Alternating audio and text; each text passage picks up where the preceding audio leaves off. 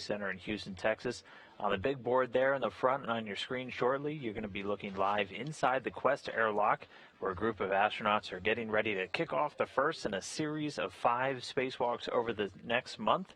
Spacewalktober, as one of our flight directors has so eloquently put it, and 10 spacewalks over the next coming months. I'm Dan Hewitt. I'm going to be taking you through all of the activities today as we get ready to send 2 astronauts, Christina Koch and Andrew Morgan, out the door in just about an hour or so for a planned 6.5-hour EVA, extravehicular activity, or spacewalk. Inside the room, the team's going to be led by Flight Director TJ Creamer. He's down at the bottom of your screen there.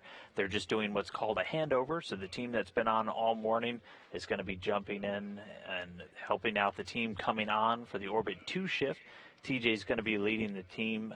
Just above him, you can see in the green shirt, Alex Kanalekos. He was the off-going Capcom. Seated next to him, Mark Van High, and we should be seeing in just a little while Stephanie Wilson, who's going to be serving as what's known as the ground IV, that voice talking directly to the astronauts during the spacewalk today. All the action, though, right now is inside of that Quest airlock, where the 2 astronauts, Christina Koch and Drew Morgan, in some of the final steps before they get ready to head out the door. Christina Koch is in the suit that's floating in the center of your screen. She's going to be EV1, or the lead spacewalker for today. You'll be able to tell which one she is once they're out there by those red stripes around the thigh portion of the spacesuit. And then on the left, still attached to the wall, is Drew Morgan. Both of these crew members already have 1 spacewalk on their resume. Christina doing her first one back on March 29th, where she and recently returned astronaut Nick Hague swapped out a pair of batteries for an earlier version of what we're going to see today. And then Drew Morgan getting his first one also with Nick Hague, but later on in the summer on August 21st. So this will be the second spacewalk for both of these crew members, and what they're going to be doing today is a little bit different from the battery spacewalks we've seen in the past.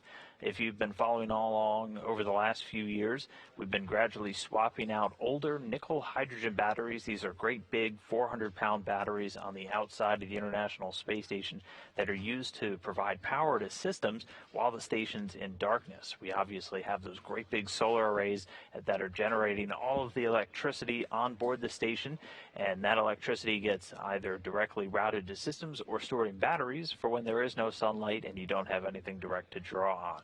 These nickel hydrogen batteries are being replaced with newer lithium-ion batteries, have a much higher capacity, and in fact 1 lithium-ion battery is going to take the spot of every 2 nickel hydrogen batteries. They were recently delivered. The latest set of 6 was delivered on the Japanese HTV-8 vehicle just a little while ago. And then they get brought up on something called an exposed pallet, which we'll see connected to the robotic arm a little bit later. And the astronauts are kicking off a series of replacing these batteries by removing those old nickel hydrogen ones and popping the new lithium ion ones in. Right now in our procedures, they're doing what's known as safer donning. So you can see at the bottom of the backpack that Christina's wearing is a safer unit. That stands for the Simplified Aid for EVA Rescue. It's actually a mini jetpack that if the crew members were to become untethered from station for any reason, they could use it to fly back and get to station. So they're doing Christina's suit right now. Drew Morgan's suit will be next, and then pretty soon they'll be moving into what's known as the crew lock portion of the airlock. That's straight away from Christina's head. That's where they'll go in and they'll actually shut the door, and then they'll be able to depressurize the airlock or take all of that air out of there and then open up the hatch and begin the spacewalk. Spacewalks officially begin on the U.S. side when they switch their suits over to battery power. You'll see each of them has what's known as an umbilical. It's a white hose that's connected to their suits that's providing electricity and the breathing gases and everything from station systems. Once they unhook those and switch over to battery power, the spacewalk will officially begin. Today's spacewalk is expected to last about 6.5 hours. Their primary task today will be to remove one of the old batteries and store it on that exposed pallet. Take one of the new batteries off of that exposed pallet and put it in the slot where they remove the old battery from. Remove a second old battery, bring it over, and then swap it out with something called an adapter plate. Here's kind of their task list for the day. So they're going to egress or leave the airlock first, and then worksite preparation will be them moving all the way out They're going to be working on an area called the P6 truss. It's the port side, so the left side of the station, and 6, all the way out on the end. And they're going to be at something called the IEA. It's an integrated equipment assembly. That's where all of these batteries are stored. And these provide power to one of the power channels on board the station, specifically the 2B. And this is kind of a breakdown of what we're going to be seeing today. You can see that exposed pallet in the center of the screen attached to the SSRMS. That's a Space Station Robotic Manipulator System. That's the big robotic arm, and that's going to have all of those batteries held for them. Again, they're going to be moving all the way out. The reason that these spacewalks are going to be different is the robotic arm in the past has done a lot of the heavy lifting, actually swapping out the batteries, but they're now on an area of the station so far out the robotic arm can't actually reach. So the astronauts are going to be doing it all by hand. So it'll take a little bit longer. That's why in the past these battery swaps have only taken about 2 spacewalks. Mostly for the crew members to go out and do a lot of electrical connections, while the battery and the Dexter attachment did a lot of the work to actually swap out the batteries. This time, though, it's going to take 5 to do the same amount of work. So again, it's a bit of a shell game. They're going to be removing batteries. You'll see batteries referred to by numbers and also battery referred to by letters in today's action. The batteries with the numbers attached are the older batteries. So battery 1 is one of those old nickel hydrogen batteries. That's going to get removed and placed in an empty slot on the exposed pallet. They're going to get one of the new lithium-ion batteries, battery A, and put it in the slot where that first old battery was removed. And then almost simultaneously, they're going to pull battery number 2 out and move it over to that now empty spot on the exposed pallet, and then get the adapter plate that was underneath it and install it in. The adapter plate serves 2 functions. First, to complete the circuit between the new battery and the attached battery discharge control unit, and it also serves as a storage point for the older nickel hydrogen batteries, so they can actually store it there on that IEA without having it linked into the system, as there's only 9 slots on this exposed pallet to return old batteries to burn up in the atmosphere, so some will actually stay on board. That's just a quick run through. Now you can see they're working on Drew Morgan's suit, getting that safer attached. Once that's done, they'll be ready to move him into the crew lock, and then we'll be one step closer to starting today's spacewalk.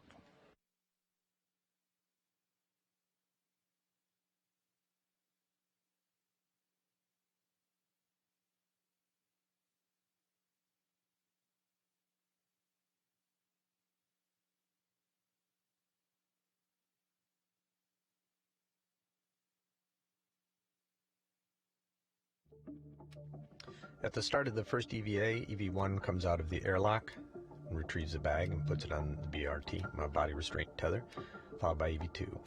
EV1 translates up to the truss, out to the port side, onto P1 to drop off the anchor points for the safety tethers. EV2 takes a bag and puts it on the articulating portable foot restraint. EV1 continues translating further outboard onto the crew and equipment translation aid, followed by EV2, who translates up onto the truss and continues further out onto the P6 truss. EV2 will drop off the foot restraint, and EV1 will attach a bag to a foot restraint and continue translating outboard.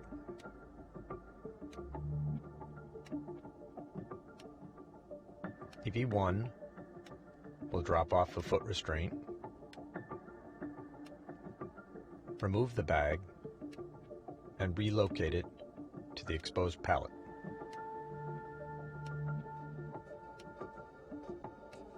EV2 will remove a bag and stow it at the integrated equipment assembly. Both crew members will install what are called gap spanners, which allow them to translate on the integrated equipment assembly. EV2 will relocate a pistol grip tool for future use. The crew members install what we call scoops, which are handling aids for the batteries. EV2 ingresses the foot restraint, and the 2 crew members remove the first of the nickel hydrogen batteries, the old batteries. The two crew members shepherd the battery between the two of them from the IEA over to the exposed pallet.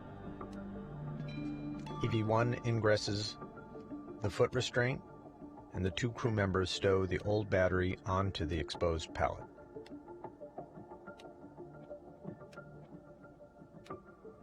EV1 removes the scoops, and the station arm operator relocates the exposed pallet to position the new lithium-ion battery in front of EV1.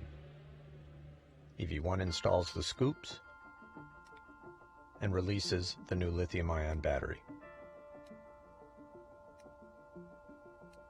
EV1 hands the battery to EV2, and the two crew members shepherd the new battery out to the integrated equipment assembly.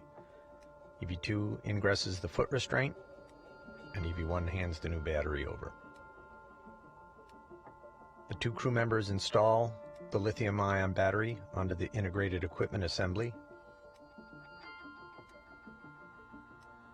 and remove the scoops. EV2 relocates the foot restraint. They prepared to remove the next old battery. EV2 removes the battery, hands it over to EV1, and the two crew members shepherd the old battery back to the exposed pallet. EV1 ingresses the foot restraint, while EV2 hands the old battery over, and it's stowed on the body restraint tether. The two crew members release the adapter plate, and EV2 stows that on the BRT. EV2 translates out to the integrated equipment assembly, while EV1 stows the old battery on the exposed pallet.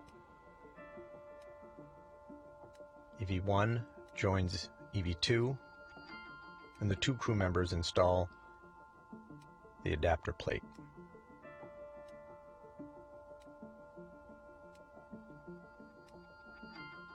EV2 attaches the cable between the adapter plate and the lithium-ion battery, and that completes the circuit. EV1 retrieves the bag,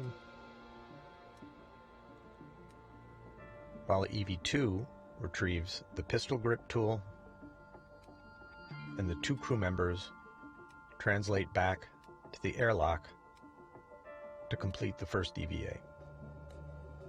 EV2 ingresses first, followed by EV1.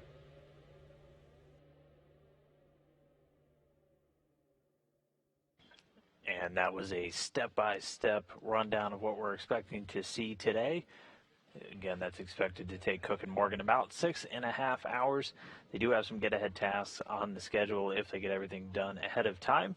But today, mainly looking to, again, swap out that older battery, put it on that exposed pallet, swap in a new one, get the adapter plate and a second old battery off, and that will be the first of 5. Again, a total of 5 spacewalks anticipated to take place in the coming weeks. The first one being today. We'll have another one in about 5 days on October 11th, another one 5 days later on the 16th, another 5 days to the 21st, and then 4 more days to the 25th. That's the planned timeline. So 5 spacewalks in 1 month to get all of these batteries swapped out and the upgrades done on this power channel. For now, though, back inside of the Quest airlock, you can see the Safer unit now attached to Morgan's suit. He'll be moved into the airlock momentarily, and then we'll get a little bit closer to starting the spacewalk. They've already been in these suits for a couple hours now. They initially suit up and then do something called in-suit light exercise, where they actually get into the suits and they do small movements followed by periods of rest. This is to help get all of the excess nitrogen, as when they're in the suits, they're pressurized to only about 4.3 psi, as they're going to be working in the vacuum of space, and you have to fight against the pressure of the suit as it is at a higher pressure than their surroundings once they're out there. While they're in these suits, though, they're breathing pure oxygen, so they have to, since you're not getting Since you're in a lower pressure and you're not breathing in nitrogen, the nitrogen in your blood will actually tend to form bubbles, and it can form bubbles in your veins and the soft tissue. That's what's known as the bends. So anybody familiar with scuba diving knows that's what would happen if you go from a higher pressure deep down in water up to a lower pressure as you reach the surface. So to prevent that, they do this in-suit light exercise as they're breathing pure oxygen inside of that suit. That gets all of the excess nitrogen out before they make their way out the door, and they avoid that nasty little occurrence. Pretty soon they'll move into the crew lock, and then the crew will be able to actually depressurize that area, so the hatchway between the crew and the equipment lock will close. It's right where Luca Parmitano is floating right now, and they'll bring it down to about 2 psi using pumps inside of the Quest airlock. After that, the pumps no longer have quite enough efficiency to continue drawing out air that gets stored in tanks, and the rest of the atmosphere in there will just be vented overboard. Then they'll get the go to open up the hatch, and then once they switch their suits over to battery power, our spacewalk will officially begin. And this is the 219th spacewalk in support of station assembly and maintenance. And again, this is going to be the second for both of our astronauts today. Christina Cook, who's going to be EV1 and wearing the suit with the red stripes again around that thigh area. That's how you'll be able to differentiate her and Drew Morgan once they're out the door. So already a little over 6 hours for both of these crew members. This one today planned to last about 6.5, but we'll see, just depending on how quickly they get through everything and whether or not we're able to tack on some get-ahead tasks at the end of the day, potentially swapping out a few more batteries. The spacewalk was anticipated to begin at about 6:50 a.m. Central Time, but the crew moving pretty efficiently through their timeline so far. We'll see what the official start is today. Inside the airlock, you can see Jessica Meir there close to our screen. She's been assisting with all of the suit-up operations this morning, along with Luca Parmitano. Once the actual action begins, Jessica Meir will be the robotic arm operator. There will be a small amount of robotic arm motion after they do that first battery swap, just to move things a little bit closer. But most of the crew members will be working from foot restraints that they're going to be towing out there with them, along with all of the rest of the equipment today.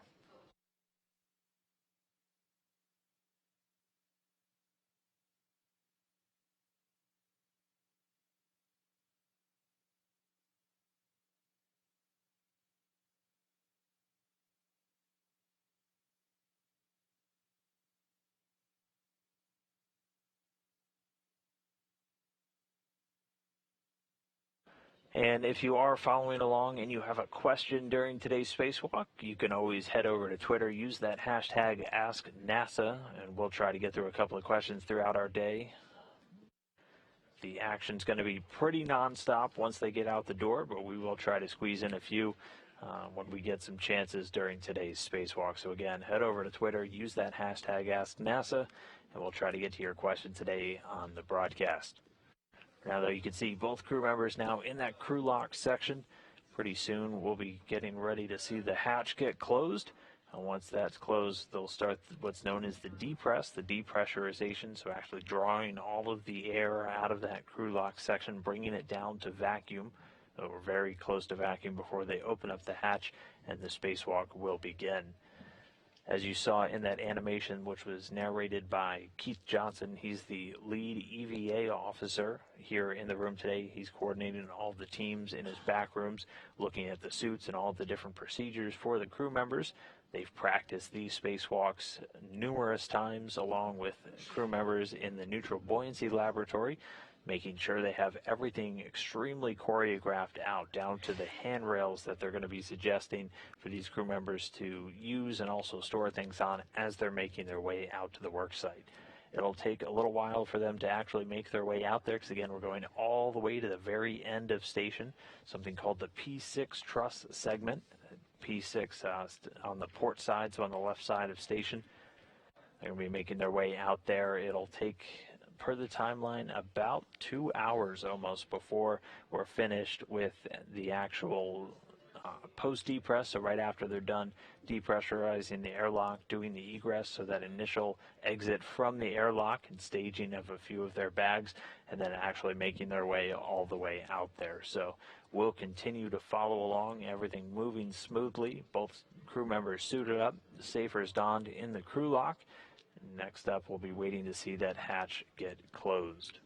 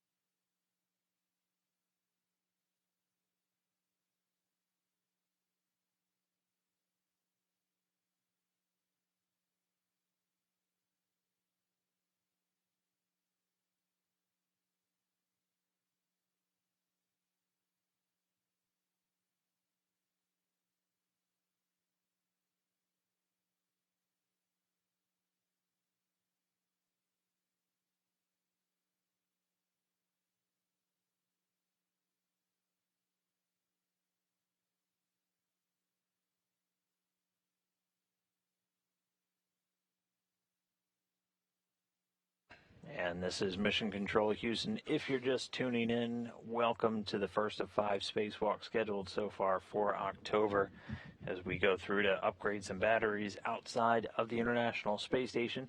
Our 2 spacewalkers, Andrew Morgan and Christina Cook, already suited up and inside the crew lock section of the Quest airlock.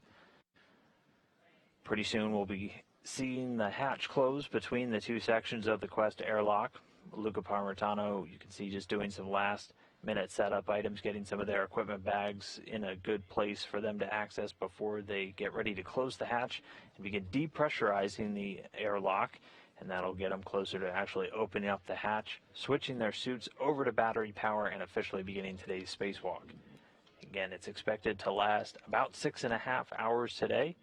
Their primary task today is going to be removing 2 old batteries from one section of that integrated equipment assembly, where there are currently 6 batteries.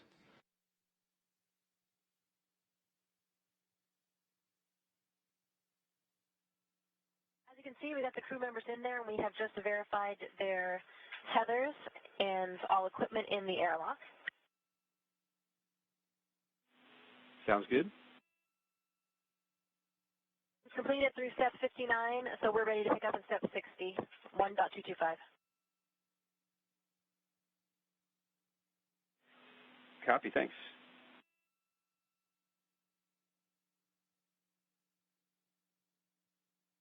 Luca, remove the water switch guards on the DCM.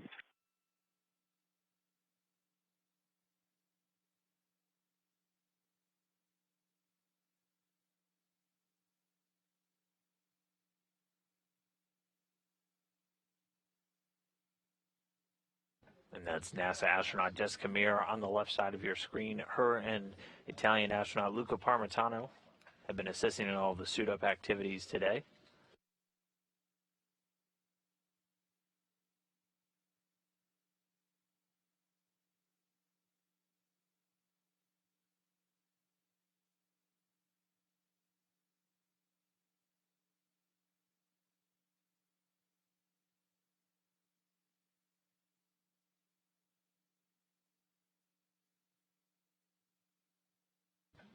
As you heard, they're in step number 60 of what's known as their EVA, so extravehicular activity into light exercise pre-breathe.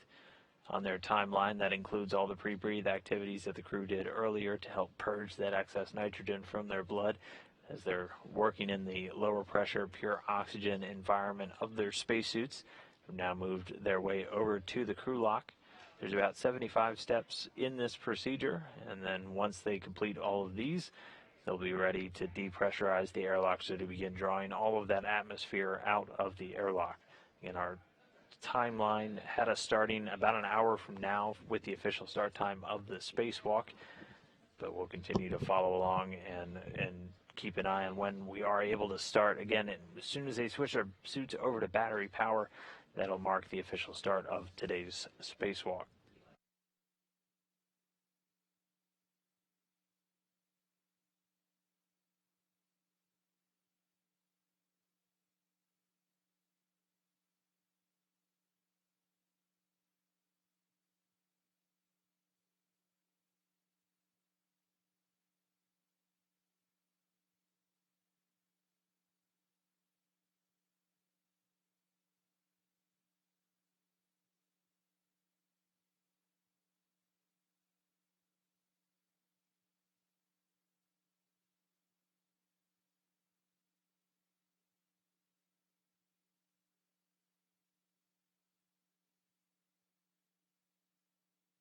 Houston airlock on 1. Serial numbers for the Maddox canisters that we removed are 4 and 17 as expected. Those are good numbers. Thanks.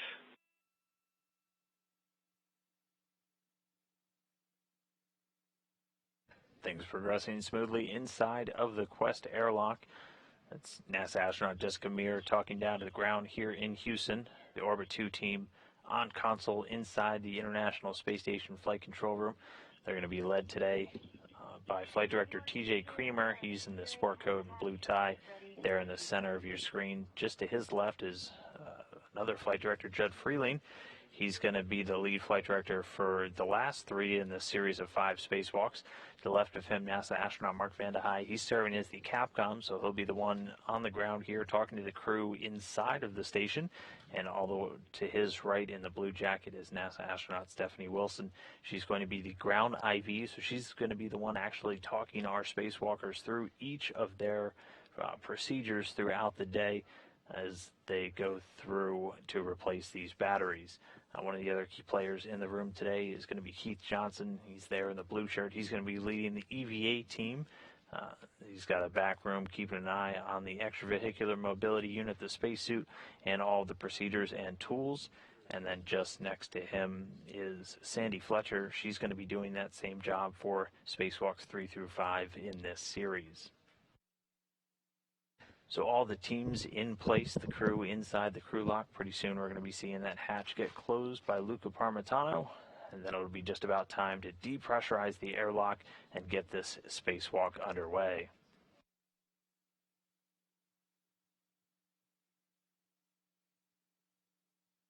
Good one.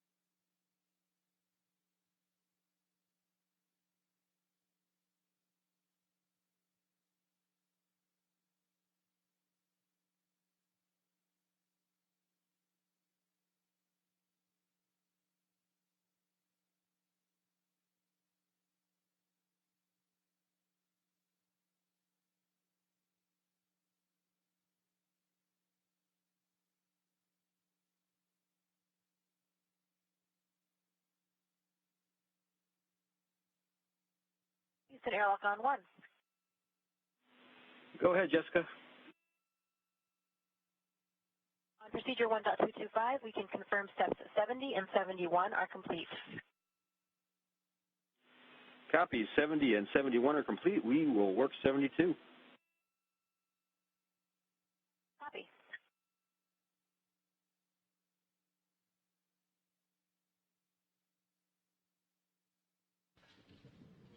Jessica Meir reporting down. Steps now completed. The hatch is closed. Again, they're in step 72. We're waiting until step 74 until this part of their procedures are over, and then it'll be time to depressurize the crew lock. Pretty soon we'll hear the mics come on inside of the spacesuits for these two spacewalkers. And it's going to be Christina Cook, EV1, the lead spacewalker for today, and Andrew Morgan. All four of you, great work so far. Thank you. You guys as well.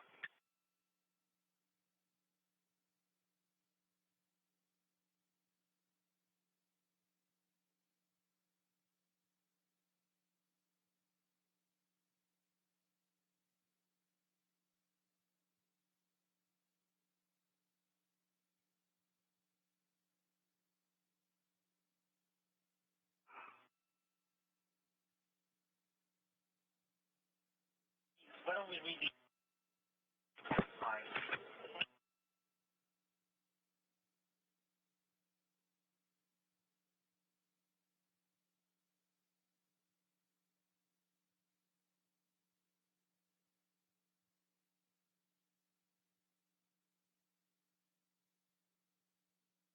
Okay. Not at all. And for Christina and Drew, just a heads up that you are hot mic'd on Space to Ground 1. Copy.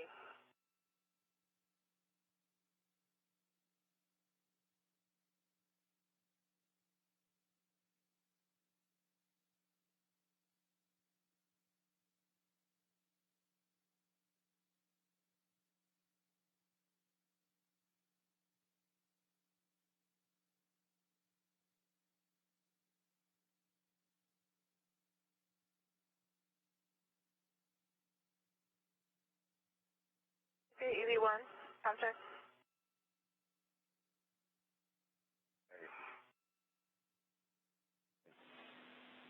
Christina, we have you loud and clear, but Yeah. that came in clipped if that was for Houston.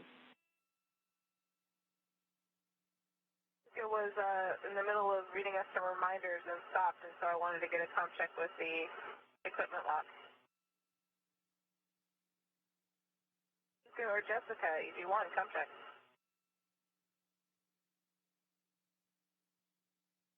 Will you give them a call? Yeah, Luca, Jessica, if you can hear us, give us a comp check.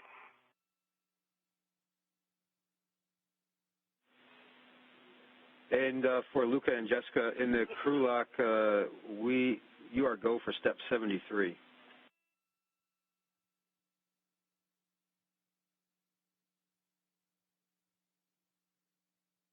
Houston, the EV1 and 2, we are not copying Luca or Jessica if you are. They just moved us into the public call once, so now you should be hearing me. Okay, copy. I have you loud and clear. And I have you the same. Drew and Christina, what was the last thing you heard me saying? At 2 PSI. So at 2 PSI, your DCI will toggle between airlock pressure and O2 actuator EVA, and you will get an alert tone every time it toggles. And then when you guys are at 1 PSI, your DCM will go blank in 4 minutes. And then in 14 minutes, if the rates are low, you could get a suit pressure line message. Just this is inspected, verify your SUP gauge, and if it's normal, it's nothing to be concerned about. Copy. Copy.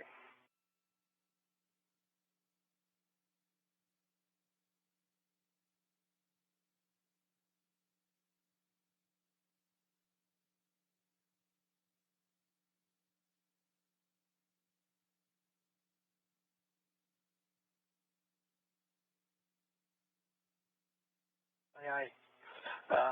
EV2, Drew, on the UIA, check that the switch depress pump power is off. Press pump power's off. Check the depress pump enabled LED is on. Press pump enable LED is on. This is Station Luca on 2 for step 76. Luca, you are go for step 76.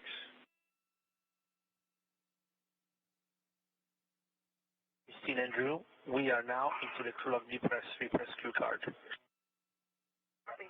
Copy. Drew, on the UIA, switch depress pump power to on, then wait 10 seconds for complete startup. Press pump power is on. Okay. Depress pump manual isovalve open.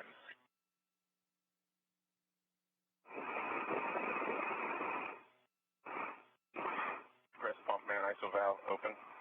Can inspect an alert zone and monitor your seat pressure gauge less than 5.5. AV1 copies, less than 5.5. AV2 copies. And so at this point, the depressurization of the crew lock section of the Quest airlock has begun. So again, this now pumps, drawing the atmosphere out of that section. It's going to continue doing so until they get down to 5 psi inside. So again, you're starting from about 14. Crew lock is at 6.0. Inspect an alert zone. Copy. Alert 10 at 6. Copy. Again, starting at about 14.7, they're going to bring it down to 5, and then they're going to stop the procedure and then do some quick leak checks on their suits before they again start things back up and get all the way down to 2. Once they get down to 2 psi, the pumps no longer have the ability to continue drawing atmosphere out, so all of the excess breathing gas in there will get vented overboard, and then they'll actually be able to be at very close to vacuum, and then they'll get ready to open up the hatch and then head outside on today's spacewalk. Again, it will officially begin when they switch their suits over to battery power, but at this very moment, Christina Cook and Andrew Morgan inside the airlock, air slowly being drawn out, that pressure gauge counting down. We're going to wait until they hit that 5 psi mark. They're going to stop, do leak checks, resume, go down to 2, turn it off, vent the excess gas overboard, open up the hatch, switch to battery power, and then kick off this 6.5-hour spacewalk. After you get the alert zone at 6.0, your next step is going to be at 5.0. You will close the depress pump on manual isovalve. Copy. 11.0.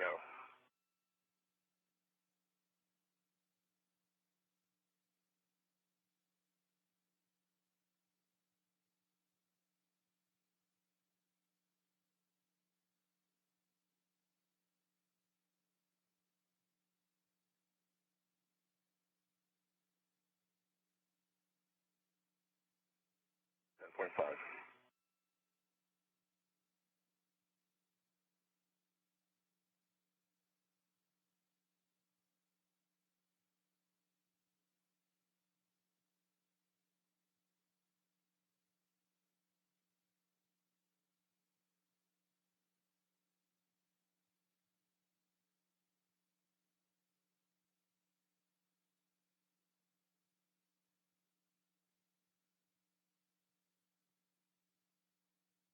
Point 0.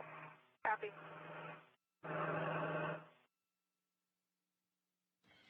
So the air pressure inside of the crew lock continuing to tick down, starting at 14. We're now under 10. Again, we're going to go all the way down to 5, and then we're going to pause the operation. Then both crew members will do some quick leak checks on their suits. And then once they get good readings from that, it'll be time to resume. They'll continue drawing atmosphere out of this section of the Quest airlock. They'll get down to 2, close the pumps off, and then be ready to vent the excess air overboard. Then the hatch will get opened. Both crew members will switch their suits over to battery, and the clock will start counting on the first of 5 battery spacewalks.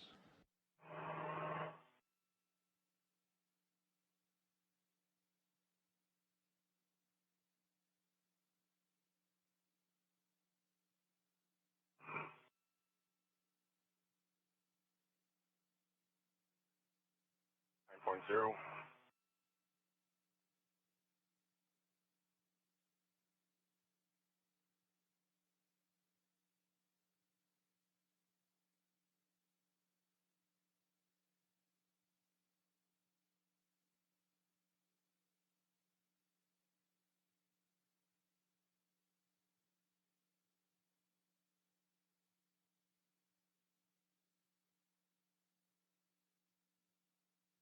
5.5.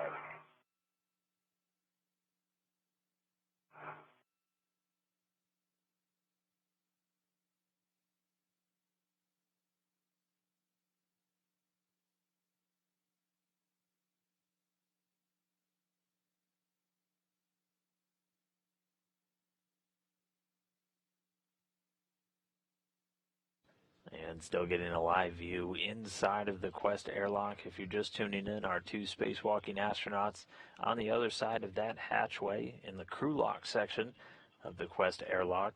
Inside, the air pressure slowly ticking down as pumps draw out the air. They started out at about 14.7, going down to 5 psi, where they're going to pause and do some leak checks on their suits. We are getting closer to the official start of today's spacewalk. Again, planned to last about 6.5 hours. That's going to see Christina Cook, our lead spacewalker, EV1 for today, and Drew Morgan, EV2, head out to the very far end of the station on something called the P6 truss. It's on the left side, the port side, to replace several batteries today. They're going to be swapping out 2 older batteries, swapping in a new one and an adapter plate in the first of 5 planned spacewalks to swap out 12 older nickel hydrogen batteries with 6 new lithium-ion batteries delivered on the Japanese HTV-8. This is the 3rd such swap we've done over the last few years, 3 of 4, and this one a little bit different from ones that we've seen in the past, which a lot of the actual battery swapping was done using robotics controlled by the ground here in Mission Control Houston. But with this case, since they're so far out on the truss, that backbone structure of the International Space Station, the robotic arm can't actually reach all the way out there, so the crew member is going to be doing it by hand. These aren't small batteries. They have the same dimensions. They're each about 40 inches long, 37 inches wide, and 19 inches high. The older nickel hydrogen batteries weighing in at 364 pounds. The newer lithium-ion batteries are much denser. They weigh about 428 pounds, and each new lithium-ion battery replacing 2 old nickel hydrogen batteries. They're going to be moving these around by hand, something you're able to do since they are operating in a microgravity environment, but these things do still have a large amount of mass, so they'll have to be very careful as they're moving them out of their different attachment points and then maneuvering between the 2 of them at a time. As we saw in an animation a little bit earlier, doing something that the flight control team's referring to as inchworming, moving very carefully along and then using a lot of voice protocols to indicate when they have a good grip on the battery, as these large batteries will actually obscure their view of each other as they're moving them along. But right now, the pressure continuing to decrease inside the crew lock. Again, we're just waiting until they get to 5 psi, and then we're going to hold. They'll do leak checks, and then the depress will resume.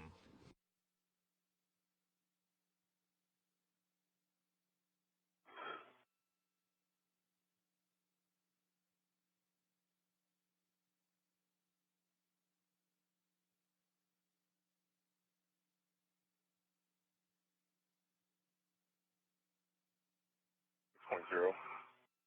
Copy. And I got my alert tone as expected. I do as well.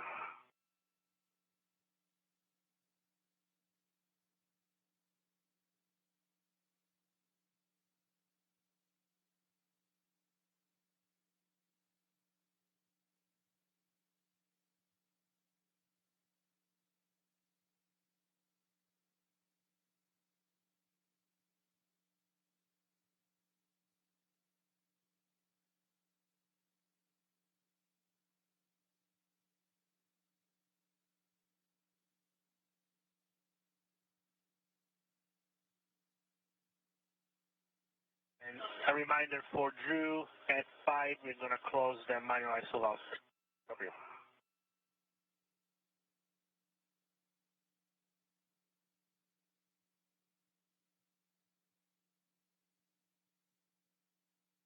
At 5.5.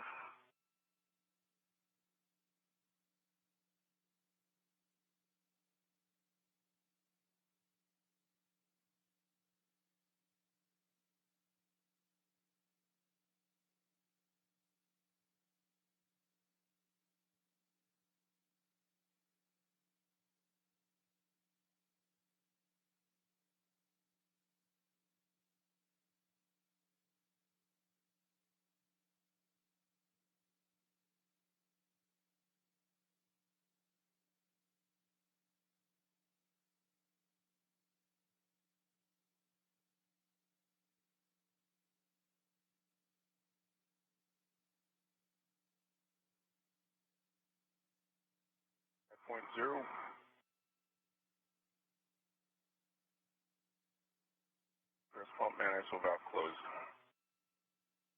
Copy, manual ISO valve going closed.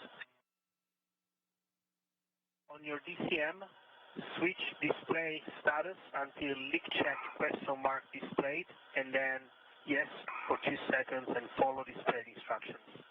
EV1 and work.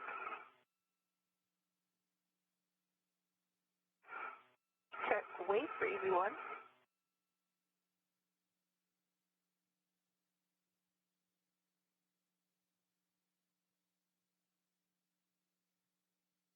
Wait for EV2.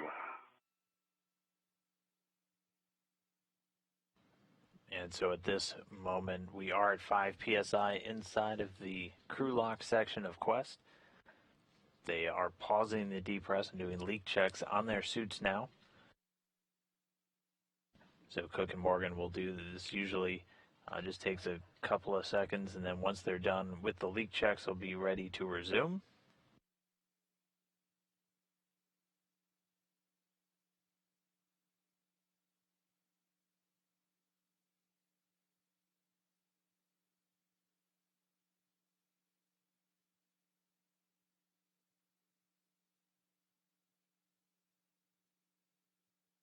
EV1 leak check complete.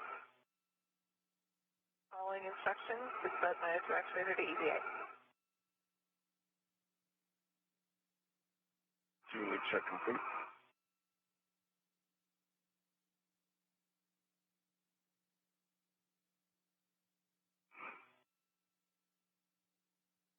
Okay, EV1, EV2, after leak check is complete, check the O2 actuator is in EVA. Work.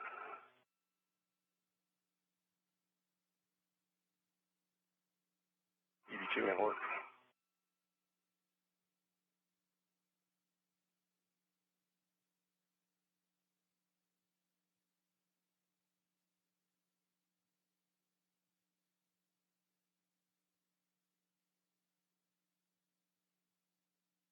And just like that, 2 good leak checks on these suits. And so we'll now be standing by. O2 actuator is in EVA. EV2, O2 actuator, EVA. EV2, depress pump manual ISO valve open. Inspect and alert tone. Copy. Press pump man ISO valve open.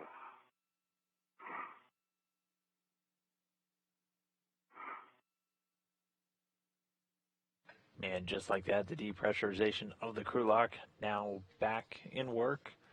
So it's going to continue ticking down now from 5 psi all the way down to 2. At that point, they're going to turn the pump off. EV1, EV2, for your situational awareness, the emergency MPEV is now open. Monitor your suit pressure gauge less than 5.5. EV1 copies. Copy. EV2, when the crew lock is at 2.0 PSIA, you will close the depress pump manual ISO valve, and then you will turn off the pump power. EV2 copies.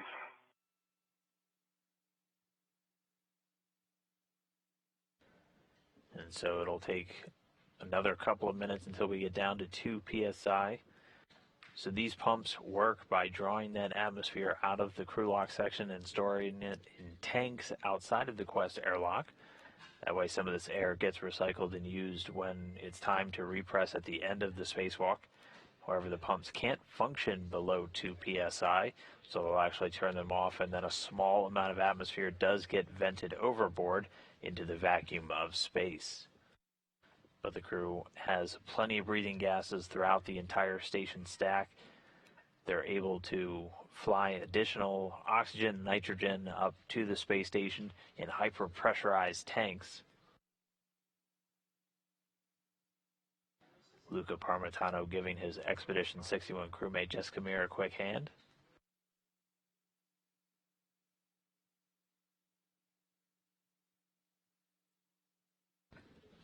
But meanwhile, Drew Morgan and Christina Cook still inside of the crew lock section there on the other side of this hatchway. In just a couple of minutes, we'll almost be done with this depress. Then the crew will get ready to switch their suits over to battery power after they get the hatch open. And once they're over to battery power, the timer will officially start on today's spacewalk. We'll see them come out of the Quest airlock, get a couple of bags situated, and then begin making their way over to the work site. Again, as we saw in that animation a little bit earlier, they're going to be grabbing bags with a number of tools, and then also their APFRs, their articulating portable foot restraints. And that's what they're going to be working on throughout most of the day's activities. They're going to be heading out to the P6 truss. It's on the port side, the left side of the station, all the way at the end.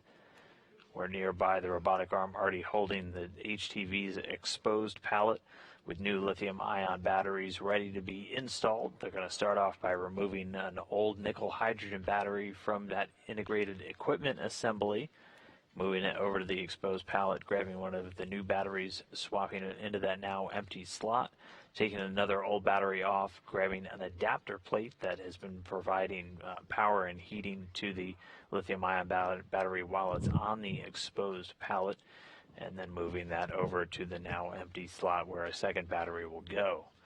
This is what the final configuration will look like. You'll either have a lithium-ion battery and the adapter plate by themselves, or they can use that adapter plate to store the old nickel hydrogen batteries on the space station itself. They won't actually be integrated into the electronic system anymore. It'll just be a storage point. 9 of these batteries are ultimately destined for that exposed pallet, and they'll be loaded back inside of an HTV vehicle, which will then re-enter through the Earth's atmosphere and burn up during that re-entry. This pump now ISO valve closed. And depress pump power 2 off. This pump power off. Okay, Christina and Drew, you can report now your initial tether configuration for egress. Copy. In work. We're going to be starting with the airlock dering extender and working our way out. So from the airlock dering extender, I have an airlock waist tether locked to it, gate closed, fiber lock, black on black. To that, I have 2 large hooks together. The airlock dering extender waist tether is locked to Drew's right waist tether. Both gates closed, sliders locked, and black on black. You see Drew's waist tether attached to his right D-ring extender, gate closed, slider locked, black on black.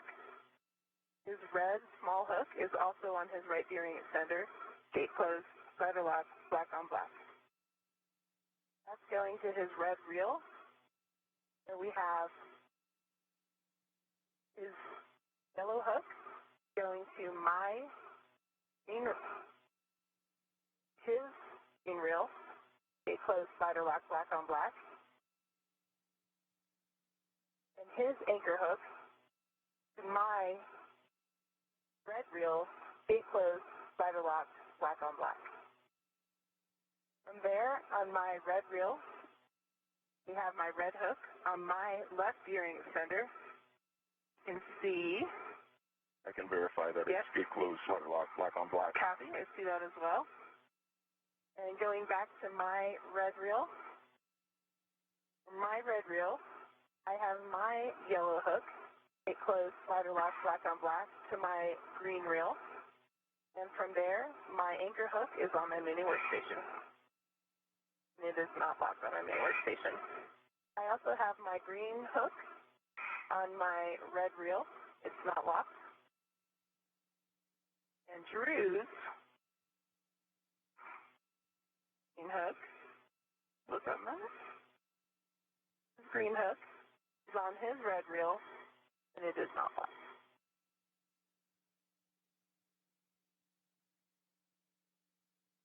And I believe that completes our tether config. Oh, I'll give you the reels are all in unlock. All 4 safety tether reels are in unlock. Agree. And EV1, EV2, that's a good config format here, Houston Airlock Luca 1. Go ahead, Luke on 1. Can you also confirm that the initial tether configuration for egress is correct according to your tally? We're double checking on the ground. The only thing that was at issue that we're talking about is the yellow hook for Drew's yellow hook. Okay, let's take a look at that.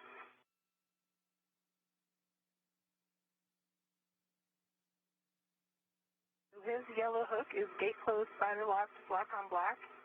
His green reel. And that's a good config. We just think part of that was comm that you called down, Christina, was clipped, so we're all good now. Thanks. Okay, copy. Thanks for checking.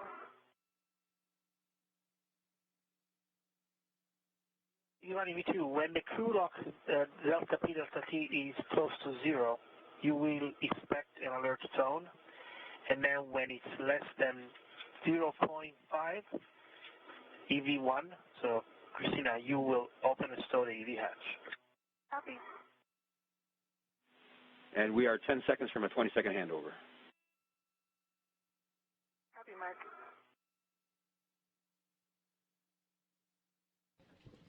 And so just there, Christina Cook reading off the configuration of all of their tethers. They use a number of different tethers throughout this spacewalk just to make sure that they're always attached at some point to the International Space Station. They'll have safety hooks, they'll have tethers for attaching to all of their various different pieces of equipment. As they are in microgravity, things can float away if you're not keeping hands on there, and they only have two hands. They're actually doing all of the walking for them as well. So important to have all these tethers in a good configuration. There's a lot to go through. Every single step of these spacewalks is very carefully choreographed so that they're not having to make any new decisions once they get out there. They know exactly where they're supposed to go, what they're supposed to have, and what they're supposed to be doing. And so the teams here in Mission Control are going to be helping them walk through that every step of the way. Here, just another look at some of the key players in today's activities. At the bottom of your screen there in the jacket is the flight director for today, TJ Creamer. He's joined by another flight director, Judd Freeling, who's going to be the lead flight director for Spacewalks 3, 4, and 5. And then over on the left side in the blue jacket, you'll be hearing her voice real soon. That's NASA astronaut Stephanie Wilson. She's going to be what's known as the ground IV. She's going to be the one talking directly to Cook and Morgan as they go throughout all of their procedures today. And then in the back of the room, standing up there in the blue shirt, that's Keith Johnson. He's the lead spacewalk officer for today. He's coordinating a team of individuals in the back rooms, keeping an eye on the EMUs, the spacesuits that the crew are wearing. They get direct telemetry or data of those suits down here in Mission Control, seeing things like power, their MEDOX, or their ability to scrub CO2 from the atmosphere inside the spacesuit. As again, you can think of these suits as kind of mini spacecraft, as they have all of the same items as a spacecraft, the ability for life support, pressure environment, water, things like that for the crews while they're operating in them for anywhere from 6 to 8 hours during these spacewalks. Everything proceeding pretty smoothly so far today. We were originally scheduled to start at about 6:50 a.m. Central, looking like we might be able to get out the door a little bit early today. Again, we're looking for those suits to get switched over to battery. Heads up, we're back with you on Space Ground 1. And that'll mark the official beginning of the spacewalk. Copy. Going back to tether config, I don't think I reported that my two waist tethers, both right and left, are gate closed, spider lock, black on my left and right gearing extenders. IV copies. Good call, thanks.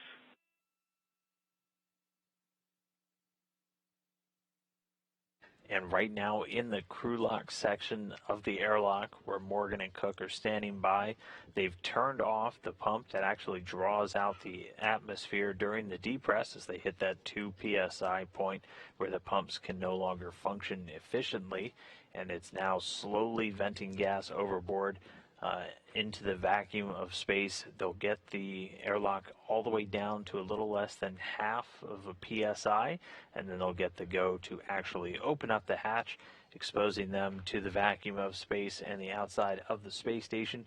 And then once they switch their their suits over to batteries, this spacewalk will begin, and they'll be making their way out to the work site.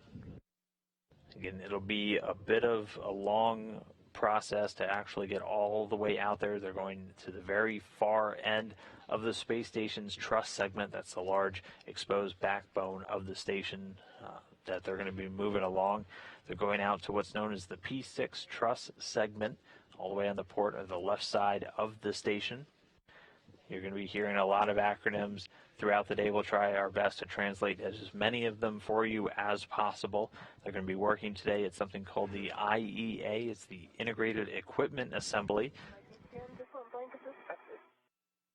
And that's where all the batteries are actually stored, are the older nickel hydrogen ones. The new ones, the lithium-ion batteries, are on an exposed pallet, or an EP, that's being held by the station's robotic arm as we speak, all the way as far out there as it can reach.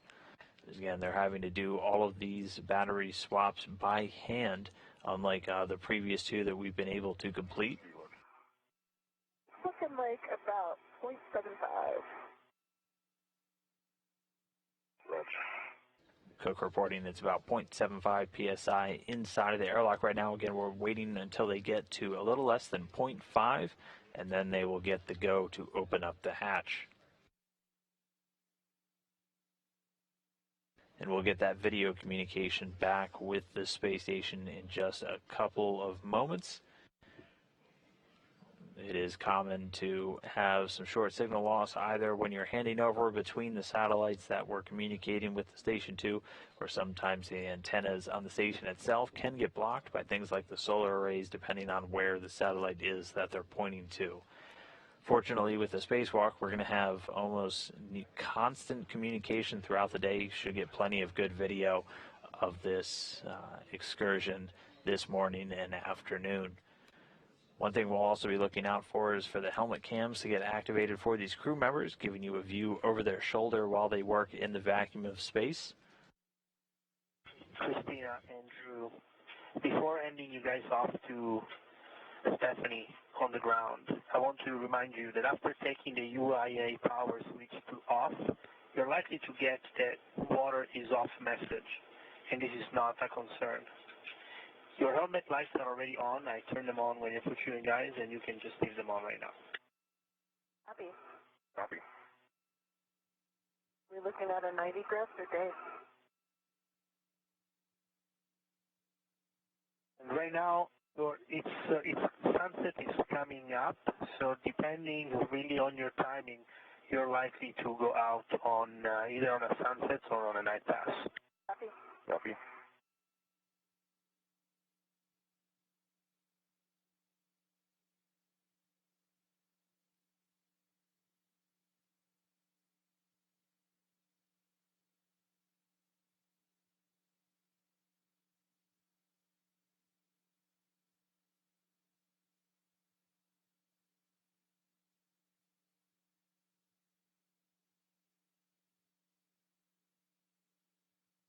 We've got about 0.6 on the EV hatch gauge. Copy.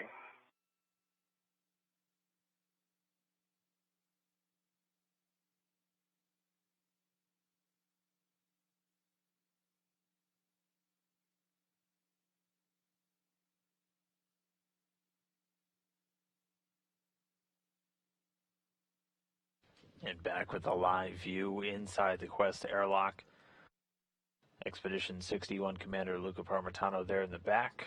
Flight Engineer Jessica Meir here in the front. Behind them, the hatch to the crew lock section of Quest, where Christina Cook and Drew Morgan standing by.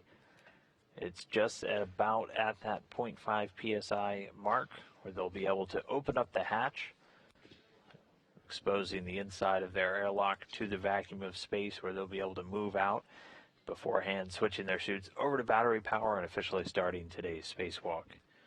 So we are looking to start a little bit earlier than we anticipated, which is always good. We should be getting them out the door very shortly.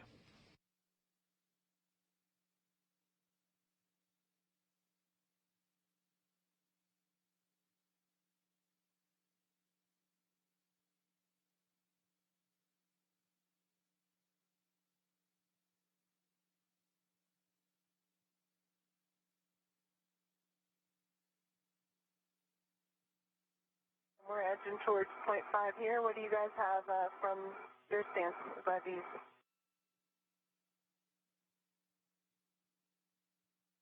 You're slightly above .5, but I think it's in the noise at this point. Copy.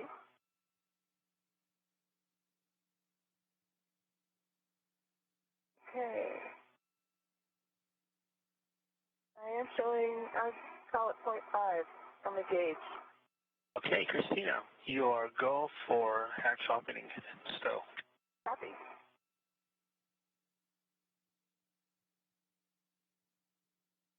You know if you need me to roll. Okay.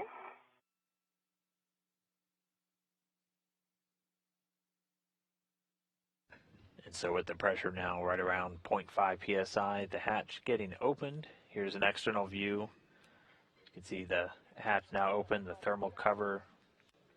Is that part swinging free? High message.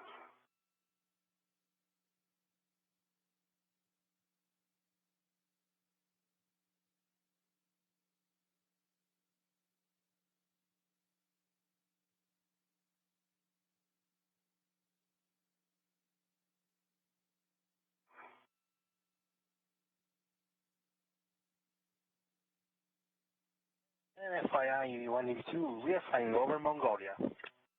Copy. All right.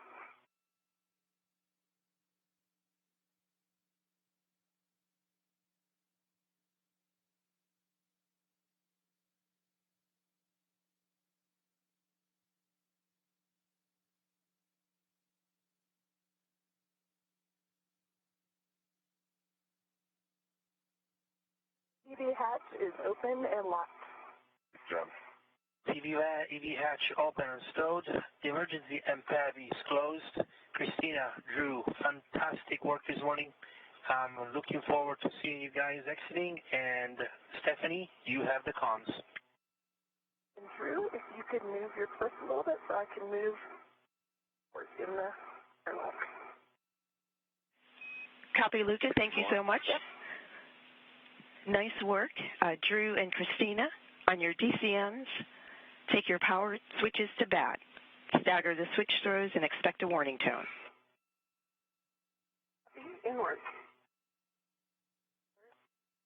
Power from back. 2 power pass. Check display switch functional. V1 functional. E2 functional. Drew, on the UIA, take power EV1, EV2, 2 switches to off, OFF. Begin work. Power EV1 off. Power EV2 off. Copy. Check power EV1, EV2, 4 LEDs and off. All 4 LEDs are out. Copy. Now disconnect your SCUs from your DCMs and install the DCM cover. And are you good for position?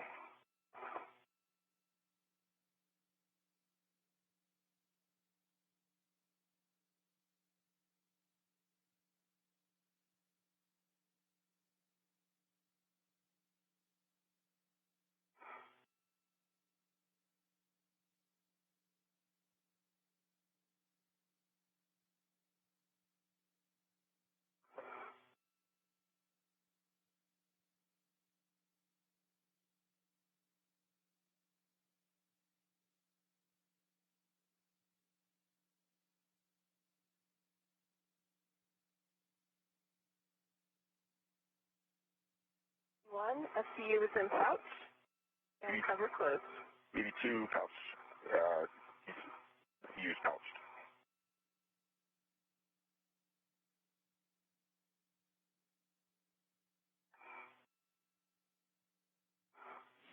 Copy. Both SCUs are disconnected and in the pouches, and please report the status of your DCM covers. DCM cover closed for EV1. And DCM cover closed. EV2. Copy. Thank you. On the crew left, check deep press pump man ISO valve is closed. Press pump man ISO valve closed.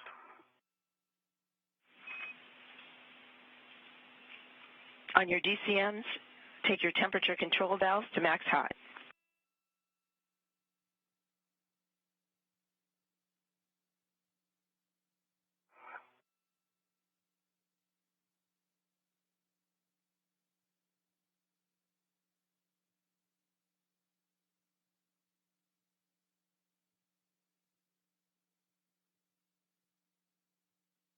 One max hot.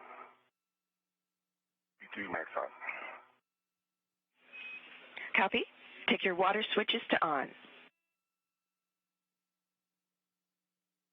EV1, water on. EV2 water on. Check DCM blank, bite off. Blank, bite is off for you. DM blank, bite is off. Copy. Temperature control valve as desired.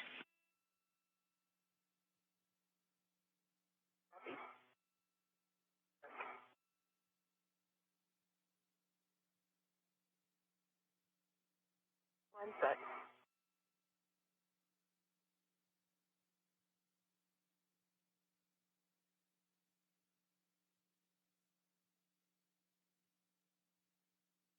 Two set. Copy. Check suit P gauge between 4.2 and 4.4. 4.4 for EV1. 4.2 for EV2. Copy. 4.4 and 4.2. It is currently night. Take your visors as required. Copy. EV1 visor is open. We'll leave my visor up. Lights are on.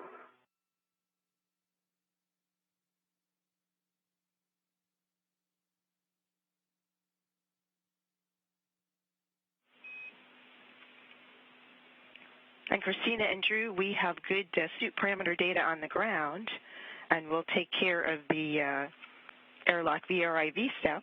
We show ourselves complete with a post-depress. Copy. Copy. Christina, with that, you can open the thermal cover. Egress and receive. The thermal cover is open.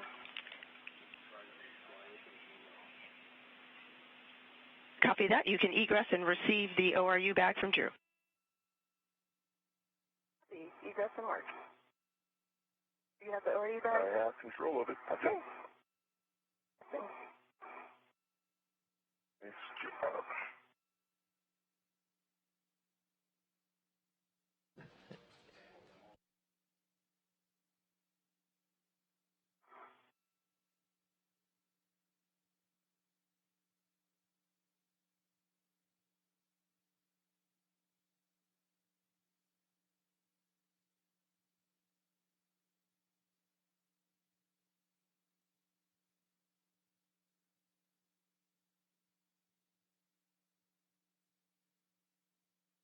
And EV1, my egress is complete. I am on the forward side of the hatch, and Drew, I'll let you know when I'm ready for the crew lock bag, or for the ORU bag. Copy.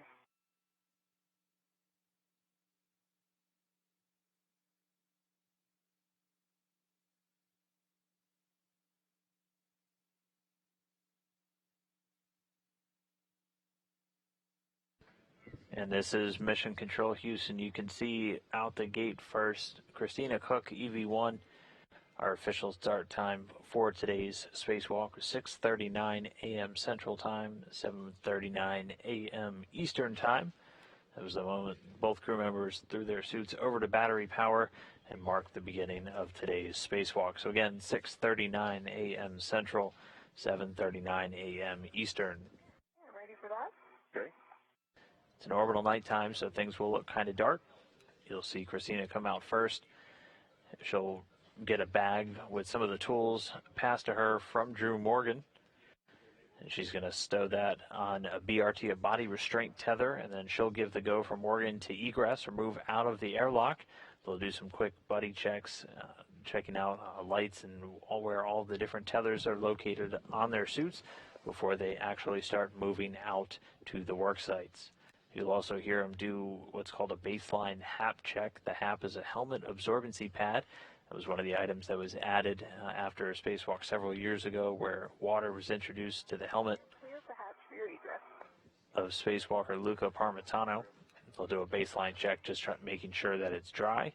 And you'll also see them do that throughout the spacewalk along with glove checks. Just stopping to take a look at their hands is all of the work, including moving around. They're going to be doing entirely with their hands today. They'll be in foot restraints during some of the battery work, but those gloves are really the most critical contact points for the spacesuit, so they'll periodically just do checks, making sure there aren't any nicks or cuts or scrapes on the gloves themselves. But with this, we are moving along. We're just going to see Drew Morgan now making his way out of the hatch. And then once they get situated, they will split up to grab a couple of different items, including another articulating portable foot restraint, or APFR, and then begin making their way out to the work site on the P6 truss. That's on the left side of the station, the port side, all the way out at the end, where they're going to start moving through to try and swap out 2 older batteries today. If you all are ready, I think we are both egress and ready for buddy checks. We are ready for buddy checks. I'm Drew. I see 1 WVS light. I see 1. And what is it? I see 1 safer handle. Looks like it might be just slightly up. I'm just going to give that a little tap. Okay. Okay. I see 2 safer handles down.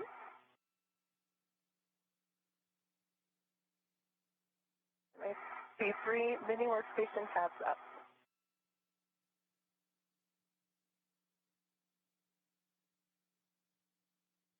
Take a look at you. Yeah, WVS is on.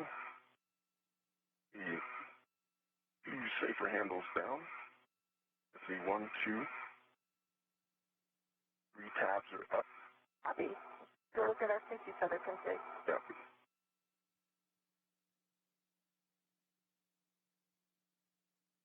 Looks nice and clean. Agreed. Yep. I see a good tether config. And look at your BRT. There. I don't see anything bags are in the wrong place. You have a good tether config. Okay. And my hat is dry. And I'm getting a good baseline look. And EV2, half is dry, and no change to the glove.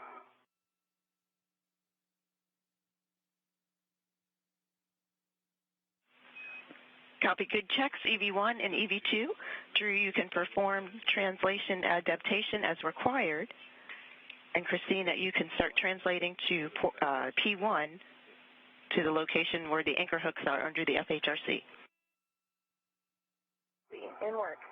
Hey, Drew, you good for me to head out? Yeah, head on out. Happy. Take our time. And just like that, it's time for the crew members to start moving out. Christina Cook's first going to go to a section where she's going to attach. Christina and Drew, there is a caution for phase 1.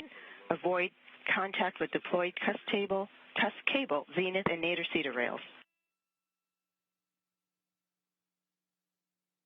Copy. Copy. And I am at the base of the Petersburg. Copy.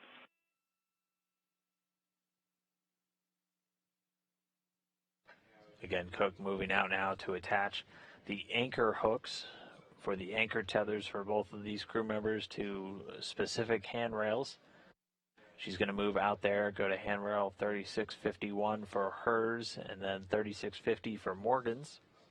And she'll attach those, and once she's there, she'll give Drew Morgan the go to release his waist tether and begin moving out away from the Quest airlock. In the meantime, Morgan's going to work to reposition an APFR, that's the foot restraint, that they're going to be using throughout the day's activities once they actually get down to the integrated equipment assembly to start moving those batteries off. And if you are wondering, this camera is pink due to issues with its sensor. That's not actually the light as it looks right now on the space station. They are in an orbital nighttime. Sounds good. Nice work. Put this lock back bundle to the APFR. Yes, the APFR that's in WIF 11 with the WIF-X. You can bundle the bag to the APFR and retrieve the APFR.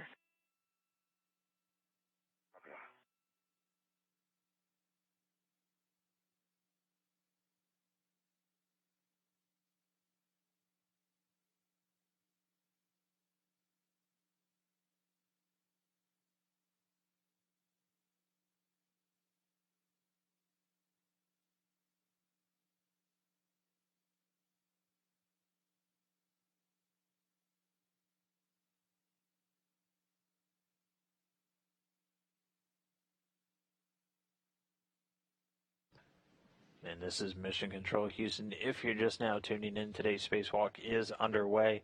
That official start time, 6:39 a.m. Central, 7:39 a.m. Eastern. Christina Cook, EV1, the lead for today, and Drew Morgan outside of the Quest airlock already. Cook right now moving over to attach the anchor reels or the anchor tethers for both her and Morgan at a spot a little bit further out the station's truss. That's that backbone segment that we're going to see them moving along all the way out to the far left end on the port side of the station. Right now Morgan working to reposition a foot restraint and a bag with a number of tools that they're going to be using today. And then once he gets the go from Cook, he's going to release his waist tether from the airlock itself, close the thermal hatch. That's the white flap that you can see kind of obscuring your view right now of Drew Morgan. He'll close that to provide some thermal protection to the inside of the Quest airlock and then get the go to start moving out.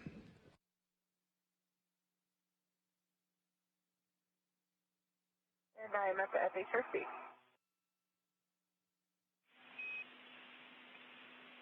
Copy. Your anchor hook will attach to handrail 3651. It's the vertical handrail.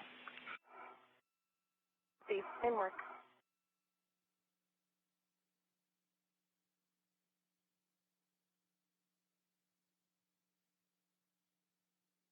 Right now, Cook is at something known as the FHRC. That's the Flex Hose Rotary Coupler. And just near that, My anchor hook is on 3651, gate closed, spider lock, black on black. Copy. That's a good config. Drew's anchor hook will attach to handrail 3650 on the inboard stanchion, which is nadir and inboard of the handrail where you laid your anchor hook. Copy, in work. Christina Cook radioing down her anchor hook now attached to the correct handrail. She's now going to work to attach Drew Morgan's to one near it, handrail 3650. And here we go, getting our first look over the shoulder of one of these crew members. This appears to be Christina Cook's helmet cam. We're going to be able to differentiate by the small number in the lower right-hand corner. You can see the number 11.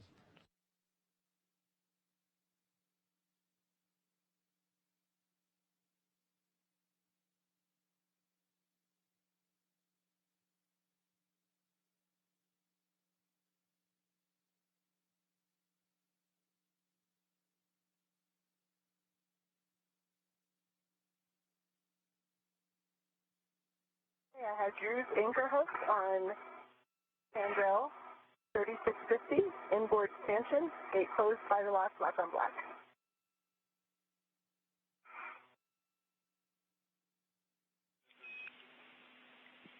Nice work, Christina. Can you check reels unlocked?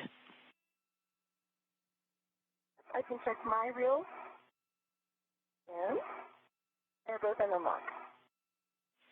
Copy unlocked. Thank you. With that, you can give Drew a go to release his waist tether. Drew, you have a go to release your waste tether. Copy that. And Stephanie, I've got the APFR to my BRT with the bundled crew lock bag. Copy. Stephanie, I believe I continue my translation for.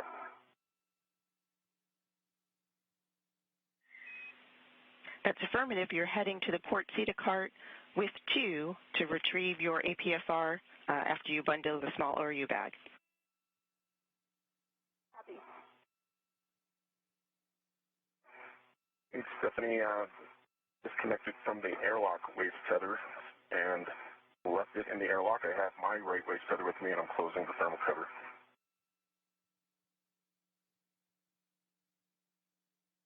Copy that, and can you double check your reel unlocked?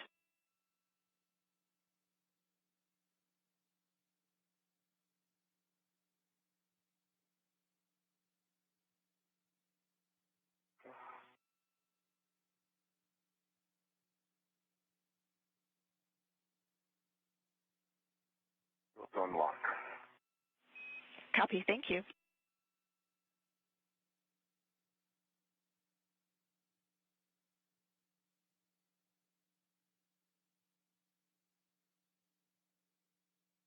Thermal cover's closed. Copy. With that, Drew, you can start translating to P6. I copy that. And I am at the starboard CETA cart. Copy.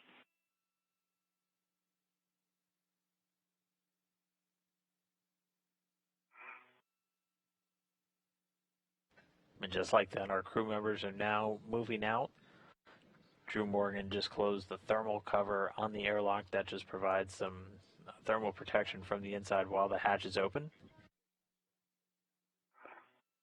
So right now he's going to continue to make his way out to P6, so all the way out on the left end of the station's truss, where he's going to be setting up to begin the battery swap work. Meanwhile, Christina Cook over at something called the CETA cart. The CETA is the Crew Equipment Translation Aid. She's there to grab a foot restraint, an APFR, something called a WIF. It's a worksite interface. She's going to be picking that up and then making her way out to P6, the area of the truss segment where they're going to be doing today's battery swaps.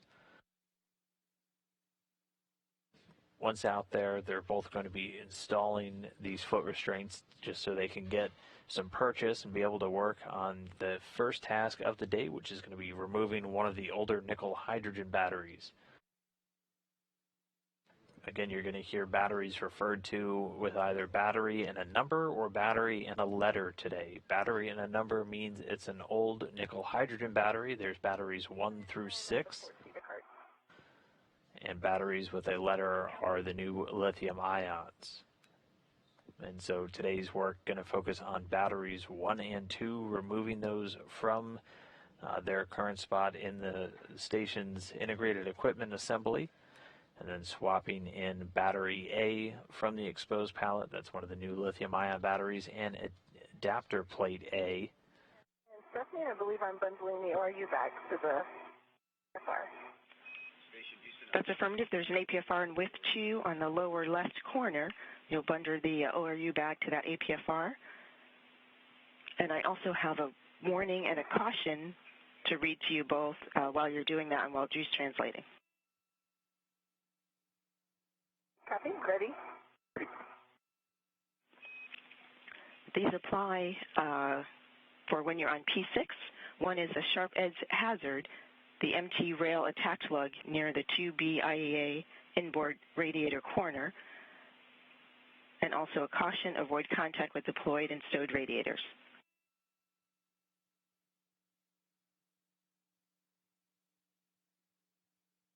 Copy that, Stephanie.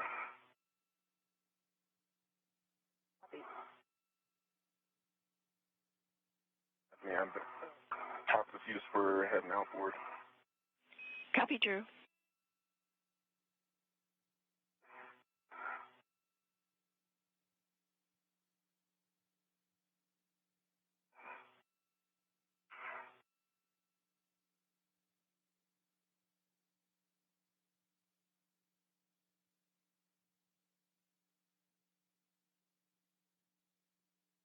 darkness on the station right now as these crew members make their way out.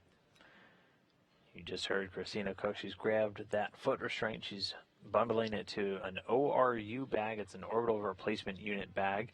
It's essentially just the tool bag that they're using, bringing out things like the pistol grip tool, the drill, that they're going to have to remove these batteries. They're also bringing out something called scoops.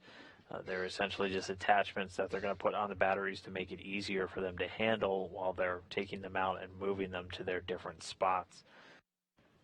Should be seeing a sunrise in about 13 to 14 minutes from now. The station itself flying just north of New Zealand over the Pacific Ocean at an altitude of 261 statute miles. 23 minutes already into today's spacewalk, which started when they switched their suits over to battery power. Again, that official start time was 6:39 a.m. Central, 7:39 a.m. Eastern. Christina Cook and Drew Morgan out of the airlock. They're making their way down the truss segment right now. They have both foot restraints. We're looking over the shoulder of Christina Cook right now as she continues to get that situated, and then she's going to make her way out to the worksite area at the far end of the P6 truss. That's the port side, the left side of the station. And once they're out there, their first major task for the day is going to be removing battery number 1. It's one of the older nickel hydrogen batteries currently used to store power on the station.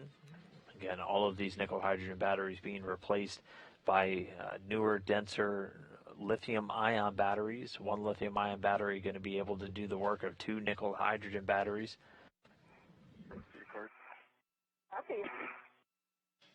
This is the third such replacement. Copy, and for you both, prior to crossing the Sarge, check your gauntlets in place. Copy.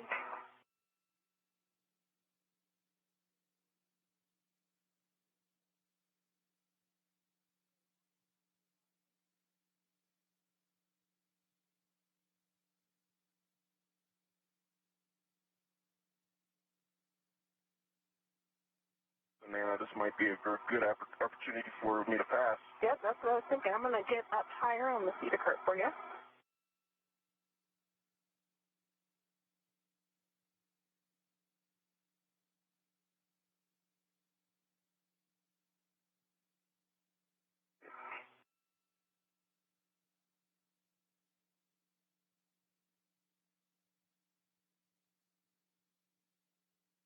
Sending your safety tether.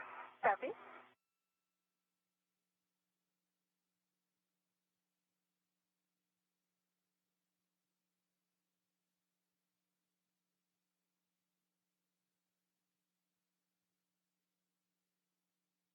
I'm just under the MT now. Copy.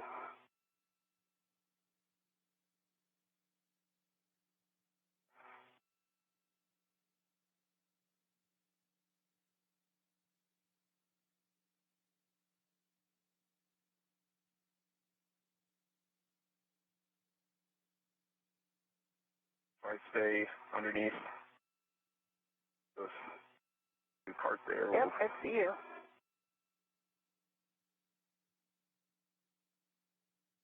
Low here. Let me know how I'm doing if you have clearance. I'll kind of just hold tight. Just keep an eye on that on the tether there. I think I'm clear. Just the APFR underneath there on my left side. My APFR to my I left. see what you're saying. Okay. Yep, and you may want to fold it back a little bit behind your back, but I will just keep eyes on it. It looks like we're all clear. I'll wait till you and your safety tethers go by. We'll do one good check before you try to cross the Sarge. Yep. Make sure you won't hit a snag. And I do not see anything on your APFR BRT tags. Okay. I think you're good to cross the Sarge.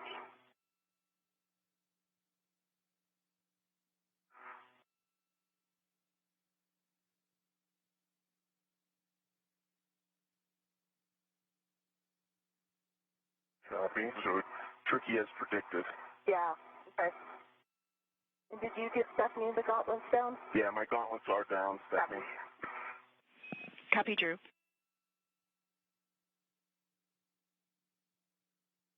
Okay, I'm at the Sarge. Just keep an eye on my BRT and APFR as I do this pirouette. Don't have great eyes on them. The TFR is a little bit in the way, so just give it whatever check you would. Yep, I can see that it's clear. Let me just look back at our safety tethers. You can see mine clear. You probably see it go right by your side.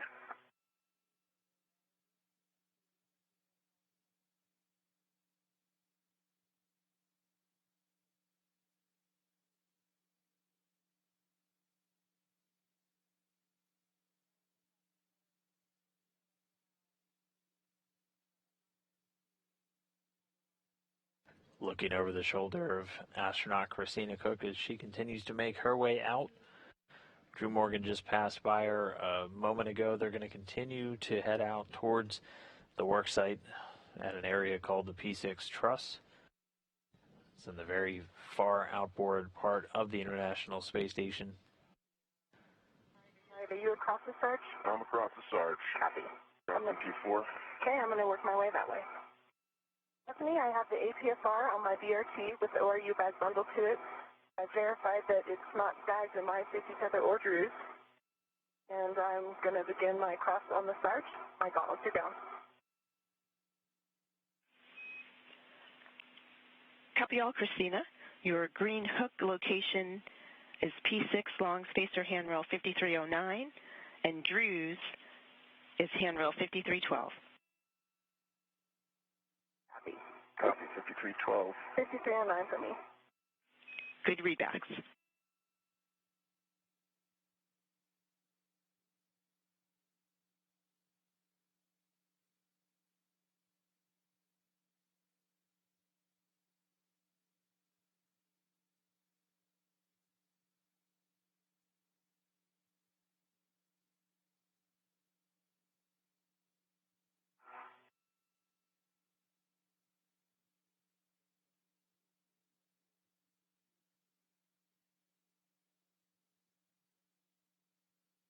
I am across the Sarge. Copy. Cooperative APFR, I see. Great. How about yours? Very.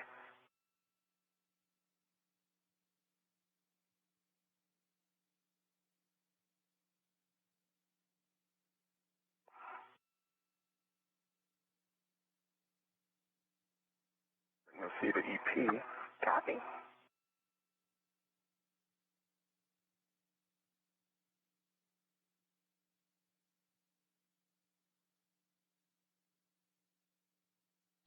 Both crew members continuing to make their way out to the worksite. They're going to be at the IEA, that's the Integrated Equipment Assembly. That's where the 6 older nickel hydrogen batteries are currently installed. They're going to get swapped out with new lithium-ion batteries that were recently delivered on HTV-8, Japanese cargo resupply ship. Today, they're going to be looking to swap out 2 of the older nickel hydrogen batteries, put in 1 of the new lithium ions, and an adapter plate that'll take the spot of 1 of the older batteries. Again, this is the first of 5 spacewalks to eventually replace 12 of these old batteries with 6 new ones.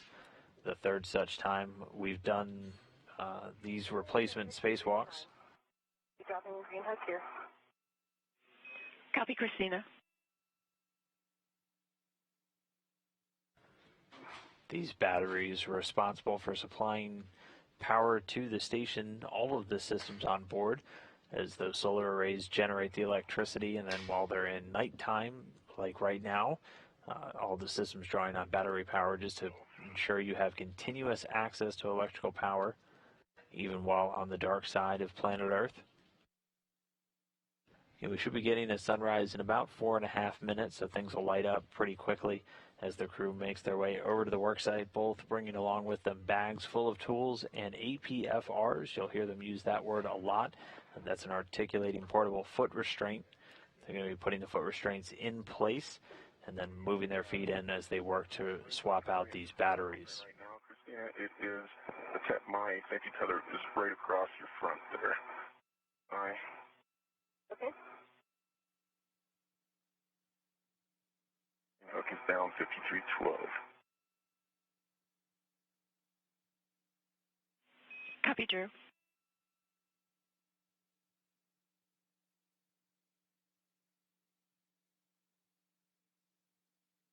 Hook is down 5309.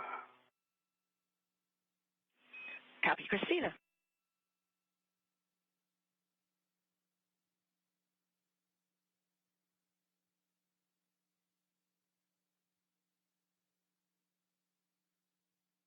See your safety tether? I'm continuing outboard. Copy. Christina, you'll stall your APFR in WIF 4, which is very close to where Drew will lay his green hook at 5312. WIF 4, the APFR install clocking is 3. Copy.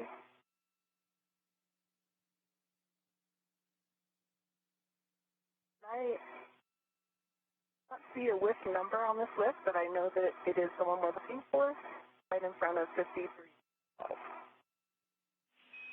Copy.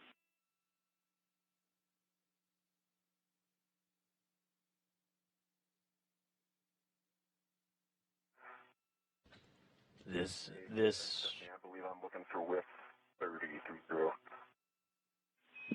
That's affirmative with 30. It's adjacent to handrail 5306. Valley.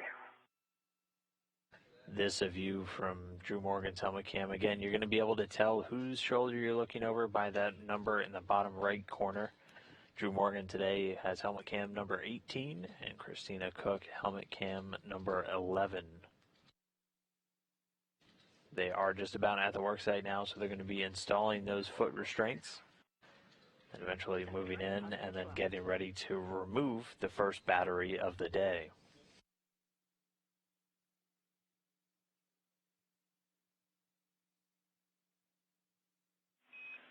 For your awareness sunrise will be in a couple minutes.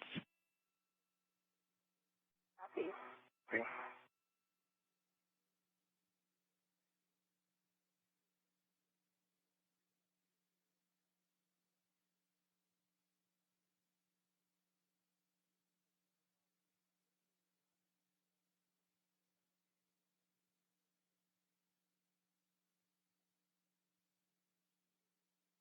And Stephanie, pitch will, did you say, just Quebec, correct?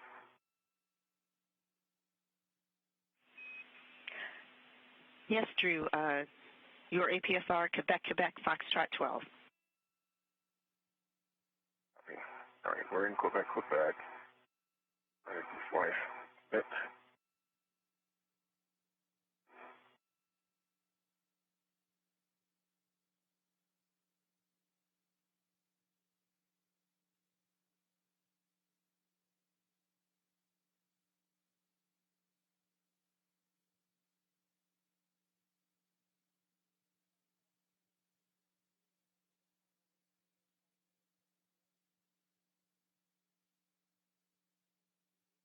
And Stephanie, I am installing my APFR with a clocking of 3, and that's 9 on the double line.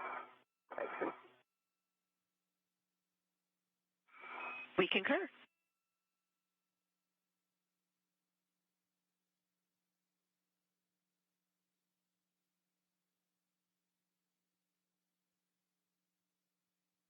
Okay, Stephanie, I'm stalled on WIF 30, clocking at 12. Quebec. I will get the other settings. I got a good pull twist test, and it's black on black.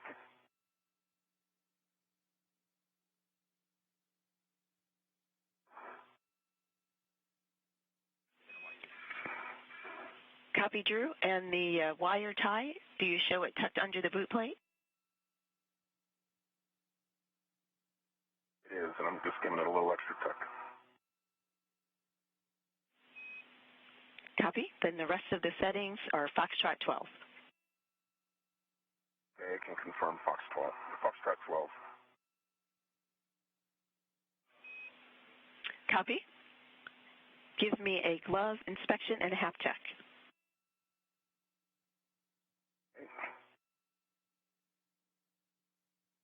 It's dry.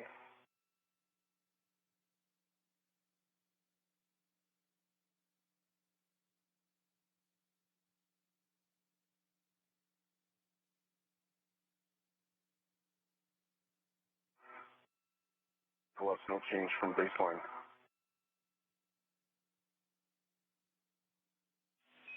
Copy, dry and no change.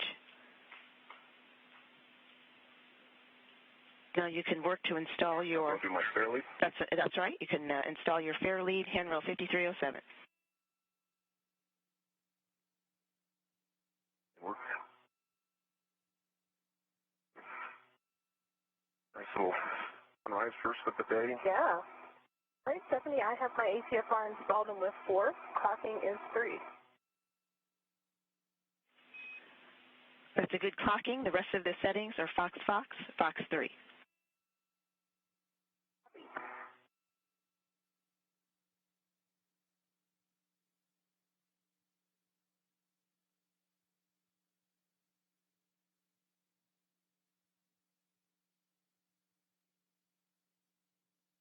And just like that, 2 foot restraints now installed.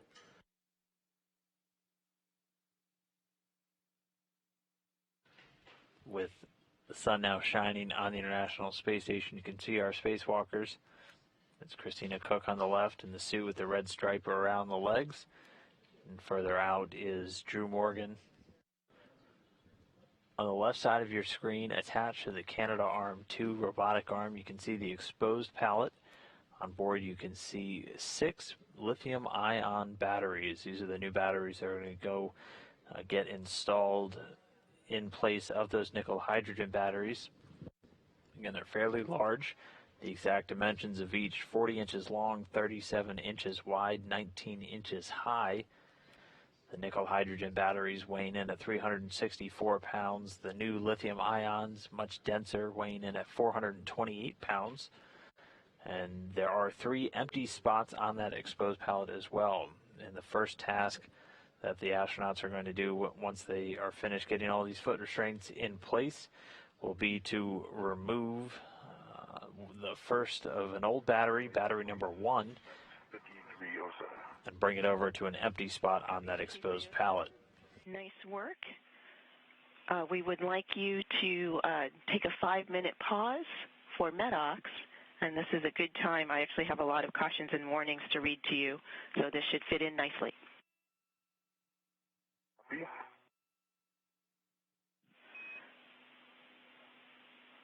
For both of you, Christina and Drew, these apply for the EP. The EP wheels are no touch for pinch points. The EP grapple shaft teeth, EP grapple shafts and the teeth are also no touch. The 3 cautions translate only on handrails, do not impart loads into any ORU on the EP. No sudden movement on the EP. Maintain less than 0.45 feet per second translation speed. And wait until the EP motion dampens out before imparting any loads.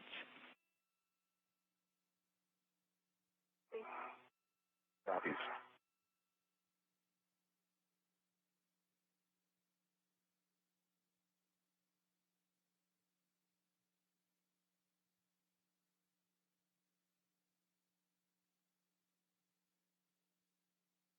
And so next up, Christina Koch is going to translate over to the EP, that's the exposed pallet. Copy, and 10 seconds to a 20-second handover. Copy.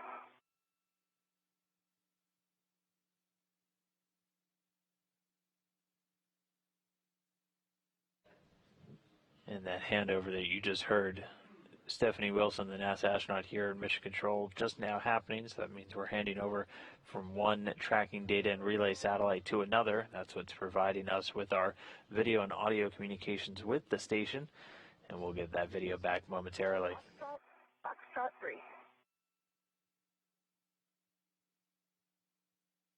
Oh, didn't get it in. Oh, you're good.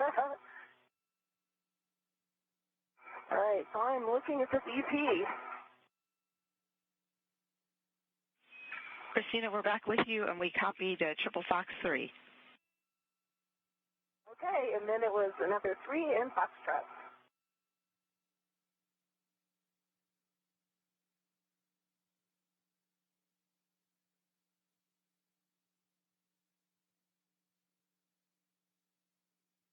I'm sorry, that was Foxtrot 3 for the last 2.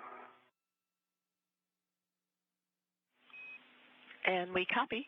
And you may have reported the locking collar black on black and the pull twist during the LOS. We may have missed that. Is a good pull twist test.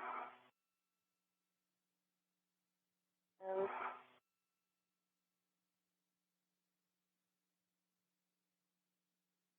standby on the locking collar. Copy.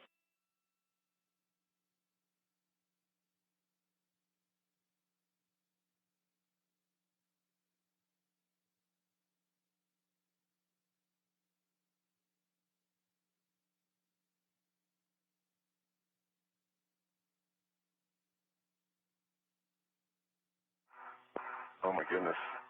It's gorgeous. I haven't paid attention during a sunrise before. This is pretty awesome. So, I believe this collar would have gone to black on black on its own. I do have a good pull and twist test. But the collar is not black on black. I can't physically move it to black on black. I was able to move it to black on white when I unlocked it originally. Nana, try the counterintuitive direction. That's what. Yep, that did it. Okay, we're black on black. Good pull twist test on the APFR in WIF 4. Copy all, and double check the wire tie ends are tucked under the boot plate. Okay, they are. Very good, nice work. Give me a glove inspection and a hap check.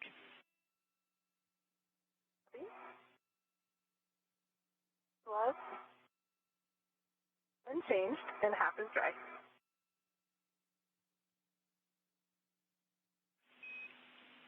Copy. The current PET is about 45 minutes. And now that you've installed the APFR, Christina, you can retrieve the ORU bag from your APFR.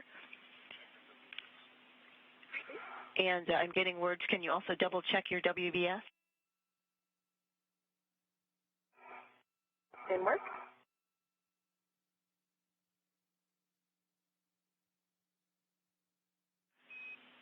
Drew, we are ready for you to retrieve the crew lock bag from your APFR and stow it on handrails 5348 and 5353 on the radiator side.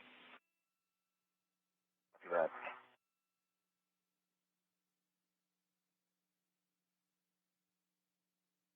Drew, this is an easy reach to the EP from the APFR. Okay. I think it'll be as easy as well. Great. It's great news. And Houston copies. Thanks for the report.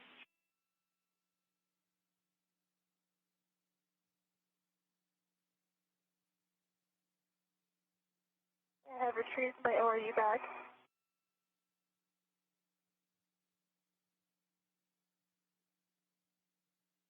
And I'm ready to translate onto the EP if we can confirm and go for that.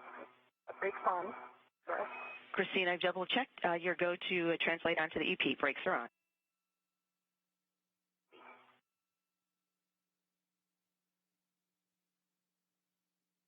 And with those foot restraints in place, Christina Cook now getting the go. She's going to translate her move over to the exposed pallet. She's going to be stowing a bag there just adjacent to battery A. That'll be the battery that they're going to be pulling off the exposed pallet a little bit later.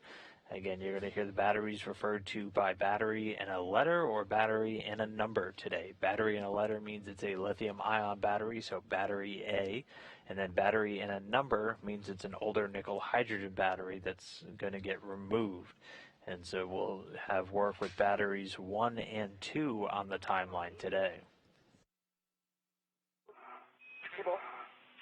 Copy, Christina. Translation.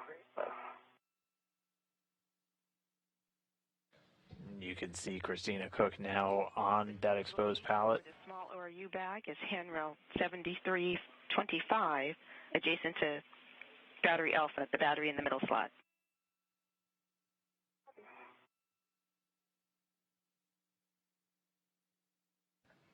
They're going to be moving very slowly and very cautiously while moving around the exposed pallet as it is currently in the grips of the station's robotic arm. So not wanting to impart any loads or any motion or as little as possible on that robotic arm while it's holding this pallet with all these new batteries. In the background, Drew Morgan stowing a crew lock bag, so a bag with a number of different tools inside, including a pistol grip tool that's going to be used for all of the replacement activities with these batteries. You're also going to see them use a number of items called scoops. They're small metallic objects that they're able to attach to the batteries to actually give them a good place to hold on to. Christina, we realize you're working to stow the small ORU bag on the EP, and thanks for your work with your WVS. When you have a free moment and a free hand, we need you to work that again. Okay. Come on. Let's try it again. Okay, I see a green LED. Stephanie, I'm at handrail D353, and the orientation we want is handle of the crew lock back towards the radiator. That's affirmed, Drew, and also check that the adjustable is inboard of the gap spanner on that handrail 5353.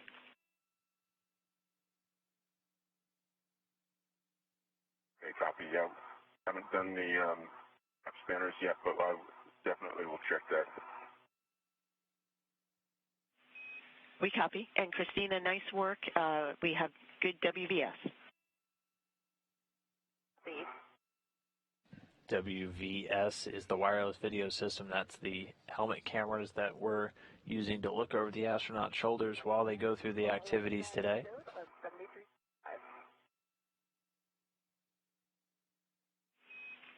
Copy. Configure the PGT from the small ORU bag with the hex driver.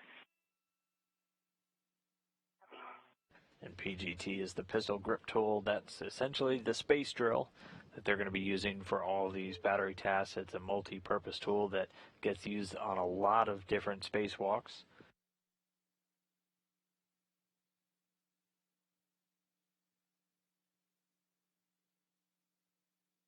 And this is a view from the helmet cam of Christina Cook. Again, if you're just now joining, you can tell whose shoulder you're looking over by that small number in the lower right-hand corner.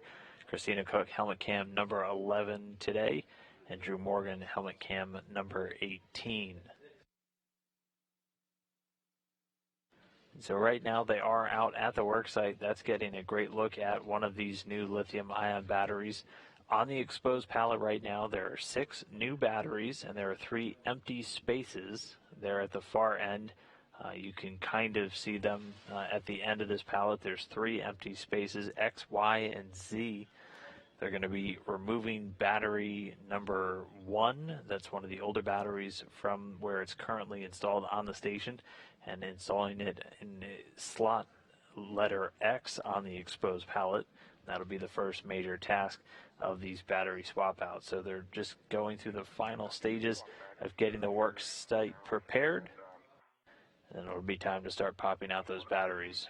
Before we get the gap spanners down, I know that this bag is going to stay put, so we'll want it my people, but I think we can do. I can work with that cleanup.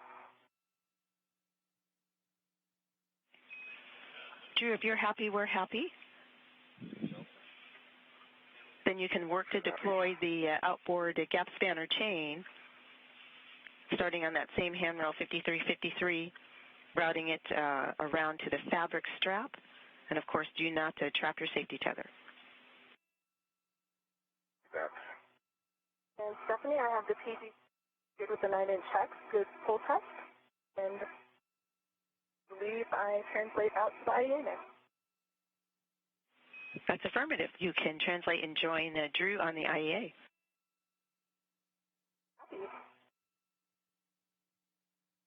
Christina Cooks recovered that PGT, the pistol grip tool, from one of the bags. Now she's going to make her way over to the IEA, the Integrated Equipment Assembly, where Drew Morgan started work on installing gap spanners. These are translation aids, so just items that they're installing between the handrails that allows them to get around the worksite a little bit easier. They're also going to be installing what's known as scoops on these batteries. They're small metallic pieces that get attached to different points on batteries or any other orbital replacement unit that they're working on during a spacewalk that just gives them a good handhold, as they are going to be removing these batteries one by one, and then through a process that our spacewalk officer has described as inchworming, actually bringing them over to the pallet or from the pallet over to where they're installed.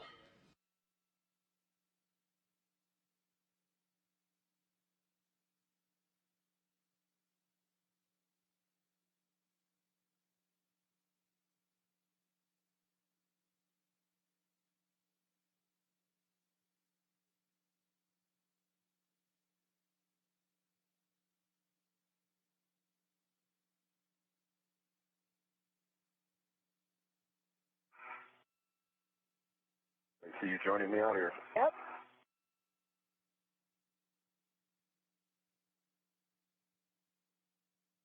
Stephanie, for next step. Christina, for you, you will work to deploy the inboard gap spanner chain, and that will run between handrails 5304 and 5342. Copy, and I'm at 5304.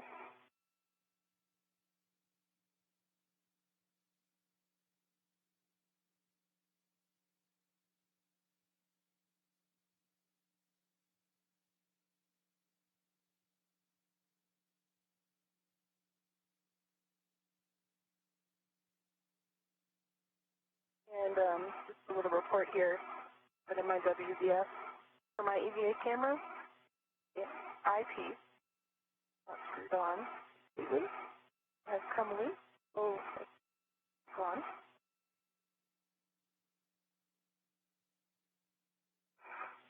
We copy, Christina. We're discussing.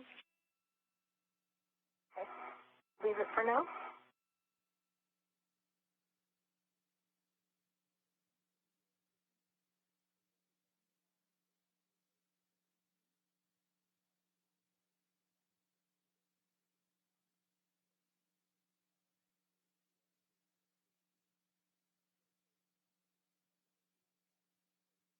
And again, right now, Cook and Morgan working to install gap spanners. I'm putting this gap spanner under Drew's seat cover. Copy.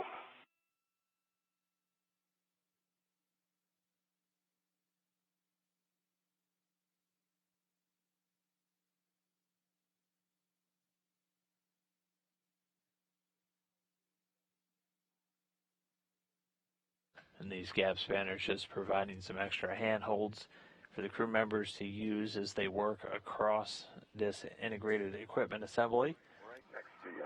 Ah, hello. Yeah, I have one end of the gap spanner on the non-radiator side on. Go for. Copy, Christina. Nice work.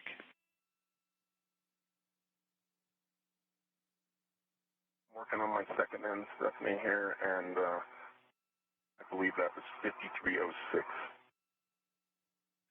Copy, Drew, and that's affirmative. Well,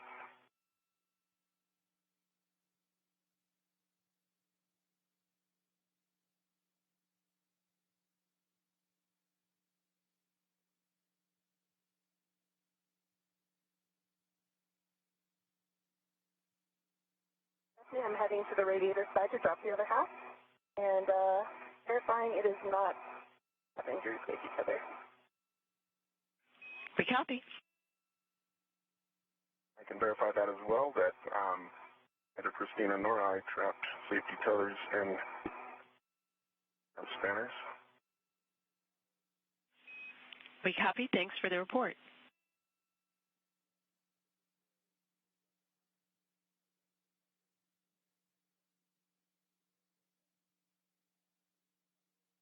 You can see Drew Morgan getting another of those gap spanners. It's really just a chain of a number of tether items that they're moving across this integrated equipment assembly is where all these batteries are stored. You can see the batteries in pairs. The ones all the way on the left here are the ones that they're going to be looking to get out today. It's battery 1 on top and battery 2 just beneath it. And so this foot restraint in place to provide access to those. Next up, they're going to be installing scoops just to provide extra handholds on the batteries. You'll see them get installed in kind of those small metallic attachment points.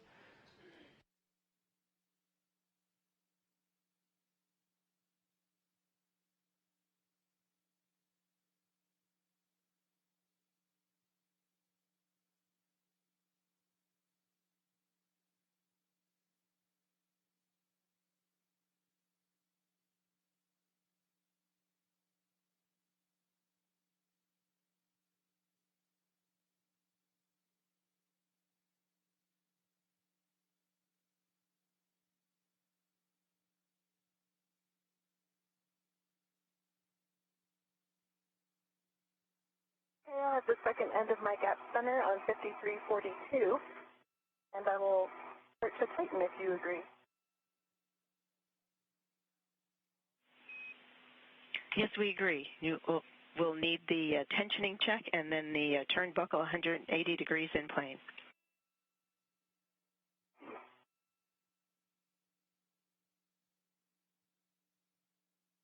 In work.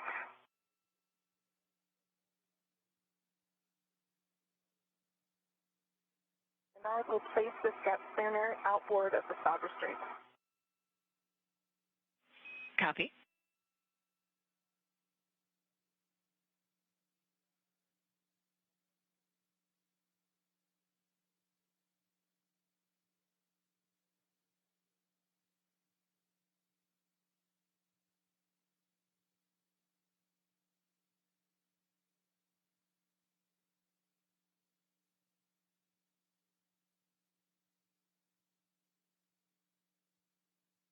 And I have a 180-degree turn with the buckle. We can confirm the gap spanner is installed. Tension. It's a little tight. I was surprised. I had a little bit at 180. Let's say that's 180. Okay. Christina, we copy your checks on the gap spanner. Nice work.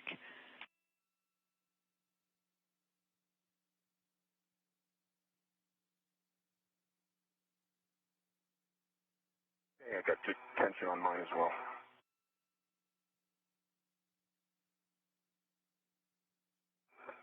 And Drew, we copy your tensioning and buckle check also.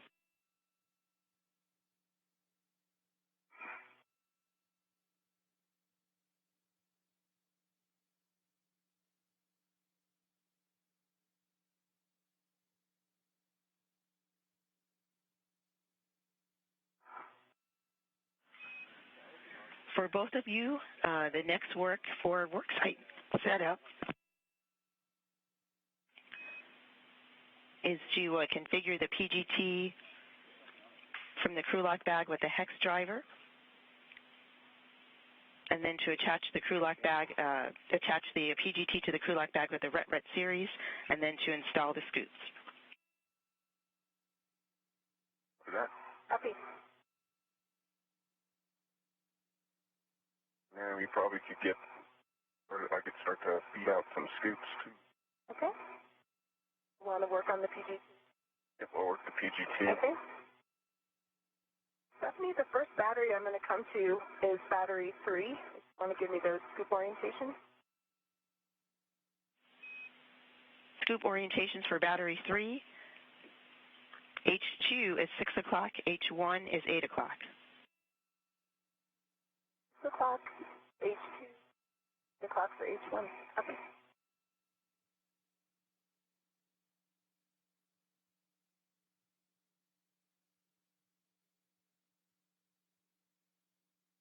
Okay, here's a set right here. Copy.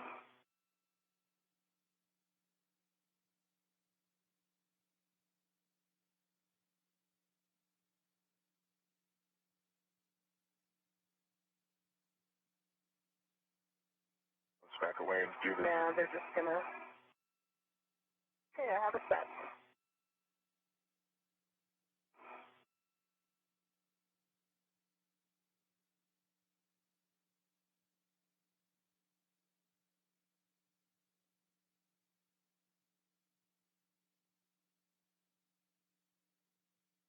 I have a 9-inch on a pit pin with a good pull test.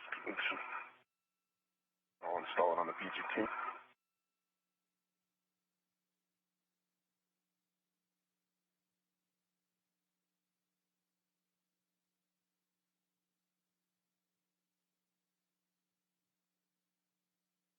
And I have a scoop locked on H2, battery 3 at 6 o'clock.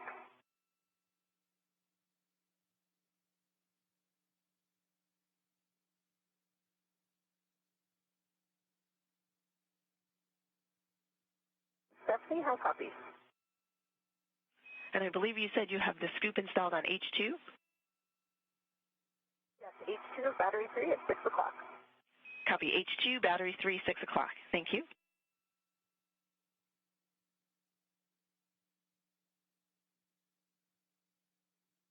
And Stephanie, I've got the 9-inch installed on the PGT with a good pull test. Copy, Drew. Then the PGT can attach to the crew lock bag with the RET series. Roger that.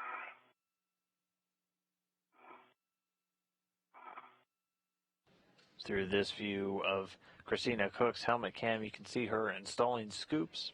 Scoops are just these handles that they have available to install to different items. In this case, the batteries, to give them a secure handhold whenever they're maneuvering them.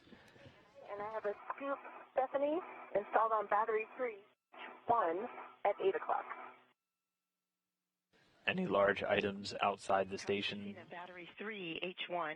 designed to be manipulated during spacewalks will have these generic attachment points where they can hook on scoops. How do you think we should divide and conquer batteries 1 and 2? I can grab 1 if you want to scoot down to 2, maybe. Or are you heading to the P? Just about all I need to do at this point is deploy the PGT off of the sling room. Okay, so that's down on battery 4. So I would be clear, or we would be clear of each other if I worked battery 1 scoop. Okay, Sound like a deal?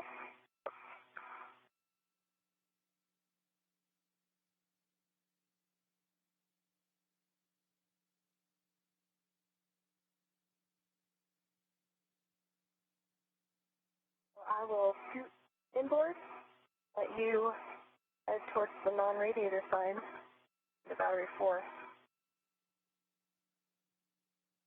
And Stephanie, the PGT going to stay, you want me right now to, the PGT with the 9-inch right here at the crew lock bag, or take it down to the Drew, that position? Drew, that PGT will eventually make its way to the H2 scoop on battery 4 once it's installed, attached to that scoop with an adjustable. Okay, so it's in RET series right now to the crew lock bag, and I can release the adjustable so it's ready to go. All right, then in that case, I can do on battery 4. Yeah, why don't I do battery 1 then? Okay, sounds like fun.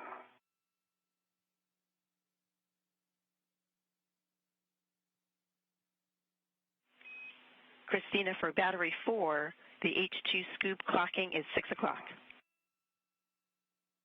Okay. The clock on battery 4. For temp stow the PGT to keep it away from the bag, I'll put it right here on H2 battery 3 until we're ready. H2 battery 3, got it.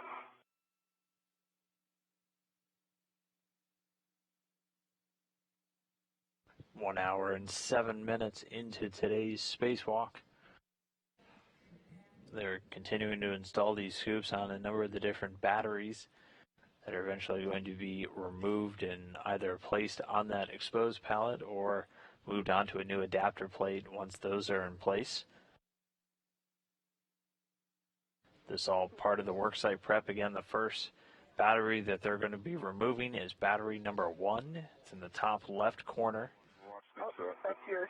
Yeah, the PGT right there, we'll just have to be careful. The will want to tangle themselves in it.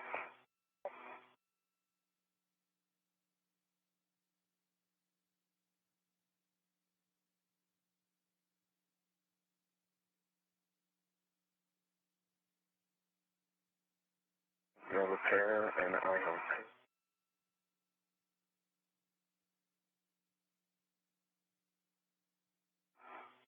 And I heard 8 o'clock.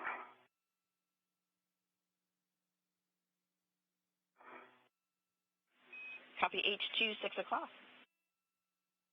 Oh, I'm just, I have not installed it yet. Yes, then that's a good double check for battery 4. The scoop on H2 is 6 o'clock.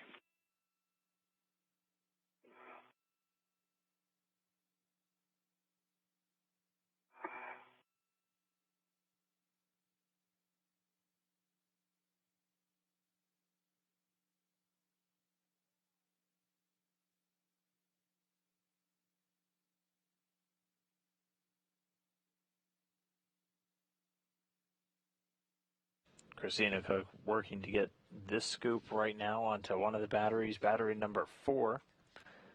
Again, each of these being attached so they have a better way to handle them after they're removed. That's affirmative, Drew. And H1 is 4 o'clock.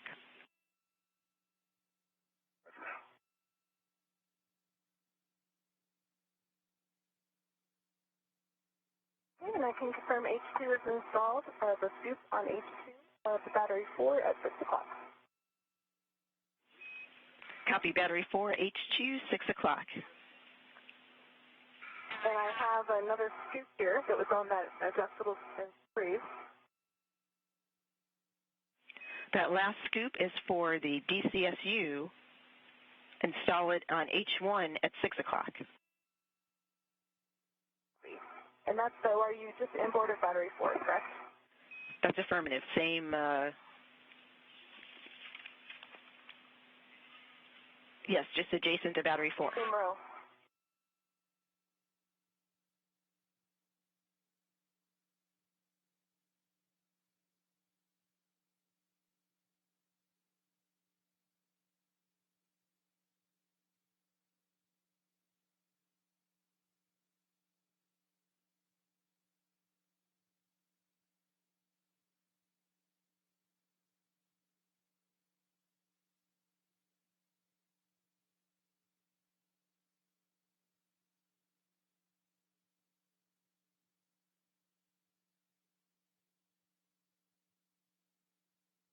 The scoops on battery 1, H1 and H2. H1's at 4 o'clock, H2's at 6 o'clock. Copy Drew, battery 1, H1 4 o'clock, H2 6 o'clock.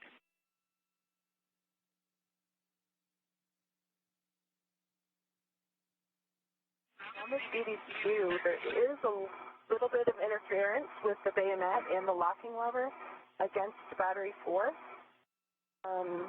Any issue with installing it at 4 o'clock?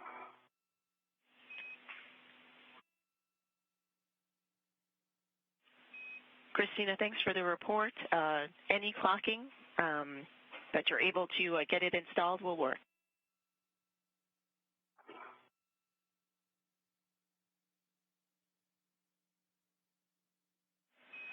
Drew, with a scoop now on battery 4, the PGT can be relocated to that scoop with the adjustable.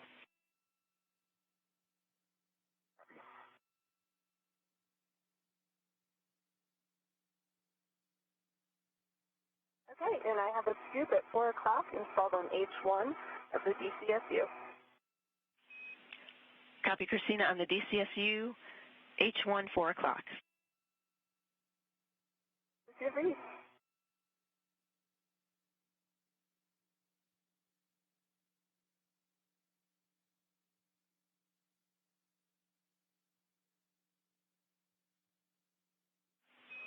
Once the PGT is relocated, that will complete worksite prep. And okay. you will I can take care of that. Okay. I'm going to take a look at while you do that, I'll just make sure that the bag is in order. Okay, and was that H2 of battery 4 for the PGT?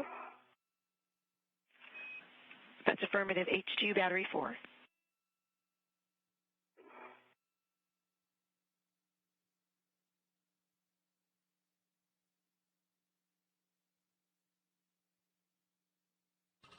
So with all the scoops now attached to the batteries, they are just about done with all of this preparation work, and then it'll be time to start actually swapping batteries out. Battery number 1 is first up. Now, again, just to remind you, batteries and a number indicate it's an older nickel hydrogen battery that's being replaced. Battery and a letter indicates it's a lithium-ion battery that's going to be getting put in. So first up, we'll be removing battery 1 from its spot where it's been providing electrical power to systems on the International Space Station. Then they'll be translating it over to the exposed pallet where it's going to be stored and eventually disposed of. Attached to the scoop on battery 4 with the adjustable. Thank you. And I closed up the crew lock bag, and everything's opened up a little bit.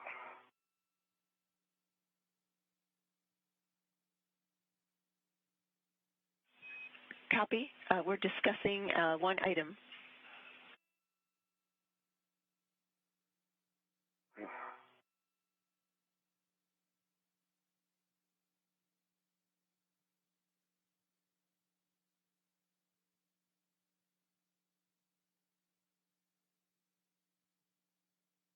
Take some pictures of... Yeah, good call.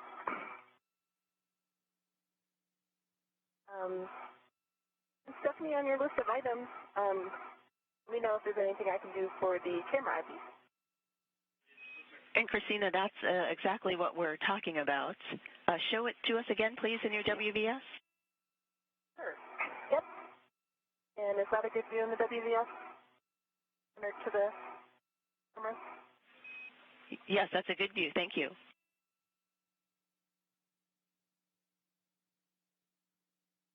I know these have very small threads. I've configured these before. Get them just right. And we copy, Christina. We're talking a couple options. For Drew, we would like you to continue. You can check the gap spanner clear of the battery and ingress the APFR. One caution for you both, do not impart loads into microspheres once torque is broken on the associated bolt. After that, for the APFR. It's a good read back, Drew. And with all that prep done, they're now going to start removing the first battery. To do so, Drew Morgan is going to get into the APFR, the articulating portable foot restraint. He's going to be using the pistol grip tool, the PGT, which is essentially the space drill, to release some bolts holding that battery in place and begin to remove it. Christina Cook's going to be standing by to assist as necessary, and then she's going to be ready to take the handoff of the battery when it's time to start moving it towards the exposed pallet where they're going to install it on an empty spot, and it's going to eventually be disposed of. Again, these batteries pretty large. They're about the size of half of a refrigerator. The exact dimensions 40 inches by 37 by 19. The nickel hydrogen weighing 364 pounds. We have discussed it, and rather than trying to work with the eyepiece, we would like you to stow it in the crew lock bag. Now that the scoops are deployed, there should be several free either rets or adjustable hooks for you to stow the camera. Okay, I copy. And it obviously does still work. It's just I can't necessarily I can't frame spots perfectly, but...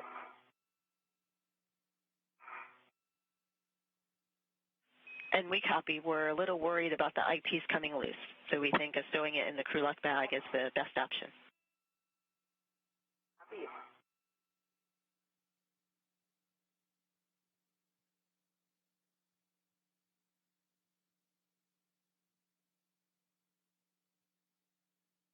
What are we flying over? It's beautiful.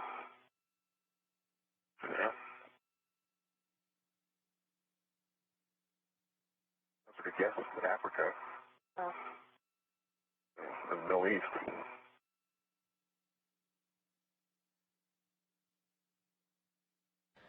At this moment, the station and the crew are flying over the Mediterranean Sea. They're actually just beneath the southern coast of France and to the north of Algeria, about to make a swing over Central Europe, passing over Italy, Slovenia, Hungary, Slovakia, the Ukraine, and then out over Russia as they continue in this orbital daytime. I'll be porting the box, the battery portion thing. Okay. And the camera stowed in the crew lock bag. Copy, Christina. Thank you. You can remain on the radiator side to assist Drew with the PGT operations and the battery. Drew, check ingress aid stowed and tethers clear. Ingress aid is pulled in tight, and those are all clear. What is the serial number?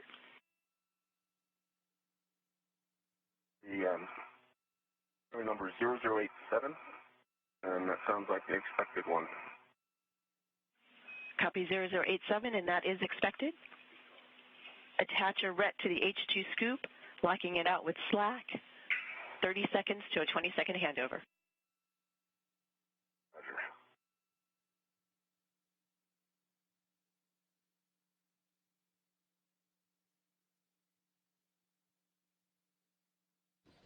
Right now, Drew Morgan working to get into that foot restraint, where he's then going to be using the pistol grip tool to release the first battery of the day. You heard them say to attach a RET, that's a retractable equipment tether. Anytime they have anything free floating, whether it's a tool or an item like the battery, they are going to attach a tether to it just to make sure that if it were to float free, they have a handhold that they can bring it back in. We're currently 1 hour and 20 minutes into today's spacewalk. The crew about 30 minutes ahead on their timeline so far, moving through everything very quickly, very efficiently, already out at that work site on the P6 truss and ready to begin this battery swap out. Again, just to run down the list of today's topics. On my end, I can trigger. Okay. You can help support keep us orthogonal. And keep an eye on the lock, unlock. See what my view of turns will be. Okay. Christina and Drew, we're back with you. For your awareness, PET is 1 hour 20 minutes. We're about 20 to 25 minutes ahead, and we're working towards 6 hours 30 minutes. Okay, thank you. Great, thank you. Christina, we will use your PGT with the 6-inch socket for the battery operations. You can transfer that to Drew if you have not already.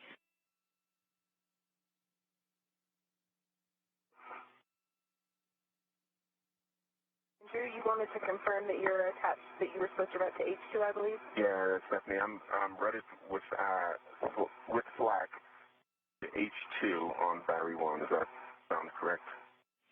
That's a good config.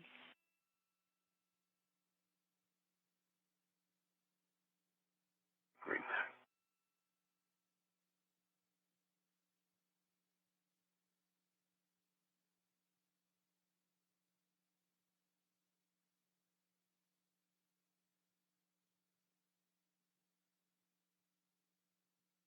Good cow, good LED test.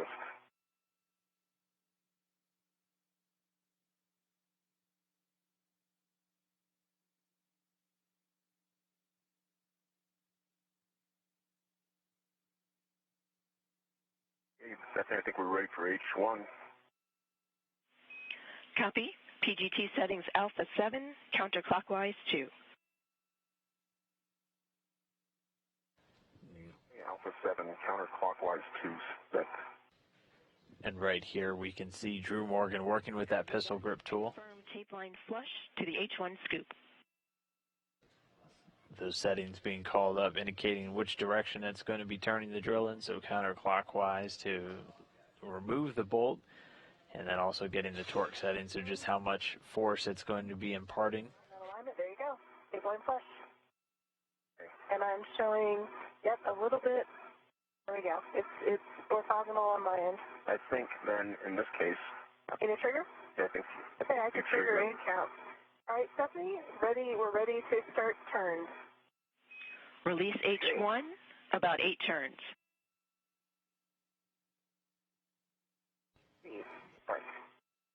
Again, as we've discussed, everything very carefully choreographed and planned out, essentially knowing how many turns they're expecting to release this bolt. There's... We're switching now in the end. And I see unlock. Yep, and I believe that it started skipping at about 6 turns. I agree. Copy 6 turns, status indicator unlock. Same settings for H2, alpha 7, counter clockwise 2.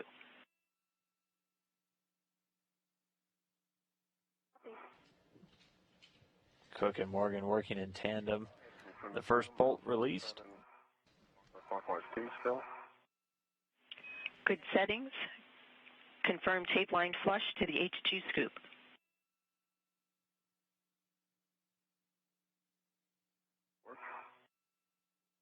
And yep, you look straight from my end, but I think, yes.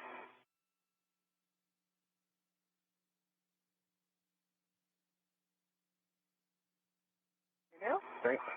And back of the PTC up, there you go. Now you're nice and straight. So here I think I can, I'll trigger and hold the box, and then I think you might have the best ability to count. Okay. Oh, no, actually, I got it. I can count. I've got a great view of the counting. Okay. I'm ready to count. Starting turns. Copy. 19 turns for H2. More towards me. There you go. More. Copy.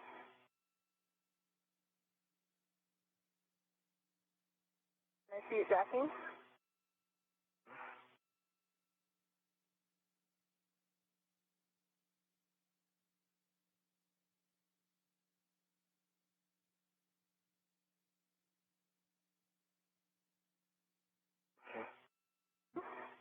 Okay, very good.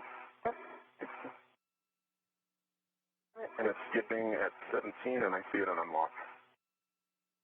Copy 17 turns, status indicator unlock. And I can verify some fault loop. Drew, unlock the ret. Got it. Copy.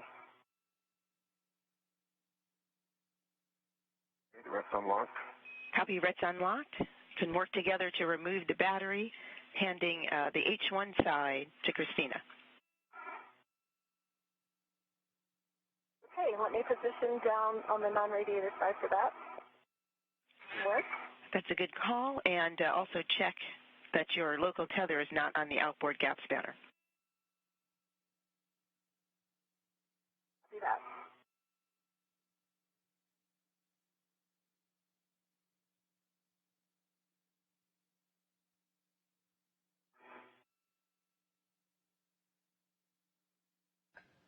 And with both bolts released, it'll be time to begin to remove battery number 1 from its spot.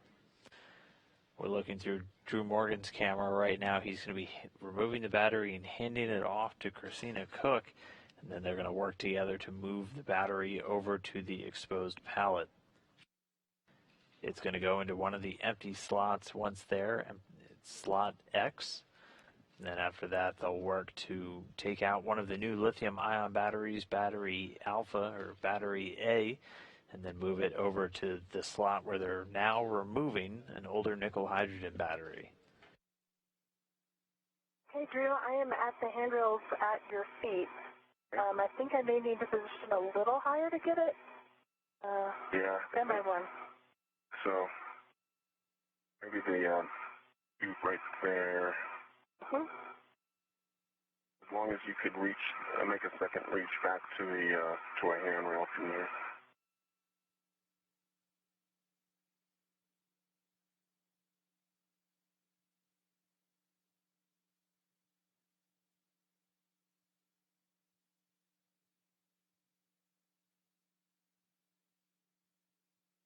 My local is not on the gap scanner. Copy.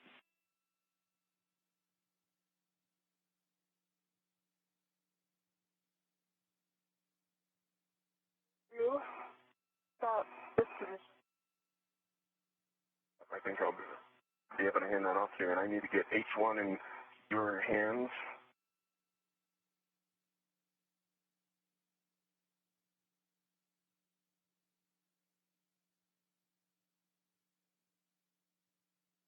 Coming straight up. I see it. Yep, it looks very evenly.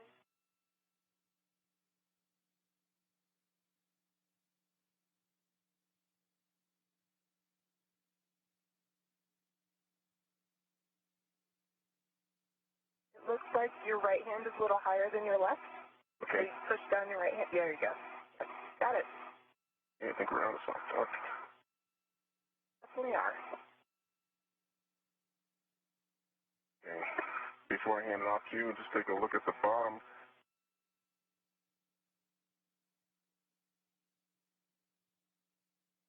We're going to go fins. I see good fins.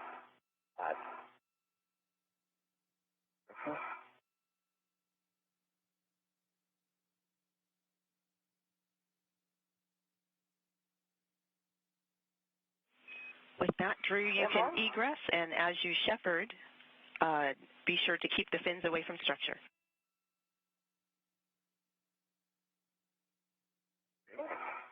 Don't have it yet.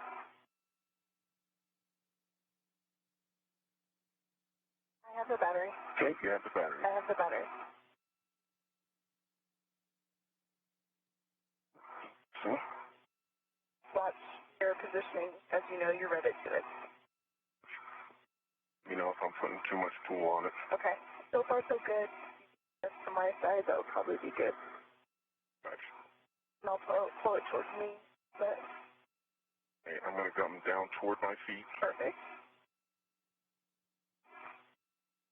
Looking good? Yep, looking good. I have eyes on the red. It's not overextended. Okay, I'm closing the gap. While I get my waist cutter. Copy. I think if you can pull in a little bit. How's that? Yep. I'm going to come down the APFR here. Copy.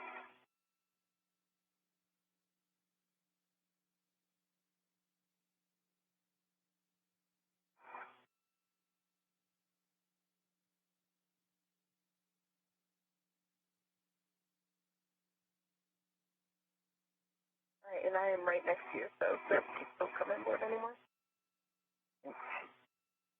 Table here. Got a local down. Okay. I have the battery. Okay, you have the battery. I see your local is on the handrail. And I'll be pulling up my locals and going aboard.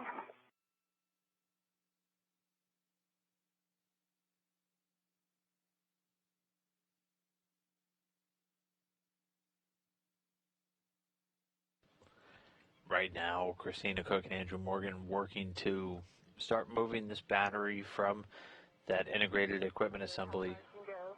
Yep. You're going to hear them be very clear as they hand the battery back and forth. So maybe another 2.5 feet beyond that. I just went over to the next handrail over. I've got my hand here. Next to the scoop. Okay. I think this would be a good amount of reach for our first handoff.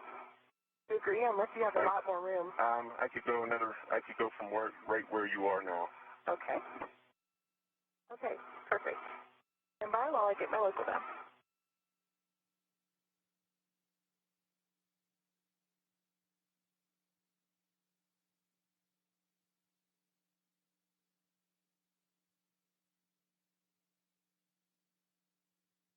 I have the battery. You have the battery.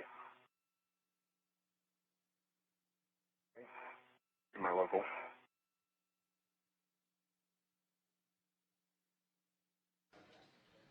And with Cook now in control of the battery, Morgan's going to move a little bit closer. Then she will hand it back, continue to move a little bit further out before it gets handed over.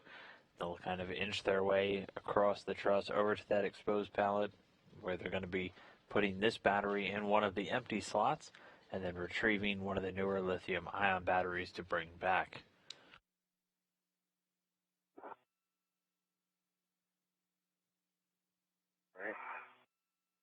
All right, I'm going to try to get my hand on this handrail. Okay. Right here. And let me get you a little more room.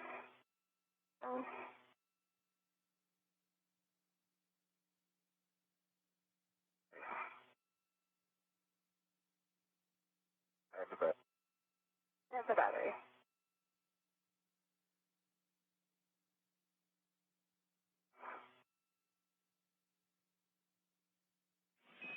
FYI, sunset is in 1 minute.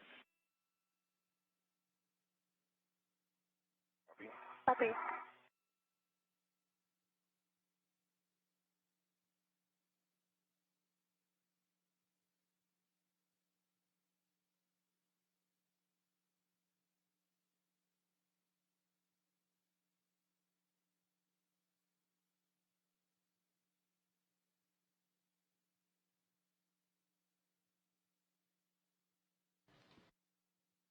One hour, 34 minutes into today's spacewalk. Christina Cook and Drew Morgan working to maneuver this first battery out of the slot over to the exposed pallet. All right, let's look at these safety tethers real quick. All right, what do we got here? Yeah, let's see. Stand by. Oh, I see. So if you're, don't go any further inboard. I see it's on a square scoop out in front of you there, and that will fix it. Okay. So there's your safety tether is doing a double back on a. Oh, I see that. Okay. So I'm stable where I am. Okay, good to go. Well, let's get eyes on it. Make sure that it's not behind my back or anything. Okay, I've got eyes on it. I see that that side is cleared, and it's heading back to my greenhouse. Great catch. Yep. Stand by. Feeling good. Confirm. Do this handrail. If not, I'll switch a little closer. I can give you. I have the battery. You have the battery.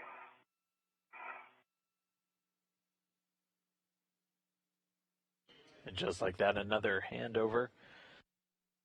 Drew Morgan passing the 364-pound battery over to Christina Cook. Yeah, we're real close. He's now going to move a little bit closer. They'll hand it back, and this process will continue until they're over at that exposed pallet, also known as the EP. It was delivered on HTV-8 with the 6 new lithium-ion batteries. Also has 3 empty slots. It's ultimately going to be filled up with 9 of the 12 nickel-hydrogen batteries that are going to be removed over the next 5 spacewalks. Again, these batteries, the large external ones that are charged by the solar arrays, generating electricity for the station's systems. These batteries used to provide power to systems when they're in an orbital nighttime, like right now, as they are generating new electricity with the solar arrays. All right, I'm going to reach out for it. You ready to push it? With the station moving. Take a look, because I'm going to push it up a little bit. I don't want to surprise any motion. Okay, I have the battery. Okay, you have the battery. Okay. We're real close to APFR. It's about 2 handrails away.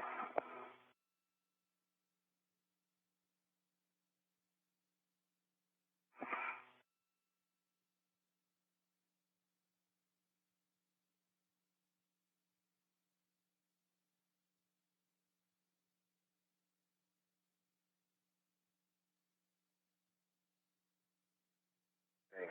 This is as close as I'll be able to get here. Okay.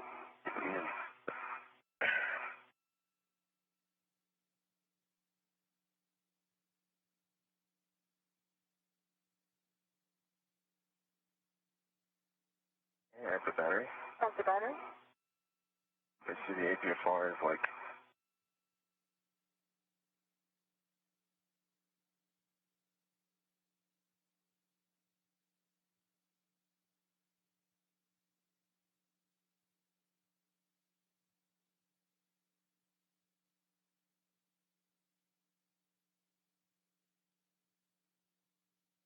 let me see where you are. All right, I'm going to do this handrail, and then I think that may be our last one. So,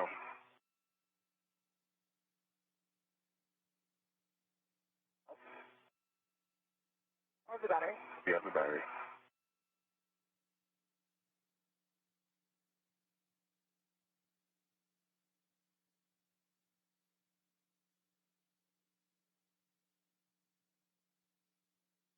Yeah, this will do it. No, Yeah. good.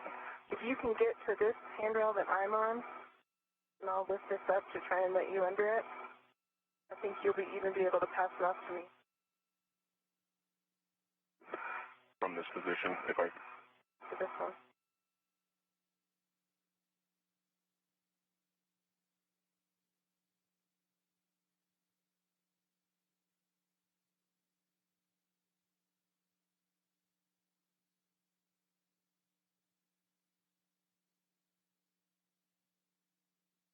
Do you want to bump your local over, or? Right there, I think we're good. Right there? Okay. Yeah, so bring execute a little closer. Right there. At the battery. You have the battery. I'm going to assess the ingress. And Stephanie, to catch back up with you, we've shepherded to the EP APFR and take any steps prior to my ingress. Yes, Christina, double check APFR roll and yaw, Fox 3. Okay, I've got Fox 3. Those are good settings. The SSRMS brakes are on. You have a good ingress.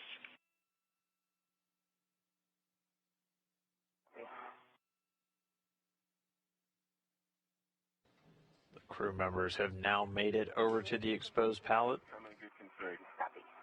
Christina Cook's going to go ahead and get in the APFR. That's the foot restraint that she already positioned over here in front of the pallet. And then eventually Drew Morgan's going to hand over the battery to her, and then she's going to work to install that into an empty slot. Well, but you got room.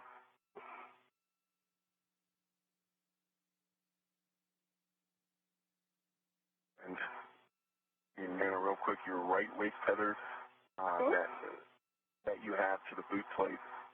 Right now, it did make a wrap around the safety tether here, so... Okay, let's take a look. Oh, I see that.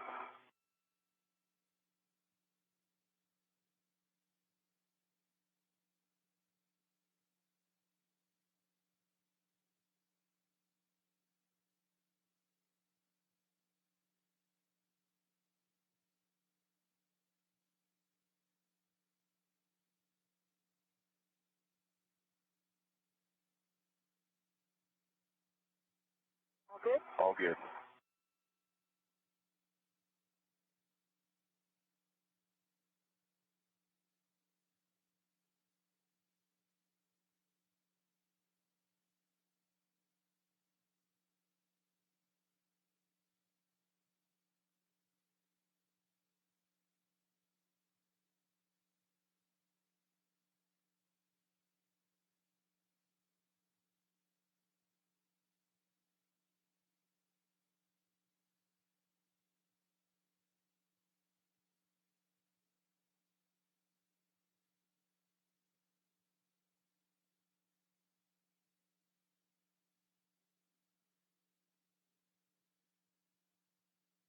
Coming up on an hour and 42 minutes into today's spacewalk. And still on orbital nighttime for the moment. And Drew, do you see my left foot? Yeah. Okay, there we go. It's, so I see your safety tether's coming underneath the boot plate, so it is going to create a little bit of tension there. Okay, maybe. Yeah. Is it on the front or the back? It's going around the front, Okay. coming up the right side. I see that. That's what it was. Yeah. That's good enough.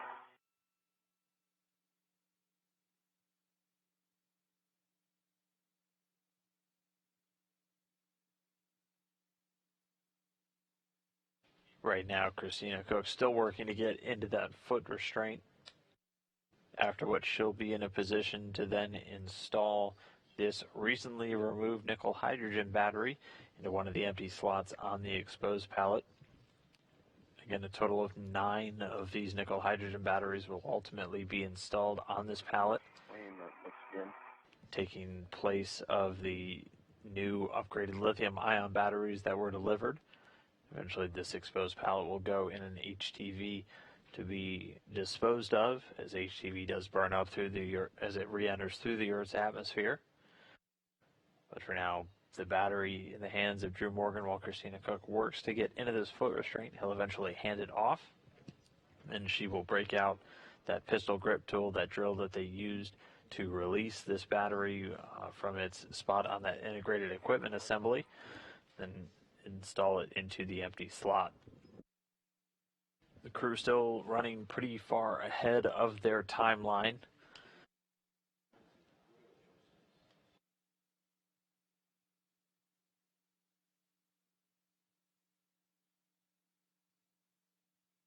But on the boot plate, toe loop's just in front. Copy. Contact.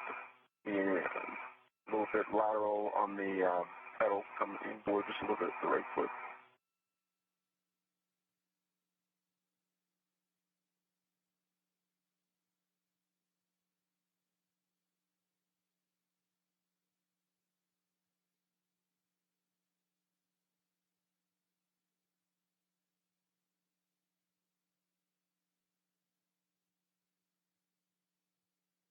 Right, and you're in the toe loop on the right. Copy.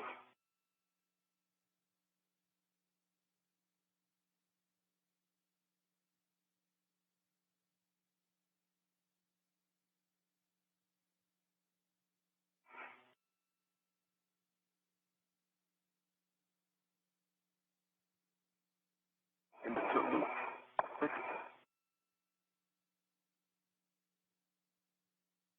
I think bring ingress A closer to you a little bit, and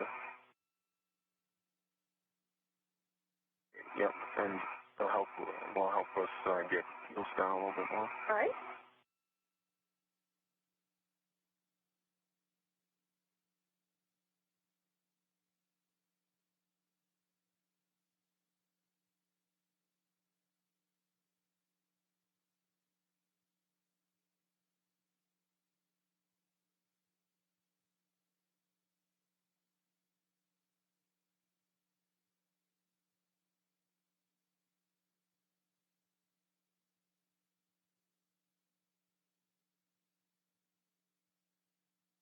Right foot is at the back of the boot plate.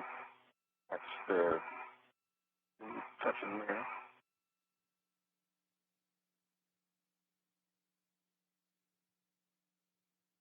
1 hour, 46 minutes into today's spacewalk. Again, targeted to last about 6.5 hours. The crew still on their first major task of the day. The right foot needs to come more inboard on the pedal there. They've already removed one of the nickel hydrogen batteries from its spot on the integrated equipment assembly, getting ready to put it in slot X on the exposed pallet, where it's going to stay and ultimately get disposed of, along with 8 additional nickel hydrogen batteries that will be removed over the coming weeks. There we go.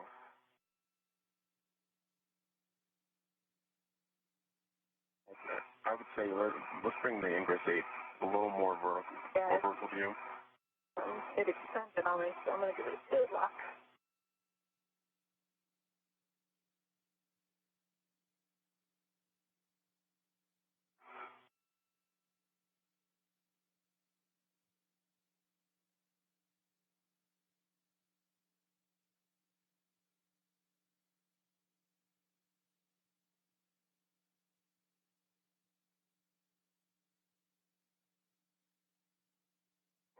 On your right foot.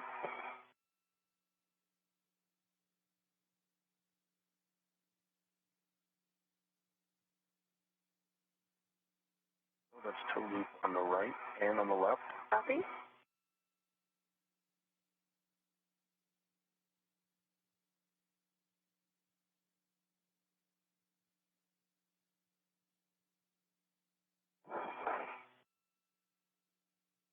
Right now you're looking through the helmet cam of Christina Koch. She's EV1, our lead spacewalker for the day.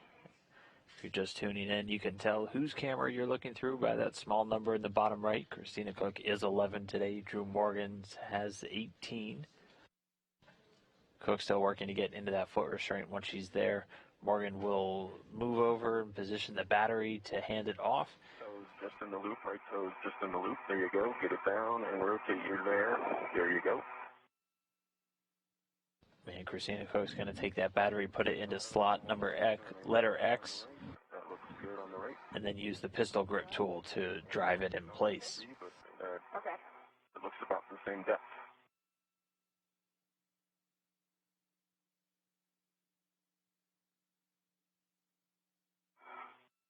Left heel feels secure.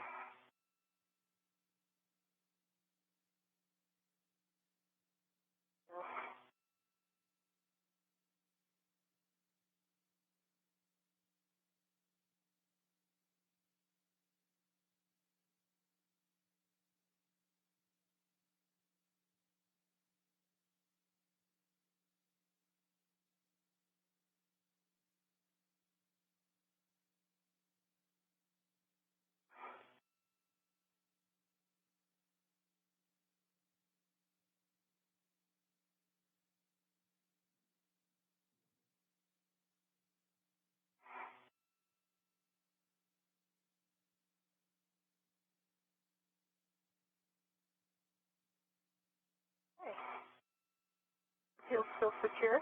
Okay. Take a look for me at my ingress aid, as I would have thought I could move it further away from me and in. When I move it out like this, it just to move the boot plate rather than. Anyway, is there anything I guess hung up on the ingress aid? What should see? Stephanie, what should roll be on Christina's APFR? During Christina, the roll should be Foxtrot. Okay, so we're at golf. So the roll, which is pitch in this configuration, for one on position Okay, to your rear. Just away a little bit. Just away a little bit. Okay. I can that change.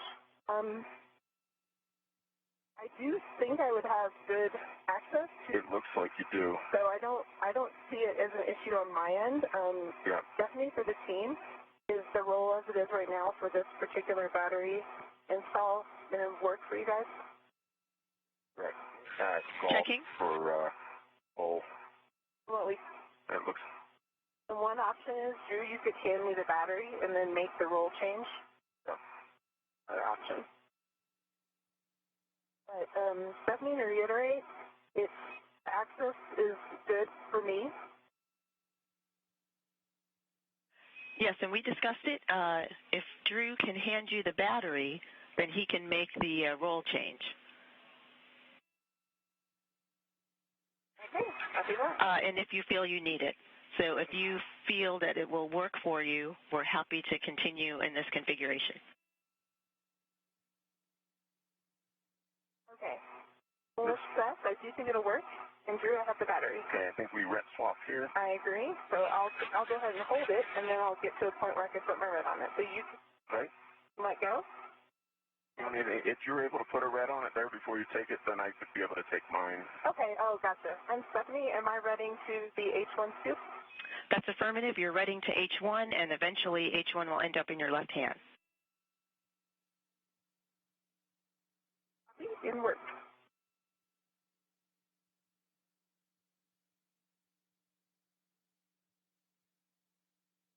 Hey, Drew, I have it redded. Okay, and you have the battery? I have the battery. You have the battery. Hmm? And I get my red? Yep, I'll try and put this down for you. Grab your vet. And if not, I can grab it for you and swing it back to you. Okay. So if it's not working out, then just let me know. I got it. I You have the battery? I have the battery. And I have a couple reminders and cautions for you before you begin work on the EP. Friendly reminder to not impart loads, keep your translation speed down, and wait until EP motion dampens out. The new ones, crew must not simultaneously impart loads into the EP. When the SSRMS brakes are off, the free float crew member on the EP must remain quiescent. And do not exceed 20 pounds force during ORU soft dock, engage or disengage with the EP.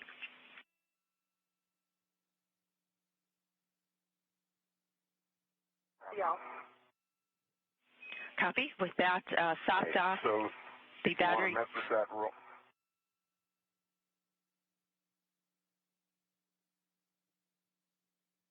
And Drew, you want to mess with that APFR setting? Only if Christina feels she needs it.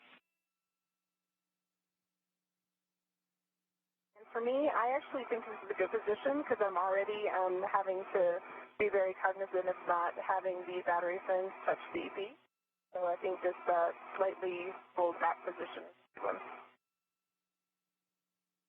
Okay, and we can reassess through once you've done any GCA and ingress onto the. And the next, do you think you can soft dock it from there, or Stephanie, does she need me to be out there in order to soft dock it? I can answer that. I don't have vision, so I will need your GCA to soft dock it. Okay. I'm going to see if I can grab your ingress aid. Okay, yep, I feel that coming out. Whatever you two feel you need, we concur. Okay. I'm out on the EP, moving at 4-5 feet.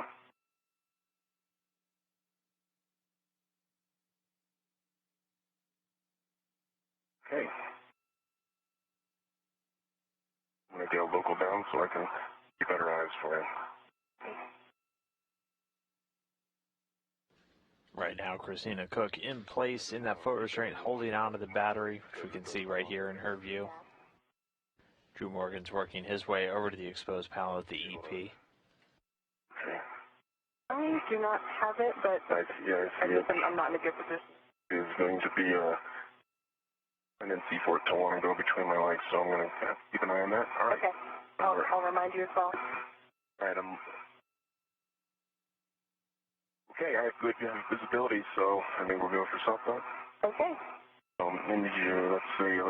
Let's pitch toward your head, and don't come any closer yet. Let's away from your pitch away from your head.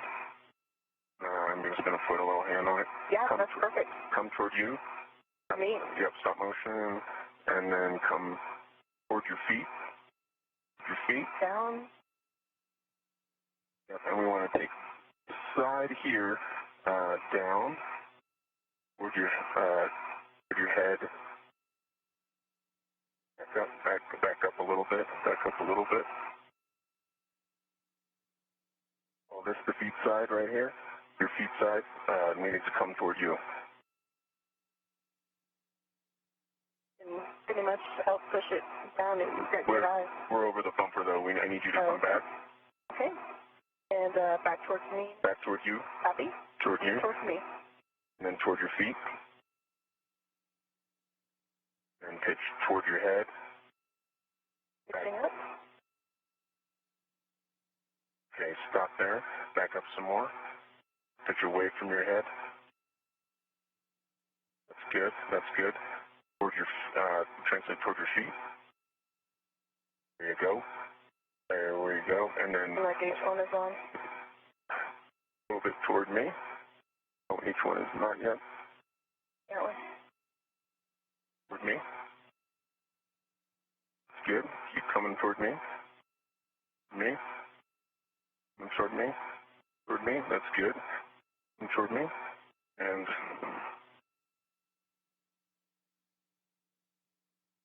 down on each one side. Needs to catch up. Each one side needs to catch up.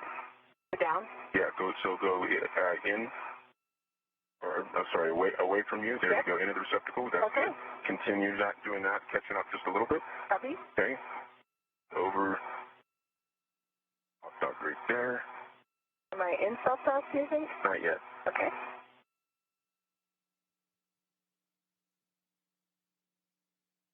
I'm trying to give it the, this might be a place where you could position above it and try and help me soft-dock it.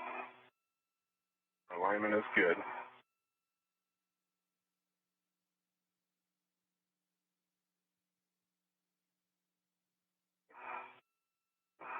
Right, and you push up. Yep. On a count of 3. All right, we go in. We're all lined up. 1, 2, 3. Let's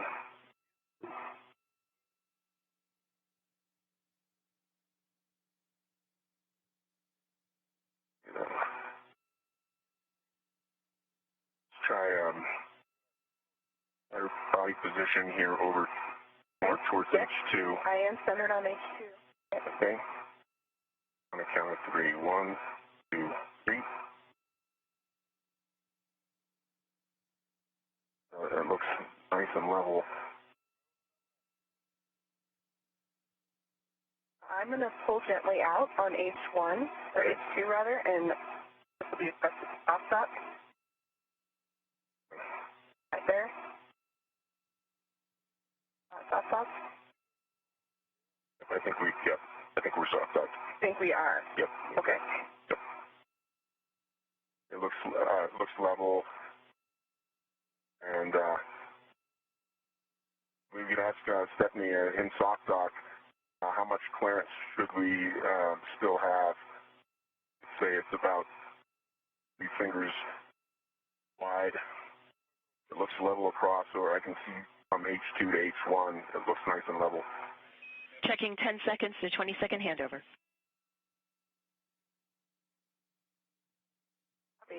Copy. And the electrical connectors are nice.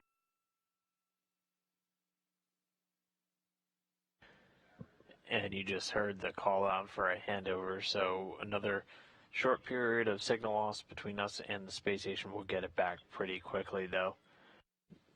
As of right now, Christina Cook and Drew Morgan working to maneuver that battery into place on the exposed pallet. This is battery number 1, so the first one that they removed. It's one of the older nickel hydrogen batteries.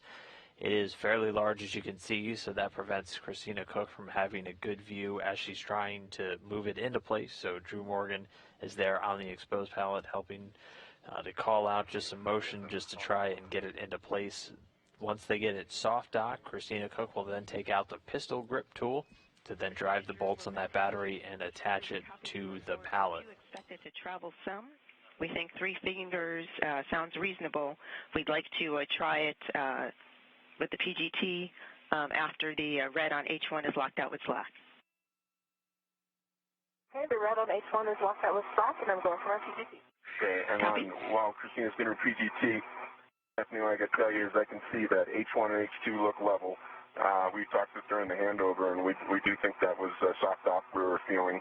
The electrical connectors are lined up, but there's about maybe one skinny finger of clearance between the plug and the jack, and so that all looks appropriate to us.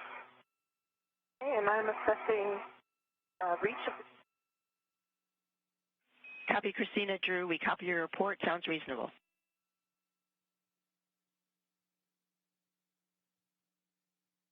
And we are coming up on 2 hours and 2 minutes into today's spacewalk, which began officially at 6:39 a.m. Central Time. Christina, you were clipped. Did you ask for PGT settings? I was confirming I have Alpha 7, clockwise 2. Copy Alpha 7, clockwise 2. Those are good settings. Confirm tape line flush to the H2 scoop. Copy, in work. So that Alpha 7 and clockwise 2, just the settings on the pistol grip tool, the drill that you can see Christina Cook working with. 16 to 17 turns. Okay, copy. It looks like my PGT went to sleep. Is that just a quick power cycle of the on-off switch? Checking.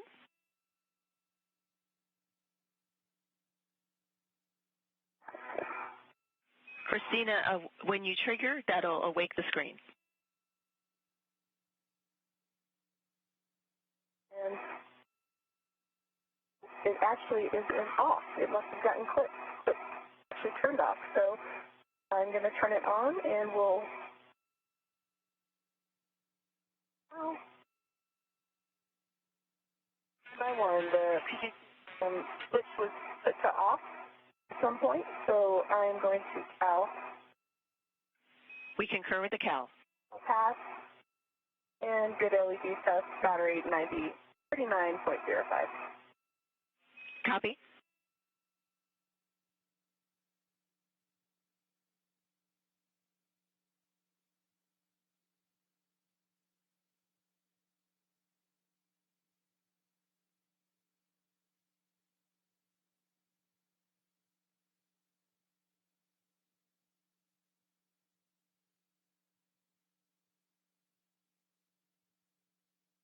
Alpha 7, clockwise 2 is set. Copy Alpha 7, clockwise 2. Again, confirm tape line. Line flush. Copy tape line flush. Drive H2, 16 to 17 turns. Copy and work. Jacking. Copy.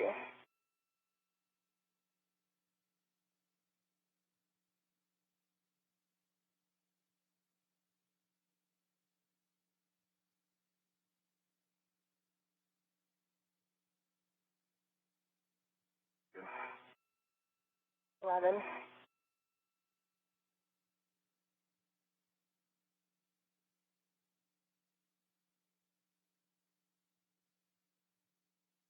Yeah, I had 16 turns, green LED, and I see actual torque 9.1 foot-pounds.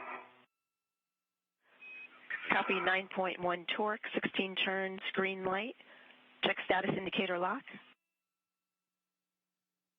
Status indicator is locked. Copy. Unlock your RET and stow your PGT. Copy and work.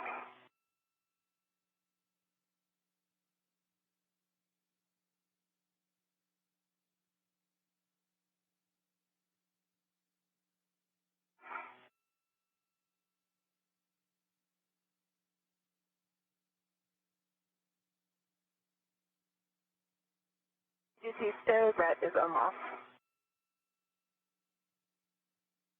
So with the battery now attached to the exposed pallet. This battery install. Christina, with this APFR setting, do you feel you have good access to both the scoops on H1 and H2 to retrieve those? Yes, I do, and I wanted to make a comment. I actually think this roll is better because if I had been closer to the EC, I wouldn't have had good clearance to actually set the PGT up on H2. So I think this is actually a good roll setting. We copy, and It looks good. And we'll keep this APFR setting for now. Okay, copy. And did I hear correctly that I have a go to retrieve scoops? That's affirm. You have a go. Work.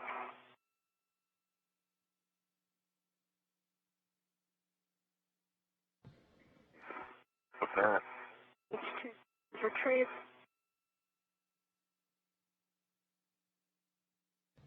And with that, the battery number 1 is now attached to the exposed pallet. Christina, folks, retrieving those 2 scoops that were used to provide handholds on the battery. And H2 is as well. Copy. H2 is as well, and you will relocate those onto battery alpha in the middle slot. Standing by. As you're translating there, just watch out our helmet-to-helmet contact. Okay. Are we making helmet right now? We were a second ago. Okay. We're good now. Okay. Okay, Stephanie? Go ahead. Thanks. Yes, those scoops will be relocated on battery alpha, the battery in the middle slot. And it's a good time for a glove, hap, and gauntlet check. Copy that. For EV1, the gloves are unchained. My hap is dry. My gauntlets are down. EV2, my app is dry.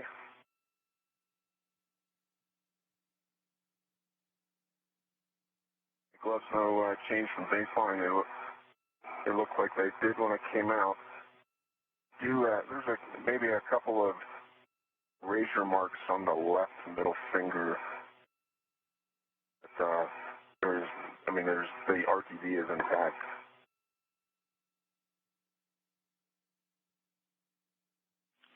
We copy checks from EV1 and EV2. We are happy to continue 1 minute to sunrise. PET is about 2 hours, 8 minutes. And for consumables, we show 7-hour PET based on EV2 MEDOX. Copy.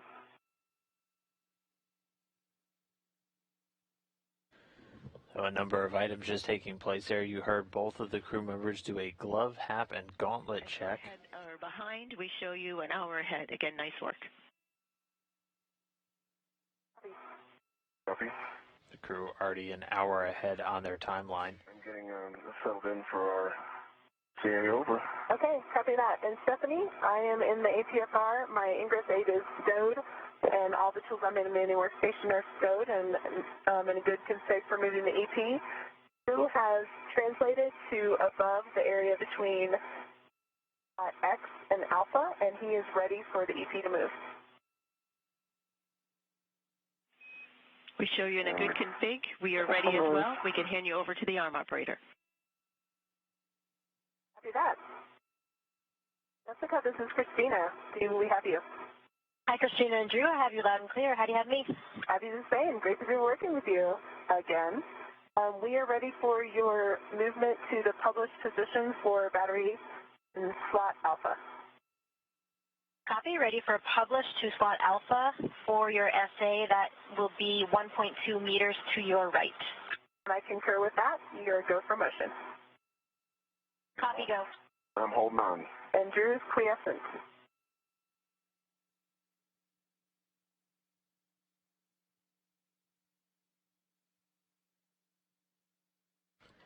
And with that first battery now attached, Jessica Meir at the controls of the robotic arm. Anytime. She's about to set it in motion to move it about 1.5 meters forward or to Christina's right. That'll place battery Alpha right in front of Christina, where Christina Cook's going to go ahead and install those scoops and then begin removing battery Alpha. Here comes at 1.2. Okay, copy. We're going quiescent, ready for motion. Battery Alpha, one of the new lithium-ion batteries that's going to go into the slot where battery 1 was just removed from. So you get a bit of a shell game with all of these battery swaps taking place. The crew about an hour ahead on their timeline. You heard the limiting factor, 7 hours MEDOX for EV2, and that just indicates that they're looking at a maximum time of 7 hours for today's spacewalk. Not necessarily that will go for 7 hours, but that's one of the limiting consumables that MEDOX, the ability to scrub CO2 from inside of the crew members' suits. It was fairly perceptible. Copy, good motion, continuing.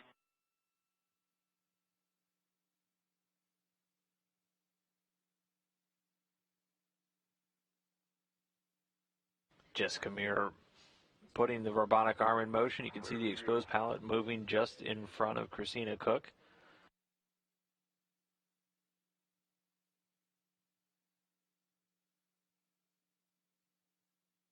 Half a meter to go. Copy.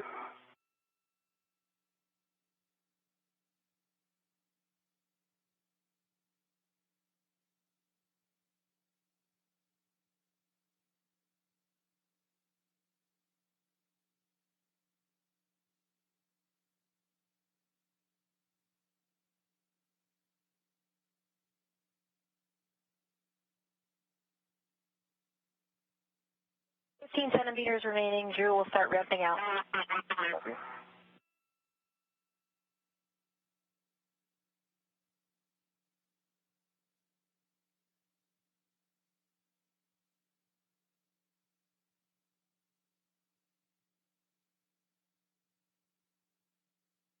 is the published position. How does this look? Okay, this has good access to H2, so let me check with Stephanie for my op. Stephanie has good access to H2, but I could not quite reach H1 at this point. If you'd like me to be able to reach both at once, I would ask for about 10 centimeters more motion in that direction.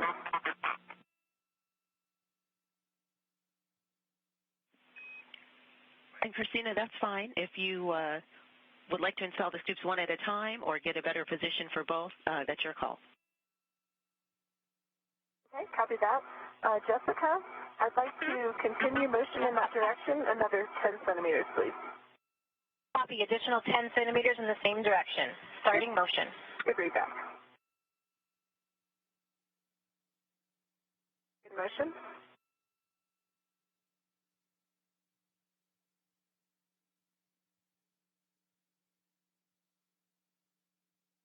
Stopping motion.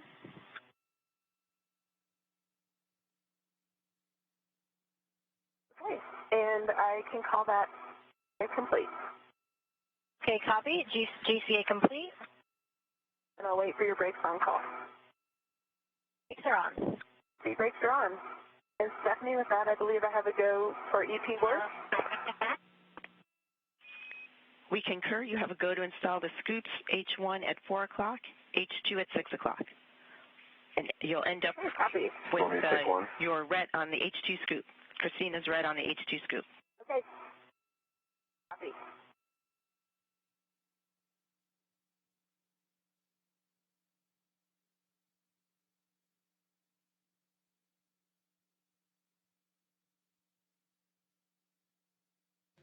And with the arm motion complete.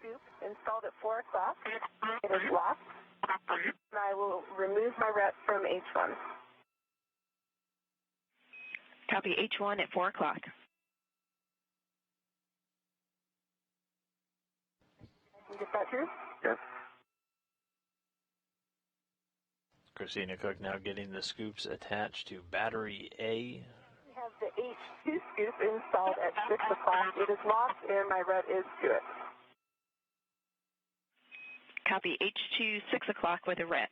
Please lock it out with Slack and give us the serial number. Copy. It is locked out. Serial number 0015. Copy 0015. That is expected. We need your PGT with the 6-inch socket.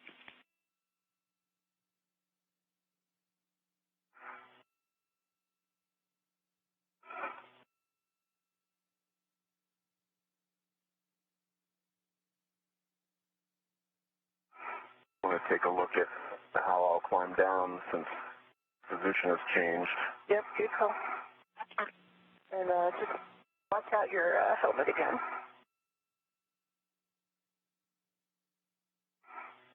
All right, Drew, and as I bring this one out, we looking to keep it nice and level.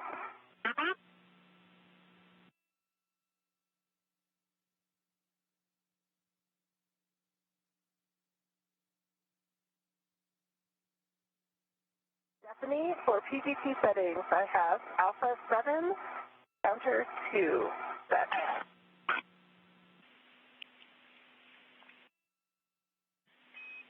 Confirm tape line flush the H2 scoop, and those are two good settings if it didn't transmit.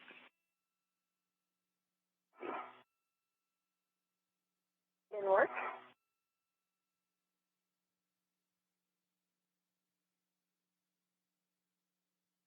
Okay, I have tape line flush on H2. Copy. Release. The start turn. Release H2 about 19 turns. In work. Are you ready? Ready. Copy.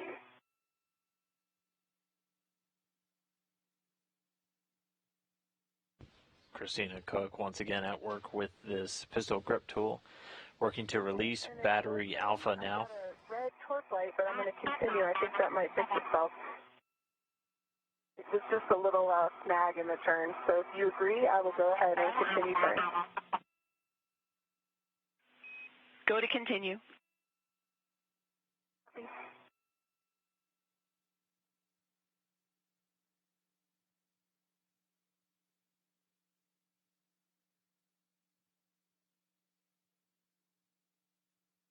working nicely.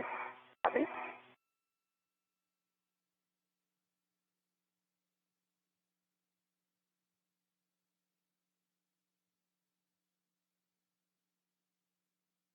Okay, and we're free at 16 turns, I believe. Yep, it's a south off, would you say, Drew? Yeah, I would say. Copy 15, I believe, 15 turns. Please check the status indicator. And it was, status indicator is unlocked, and Stephanie, that was 16 turns, 16. Copy 1616. You can stow your PGT and unlock the ret. Stowed. That is unlocked. Okay. And before you come out of soft dock, let me get in a better position to climb down. Okay. Also, if I could get your assessment of if you think I will have enough clearance of the thin side of the battery when I transfer it to you. Obviously, this one's sitting a lot higher. I can lean back somewhat, but... So, Adam, yeah. When you rotate to your right, a big concern would be, let's see, the bumper here, or the scoop here, yep, exactly. or the square here. So when I'm down there, I will make sure that I can see those two clearance concerns. Okay, sounds good. And if not, we'll GCA it body out a little bit. Copy. And Drew, if you'd so like this to... is where we're going to make sure. Drew, if you'd like to remain on the EP for the battery removal, you can, and then reposition for the handoff. 20 seconds to a handover. As long as you're comfortable hanging on to it during that time, then I think we're good. As long as I can release it from soft dock, it is, and that it was a little bit hard to put on soft dock. Do you think about maybe staying here in case you're helped to unsoft dock it? Yeah, and I think that if I come around here underneath you here, I'll be able to assist with that just the same. Okay.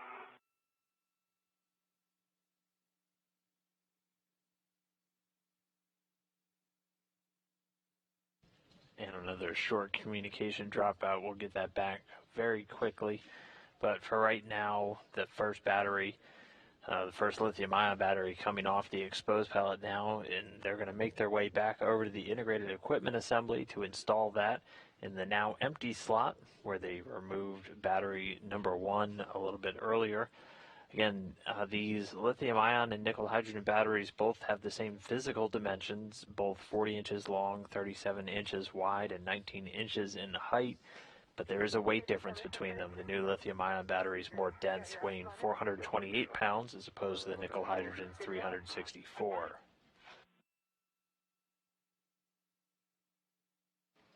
They'll be removing this lithium-ion battery. This body thing, it does move the EP quite a bit.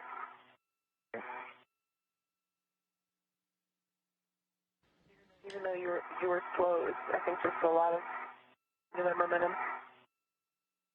All right.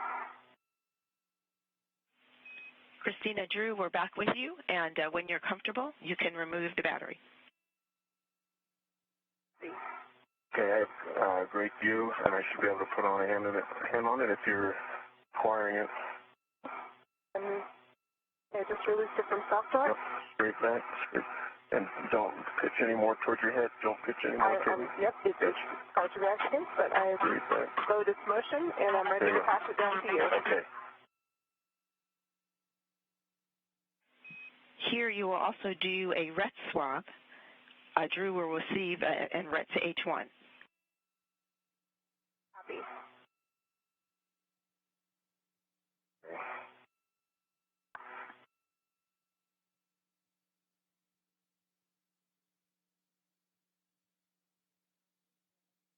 And then I'm on your ingress aid. Copy.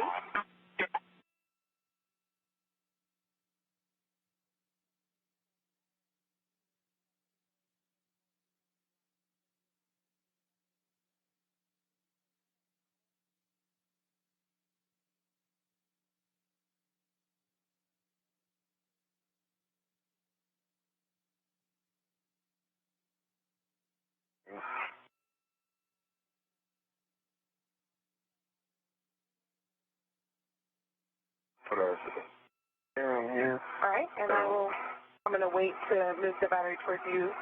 Your eyes to be on it. Yeah. If I'm too far away or too far near. I'm in your way. I'm going to rotate it so the H1 is heading towards you. Bring towards you, towards me.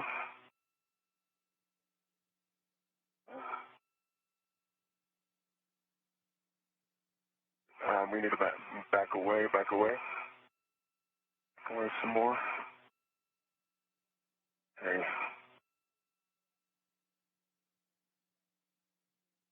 This is where we need to kind of set this down here because we have structure on both sides. Copy. So let me know how I'm doing. Continue down towards your feet. Copy. I don't have the scoop in sight yet. Okay. How much further can you come my direction? I think it's probably just right over your helmet, maybe even if you move away. Yeah, I'm right over you. I think if you move outward, you will get in a better position to receive it. Okay, I'll move out one. Move out another handrail. Okay. Now, if you look inboard, it'll be, I think, right in front of you.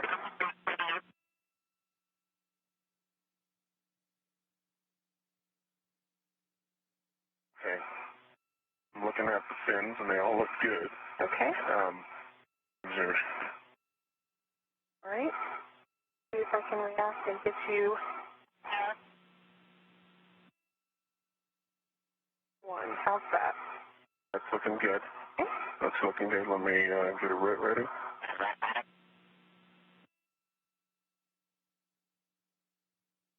I have a RET on it. Copy. I still have control. Okay. All right, I have the battery. Okay, you have the battery. And then if you could just help me steer it into clear space. Yep. Moving it a little bit outward or away from structure so that it can clear my APSR. Okay. All right, you can pull it down to you. It's clear. Okay. And the fins are facing away from structure. I agree. It looks good. Do you need to take your RET at this point? Because I do have a RET too. I think that might be best. Okay. I should have removed that before. All right, I have my RET. Okay, you have your RET, and I have the battery. Okay, I see that. You have the battery.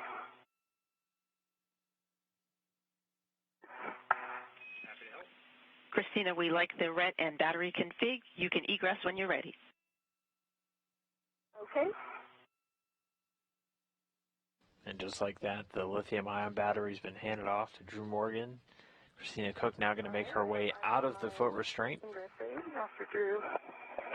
And then they'll make the careful journey back over to where the integrated equipment assembly is located and begin installing this brand new battery in the now empty slot. I think me using the ingress aid is going to be our most efficient thing to do. Okay.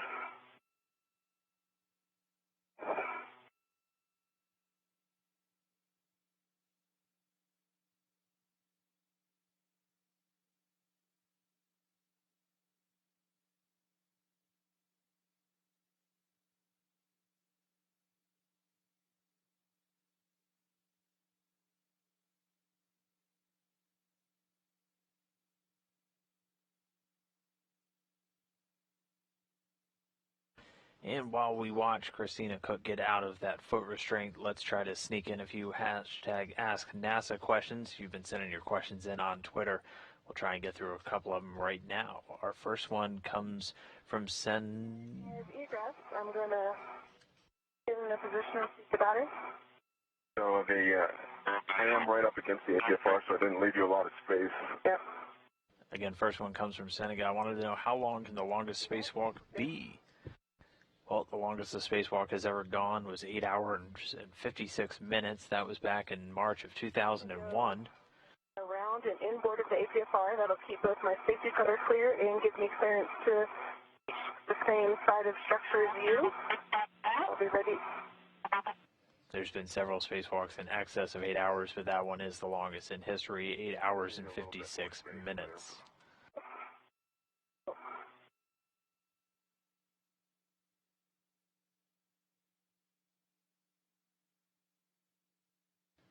can see Christina Cook now out of that foot restraint. They're going to start introing their way back across to where they're going to install this new battery. In the meantime, let's jump through a couple more questions. Next one comes from Monarch Butterfly. Wanted to know if NASA fixed the problem of not having the right suit sizes for women. It was the case last time. There's only one medium suit available. Both suits being worn today are medium. We did a reconfiguration over the summer. In fact, all 4 of the current potential spacewalkers on board use a medium suit, so now 2 mediums, 2 larges configured on board the station. Okay, I have the battery. Well done. All right. We'll bring it out here to base there. I have it. Okay. Yep. All And I right. have good steering on it, too. Okay, great. Great little.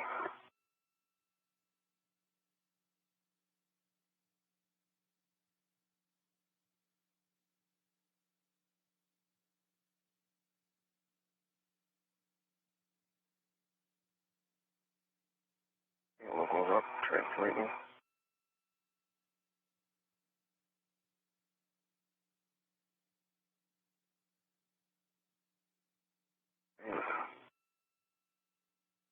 You know if I'm pulling on it too No, much? not at all. And this is how much I can give you from where I'm at, so if you're... Okay.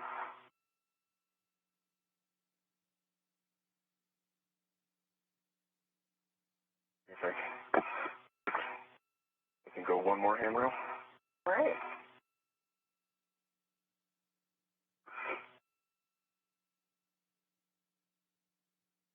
I have the battery. Copy, you have the battery. Letting go. Copy.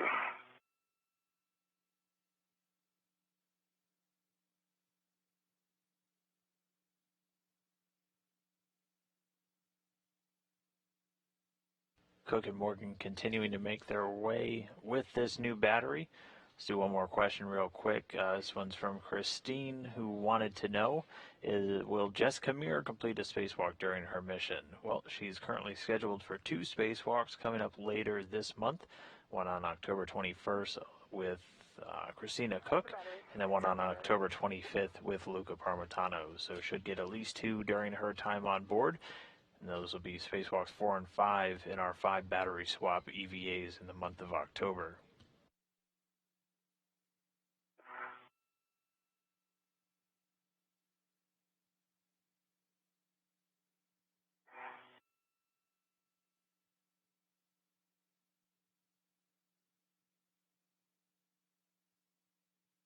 And the next question that we have comes from Super Grover. Wanted to know, when are the spacewalks to install the new batteries?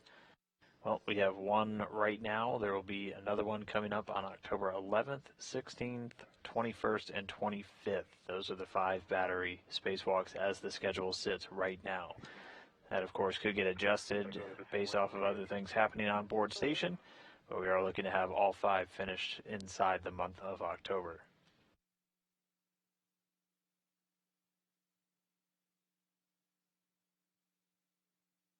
Yeah, I have the battery. You have the battery.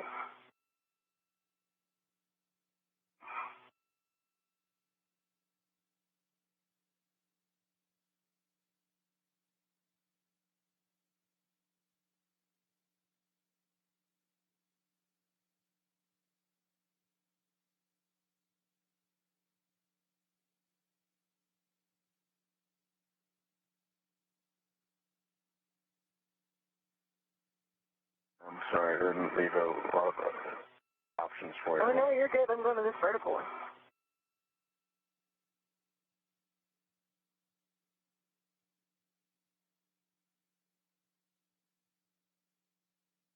All right, ready to take it?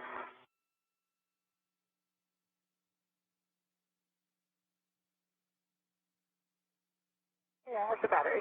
You have the battery.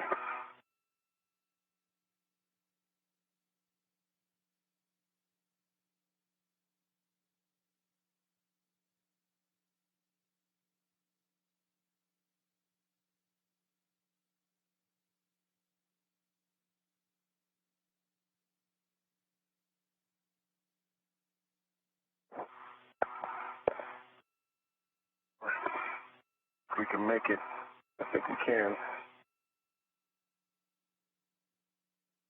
I don't know if I'm pulling too much. No?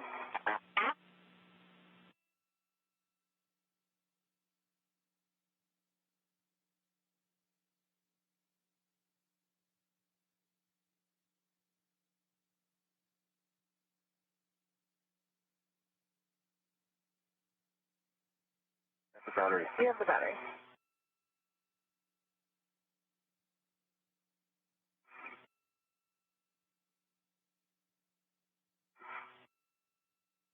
Hey, we might be able to, we put you in roughly the position you were in when you received it. The first battery should be able to ingress. All right.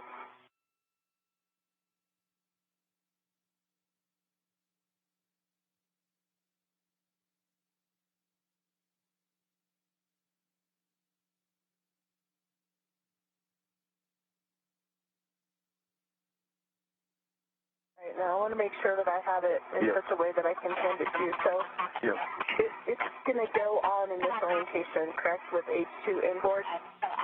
Okay. And I'm going to want to hand it like this up to you, I believe.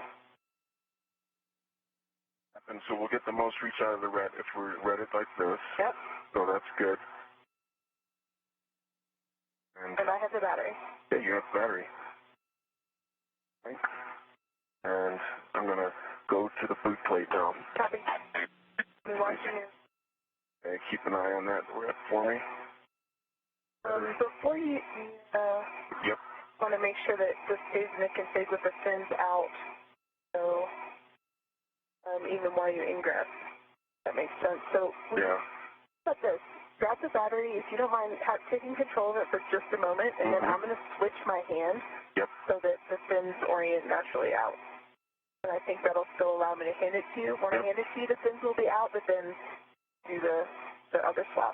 So Got it. I have the battery. Okay. Okay, I have the battery. You have the battery. Yep. And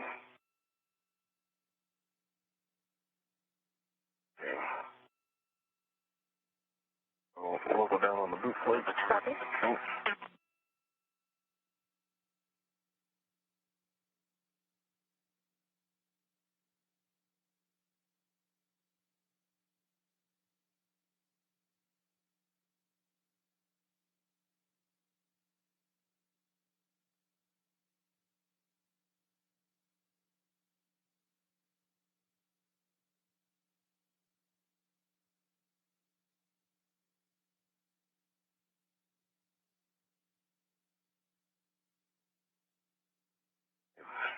You know if I'm pulling on it? Take a look at the battery. Yep, you got that. Nice job. Okay, so this is the one ingress with the gap here. So this one's a little sportier. The one that you just had to do. Sporty.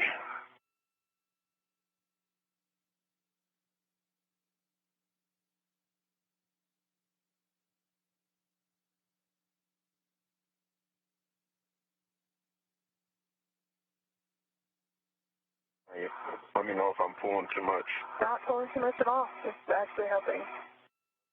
Keeping it away from you so that your feet don't contact the fins.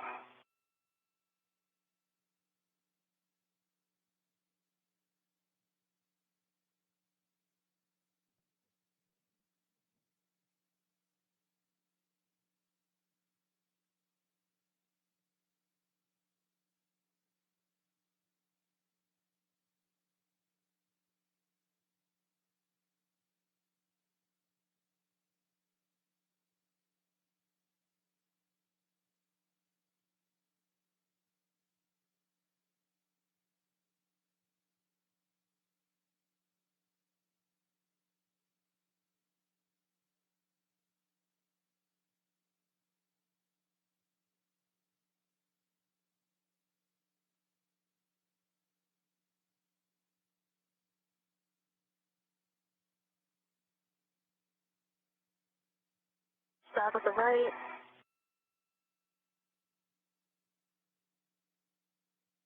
You need to clock that right out so that it's in the right spot.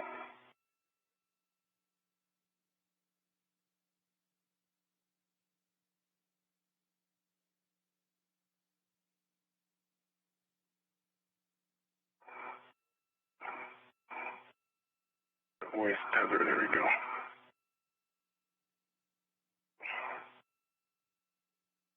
Right. And if you're ready... I'm ready, you can start. Okay, and we can just kind of use the tension of your rat to get it going slowly in your direction. Almost. And friendly reminder, You want the battery. friendly reminder for the inspections of the IA receptacle in the back of the battery. Okay. So get the IA receptacle before, and then I can get the back. Yes, yep, and I can see the IEA receptacle. The fins are all intact. Pins are straight, no fog, and the electrical connectors. Copy. The EMI band looks intact on the one I can see.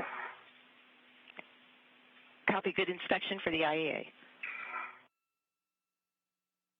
And Drew, I'll get in position to inspect back. Copy. I was thinking the same place that I was for the removal. That'd be great. Okay. Then I rotate it around and get two hands.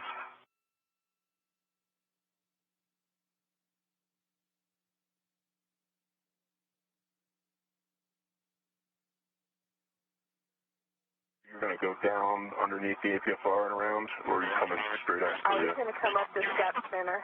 Yeah, perfect. That'll be perfect.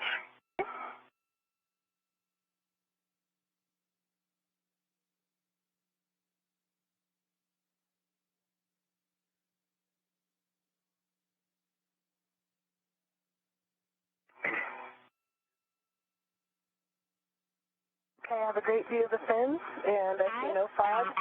Thank you.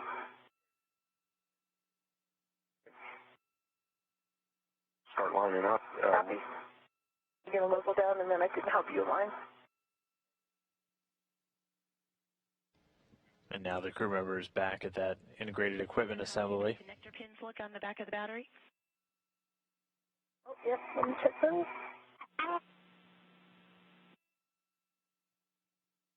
Your pins all look good. Copy. Thank you. Before the battery gets aligned to be installed, the astronaut's just doing a quick check, Your position to help you line up. Okay. making sure they don't see any foreign object debris on either the battery or the connection point. Very high. All right, good. Now we can start moving it in, and I'm going to gently take my corner. This time around, Drew Morgan in the foot restraint working to guide the battery into place. Christina Cook giving some help from her point on a handrail. Let's do that. Once it's in, Drew Morgan's going to break out that pistol grip tool and actually drive the bolt to put the battery in place. It's taking the spot of the nickel hydrogen battery that they already removed a little bit earlier on our spacewalk today. There's some contact over here on the left side. Remember, just one lithium-ion battery is taking the spot of each of a pair of nickel hydrogen batteries. These ones in particular have been on board the station since 2009. They were delivered during the shuttle mission STS-127. Looks like soft dock. All right. These new lithium-ion batteries plan to last until the end of station. Copy soft dock. Nice work. Lock out the ret with slack. And It Drew, is locked out. copy. Christina, you can pass your PGT with a 6-inch socket to Drew. Mark. Hey, Drew. Christina Cook handing over that pistol grip tool to PGT. Now Drew Morgan will confirm its settings with the ground IV here in Houston, Stephanie Wilson. Two clockwise.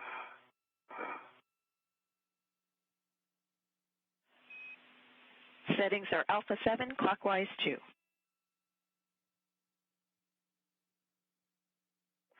7, clockwise 2.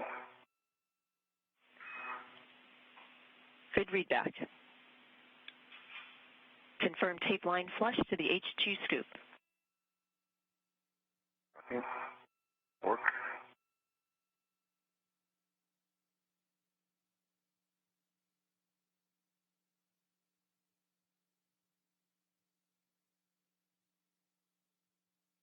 Shoot down.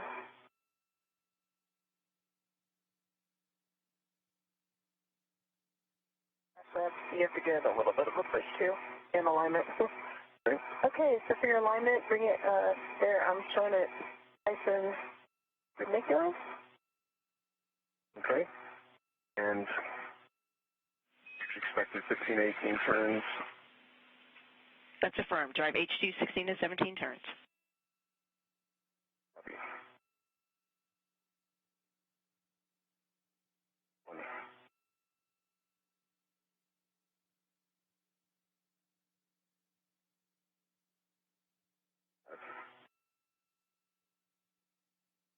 Tracking well.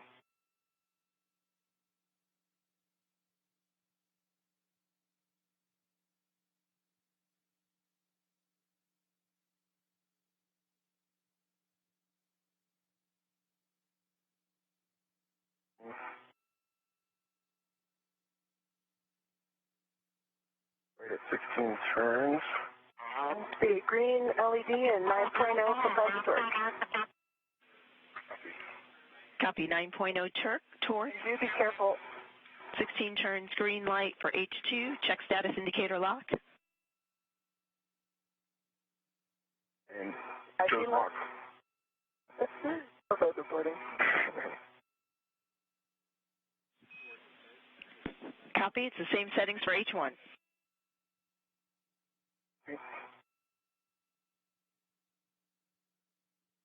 Same as before on this H1. Okay, copy.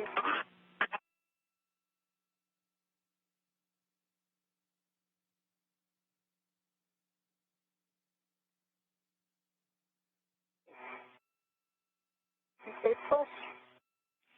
Copy tape line flush. Drive H1 4 to 5.5 turns. You're aligned. Okay.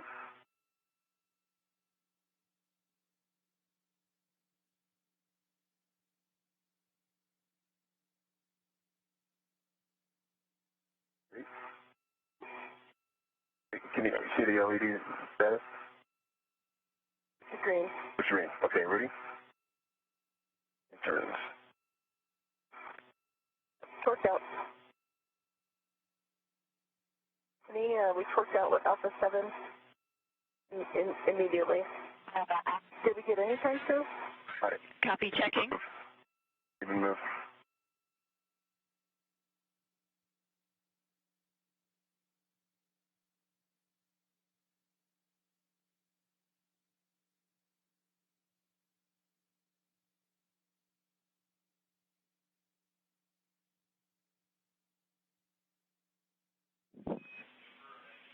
Christina Drew, we think there may be a cant to the PGT. We'd like to have Christina try driving.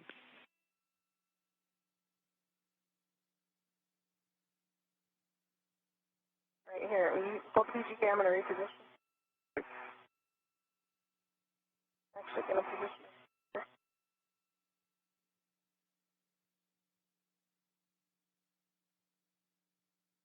Right. So I'm in a good position. I've got a good aerial here. It looks perpendicular from my angle. How about yours? And mine as well. Okay.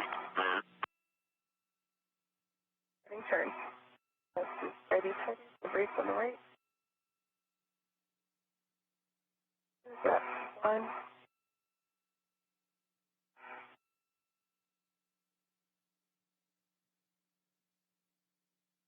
I turn at a green LED and 9.1 foot-pounds of torque. And it's in the lock position. Copy lock, 9.1 on the torque, green light. Say again, turn count.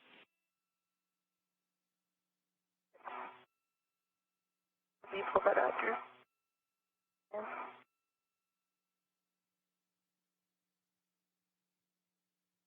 that's in block tolerance there. That's good.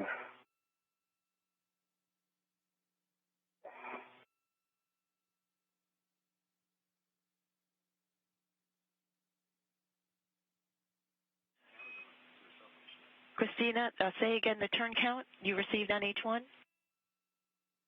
Okay, the turn count for H1 was 6. Copy 6. Next is unlocking the RET and releasing it from the scoop. That.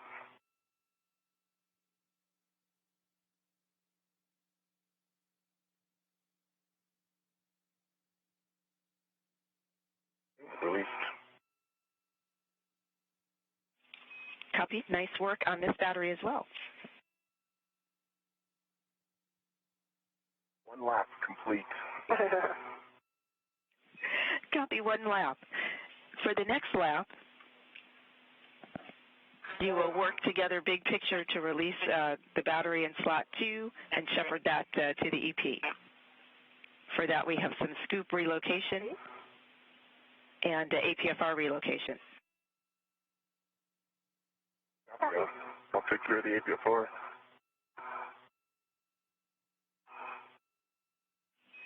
Drew, the APFR moves from width 30 to width 26 at a clocking of 12. Just right next door.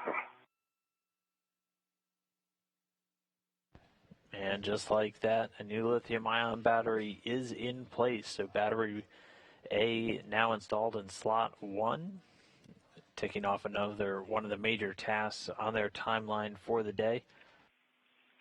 Christina, the scoops on this battery that you work together to just install relocate to battery 2. It's 1 row lower, outboard corner. H1 4 o'clock, H2 6 o'clock. And so now Christina Cook's going to remove the scoops. Remember, those are the kind of handhold aids that they can attach to the batteries as they need something to grab onto as they're maneuvering them back and forth between the exposed pallet and the integrated equipment assembly. So she is going to take the scoops off of battery A, which is the new lithium-ion that was just installed, move them over to battery 2, which is one of the nickel-hydrogen batteries still connected currently in that integrated equipment assembly. And the next major task for them is going to be to unhook battery 2. Right there. Okay. It'll be moving here in a second. Copy, thanks. And then they're going to start moving battery 2 over to the exposed pallet. It's going to go into the slot. I have the scoop, Stephanie. A scoop on H2 of battery 2 at 6 o'clock. H2 of battery 2, 6 o'clock.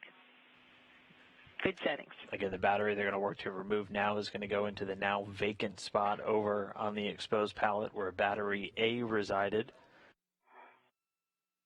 Again, 9 of these nickel-hydrogen batteries will ultimately make their way over to that exposed pallet, which gets put back inside of an HTV cargo craft. And then when that re-enters the Earth's atmosphere and burns up, the batteries burn up alongside with it. Since there are 12 of these batteries that are going to be removed over the series of 5 spacewalks this month, 3 will actually continue to reside on the integrated equipment assembly, but they'll go on top of what's called an adapter plate. That's something that we'll see them install a little bit later in this spacewalk. The adapter plate serving several functions. One of the ones it was doing was providing heating and power to the lithium-ion batteries while it was on the exposed pallet on the ride uphill. This gap spanner, you put a little tension on it, it releases. So it does need to be retension. Tension releases. Be firm. And then that adapter plate eventually going to go into one of the empty slots because for every 2 nickel-hydrogen batteries, we're replacing them with 1 lithium-ion battery.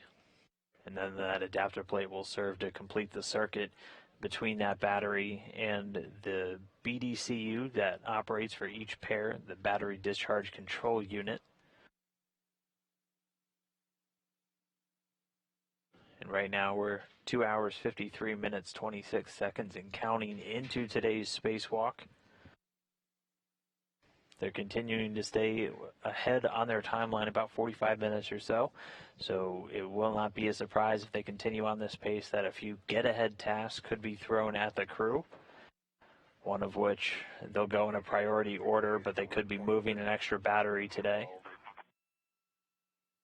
Good full twist test and black on black.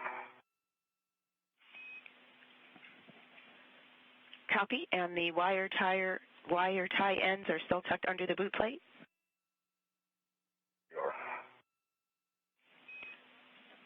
Copy. The remainder of the settings, Quebec, Quebec, Juliet 12.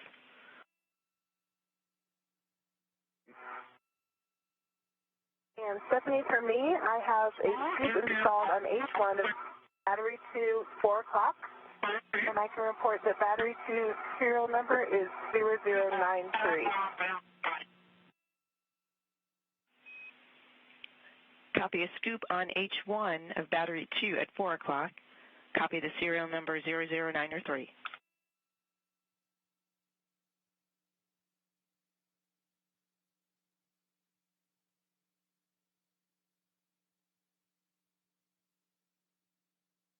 Quebec, Juliet 12.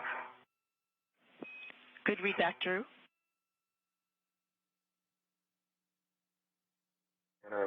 Before we retention that real quick, the ingress aid, I just need to pass the ingress aid underneath it. Okay, stand by. Okay, it's clear. Oh, let me get your speak to the Yeah, perfect. Thank you. The ingress aid grabbed everything it could.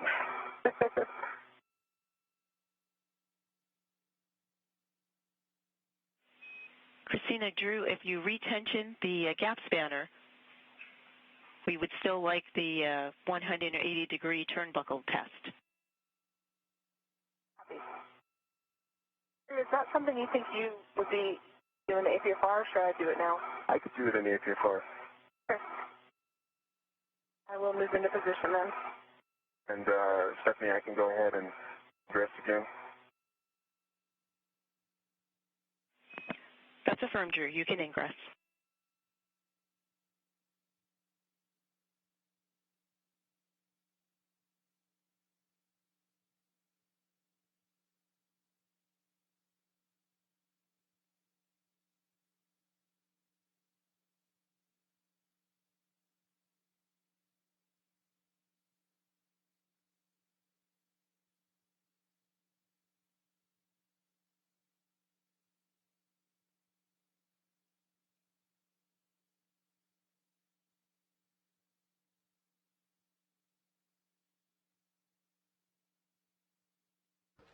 Right now, the spacewalking crew members are just adjusting those gap spanners.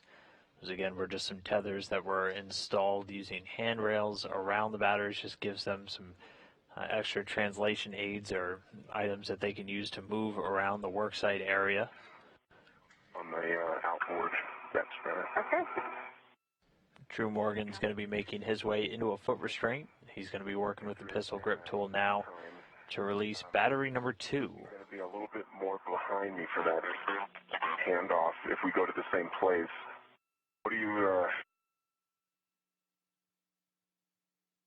And a quick video and comm handover with the station. Again, this will be a really short one. We'll get it back momentarily.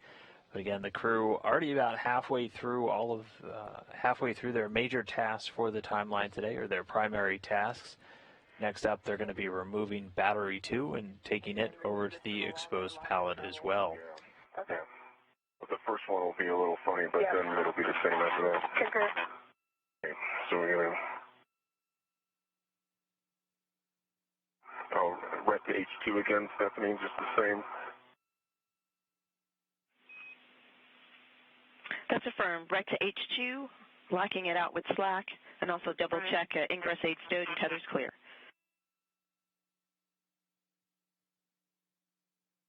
The ingress aid's in, the ret is got slack in it, H2. Copy. And as of right now, we are 2 hours and 58 minutes and 30 seconds into today's spacewalk. Things continuing to go smoothly. This the second career spacewalks for both Christina Koch and Drew Morgan. One old battery removed, one new one already installed. The second nickel hydrogen battery about to be removed. We can see that pistol grip tool now making its way into the hands of Drew Morgan. Copy Alpha 7 counterclockwise 2 for good settings.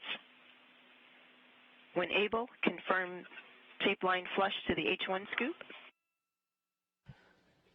Alpha 7 clockwise 2 settings for that pistol grip tool. Basically programming it, it's going to be able to impart 9.2 foot-pounds of force, turning at a rate of 30 rotations per minute. Copy tape line flush. Nice and stable here. Why don't you, I'll have you trigger. Okay. Release H1 about 8 turns. Actually, it's leaning a little too much towards me. Lean it a little more towards you, Drew. Towards me? Uh-huh. You Yeah, turn. like that. Ready?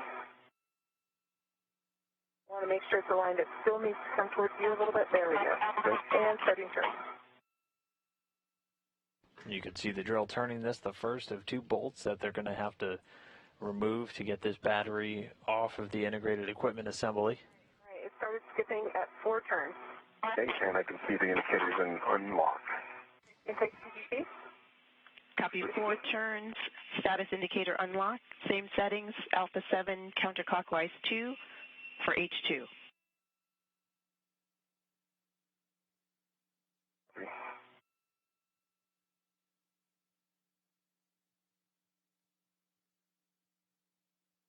Good to you? Look good? What am I assessing? Just like everything looks good to you there? The Paper. debrief the indicator. All right. Okay, if we didn't give you the serial number, it's 0093. I missed it if you called that. Christina gave it to us, and we have it. Thank you.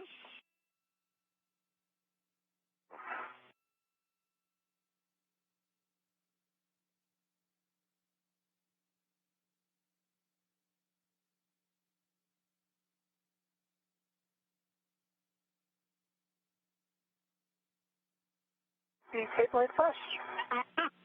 It looks nice and centered. Give you this. All right, the only adjustment here is move. Yep, there you go. That we're good?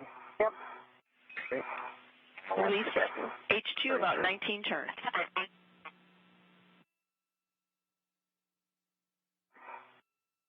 Acting.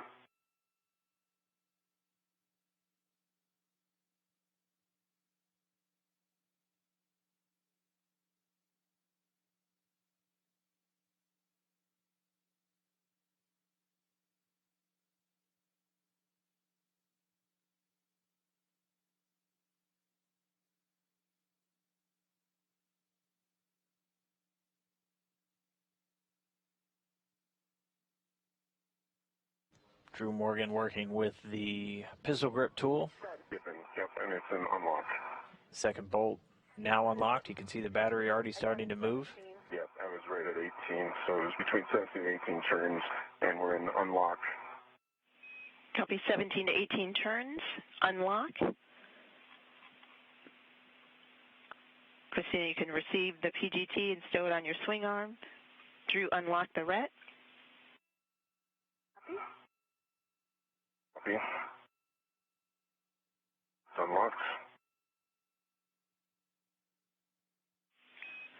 Christina, to receive the battery, the DCSU scoop is the recommended position.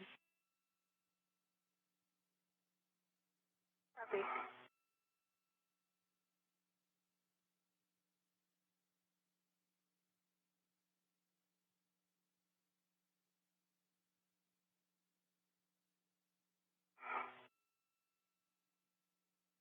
Drew, that matches what we discussed. Yep. That's great. Here it is, yep.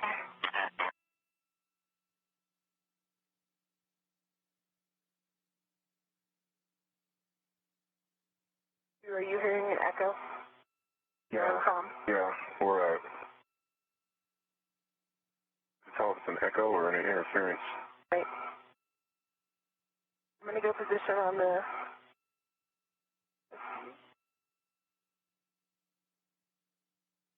As you pass that corner right there and you have a good orthogonal to me, just if I look good straight back up here.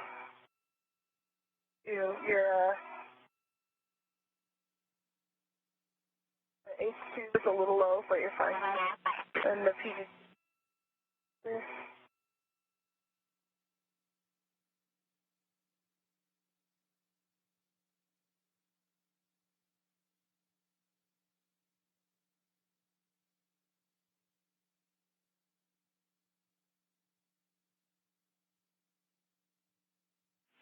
Drew, when Christina is ready, she will receive the H1 side of the battery.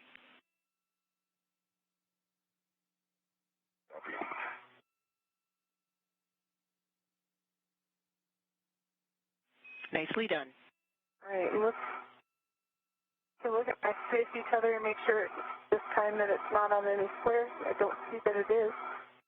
And by while I get a local down, I am on the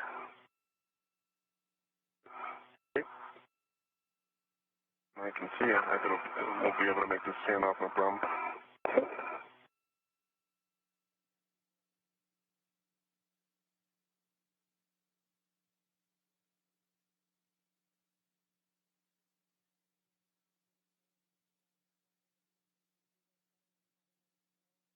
Right now, Christina Cook just getting into position to get the battery handed off to her from Drew Morgan. waist tether is on here. And so, yeah. Oh, there we go. There we go. Yeah. Okay, great. And once he hands it off, they're going to again begin this inchworming pattern. Drew. Okay.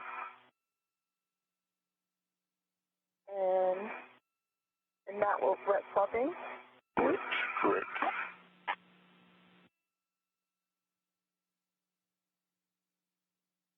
Bringing it down. Yeah. Copy. Coming. Okay. I have the battery. You have the battery. Down. Okay. Start to get out of the EPFR. Copy. And again, you're going to hear them be very clear when they hand off this battery. One will say, I have the battery, one will, and then the other will confirm, as this large device obscures a lot of the view of these crew members as they're handing it back and forth, and it is a pretty massive object. The nickel hydrogen batteries weighing in excess of 360 pounds, the lithium ion ones 428 pounds. They are in microgravity, so they're able to move these much easier than they would down here on Earth. But those batteries definitely still have mass, so once you start moving them, it takes quite a bit of force to stop them from moving. So very slow, very deliberate pace when passing this large item back and forth.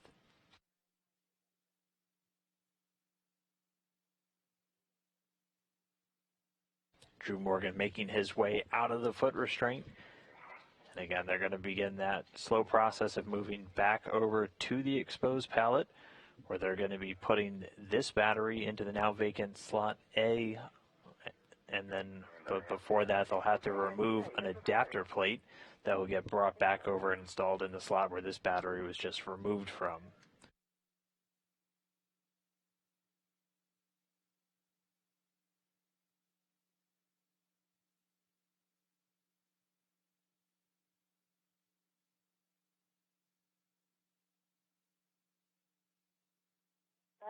That is beautiful. Sure is. And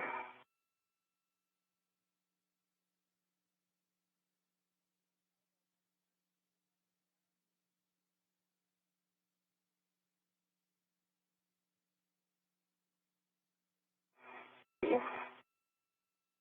you can keep going. Go.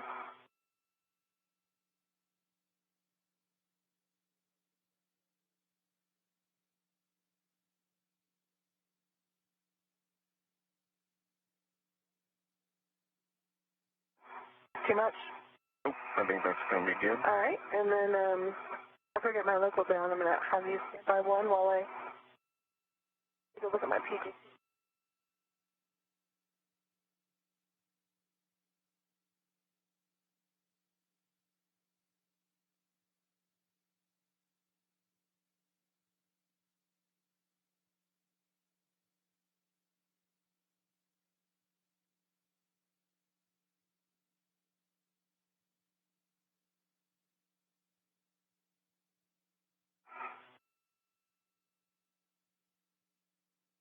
Okay, I'm ready to receive the battery. And I have the battery. Okay, you have the battery.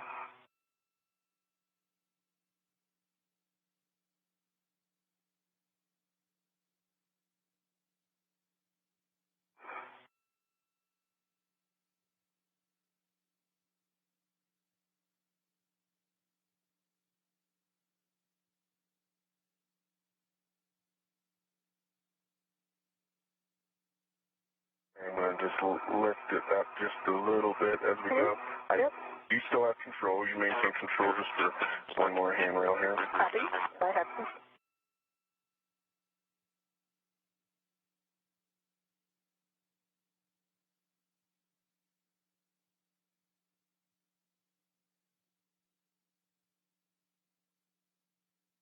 Go one more handrail yet.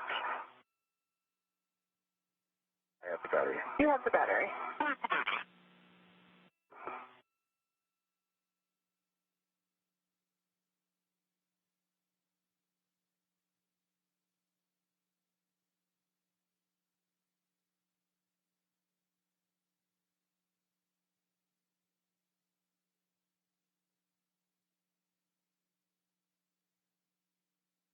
And this is Mission Control Houston. So right now, Christina Cook and Andrew Morgan making their way back to the exposed pallet with the battery in tow. While they're taking some time to translate, we'll take some time to answer a few more of your questions. Again, if you're following along, head over to Twitter. Use that hashtag AskNASA. We'll try to get through them when we have a couple of the more downtime moments during today's action-filled spacewalk. Our first one for right now comes from Neiman. Wants to know any plans on upgrading the cameras on the spacesuit helmets for better quality of the streaming. How old are the helmet cams? Well, the helmet cams themselves are pretty old, like a lot of the hardware on these suits. They've been used since the space shuttle days. There are plans in work right now, though, to upgrade these to high-definition cameras, which once we have those in place, get some pretty spectacular views of these spacewalks. So look to that in the not-too-distant future. Next question comes from Bert. Wanted to know, understanding repairing the alpha magnetic spectrometer, very complex job. What's the reason AMS isn't replaced by a new one? Well, it's mostly because the alpha magnetic spectrometer itself is an extremely complex particle physics experiment that took in excess of $2 billion to manufacture and ultimately launch on a space shuttle mission. So it would be nigh impossible to replace. We also don't currently have a cargo capability like the space shuttle had to fly very large items like that to the International Space Station. So that's why going in and repairing it, which it was never meant to be done on that device, is really the only option. Maybe around your red a little bit. It's fine, but just keep an eye on it. No, let's fix that now. Copy. Crew member still translating. Our next question comes from Echo. Wanted to know who's the Capcom for today's spacewalk. It is NASA astronaut Stephanie Wilson. You can see her there in the blue blazer. Just next to her is another NASA astronaut, Mark Vande Hei. He's serving as the Capcom, talking to the crew still inside the station. But at Stephanie Wilson, you hear walking the crew through each of their steps throughout today's spacewalk. Next question comes from Marissa. Kiddos wanted to know how much the spacesuits weigh. It actually varies depending on how many tools and other things like that get attached, but they typically weigh in at between 350 to 500 pounds. Obviously, something you can only maneuver in when you're in a microgravity environment. Surface suits, like the ones worn during the Apollo missions, weigh considerably less.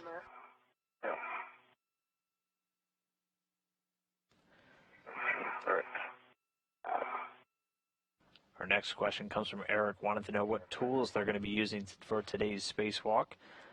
We've seen several of them. The main one that they're using is that pistol grip tool. It's kind of the space drill that they use to drive the bolts that hold these batteries in place, either on that exposed pallet or when they're connected into the station's power system. One of the other main tools that they're using is called the scoop. They have a number of those, and those just get attached to batteries so they have something to grab onto while they're moving them. A second, somewhere here. I feel like I didn't bias a whole lot with that. Okay, I have the battery. Okay. I need to get a hand on this handrail here. Okay, I see.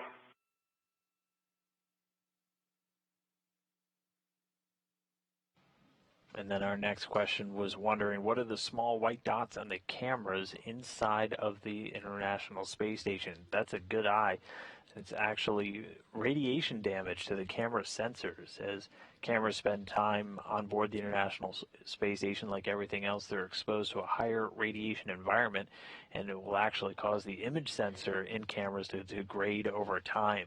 So at first you're just seeing a few dead pixels, like you probably noticed, and it can actually get a lot worse to the point where the cameras are pretty unusable just from all of the damage that gets done.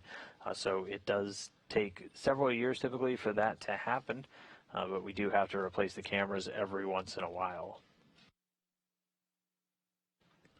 And then one more from right now. This one came from Ricardo. He wanted to know, what if their noses itch? Pretty serious question. It is something you have to think about. They actually have a device inside the helmets to scratch their noses with, because when you're inside of the EMU, you can't reach inside of your helmet at all. So they did think about that, and they do have a small device inside of the helmet itself that they can scratch their face if necessary. Yeah, I have the battery. You have the battery.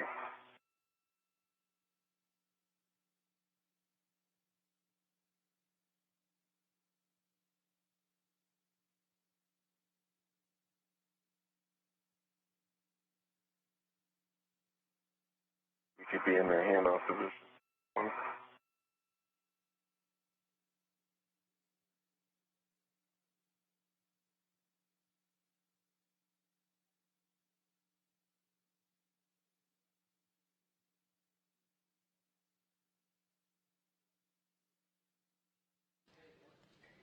I have the battery. You have the battery.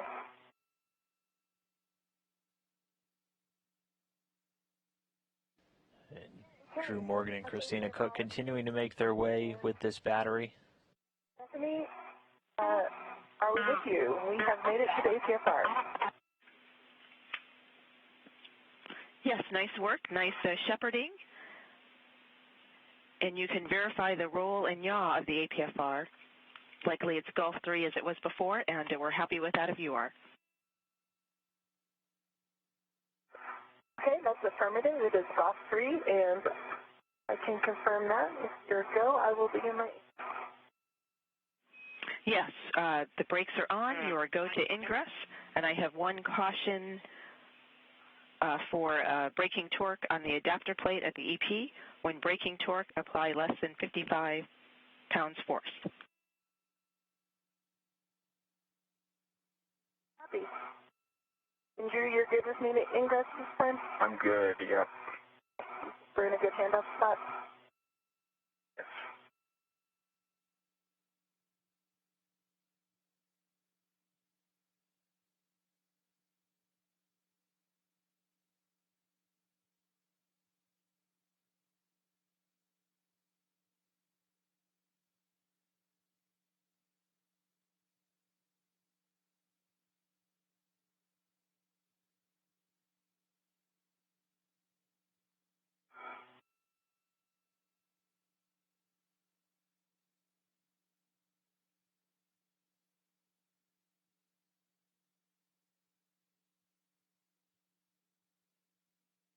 And now that the crew members are back at that exposed pallet, they're going to be they're going to be installing this battery into an empty slot, but first they have to remove the adapter plate from slot letter A. That adapter plate's eventually going to get carried back over and installed in slot 2, where the battery that Drew Morgan's holding onto right now just came from. So right now, Christina Cook working to get into that foot restraint. She's going to break out that pistol grip tool again and remove the adapter plate. On the right pedal. Copy. Yep, there you go, you're clear of it. And she'll eventually transfer that over to Drew Morgan, who's going to stow it.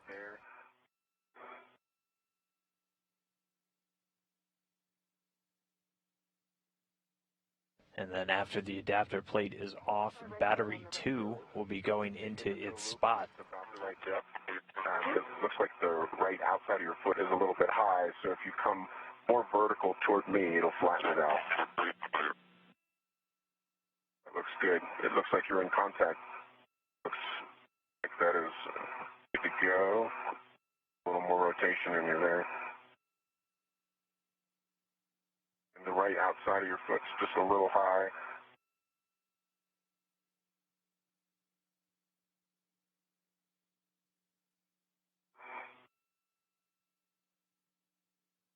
And you can see the adapter plate. It's the large black object right in the field of view from Christina Cook's helmet cam right here. Again, it was used to provide keep alive heat for these lithium-ion batteries while they were still installed on the exposed pallet. They eventually get carried over and installed in place and are connected to the newly installed lithium-ion battery to complete the circuit between the two, linking them up with that battery discharge control unit, one of which typically connects to two nickel-hydrogen batteries, only one lithium-ion battery in their places now. It also has the potential to serve as a permanent stowage option for a couple of these nickel-hydrogen batteries, as they can only bring 9 of them back through the Earth's atmosphere to burn up, and we are replacing 12 of them during this series of spacewalks. Just a foot a little bit too deep. You're in contact with the plate, or parallel to the plate, but I just think it's deep in the toe loop. Okay.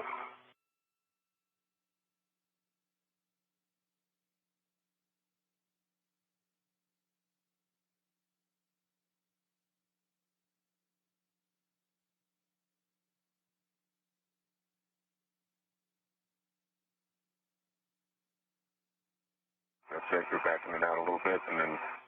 All right. Yep. I think I'm in. Yep, I think you are. Okay, my ingress 8 is stowed. And Stephanie, I am ingress. The APFR, my ingress 8 is stowed towards me. And I'm ready for step. Copy. Are your tethers clear? Tethers are clear. And the battery's still ready to go. Copy. It's a good time to perform a RET swap. Christina, attach your BRT RET to the battery tether point. Copy. BRT RET to battery tether point. In work.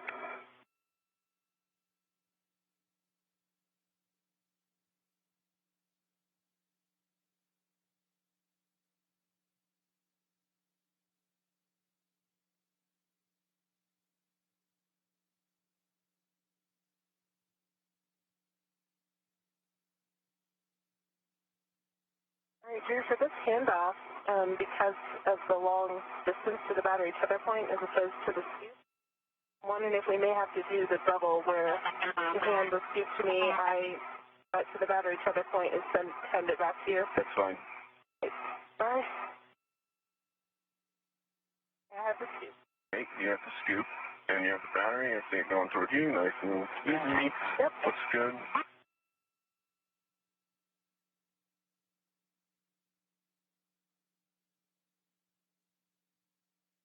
So, and I think to pass, All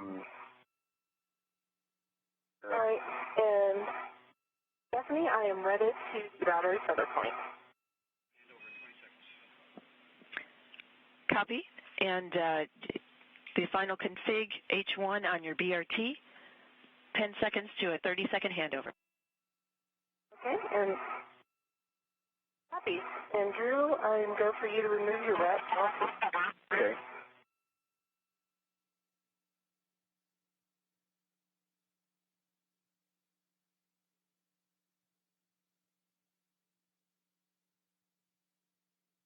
And another one of those quick handovers, so we should be getting that signal back with the station in just a couple of seconds.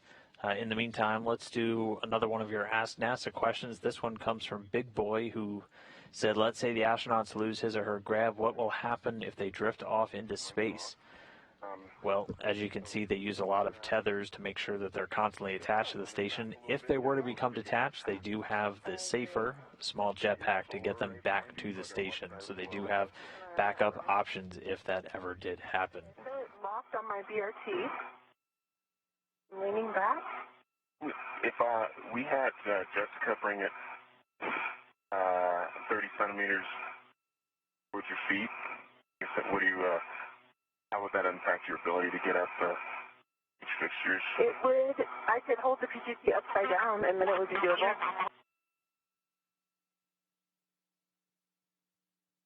How big of a hassle will that be for you? I think it would be good because it would allow you to translate, you're talking about, to translate directly onto it. I'm just thinking about this AP plate part and not that. Right now, I don't want to go down your dangerous end. I agree. I think that's a good trade-off.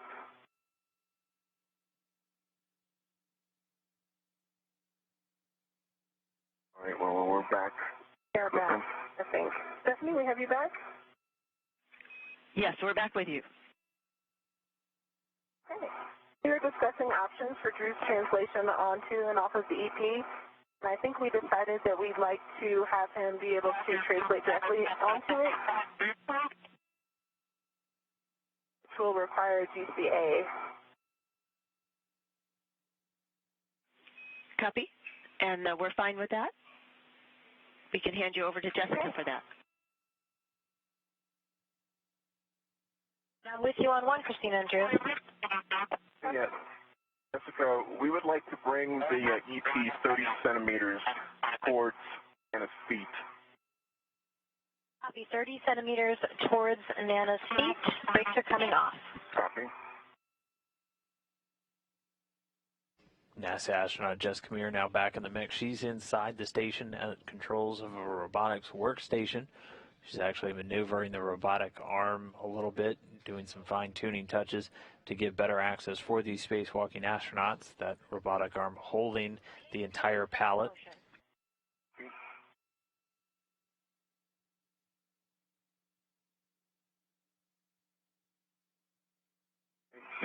Good motion. Copy, continuing.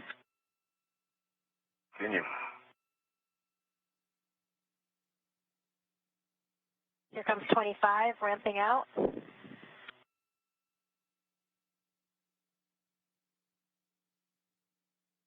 there's 30 centimeters. How does that look? Hey, if we can go brakes on, I'll give it a shot.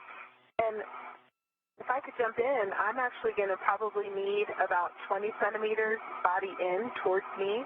So if that will help you, Drew, we could put that in now. Yeah, let's do that. Okay. Okay, copy, Christina. That was 20 centimeters body in toward you. Do that. Ready? Starting motion. Copy.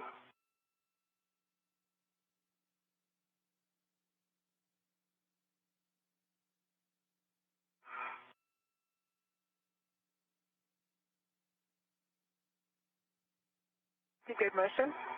Copy, continuing. There's 10. We can go ahead and call that good there. Ramp out now.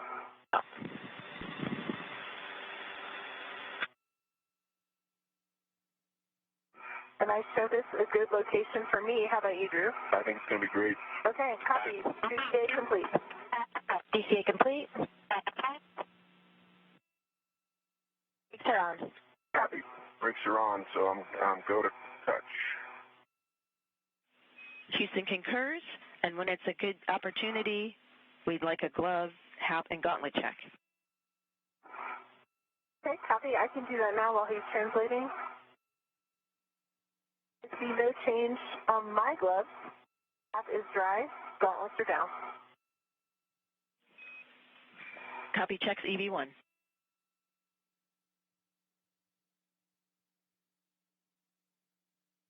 Hey, that was a reach.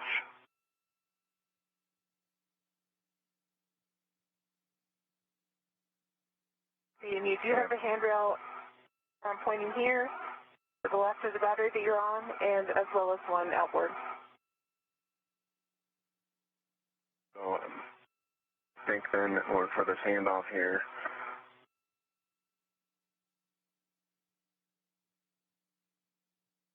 think about here.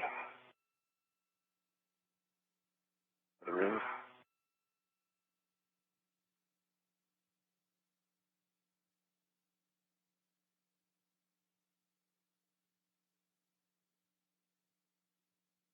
And just be careful with your translation, movement of the EP body.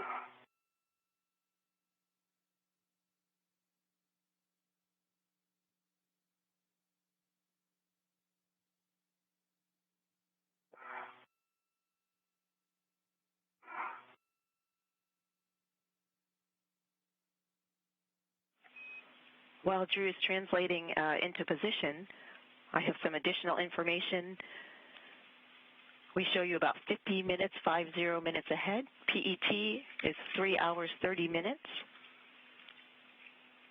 You two are working so efficiently that we feel we can press ahead with 2 additional blocks, moving battery 3 into slot 2 and battery Bravo to slot 3. And those would be those additional tasks from EVA2. What do you guys think about that? So far, I think that sounds like a good plan. Yeah, I think so far.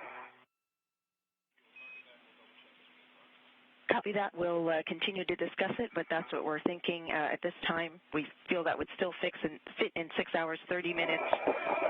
Limiting consumable for EV2 MEDOX is 7 hours. Copy.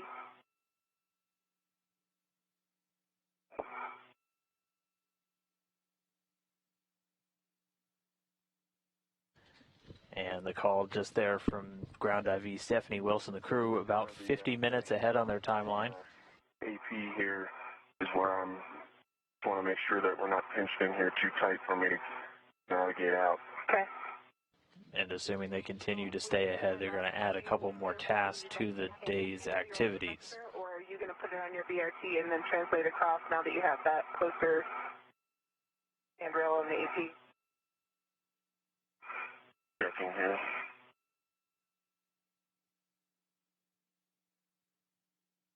Yeah, I think if I rotate this direction,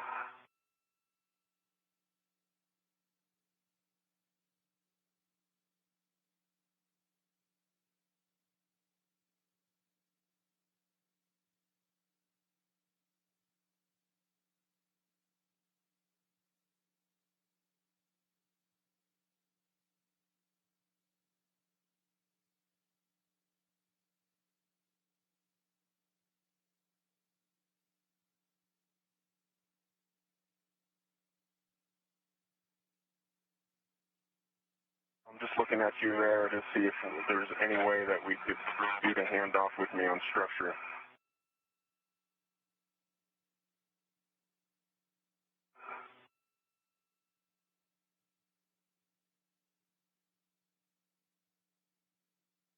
Got my waist tether there. If we do the handoff with me right here, I think that we'll be able to do it just fine. So you're saying you would put it on your BRT in the position you're in now? Yeah, I'll put it in a position on my BRT down that direction, and then I'll go back to structure here and rotate. I'll just need your assistance with the GCA as I pass it through. Okay. Should be able to have eyes on that.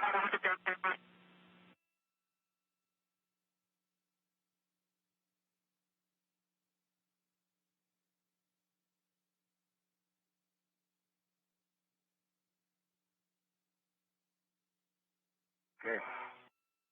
We're ready. Okay. We'll just need you to grab the EVT with a 9-inch check. Hand it down to me. Thank you. Prior to that, Drew, please give us a glove, hap, and gauntlet check. Copy.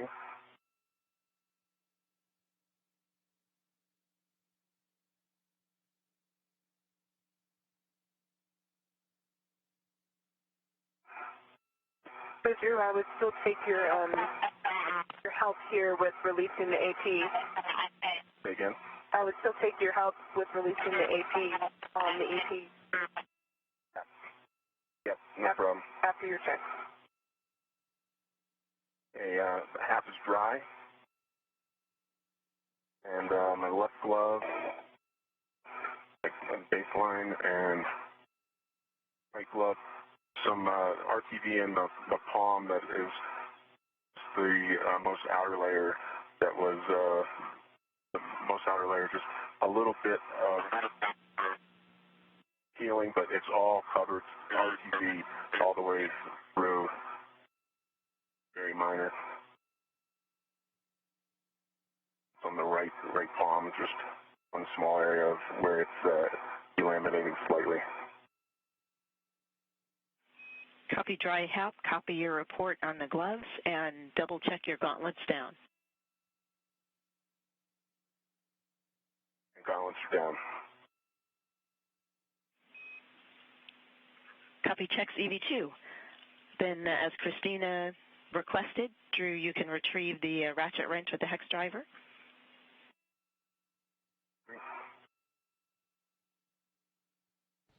And just now, Drew Morgan doing another one of those periodic checks. You'll see both the astronauts do this throughout the spacewalk, checking their gloves, their hat, their helmet absorbency pad, and their gauntlets, just the areas beneath their gloves that cover the actual link point between the glove and the arm of the spacesuit. Those are interspersed throughout the spacewalk, just as status checks. The gloves, as you can tell, are the main connection point between the crew and the station during the spacewalk. So they're the most susceptible to any damage from sharp edges or anything like that. So just doing constant checks, checking for any changes in the surfaces of their gloves.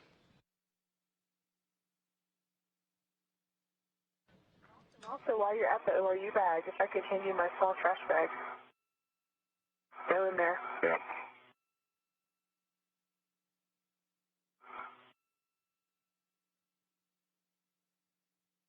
And when you're ready,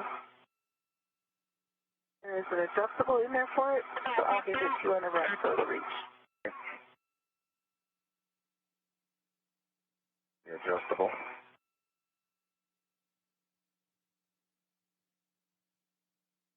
Right now, the spacewalking duo getting set up to remove this adapter plate. Christina Koch's going to be at work with the pistol grip tool coming up. And Drew Morgan standing by to help her out with the alignment. Trash bag.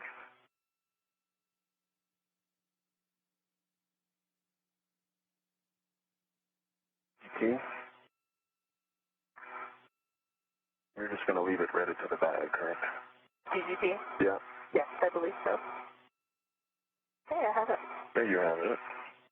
Hey, Stephanie, I have the PGT with a 9-inch hex and firing on. Christina and Drew, first, for the adapter plate, we need to have you brake torque with the ratchet wrench with the hex driver. Ah, yes. So we'll need that first, as you requested earlier, before the glove checks, and then you'll continue the driving with the PGT. Copy that, and I have the ratchet now with the 9-inch hex. And here's a new tool making an appearance. And these, any order on these as long as you keep it under one turn? That's affirmative. You basically move the ratchet wrench until you get some motion, until the torque is broken. Should be about a half turn, quarter turn perhaps. First on H1, confirm one line flush.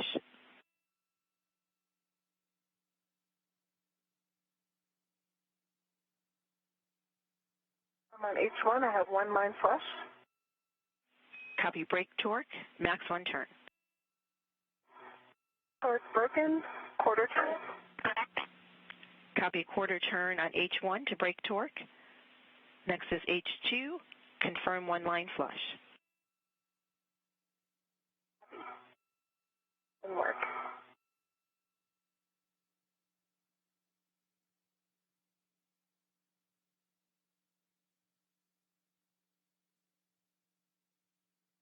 One line flush on H2.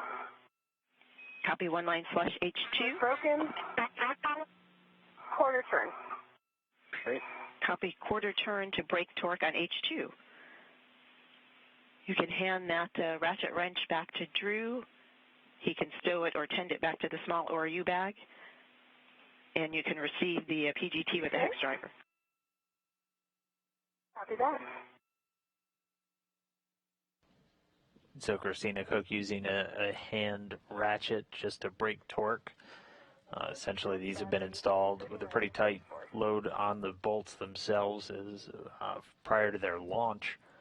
So using the hand tool to just get them through that initial quarter turn, and then switching back over to the pistol grip tool to remove the bolts themselves. Alpha 7, counter clockwise 2. Alpha 7, counter 2 is set. Copy good settings. Confirm one line flush on H1. Work. One line flush, H1. Release H1, about 8 turns. See, 8 turns in work.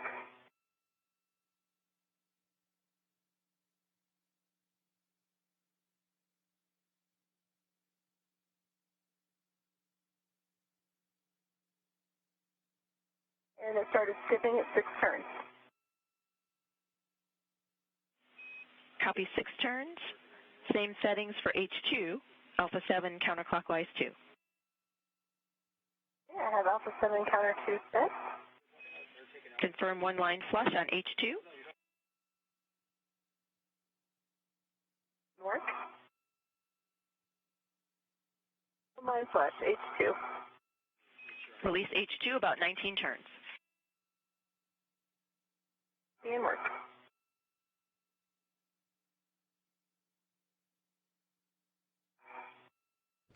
Christina Koch working on the second bolt now, holding this adapter plate in place on the exposed pallet.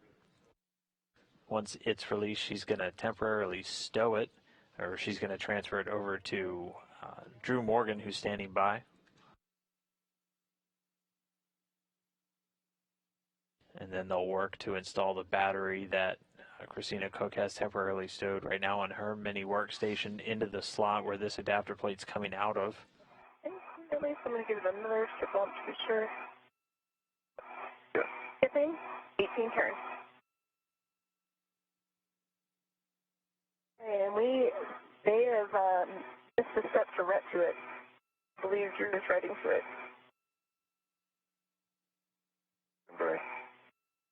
And Stephanie, if you could confirm that for us?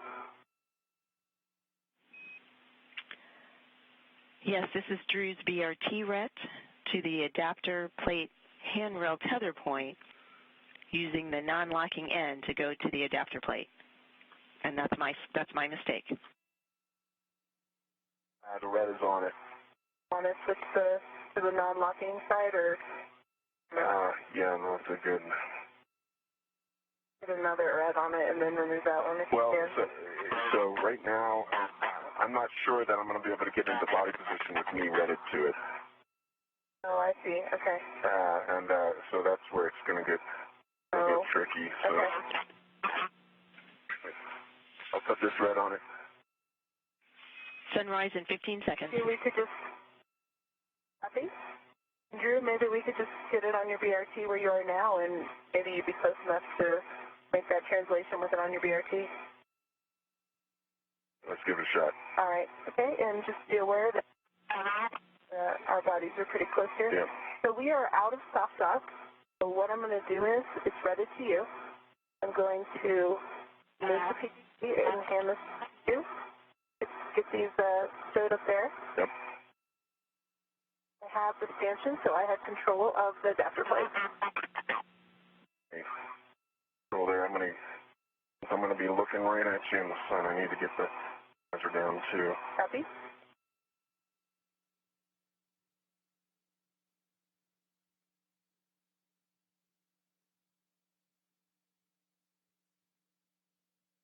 Like I said, I have good control of it. Okay, you have control? Yep, I'm backing it off a little bit so that you can assess thing on your BRT. And maybe you want to move a little bit to my right. For the handrails. Yep. Yep. And it'll be a straight shot to your BRT if I just turn it towards you. I'm going to keep moving my waist cover down too.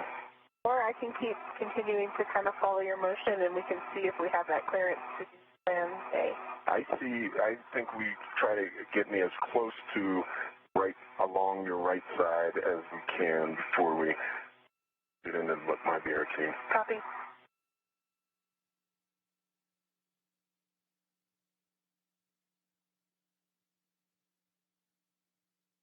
Do that now or keep going? I'm going to keep going. I'm just going to get it all ready to go.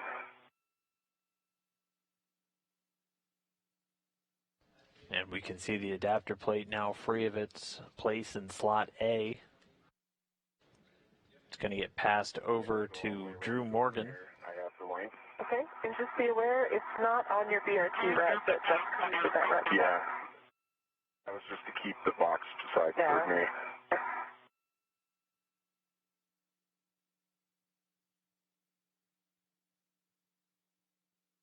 Good on extension.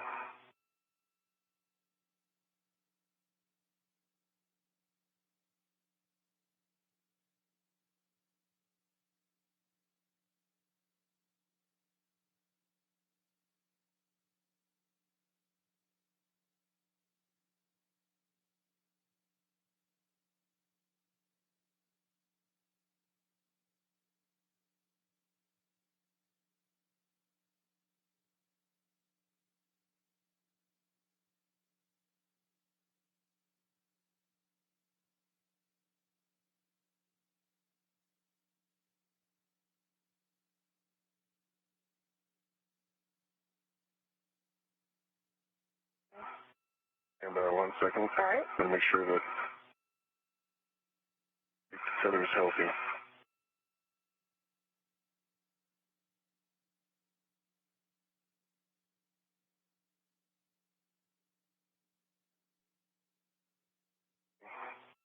Where it is. Right.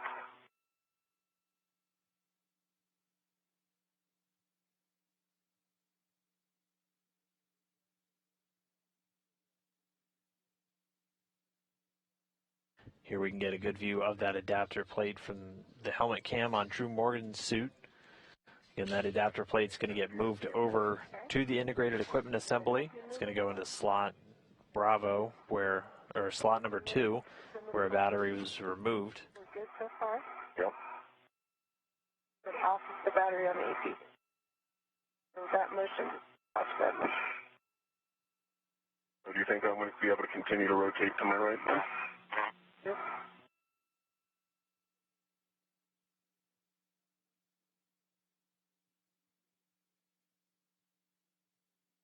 Okay, I'm back on structure. Okay. I'm going to take this. Okay. And you can send it around. All right.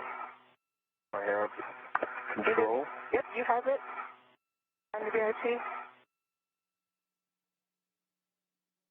And Stephanie, Drew has the AP on his BRT. He's getting situated on structure. Copy that. Nicely done. Christina, a bit of cleanup on the EP, the PGT with the hex driver. If it is still accessible, can you take the power switch to off? Mark?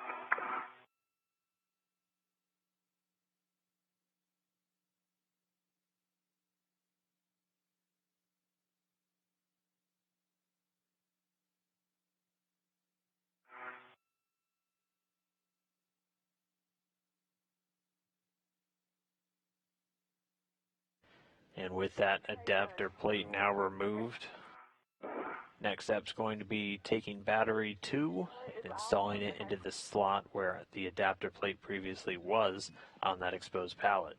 Copy power off on the PGT with the hex driver. Then check your ingress aid stowed and retrieve the battery from your BRT. H2 will be in your right hand. Stephanie Wilson giving Christina Cook the go to grab the battery. It's right now stowed on her BRT, a body restraint tether. That's one of the more rigid tethers that the crew can use to either carry along heavy items or attach themselves and adjust the actual rigidity of the tether itself to give them a little more purchase if they don't have a foothold or something else like that to work from. So that battery 2, it's a nickel hydrogen battery. Again, remember, battery in a number means it's a nickel hydrogen battery. Battery in a letter means it's a lithium ion battery. Battery 2, which they removed from the integrated equipment assembly where it's been providing power to station systems. Again, all these batteries that are being removed today flew up originally on STS-127 and have been in use for about 10 years on board the space station. Battery number 2 is going to go into the slot A, which had a lithium-ion battery now installed in slot number 1 back on the space station. Copy 10 seconds to 20-second handover. Copy. And then part 1 of this swap will be complete. So once battery 2 is put into its place, Drew Morgan's going to start making his way back with the adapter plate, eventually getting over to that integrated equipment assembly, and he's going to get back inside of the foot restraint, move the adapter plate over, and to begin installing it. Again, these adapter plates required to close the circuit between the new lithium-ion battery and the battery discharge control unit, which originally worked with 2 nickel hydrogen batteries. Now each one will work with 1 lithium-ion battery. Those adapter plates also serve as a permanent stowage location for nickel hydrogen batteries. Only 9 of the 12 that are going to be pulled out over the coming weeks can go into that exposed pallet. 3 of them will actually be stored on top of these adapter plates. They won't be integrated into the station's electronic system any longer. They'll just be stowed on that on top of those adapter plates for long term. Christina, we're back with you with H2 in your right hand. Soft lock the battery, blacking out the red with slack. Okay, the battery is soft docked and the red is locked out with slack.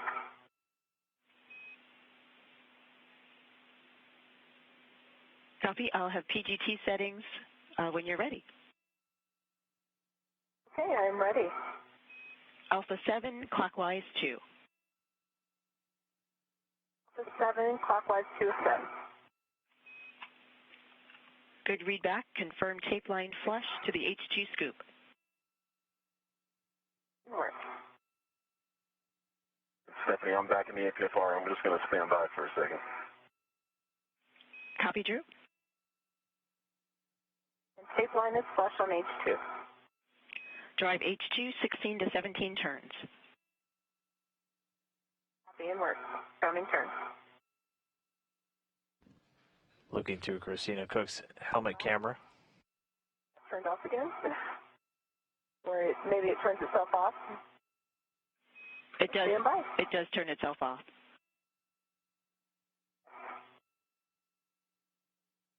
It actually moved the switch. I missed that. All right, Cal pass, LED test, good battery test. Just need to know the battery voltage.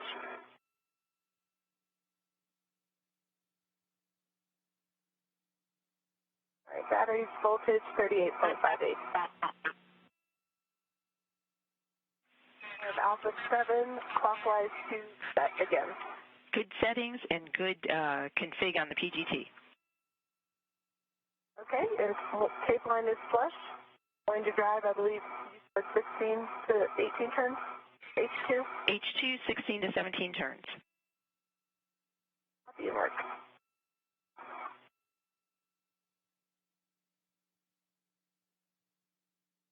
Christina Cook going to work once again with this pistol grip tool. The settings you're hearing called up, Alpha 7 clockwise 2.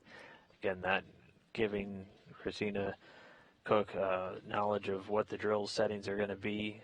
That A7 telling the drill to impart about 9.2 foot-pounds of torque. I can confirm that I can Closing or turning at a rate of 30 rotations per minute, and it's going clockwise because we are tightening a bolt at this point. And all that comes out in a readout on a digital display there on the top of the pistol grip tool. You're doing that prior to, did you say you had ingressed the APFR? ingress.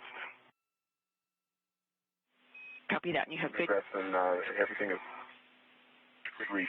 copy, good reach and good config on the tethers. Stephanie, for me, I drove 16 turns, a green LED, and 9.0 foot-pounds of torque. Copy 9.0 on the torque, 16 turns, green light. Check status indicator lock. Status indicator is locked. Copy that. You can unlock and release the RET, stow the PGT, and egress the APFR. Be in work.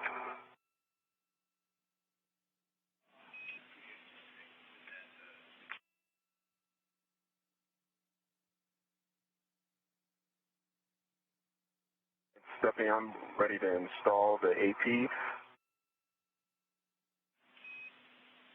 Drew, we need an inspection of the IAA receptacle and the backside of the adapter plate.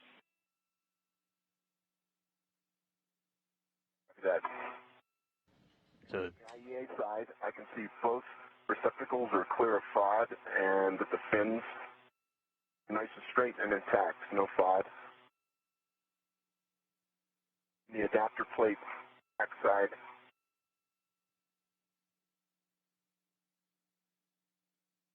I'm going to release it from my BRT to look in the receptacle.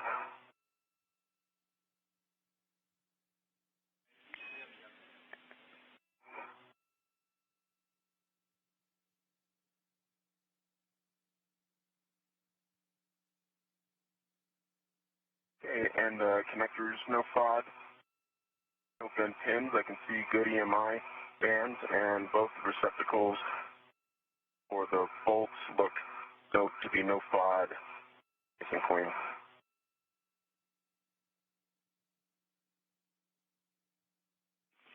Good inspection on both sides. Check the blind mate connectors or oriented ISS inboard. Soft dock the adapter plate and lock out the Ratwood slack. Blind mate connector inboard. We'll put the H2 on my right like usual. That's a good config.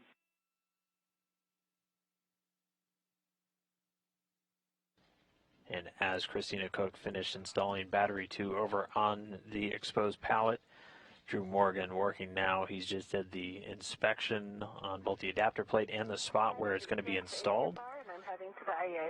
Reporting everything looks good. No FOD for an object debris. Now he's going to work to soft dock, get it lined up, and then he will be at work with the pistol grip tool with 2 bolts to drive to get this adapter plate installed. Once it is installed, they'll just have one connector to attach and plug the adapter plate into the lithium-ion battery in slot number 1.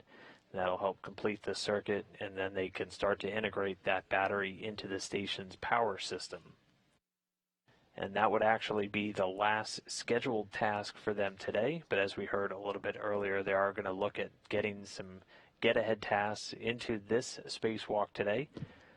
So we are just about 4 hours or 3 hours 57 minutes into today's spacewalk, and with the potential to move around another couple of batteries and still keep things to about 6.5 hours. So we'll follow along after they get this adapter plate installed, but it is looking like they're going to get battery 3 out and install it on top of this adapter plate. Let me know. And then potentially pull another lithium-ion battery off of the exposed pallet and bring it over and get it installed in slot number 3. Those were tasks originally slated for the second spacewalk, but the crew moving well ahead of schedule. It does, all right.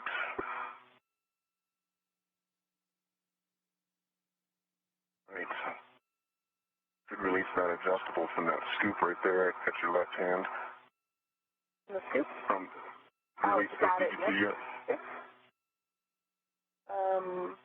This is coming all the way to you, so let me get a look. Yeah, we'll keep it on there just because we don't know where we're going to attempt to do it next. Yep, agreed.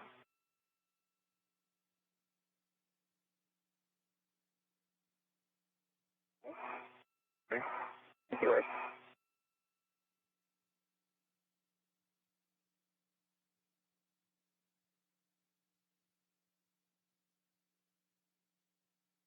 Stephanie, I just passed the PGC with a 9 at Drew. Copy. PGT settings are alpha 7, clockwise 2.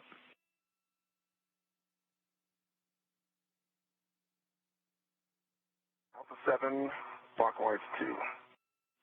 Good readback. We have to calibrate.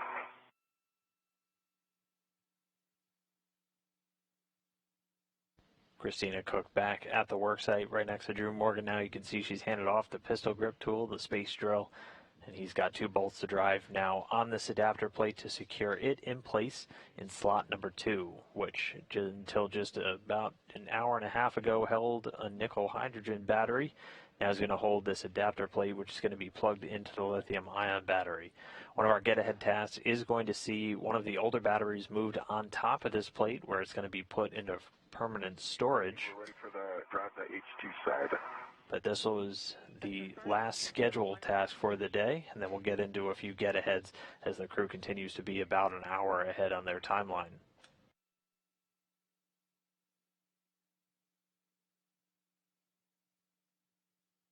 A little more? There you go. Well, my press. Drive H2 16 to 17 Right, turns. turns. 16 to 17 turns. Copy. After that, 16 to 17 turns.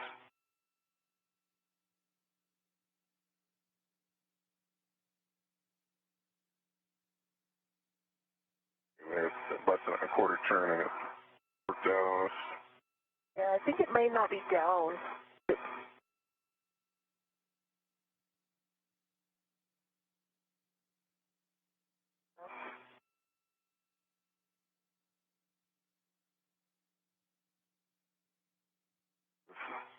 Definitely, we got barely a quarter turn in it, and it worked out. Let me just check the LED tells us. Copy. We're discussing. Green torque. Yeah, I don't think it was on the top stop that came up, Drew. I think the adapter plates have a much less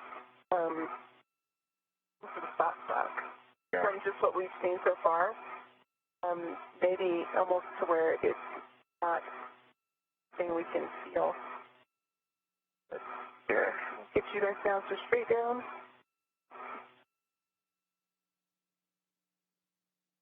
More. More. Yep. More. Okay, that looks good. You look like you're aligned with the connectors.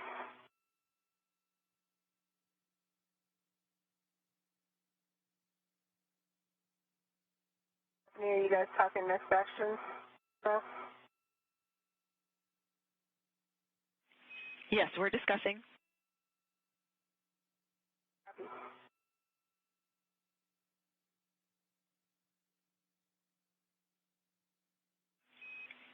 Jessica Drew, we're ready for you to reattempt H2. Confirm 1 line flush. Okay, copy. Copy.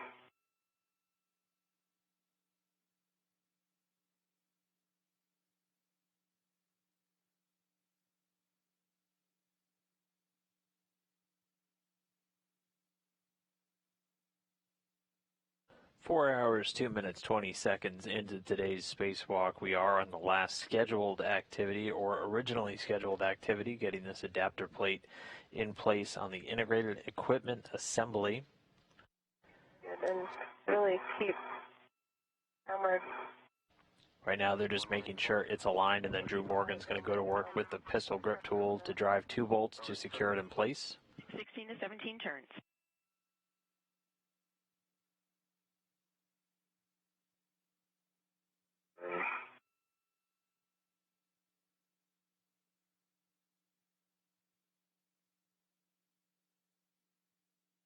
All right. Got nothing. Go ahead and report that.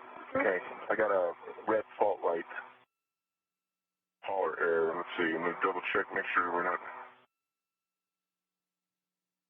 All right, let me confirm settings. Alpha. Clockwise 2. Copy Alpha 7 clockwise 2, and you have a red fault light with a power error. So I got a fault light and it's a check caller. I reset all the Alpha 7 clockwise 2. The fault light went out. Copy. Continue. Yes, go to continue.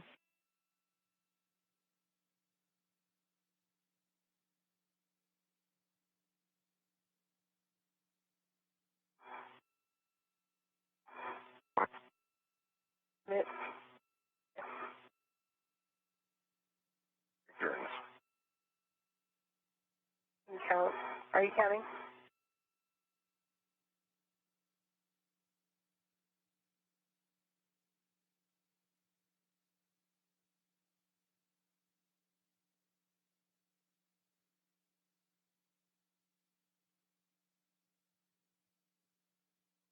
I don't see it jacking.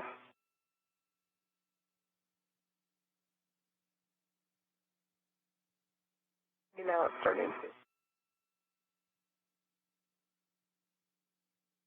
It's not jacking. Okay. Yeah, it feels like, it's not. It was just sitting there. And yep. I think it needs to go down a little bit more, Drew. Are you able to push it down? Okay, so Stephanie, did not get a torque light. Torque, we had about 18 turns on it, but we think it wasn't putting turns on the bolt. Yeah, it just shut down. Did some soft dock still. Copy. So, We're discussing. I was looking at him. It's just floating. The receptacles look aligned. I do. I just think if possible, we just need more downward pushing on it. I do have a better view of the stanchion now. If you want to try and get it soft docked again. Yeah. Push it down and maybe leave more slack in your rep because a ton of slack. I don't think you were pulling on it, but this will eliminate that as a factor. We like your ideas, and we also believe that it may not be in soft dock. So anything you can do to apply more downward force, we think might help. You're pulling it off, Drew, with your rep. Hang on to the PGT for 1 sec. I have the PGT. Okay. You need to maintain control of that, maybe.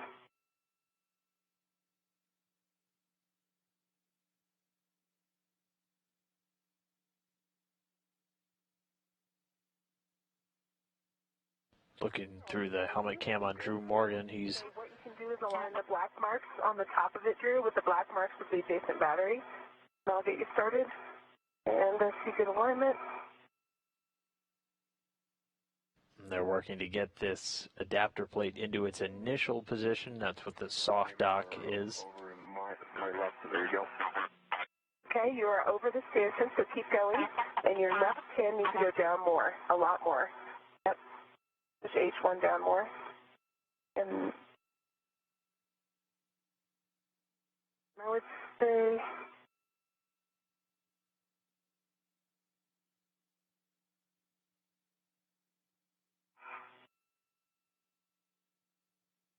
I think it needs to clock a little bit to the right, like clockwise, just a couple degrees. Yes, like that, and now down. A little bit less, somewhere in between, yeah. Right. Can you push on it, like give it a soft off? On the H1 side? Both, only to try and soft off it. I'll let you.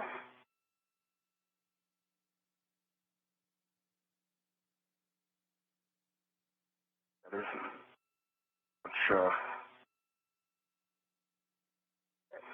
maybe I can go around to the H1 side and try to push that down. Or I can one leg out.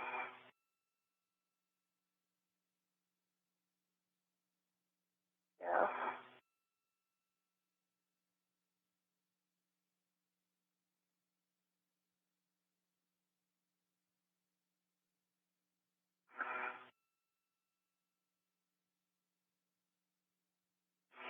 Hold your back so you can push against it. That helps. It's hard to actually react against the boot plate. That's how you got to react against. Yeah, that's. So do we expect there to be a soft top on that side?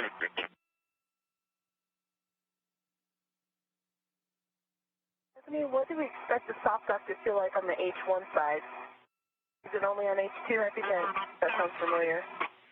Christina, Drew, the soft dock on the adapter plate is only on the H2 side. Okay, so there's expected a little play here then. Okay. So I'm still. Play is expected. That's a lot better than before. Okay. All right, so we see play and that's expected. Let me grab the PCT for you. Yep. my left heel in again.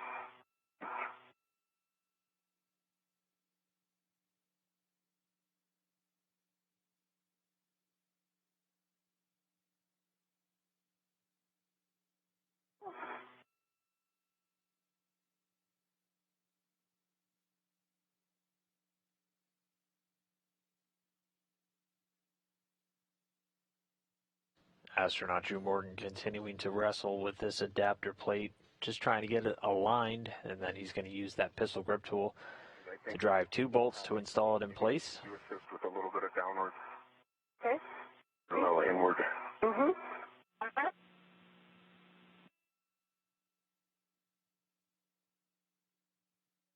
I see 1 line flush. I agree, 1 line flush.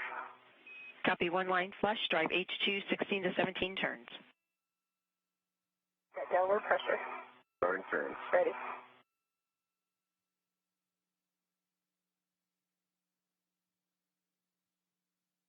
That skipping feeling again.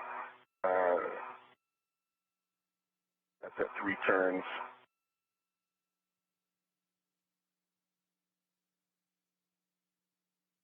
Jacking.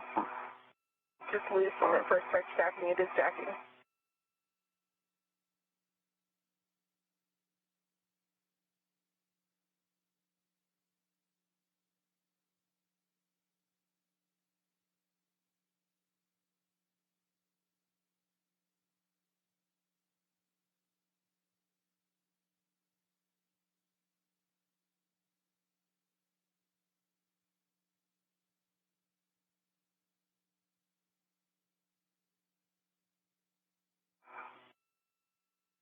All right. Green light, I counted 19 turns, 9.1 on the torque. Copy, 9.1 on the torque, 19 turns. And you have a green light? Green light. Copy, good checks. Same setting for H2, Alpha 7 clockwise 2. H1. Yes, for H1. And for H1, confirm 2 lines visible, 1 line flush. Okay. Lines visible, 1 line flush. Go ahead.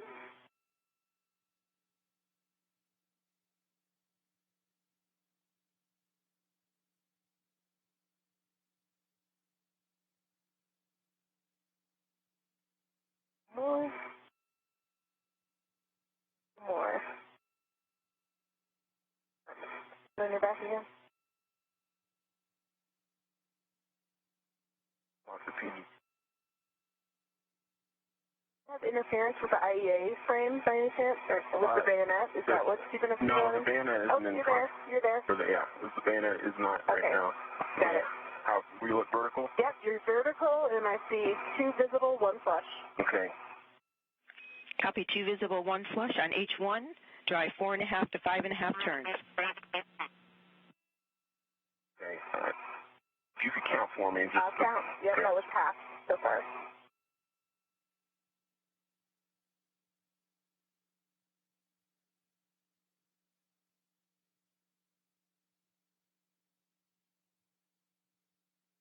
Turn.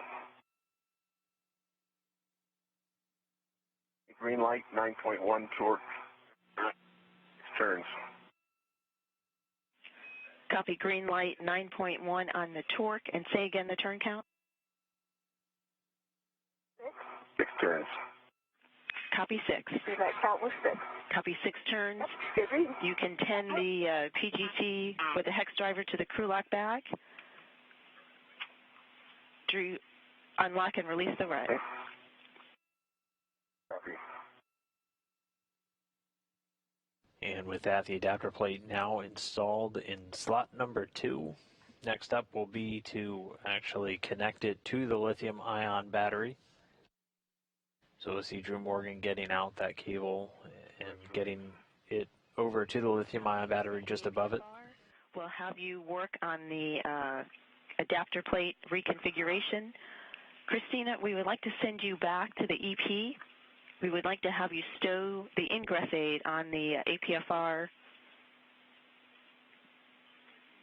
that's on the APFR that's on the boot plate, and this will allow the arm to move to the next position. I did fold it back, but sounds like you need it folded back all the way, even more. Yes, even more. Inward. And Christina, the final configuration would have the ingress aid stowed flush against the boot plate. Okay, copy that. Make it happen. Thank you much. Absolutely. Okay, Stephanie, I'm in position to configure the adapter plate. Yes, release the 3 TA clamps and demate the adapter plate connector.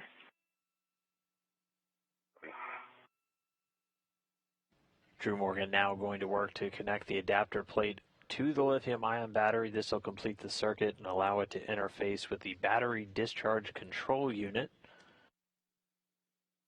And that's the final step to get a lithium-ion, one of the new lithium-ion batteries installed and in the system, and then ground controllers here in Mission Control can start to integrate it with the actual station's power system.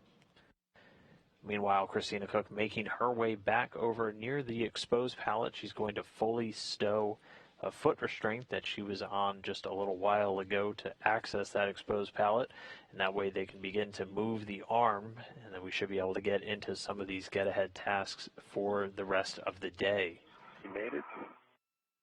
And Stephanie, do you need the ingress aid telescope down or just folded back? In other words, does it need to be shorter as well?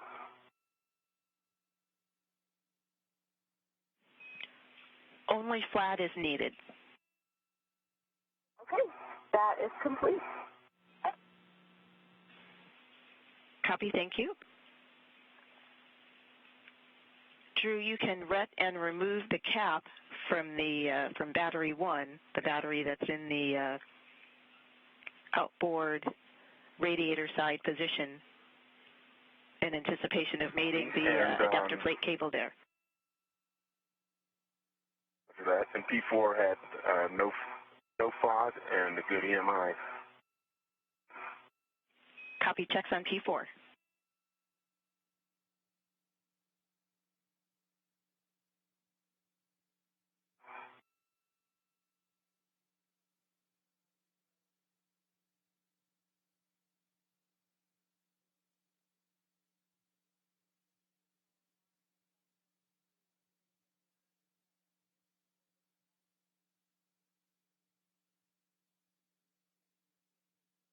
And you can see Drew Morgan attach a small tether to the cap.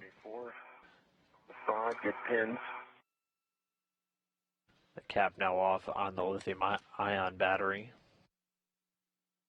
Doing the typical FOD check for an object debris, just making sure everything looks clear before the connection is made.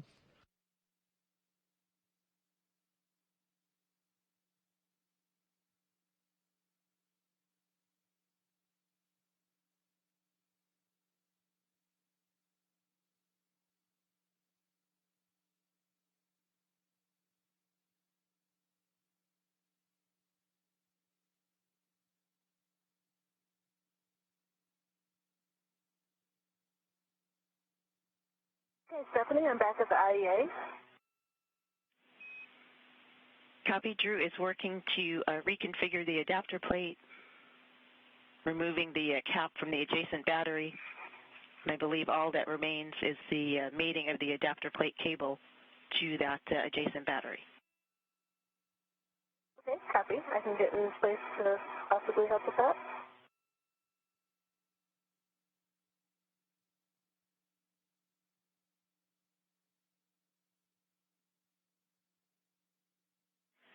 Drew and Christina, friendly reminder for mating the adapter plate cable, it will need one twist prior to mating to keep it out of the interface. And I copy. Okay, and I placed the cap on the J4 dummy. Copy, Drew.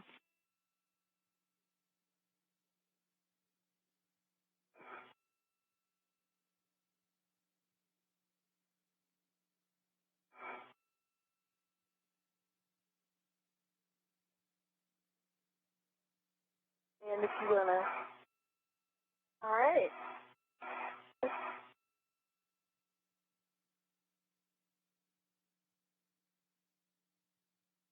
Put a hand on that for me and just get it out from around the camera here.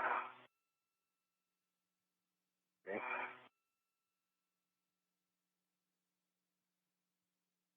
And then we need to twist it so that it isn't in our way when we install. I'm going to twist it back this way.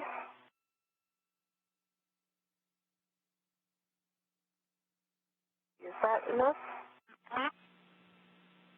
Maybe a little more? Yeah, no, I think that bias is in. Is that a full 180? Yeah. I think we need to go one more. It was enough to get it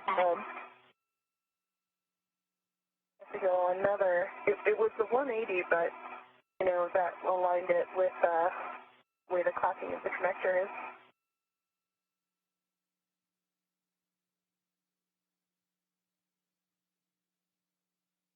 Still We seems might to, need to go more. yeah, it seems to want to bias still through the plate. Christina, Drew, if the twisting is not helping with the cable mate, the twist is not required.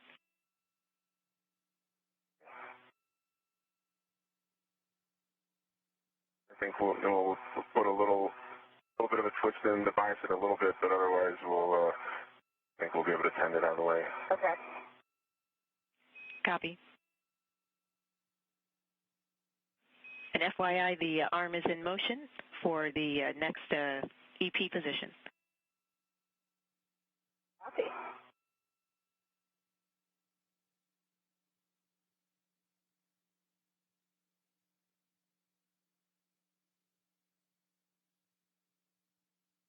There you go. Take both side load off. And made it over center.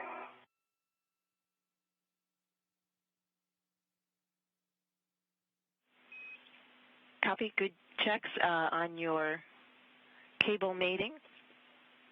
Close the 3 TA clamps. Roger.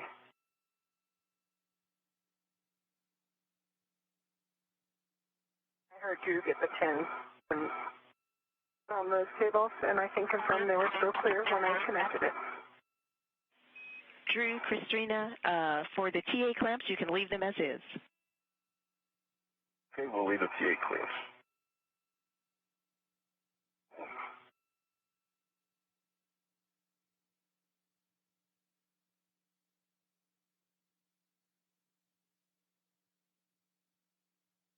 Okay.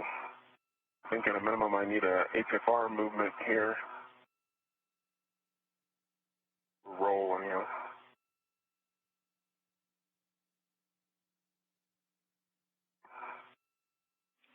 Christina, Drew, we copy. If it's a good time, we'd like a glove, hap, and gauntlet check, please.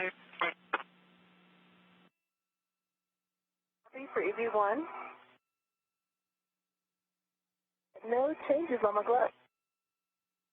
A little eraser mark. Other than that, no changes. A dry hap, and my gauntlets are down. For 82, my hap is dry, my gauntlets are down. That's no progression at all on that little bit of feeling I had on the right palm. I see a little bit of similar on the left palm, but still very intense RGB underneath. I can see clearly.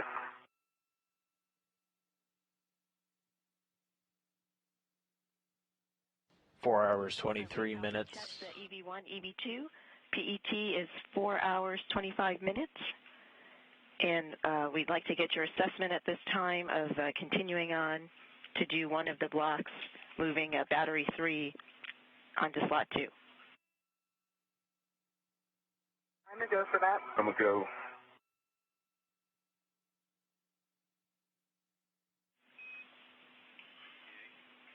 Copy. We'll continue. Thank you.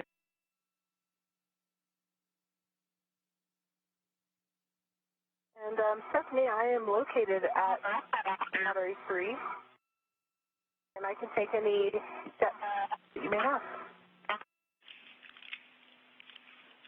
Yes, verify the PGT with the hex driver is clear of that slot, and also that the adapter plate cable that you are working with is also clear. Okay. For Drew, The cable is clear.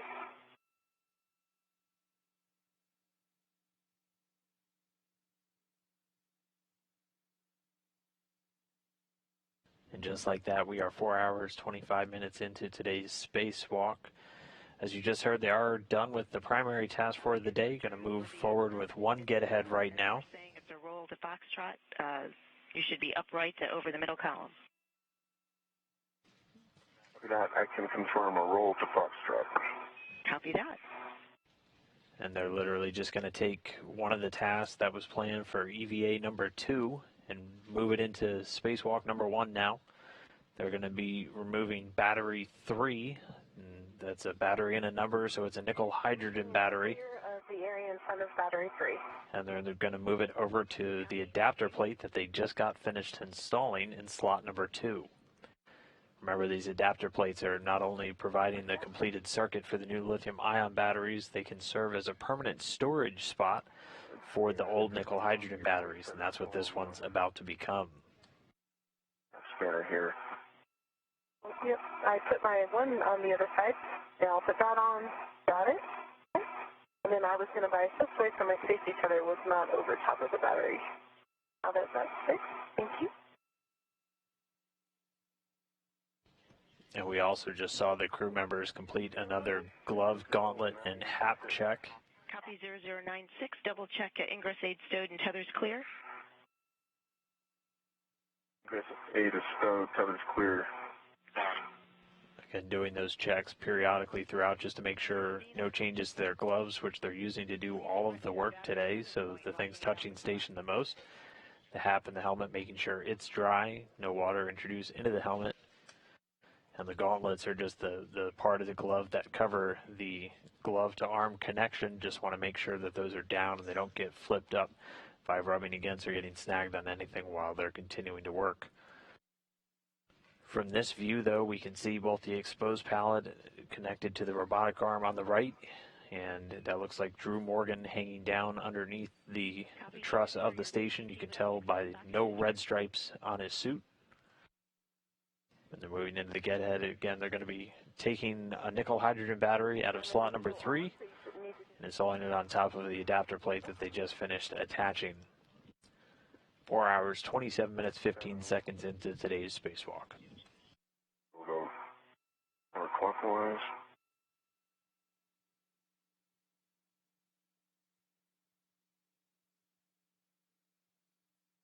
Setting on Alpha 7, counterclockwise 2.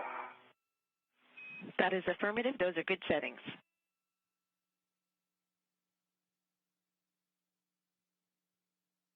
And we're going after H1 first. That's affirmed. Confirm tape line flush on the H1 scoop. Work.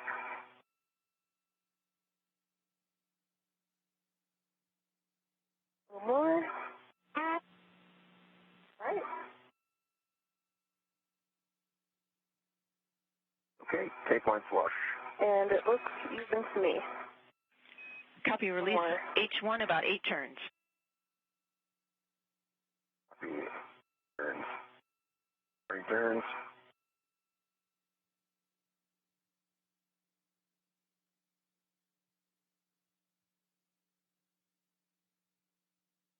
And it's skipping. I start to skip at 4 turns like the others. Yep, and I see it's an unlock.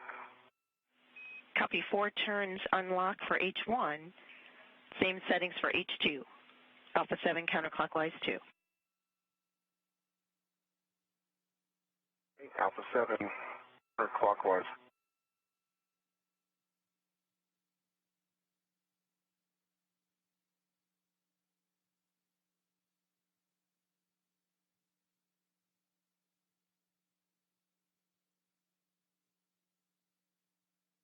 Line flush. Line flush. Copy flush on H2. Release H2 about 19 turns. 19 turns, 30 turns. Jacking. What's you with it, Trent? 5 turns.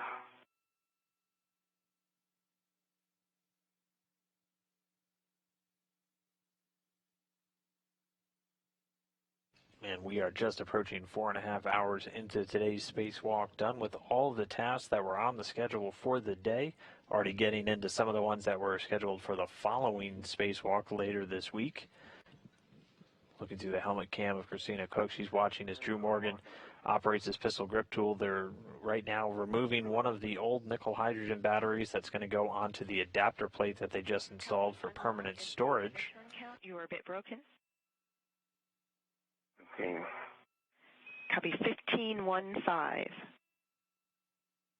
Negative 1717. Okay, got it now. 1717. Thank you.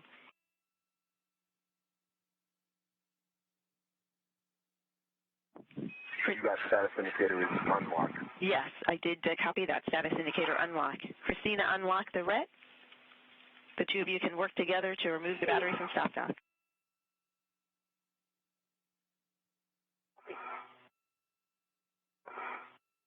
And Stephanie, just real quick, just to get a big picture of it, we're taking this one to the adapter plate on slot 2.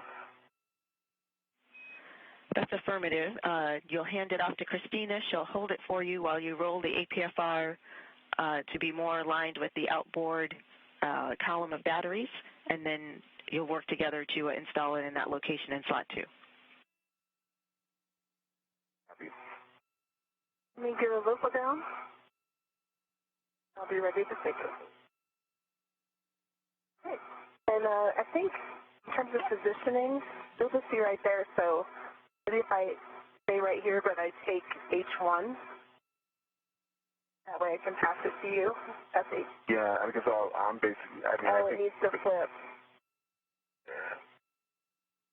But we could do that. I could do that right now. Do it now or when you receive it. Yep, agreed.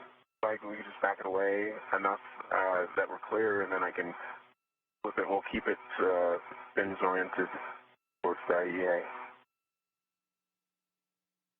You are clear. Clear? Okay. Yep.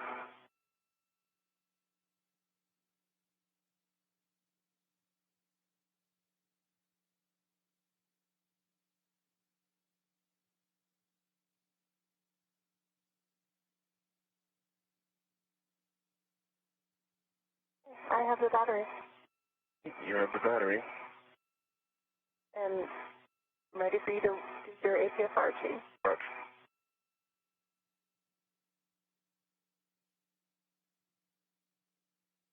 Try to roll, staying in the APFR. I think you could pass the battery just a little bit that way. Yep.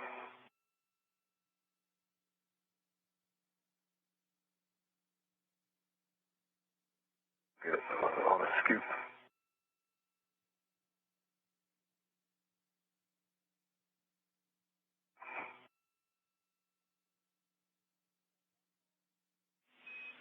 Christina and Drew, for your information, the arm is in motion with the EP. Copy. Copy.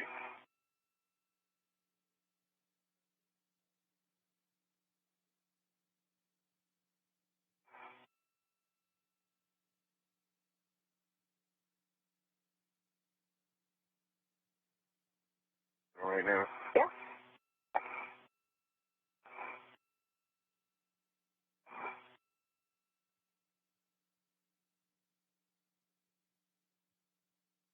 And at this point, they have that nickel hydrogen battery free. They're going to maneuver it over to the adapter plate alpha that just got installed in slot number 2.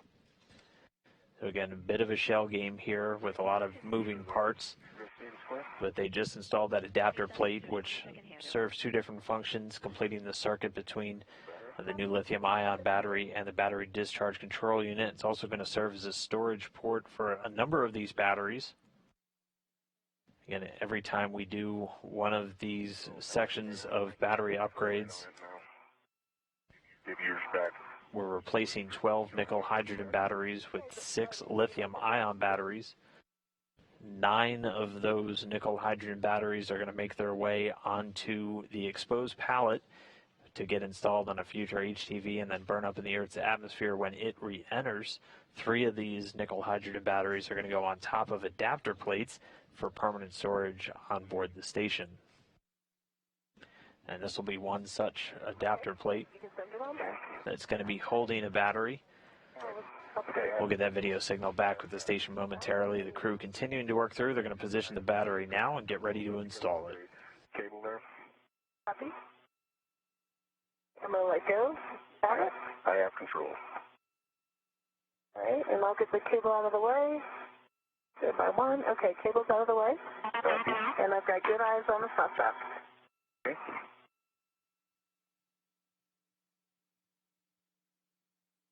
I think we'll need to watch this cable using on your end.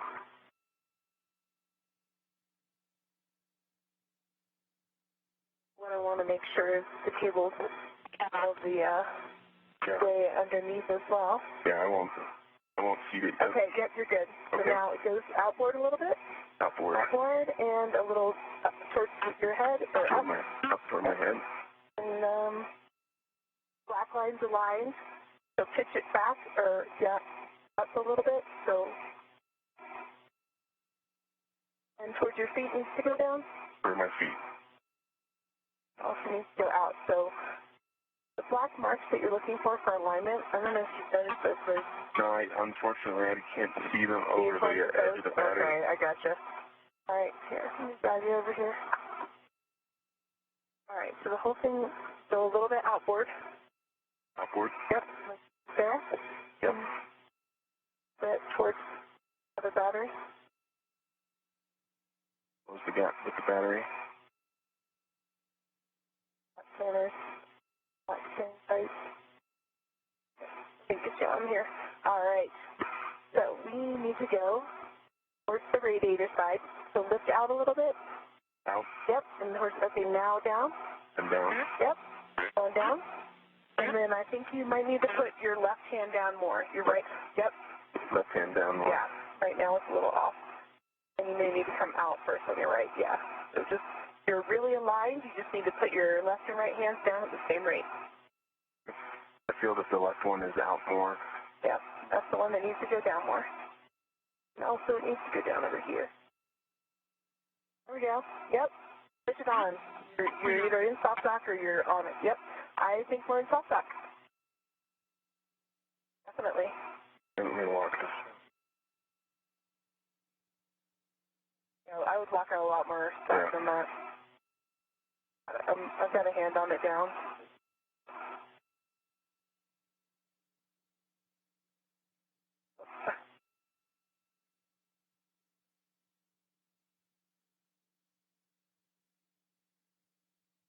All right, Stephanie, we have battery-free soft dock onto slot 2. Copy. Nice work. I have PGT settings for your PGT Christina with the 6-inch socket.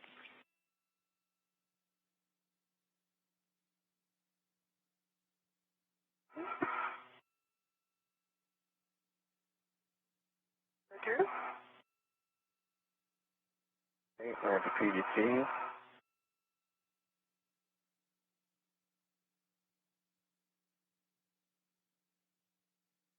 Ready for setting. Okay, Alpha 7, clockwise 2. I have set.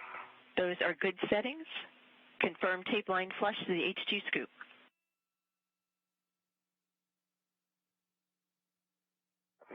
And work.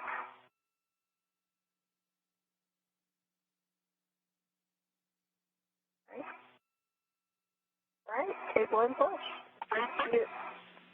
Very straight. Copy tape line flush, drive H2, 16 to 17 turns.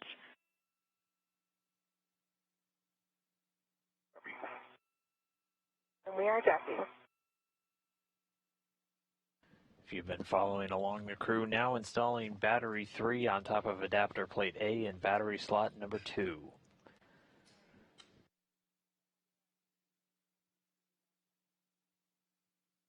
Again, this is one of the older nickel hydrogen batteries that's up for replacement during the series of spacewalks. is a get-ahead task. They're installing it onto an adapter plate for permanent storage. Green light 9.2 on the torque. We're at 16 turns. Copy 9.2 torque, 16.16 turns, green light, status indicator lock.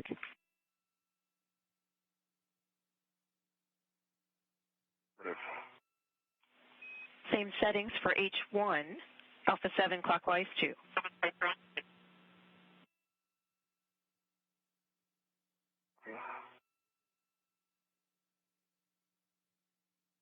How's your position on that? Do you want me to put a finger on the PGT again, or is it good? I can come over there.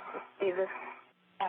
I'll always take your assistance. All right, then give me one moment. I may need you to loosen the PGT while I pull up my local. From?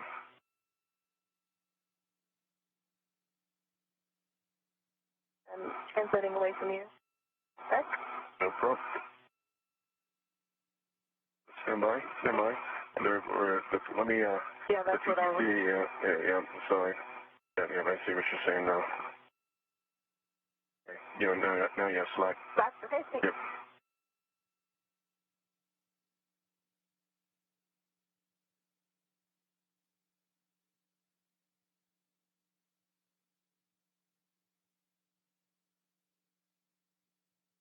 Right. Make this corner.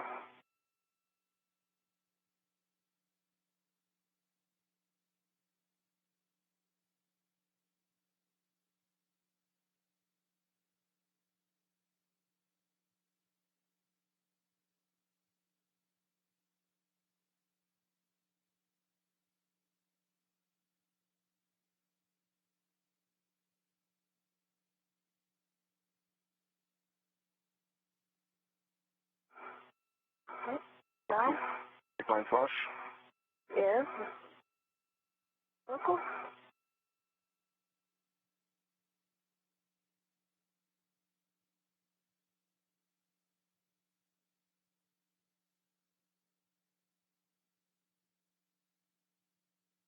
Okay. I'll take that finger right on the top on yours. Okay. Yep. And let me get a good look at the alignment. Okay. A little bit more towards the radiator like that. Yeah. Okay. Turns. Copy.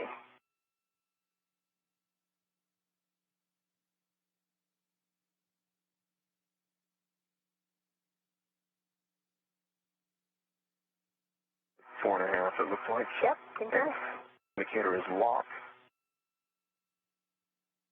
Light 9.1 on the torque. Yeah, turns. Copy 4.5 turns, 9.1 on the torque, status indicator lock, and do you have a green light? Affirmative, green light. Copy. Nice work. Unlock and release the RET.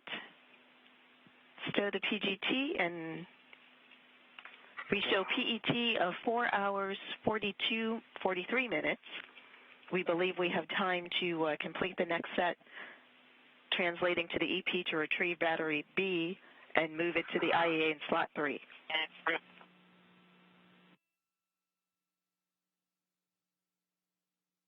Okay, I agree. Okay, very good. How about you? Yep, we're go.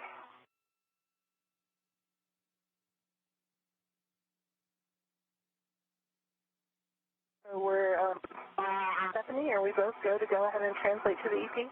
We leave the work site now, or any pre-stuff we need to do out here?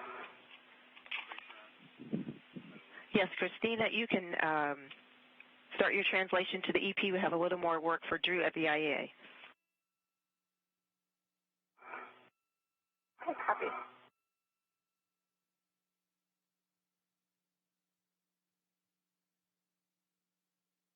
All right, and with that battery 3 now installed onto that adapter plate. We'll be reconfiguring the APFR. That's affirmative. You'll roll it back to Foxtrot to be upright with the middle column of batteries, and then we have some scoop work.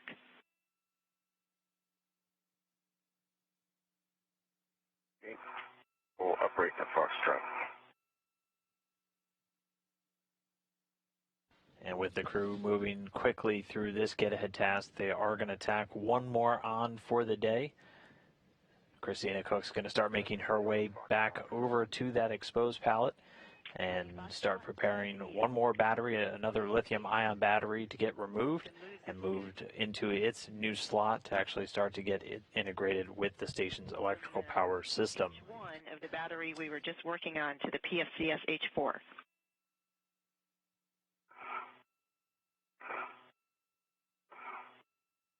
Okay, copy H1 from the battery we just placed.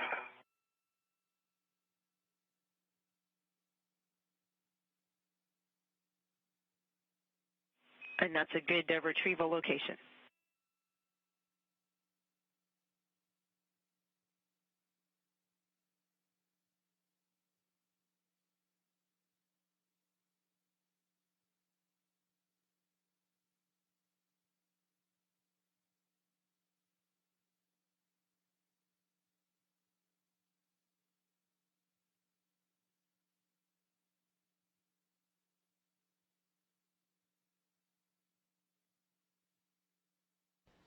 So right now what's going to happen is Christina Cook is making her way over to that exposed pallet. Once she gets there, first task for her is going to relocate some scoops. Again, these scoops are those metallic objects you see them attaching to the batteries. That gives them an actual handhold for maneuvering the battery back and forth. She's going to take the ones off of the nickel hydrogen battery that was relocated over to the exposed pallet. She's going to take them off and attach them to the lithium-ion battery in slot Bravo, or B, that she's going to be then detaching and then moving it back to the integrated equipment assembly with Drew Morgan once he makes his way over. Before he heads over, Drew Morgan's relocating a scoop from one of the batteries in slot 2 over to another point on the IEA, that integrated equipment assembly, just to give him an additional handhold as they get ready to install this new lithium-ion battery. This battery is going to go into slot 3 on the IEA, that integrated equipment assembly. That's where they just pulled a nickel hydrogen battery out of before attaching it to an adapter plate. So again, the shell game continuing. We started off with an empty slot on the exposed pallet, or 3 empty slots, one that was filled with a nickel hydrogen battery, and that just kind of opened up the piecemeal that we're now going to follow to begin swapping out all of these batteries over the next couple of weeks. Yes, installed it. And the clocking on that again, Stephanie? Clocking for the PFCS H4 is 6 o'clock.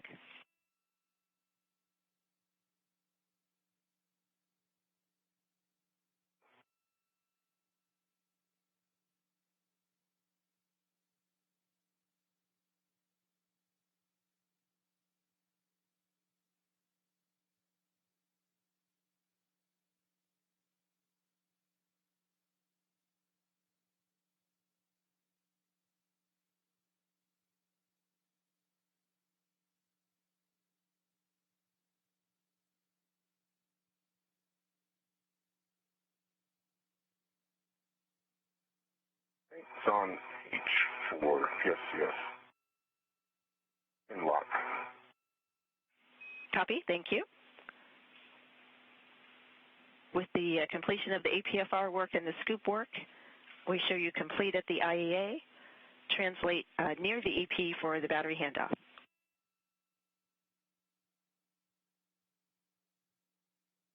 After that.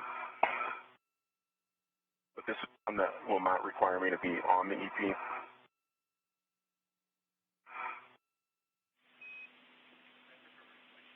We believe you will not have to be on the EP.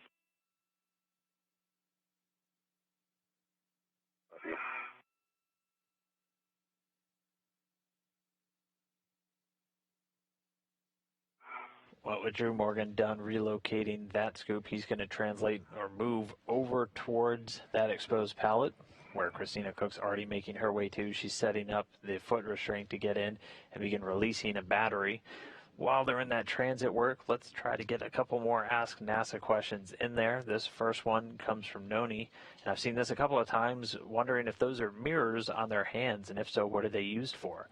They are mirrors, and they're actually used to read the different displays on the front of the suit, kind of on the chest of the EMU, the spacesuit that they're wearing. It has a lot of the data readouts, things like oxygen levels, pressure. It has their cooling temperature control, and since the suit is configured in a way where you can't bend at the neck to actually look down and see that, they use a mirror to look at it. That's also why all of those displays are printed backwards. So if you were to look at just the outside of one of these suits, you would see all of the writing backwards because they use that mirror to actually look down and see the readouts on the front of their suits.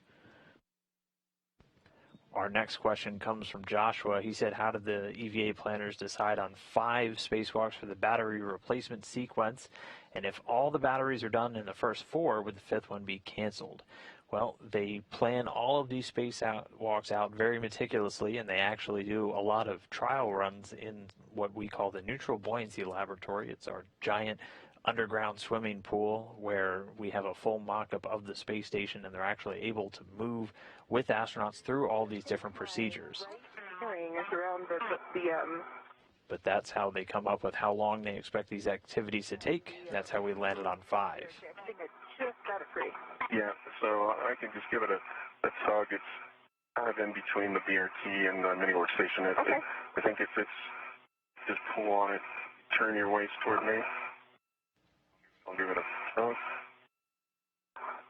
But just to finish on that last thought, if all the batteries are done in the first 4, the 5th spacewalk may not happen.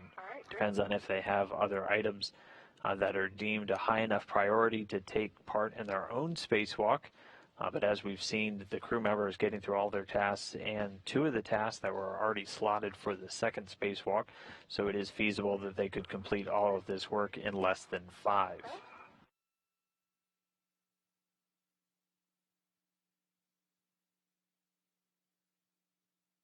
Then our next question real quick comes from Dave. He wanted to know, how many spacewalks have there been in the history of the International Space Station? There have been 218. This is the 219th. In those 218 spacewalks, there's been 56 days, 23 hours, and 26 minutes of spacewalking time, and we'll update that number at the end of today's activity when we get the final closeout time. Right now, we're already 4 hours, 52 minutes and counting into today's spacewalk.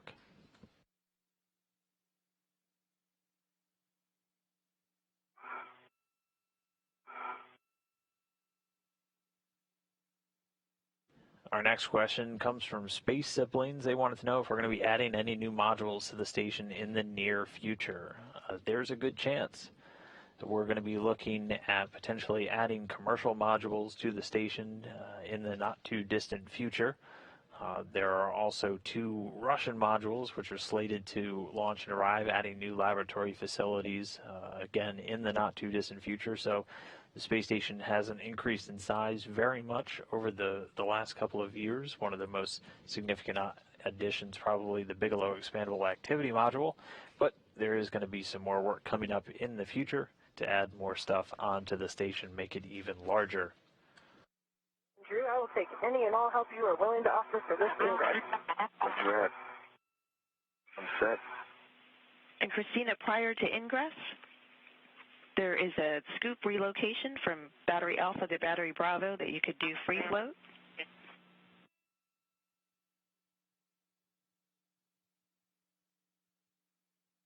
Okay, so would like me to translate to the ET and do that, and then ingress?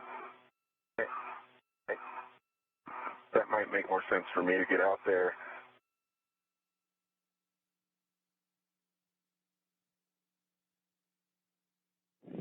Christina, let us know who you might do and what task.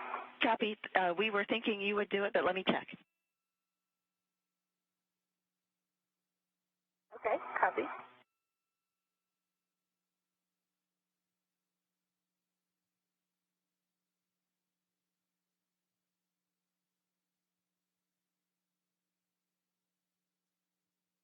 case, Nano, one way or the other, I think we'll need the ingress 8 out, because then since we lost our TCA distance, I won't be able to reach across out to the ingress 8. That'll definitely come up. I agree.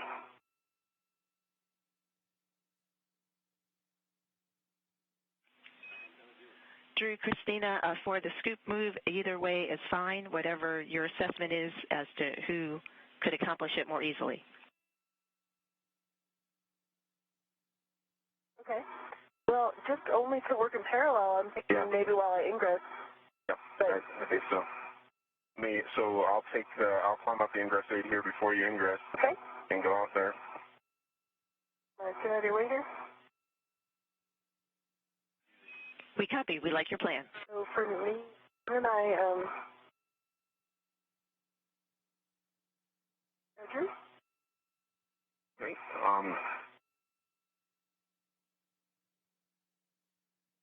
And up.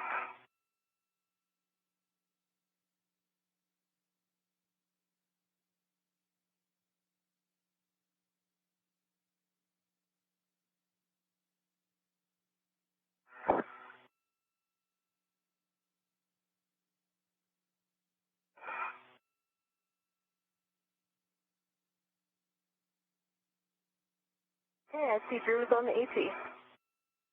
Copy.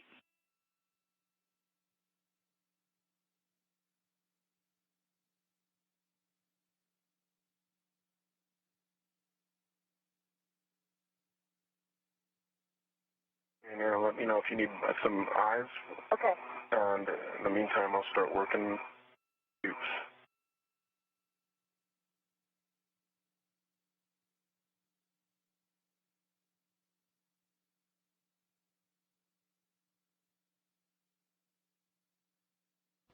So right now, both Christina Cook and Drew Morgan have made their way back over to that exposed pallet, still holding a bunch of the new lithium-ion batteries in the grips of the station's robotic arm. Christina Cook's going to be making her way into the foot restraint. She'll be using that pistol grip tool again, that drill, to release battery Bravo, battery B, and then they're going to once again carry it over in tandem, passing the battery back and forth between each other as they move down the handrails over to the integrated equipment assembly, where they're going to install this into the now open spot where battery 3 was until it was just moved by these spacewalkers about 30 minutes ago. Okay. Am I close with the EP? You're close with EP. Yeah. Okay.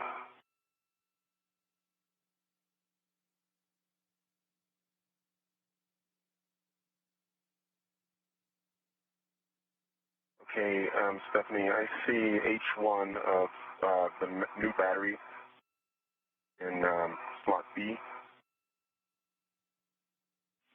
Copy. Scoop clocking is 6 o'clock. Clock, and so that would be like as if still as Christina was in the APFR, it would be 6 o'clock to her, correct? That's affirmed.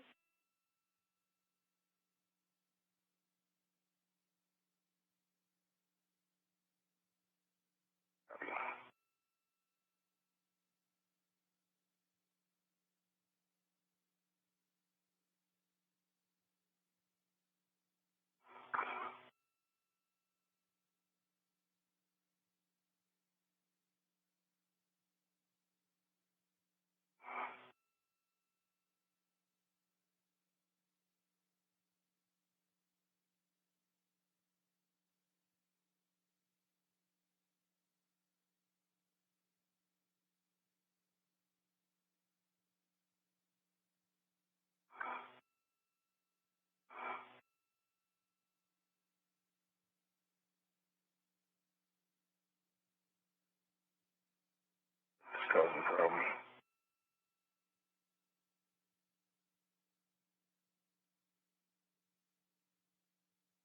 It's locked at 6 o'clock, H1. B. Copy. H1 locked at 6 o'clock, and it's the same for H2, 6 o'clock.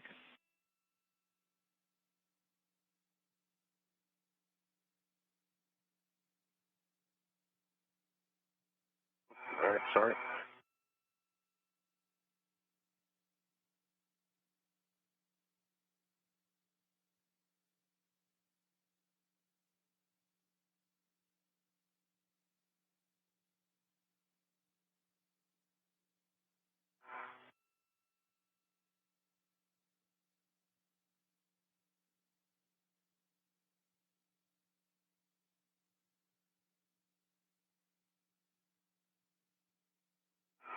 right one is good to go. Yep. Copy.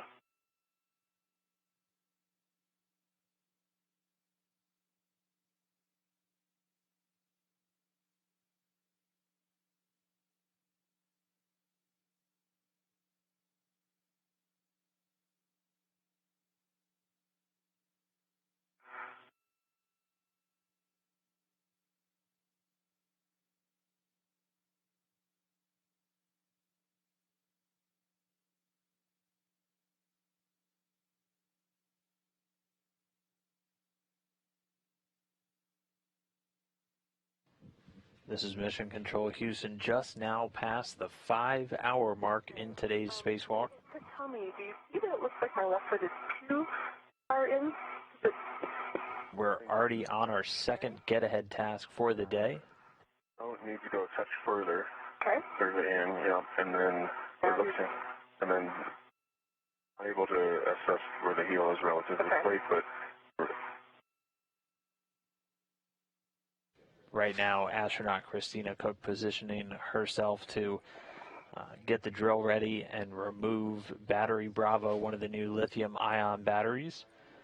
Again, all the goal of today's spacewalk and those in the coming weeks to swap out 12 old nickel hydrogen batteries with 6 new lithium-ion batteries. The greater energy density, these batteries being swapped in plan to last the remainder of the station lifetime. They've already installed one and moved 3 old nickel hydrogen batteries out of their initial spots. And this will be the second lithium-ion battery to get moved over from this exposed pallet over to the integrated equipment assembly, which is where they're keeping, or where all the batteries actually plug into the station's power system. And these large batteries, the new lithium-ion ones weighing in excess of 400 pounds, used to distribute electrical power to systems on board the station. They get charged by the large solar arrays, which generate all of the power through electricity harnessed by using the sun. And then when they're in darkness, these batteries kick in to keep continuous power going to all of the different systems on the station. I can hand you this one here. Get on. Was it 6? What's it 6? Copy.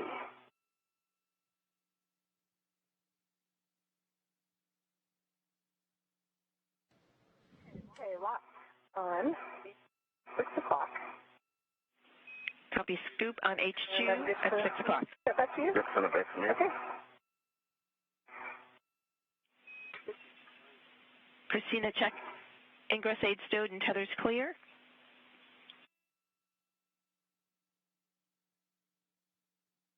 Ingress aid is stowed, tethers are clear. Copy, tell us the serial number. All right, we're looking at 0005. Copy 0005, that's I'm going expected. to come back over to structure. Yes, that's a good plan, Drew. Christina, ret to the H2 scoop, locking it out with slack. Copy. Will this end up in my left hand or my right hand when we're shepherding? Right hand, we're going to fill me on the ingress aid a little bit. No worries. Prior to the shepherding, there is a ret swap with Drew's ret on the H1 scoop.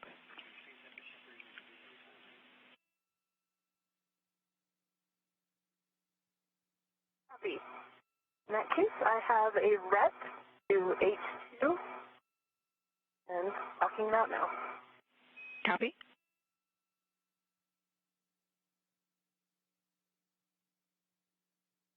Locked out. Copy. PGT with the 6-inch socket is next. I'll have settings when you're ready. Ready for setting. Alpha 7, counterclockwise 2.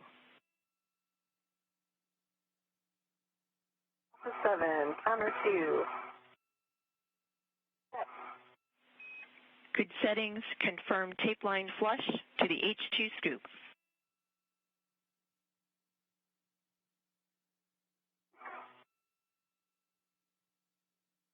We can see the crew members have installed the 2 scoops. Again, those are just the metallic handles. You can see one right in front of Christina Cook here, which she's going to use to align the pistol grip tool to begin releasing this battery. And then those scoops are what the astronauts are going to use as handholds as they pass the battery back and forth, making their way from the pallet over to the install point on the IEA, that integrated equipment assembly.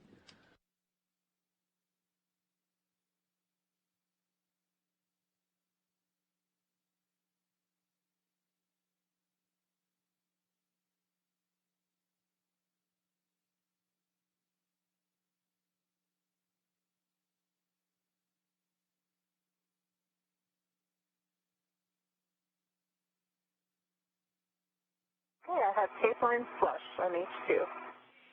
Copy, release H2, about 19 turns. Copy, inward.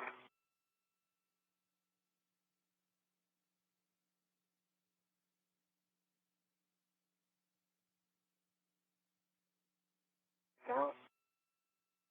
All right, and I have a red light that I can keep going because I am releasing. I believe that's what we determined last time. I'll continue to release.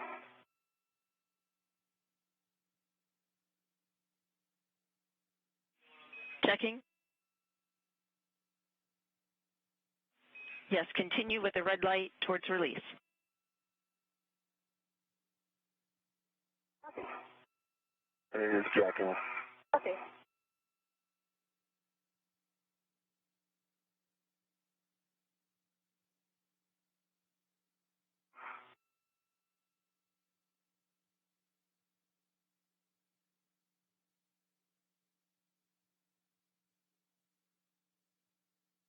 Okay, I think we're skipping, and that started at 18 turns. Copy, 18 turns. You can confirm we are released. Copy, and the status indicator is unlock. It's unlocked, and I am... Yeah, I've retrieved my PG. Copy, unlock the RET. 20 seconds to a 20-second handover. Copy, that'll be in March.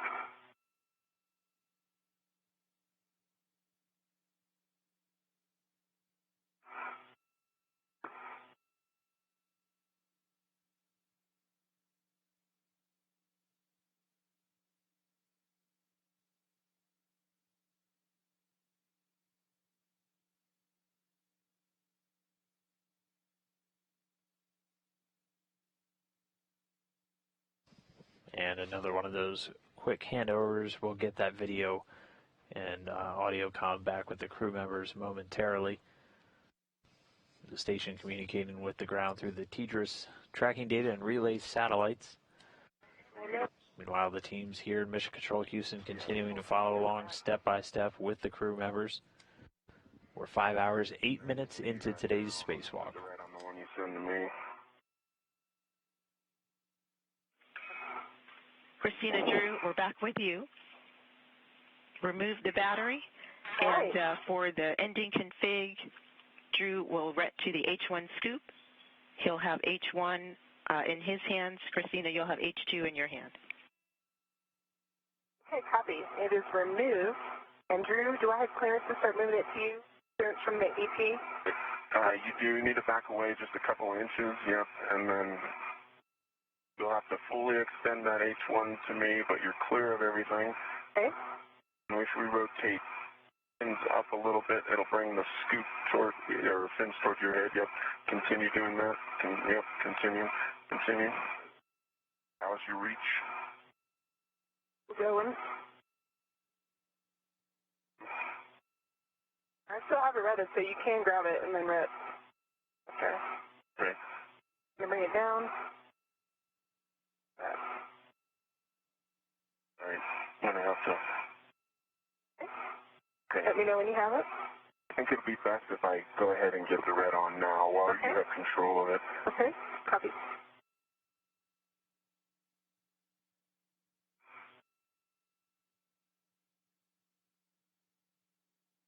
Reps on it. Right. Okay, I have the battery. Okay, stand by. I'll remove my rep. The battery. My red is removed. All right, I have the battery then. And I'll bring it a little bit toward me and give you some room. Okay, copy. And Stephanie, am I egressing at this point? Yes, with that, Christina, egress and work together to shepherd the battery to the IEA fins away from structure. Copy. And with the new battery now in hand, Christina Cook going to make her way out of that foot restraint. And then they'll begin this interim process one more time, slowly transitioning down the truss segment over to where they're going to install this new battery. Drew Morgan will move a few inches and then give Christina Cook a chance to catch up. They'll hand the battery back and forth, and you'll hear very clear call-outs between them when one has the battery and one acknowledges that the other has it. Aside from the handholds, they are using something called a RET, a retractable equipment tether, so they have additional touch points on the battery itself. Floyd is okay. We'll have you coming back here for cleanup. Copy that. Again, these are large batteries, about the size of half of a refrigerator, 40 inches in length, 37 inches in width, 19 in height. These lithium-ion batteries weighing 428 pounds. Something that large, probably very difficult to move down here on Earth. Able to do it in the microgravity environment. It does still have mass, though, so once it's moving, they do need to have enough force to stop it from moving. So it'll be a very slow and deliberate process moving away from this exposed pallet over to the install point.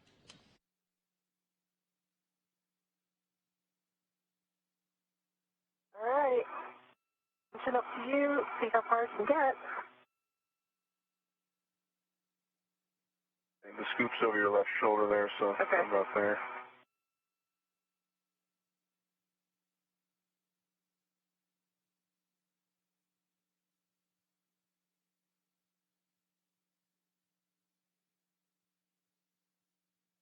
And again, this is battery Bravo, battery B that they have in tow now. This will be the second lithium-ion battery that they'll be able to get in today.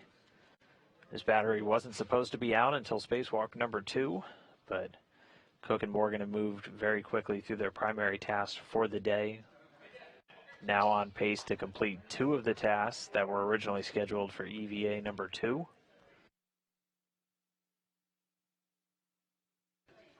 But for right now, moving that battery Bravo over to its install point. Quite a ways. Okay. Be a foot or two. Foot or two, okay. I'm going to just reach for this next rail.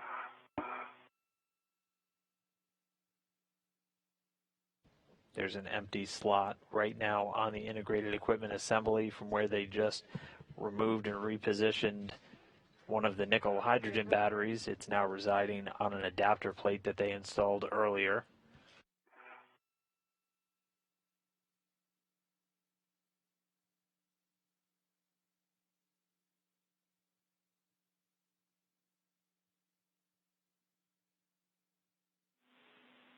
Drew and Christina, sunrise is in less than 2 minutes, and now I can say I've been a ground IV. Copy that, Mark. Great to hear your voice. Mark.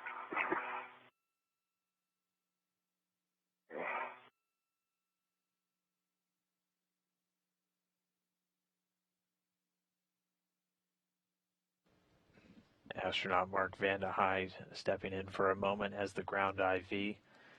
He's been the Capcom so far today, talking to the crew still on or inside the International Space Station, taking over for just a moment for Stephanie Wilson. She's been the one walking both Cook and Morgan throughout all their procedures so far today. As of right now, we are 5 hours, 14 minutes into today's spacewalk. As of right now, this is the last task probably for the crew today once they get this battery in, but of course the teams will take a look after they get it completed, see how much time they have left, and if there are any additional get-aheads that they can squeeze in on this first of 5 planned spacewalks for all of these battery upgrades.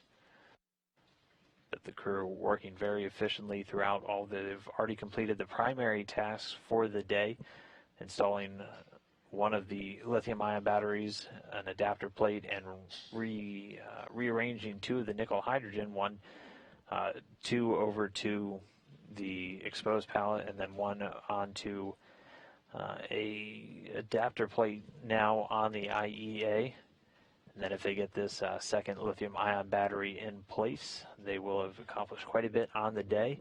Again, we're 5 hours, 15 minutes into a planned 6.5-hour spacewalk, so we'll listen in with the teams here in Mission Control, see what the game plan is after they get this next battery installed. You can get from this one there. All right, pretty far.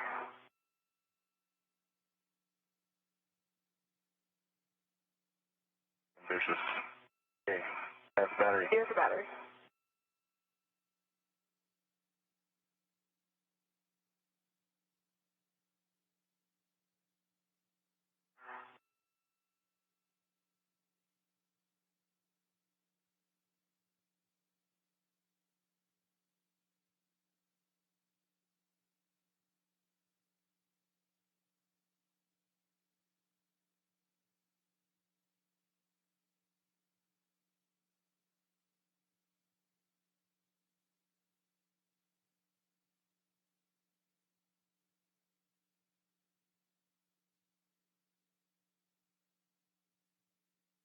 All right, you must be, yeah, you're right in front of your APSR now that it's closer. Yeah. So, yeah. Let me get my waist tether one closer, and this might be it. Yeah, I think so. I think you could, what do you think, like on the PSCS or one of those in there, you could get there and I can knock you in there. Ah, okay. Gotcha. Yeah, I'll go up. Like leapfrog almost. Mm-hmm.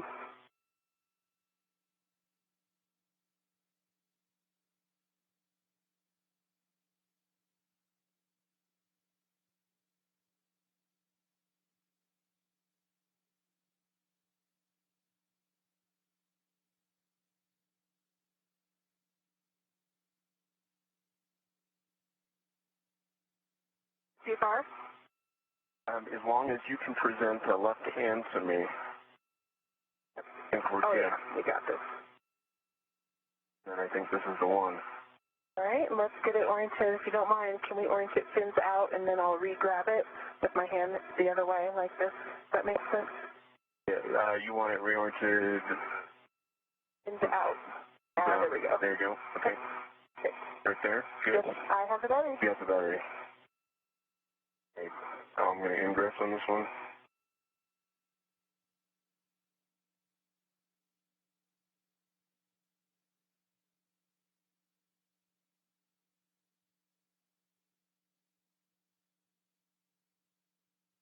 Okay. Bring the battery a little bit toward you. Fins are real close to me. That's good. Good.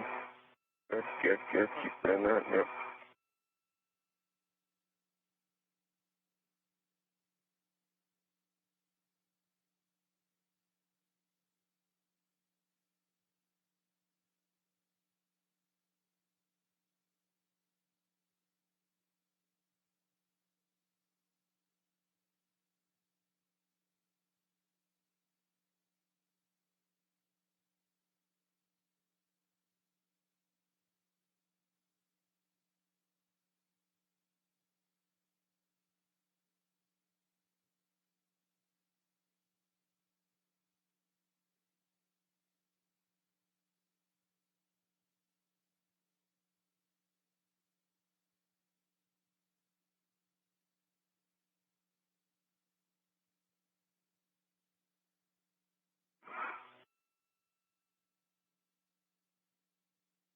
I think I'm fully ingressed.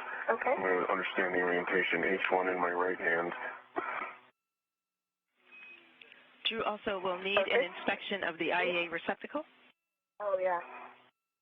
Oh. Okay, so the pins, I can see all of them and they're intact. Electrical connectors, then pins, no fraud, and I can see the 2-volt receptacles Okay. All right. No fog and good fins. I think we're ready. And you probably can see the battery side too. There you are, maybe. Or I can see it once you have it. Hold on a second. I'm having trouble with my left. There we go. All right. Left foot is in. All right. I'll just take control here of H1. Drew, are you able to see the EMI band?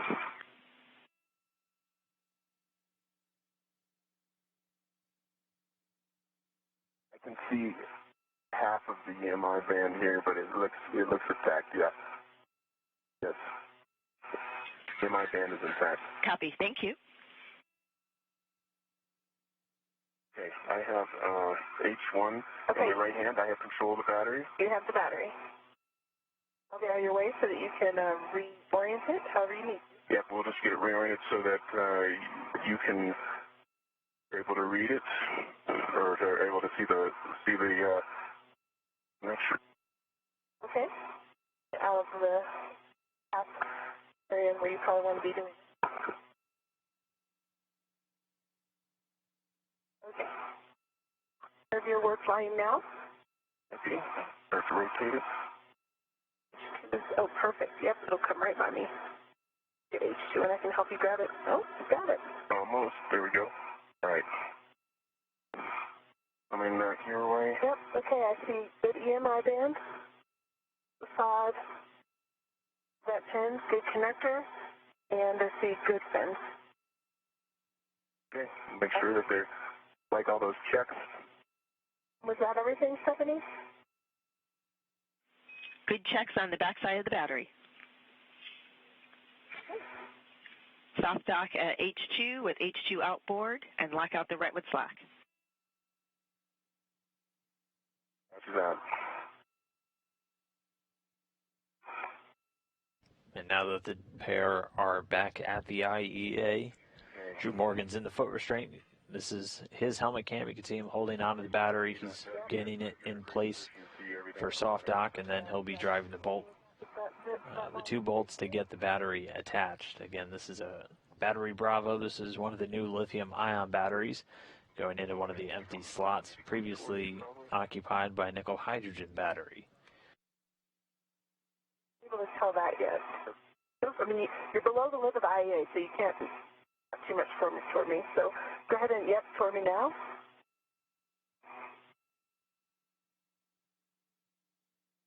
All right, I'm going to get this. All right, go ahead and bring it down, and you're right, and it'll be a little bit more towards me and down. Let's see, towards me, and then pitch it up. Get that. There we go.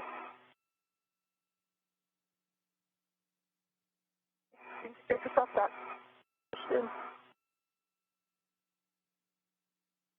So like, pass that to me. Yep. I'm gonna do a slack in the rip. Copy.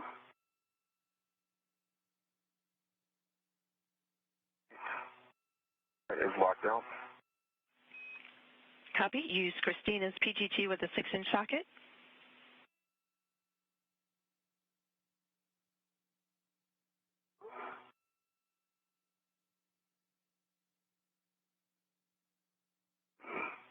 Hey, usual technique, I think. All right. You want to down on that side, any?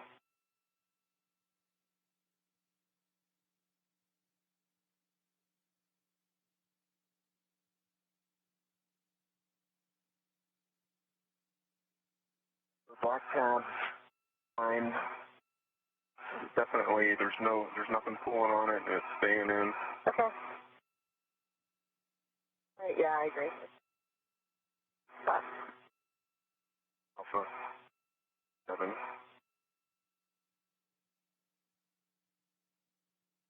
Not clockwise.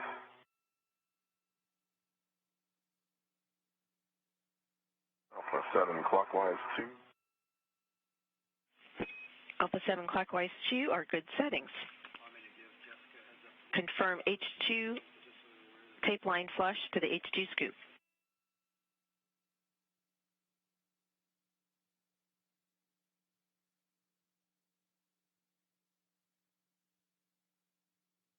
There you go. Okay. Tape line flush. And you want the... Yes, on the end. All right, I see you aligned. Drive H2, 16 to 17 turns. Copy, 16, 17 turns. 30 turns. And it's checking.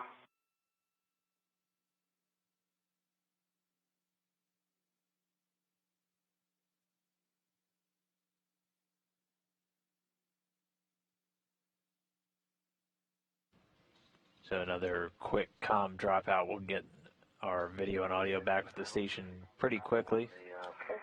On the lock. Happened. Okay. What was it first? Yeah, we have a red torque light, so we stopped early.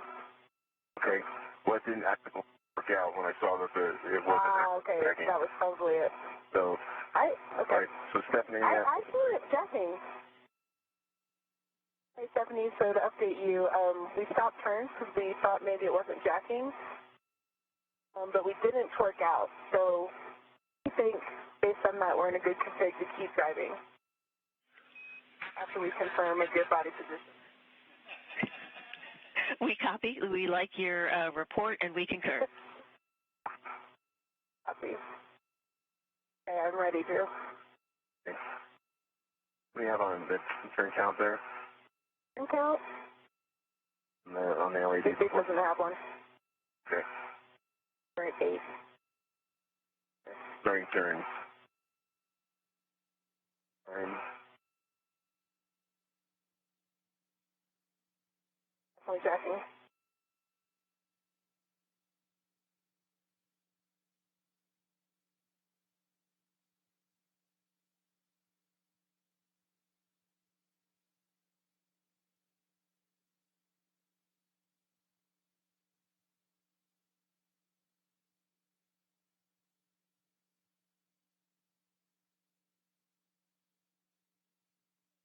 If we started at 8, I counted like 23, so I think my count was wrong. Negative. I counted 23 as well, but it is in lock. It is in the lock position. Okay. Yes, Stephanie, I think that some of our turns at the beginning may not have actually, not all of them were affecting the jacking. I'll hold this. Okay, pull it up. Copy. And we had some dropouts. So understand 23 turns. What was the torque? And the status indicator is locked. Stand by for torque. The status indicator is in lock. Give it a good tug because it's the anti-rotation feature. Yep. There we go.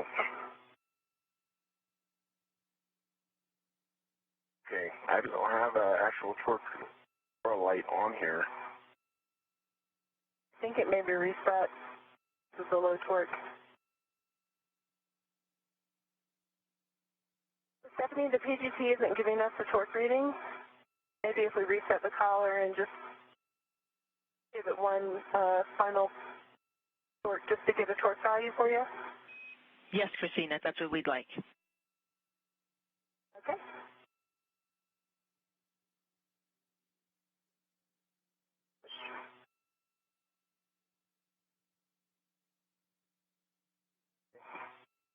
Particular?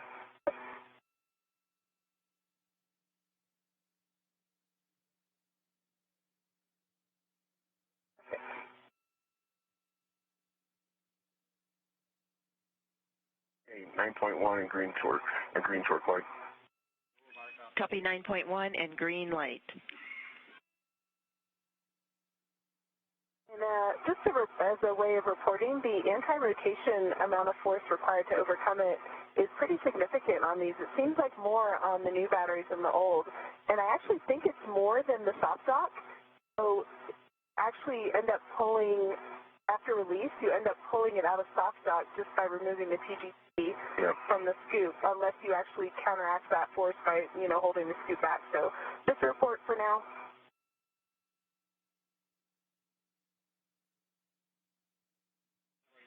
And we copy Christina and Drew. Thanks for the report. We're ready now for H1, same PGT settings, Alpha 7 clockwise 2.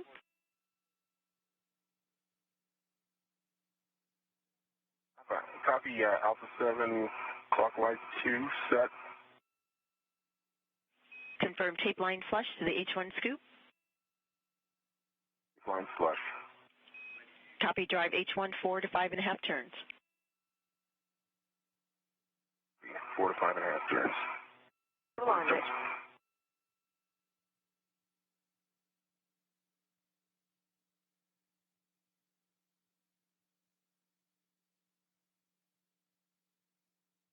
Right at 5.5 turns. Green light. 9.4 torque. Copy. 9.4 torque, 5.5 turns, green light. Check status indicator lock. And your status indicator is locked. Copy. Christina can stow her PGT. Drew, you can unlock and release the RET. And then I'll take glove, HAP, and gauntlet checks from you both. Copy. Copy.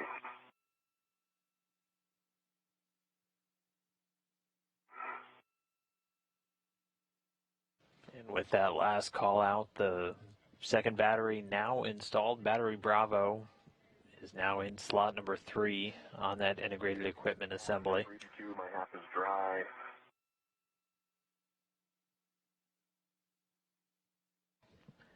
It won't be fully integrated into the electrical system until a corresponding adapter plate gets installed, which at this point won't be until spacewalk number 2 of the 5 planned ones in the month of March.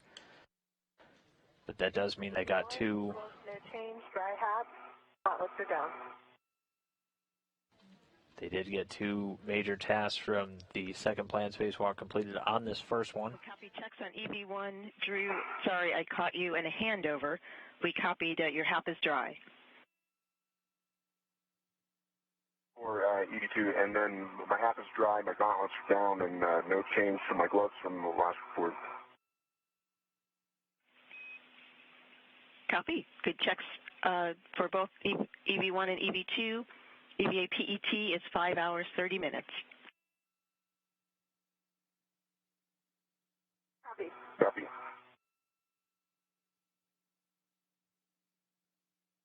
And once again, Christina Cook and Drew Morgan completing the glove, HAP, and gauntlet checks. And Drew, with that, we'll start working towards cleanup.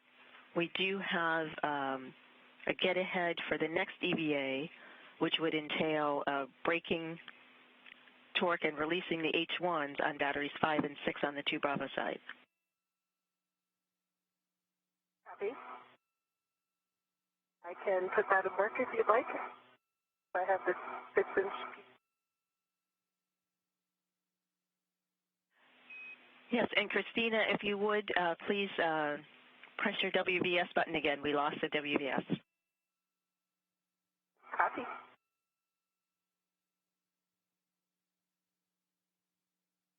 Okay, it should be back on. And we have good WVS. Thank you. Christina, we could also have you move some scoops. Move the scoops from the battery in slot 3 to the battery in slot 6. Both of those scoops will go onto H1 and H2 at the 6 o'clock position. Okay.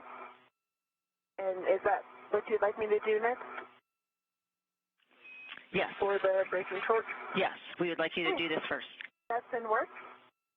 Okay, I'm going to be moving the scoops from battery 3 to battery 6, and I'll check with you when I get to that location on the orientation of the scoops. And did I have that right, that it was battery 6?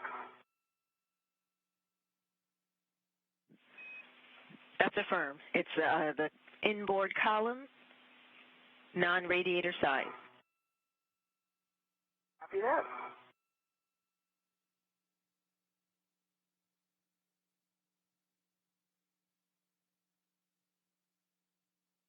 Stephanie, is it okay if I get out of the APFR?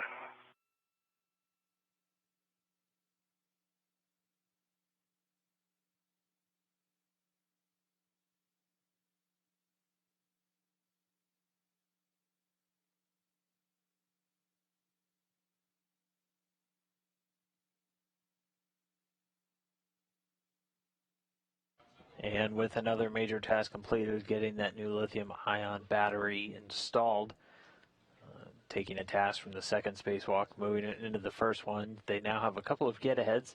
Going to be repositioning some of the scoops. Again, those are the large metallic pieces. You can see one right on the left side, right above the hand of Drew Morgan in this shot. Those are being attached to each of the batteries to provide just a handhold for the crew members when they're moving these batteries around. So just to make life easier on the next spacewalk, they're going to reposition a few right now. For Drew, for the battery that is now in slot 2 on the outboard column non-radiator side, one of those scoops can move to battery 4,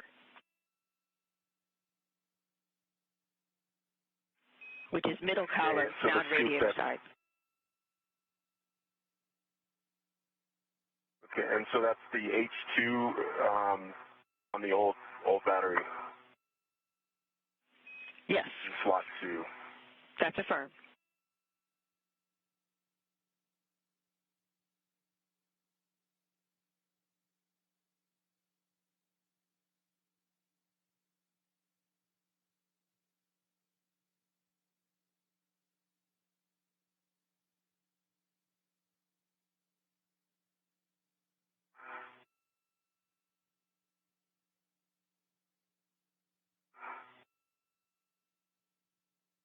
Beautiful.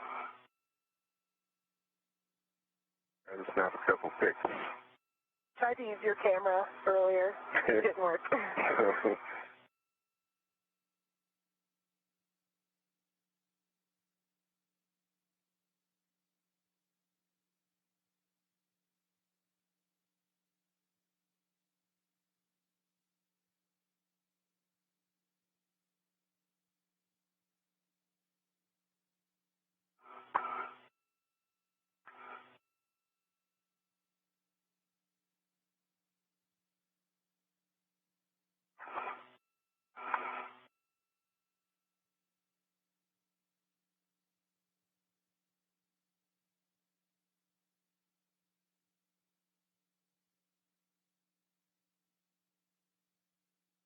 5 hours, 37 minutes into today's spacewalk.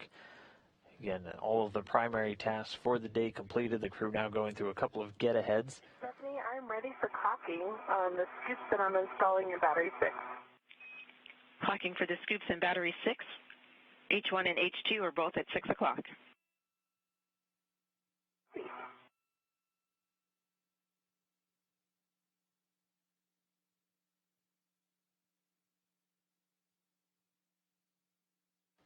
So one of those get-ahead tasks, Christina Cook installing 2 of the scoops. They're these metallic handholds you can see her working with onto attachment points on one of the batteries. This is one of the old nickel hydrogen batteries that's going to be replaced in one of the upcoming spacewalks in slot number 6. Copy battery 4, H1, 6 o'clock. Meanwhile, Drew Morgan swapping one remaining scoop from battery 3, which is one of the old batteries that is now in slot 2 on top of an adapter plate, taking that scoop off of that battery, moving it to one on battery slot number 4, which would be one of the first ones to get replaced during an upcoming spacewalk. I have a scoop on H1 and H2 at battery 6 for 6 o'clock. Copy. Nice scoop work.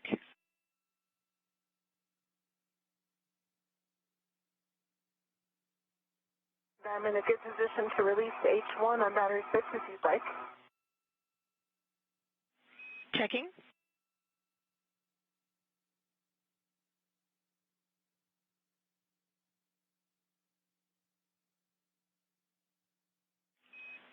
Christina, if that works for you, that works for us. Let me know when you're ready for PGT settings.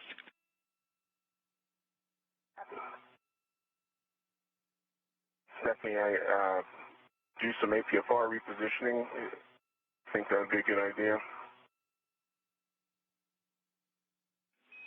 Checking.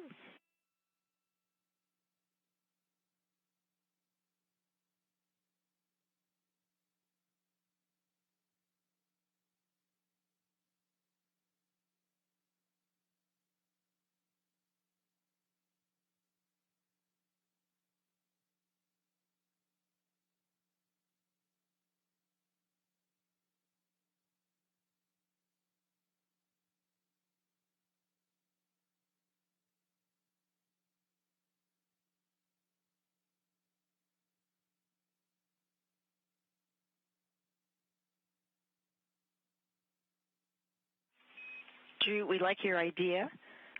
You can relocate the APFR from WIF 26 to WIF 22 at a clocking of 12.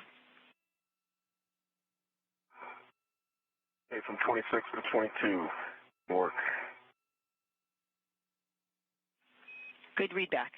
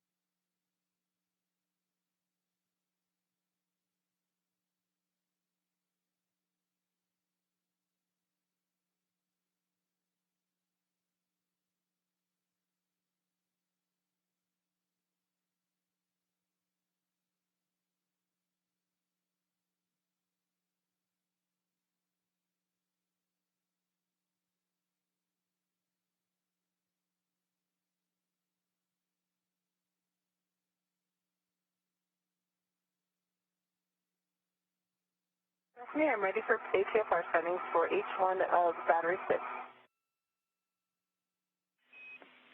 H1 battery 6, PGT settings alpha 7, counterclockwise 2. Yeah, I have alpha 7, counter 2.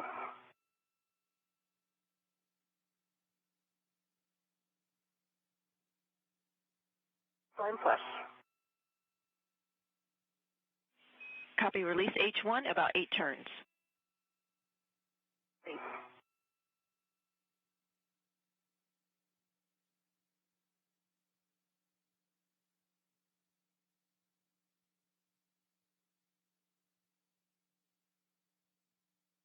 Okay, and it started slipping at about 6 turns, and I see status indicators in unlock.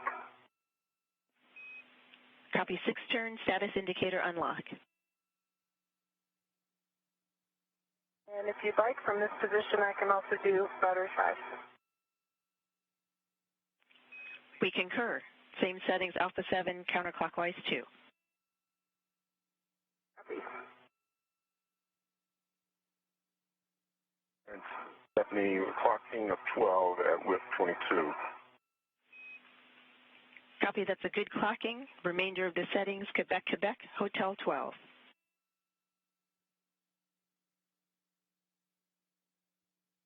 Quebec, Hotel 12.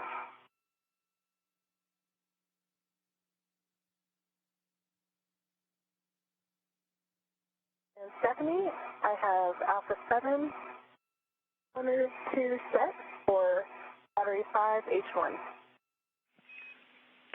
Those are good PGT settings for battery 5 H1. Release H1 about 8 turns. Copy and work. I'll let you know when the tape line's flush. Copy. Oh, I don't have a scoop, so I see the anti-rotation device is overcome now. So this tape line won't be flush here. Copy, but I like how you're thinking. All right. Green turn.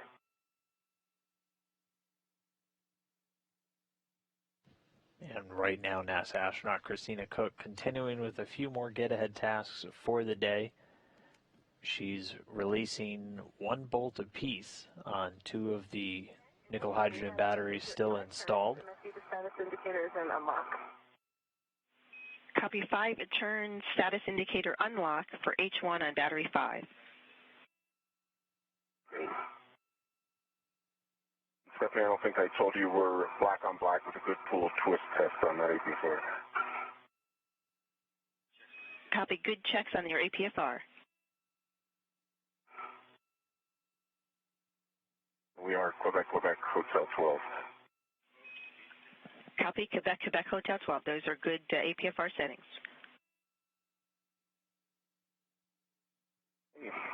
Ready for next step, Stephanie. Anything I can do for the crew lock bag? Here, prepare it for, you know.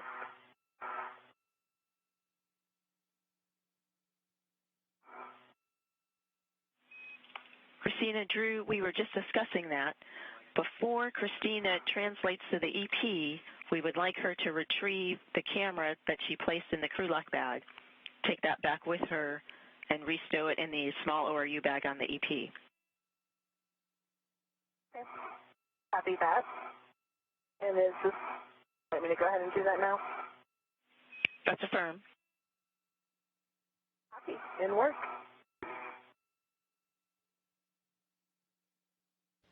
With a few more get-aheads now in the books, they're going to start moving through what's called the cleanup steps. Any further actions on the crew lock bag to stow it?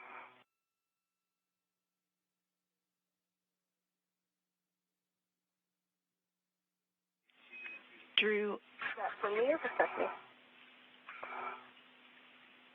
Well, and I'll take it.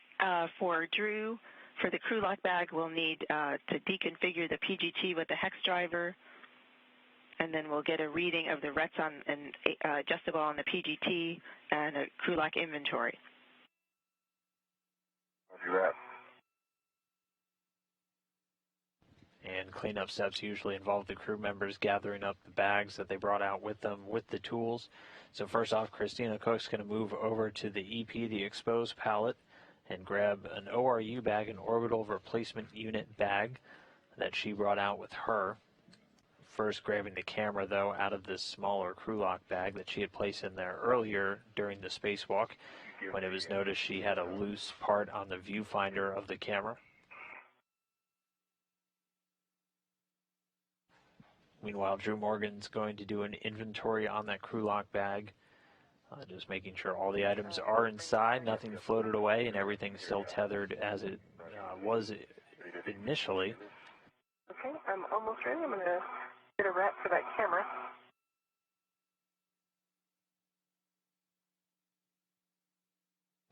And then once all of these bags and tools are collected up, they'll start making their way back towards the Quest airlock, eventually moving back inside, closing the hatch, and taking their suits off of battery power. And then our spacewalk today, which we're already at the 5-hour, 47-minute mark, will officially end when the repressurization of the airlock begins.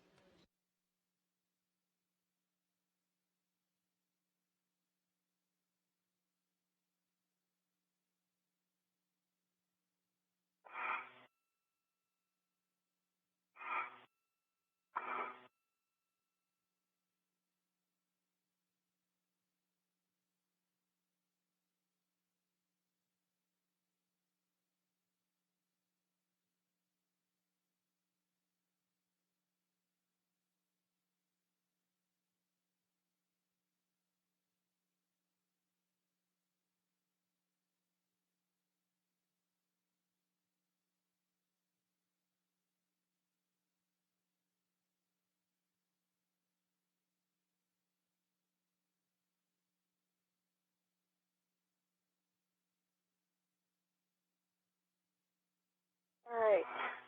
Make sure this camera's still working.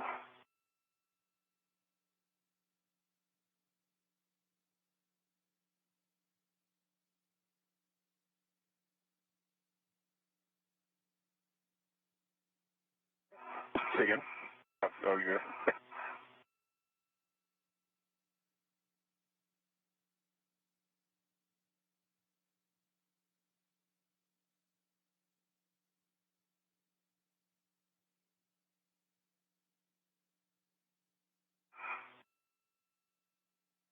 And put your sun buzzer up.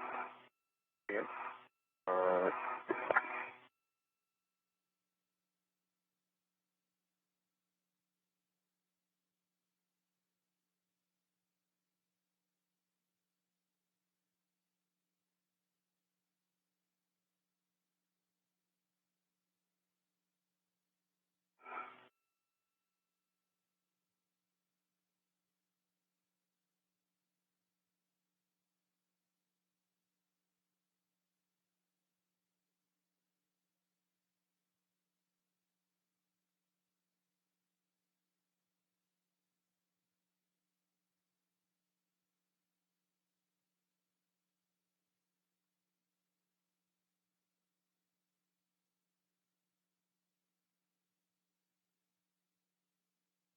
The 9 inches back on the caddy and with a good pull test. Copy, Drew.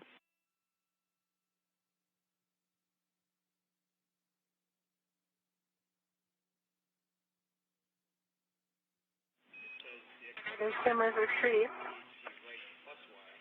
Copy, Christina. Fine. Once you have the camera, translate to the EP and then onto the EP to work on the ORU bag. Drew, the PGT that you deconfigured returns on your swing arm with the 2 RETs and adjustable remaining on the PGT. Copy. I've got the 2 I got the PGT and the 2 RETs in serial back to me, and I think we're ready to inventory this screw lock bag. And one check, the adjustable that's on the PGT, is it still with you?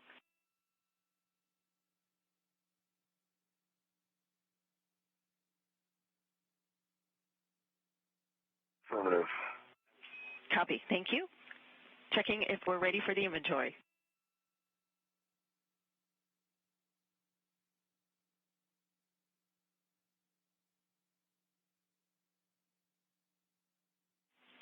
Drew, please proceed with the crew lock bag inventory. Okay. A ratchet wrench with a 6-inch wobble to a RET in series to the inside of the crew lock bag. I have a long duration tie down tether directly to the inside of the bag. I have 1 internal RET, an adjustable, nothing on it. I have RET to an adjustable with nothing else on it. And then I have another internal RET, an adjustable with nothing on it.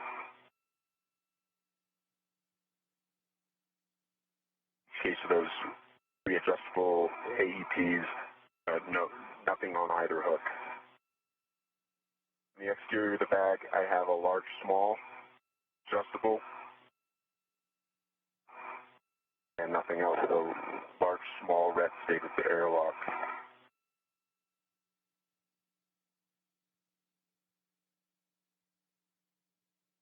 And I am on the EP. Sorry to break in, but wanted to report that. Copy, Christina. Drew, and we copied the report when you deconfigured the 9-inch hex driver from the PGT. We would like to double check that 9-inch hex driver is on the socket caddy on an internal RET in the crew lock bag. So the socket caddy with the 9-inch and the pit pin to an internal RET.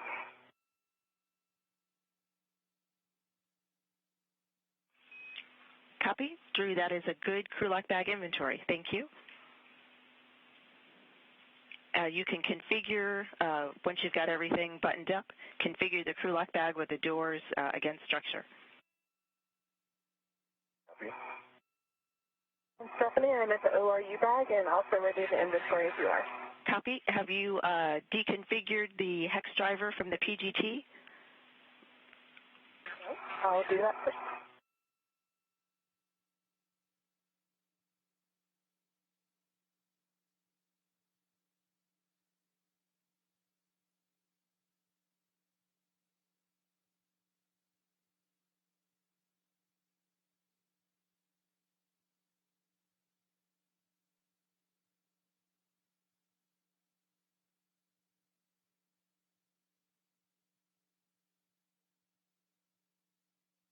I have the 6-inch X on a tip pin.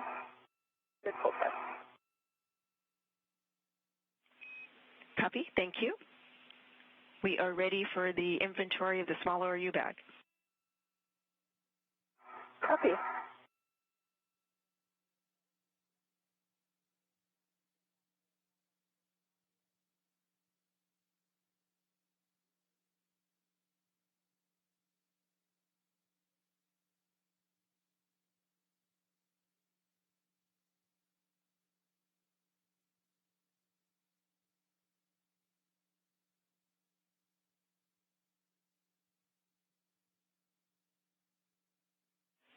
Christina, one addition. The camera, your camera, will also, in its final configuration, be in the small ORU bag. Copy that. Let me put that in there as well. Copy. Thank you. Stephanie, I don't know if you could see in my WVS, I have the crew lock bag, 2 tethers pulled out to kind of hold it against structure, but I don't know how rigid that needed to be. Just generally have the doors down. Checking, Drew.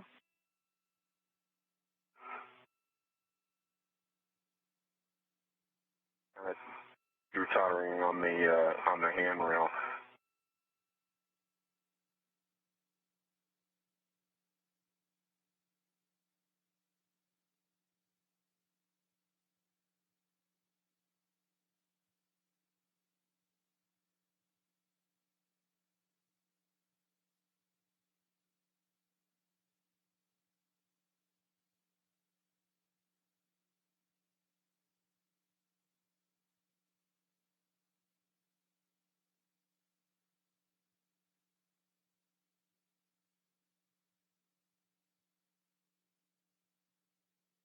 Stephanie, while we're waiting on that answer, I am ready now for the inventory.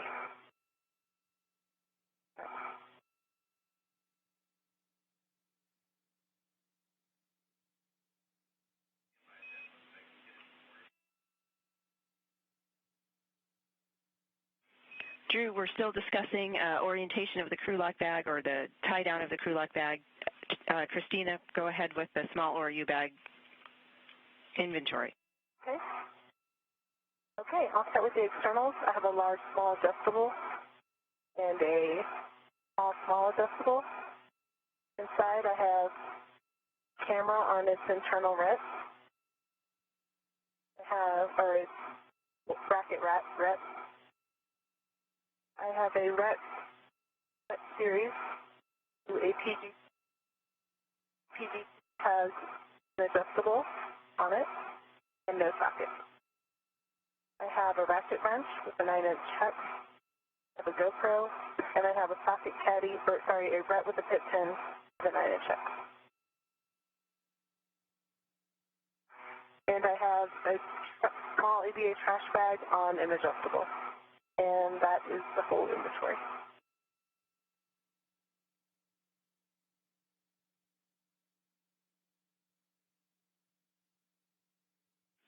Copy, checking.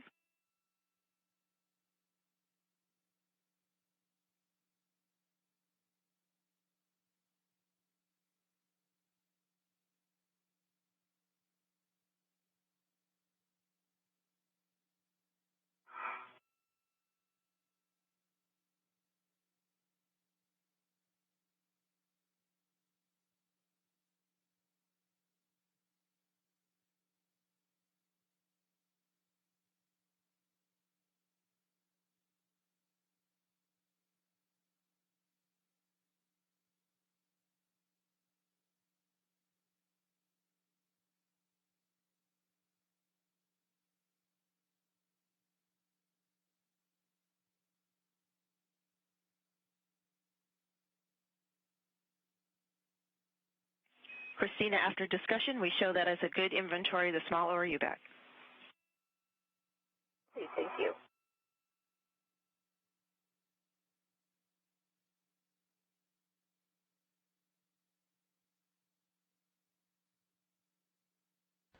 And with that inventory done, Christina Cook going to start making her way back pretty soon.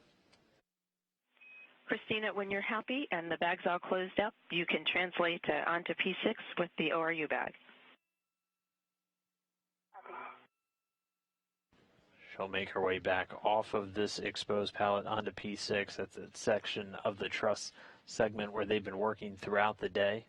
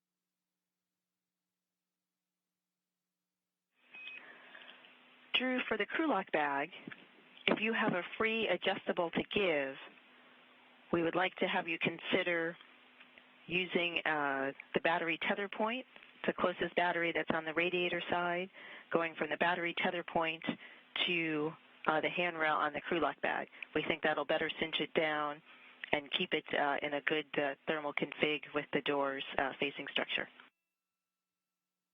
Copy, I understand. So put a third, leave an adjustable, a third adjustable. Excuse me, it's not a third, it'll be a second on the exterior bag.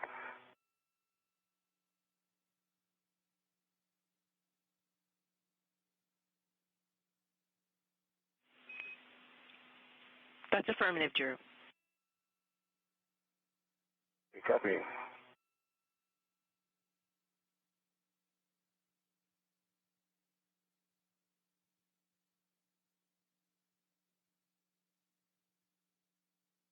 I'm going to use this one that was on the PGT. We copy.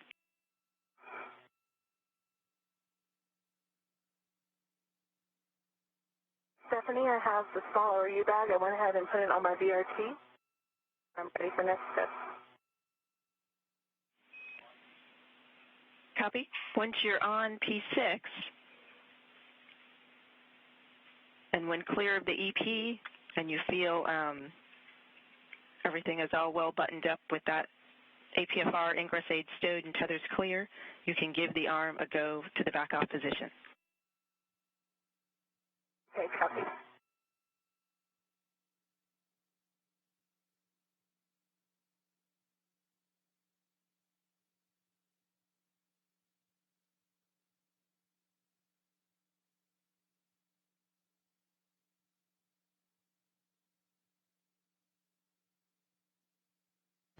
I am on P6, and I can see that the ingress aid is stowed. All tethers are clear of the EP. I'm just looking up and down it to be absolutely sure.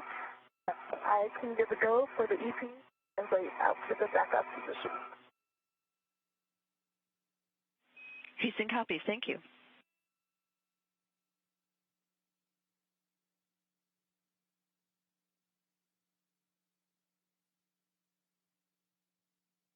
And I am currently on P6 at my Green Hook location.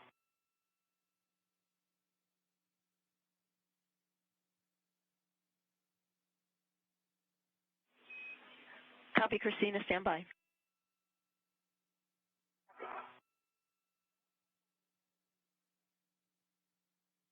And there in the center of your screen, you can see Christina Cook just making her way off of the exposed pallet. She's back onto the station's truss structure. You can spot her by the red stripe around the legs of the spacesuit there. She's the EV-1, the lead spacewalker for today's activity. We're past the 6-hour mark now, 6 hours, 4.5 minutes into today's spacewalk. Christina, Jessica, copy your go for back off. Okay, copy.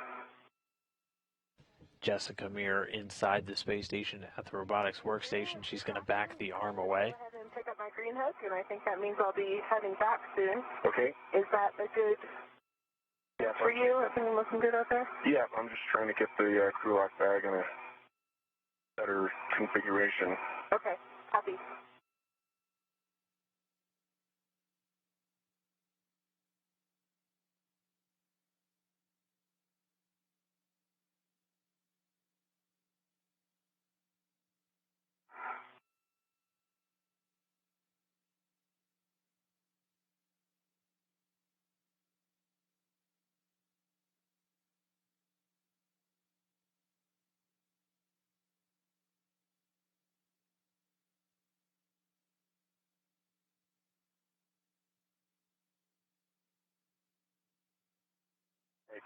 Stephanie, that's got it in a little better configuration. It's definitely doors facing the batteries now.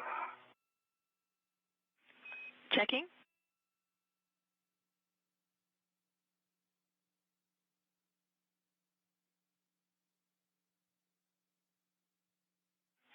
Drew, nice work. We like the bag configuration. Retrieve your fare lead from handrail 5307. Being work.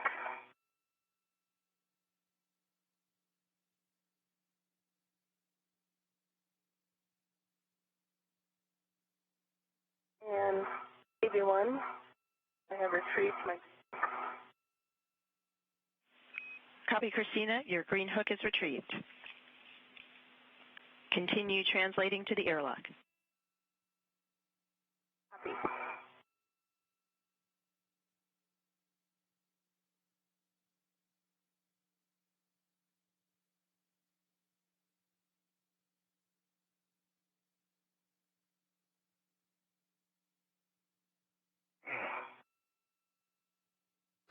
Well, with the bags collected and the things stowed correctly, the crew members now going to start making their way back to the airlock. Next time, or go ahead and bring it in.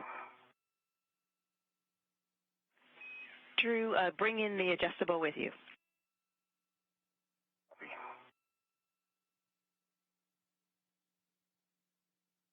So both Christina Cook and Drew Morgan are going to be making their way back now towards the Quest airlock, picking up their safety tethers along the way. Copy, translate to your green hook, location 5312, and retrieve that.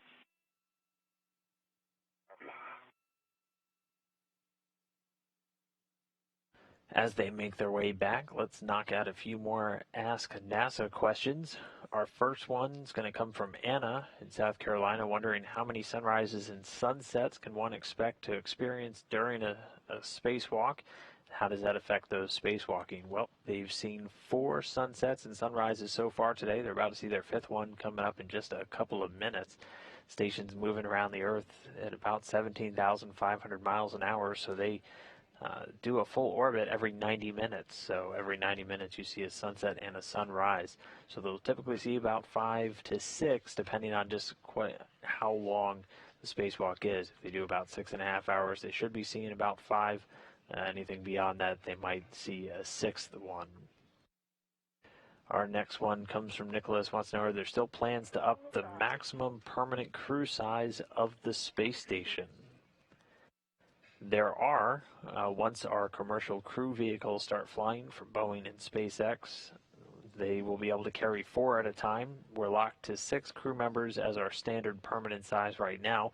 There are only 3 seats on a Soyuz, and you have to have 1 seat for every crew member on board the space station for them to return home. So once we start flying commercial crew, you'll have that 4th seat available, and then you'll bump up from 6 to 7 permanent crew members at a time on board the space station.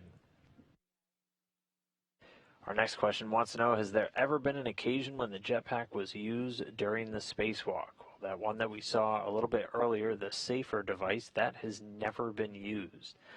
That's the piece that's attached to the bottom of their life support pack, the portable life support system, or the PLIS, and that serves as kind of their safety net if they were ever to become untethered from station. There was another device known as the Man Maneuvering Unit that got a few uses during the shuttle program, but was retired and hasn't been used since. Our next question comes from Hugo, who said, I've read that there's 10 spacewalks happening in the next 3 months. Awesome, I agree. What limits are there on when and how frequently spacewalks can be scheduled? Why can't they do it every single day? Well, spacewalks are one of the most time-intensive tasks that the crew members have on board the space station. We're doing a record pace out of station airlocks right now, and we have about 5 days between each one. That's 5 days for the crew to outfit and service the suits, and it also takes them time just to go over the procedures and do any additional training to get ready. So spacewalks are extremely time intensive, and you really only do them when there's something you absolutely have to do outside the station that can't be done robotically.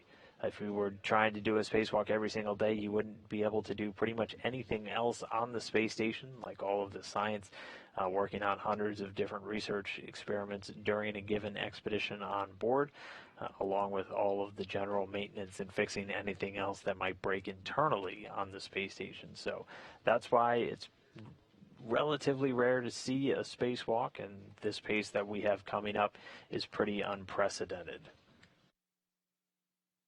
Our next question comes from Akrish, wants to know, how do astronauts keep hydrated during the spacewalk for several hours without food? Continue to translate to the airlock. That's affirmative.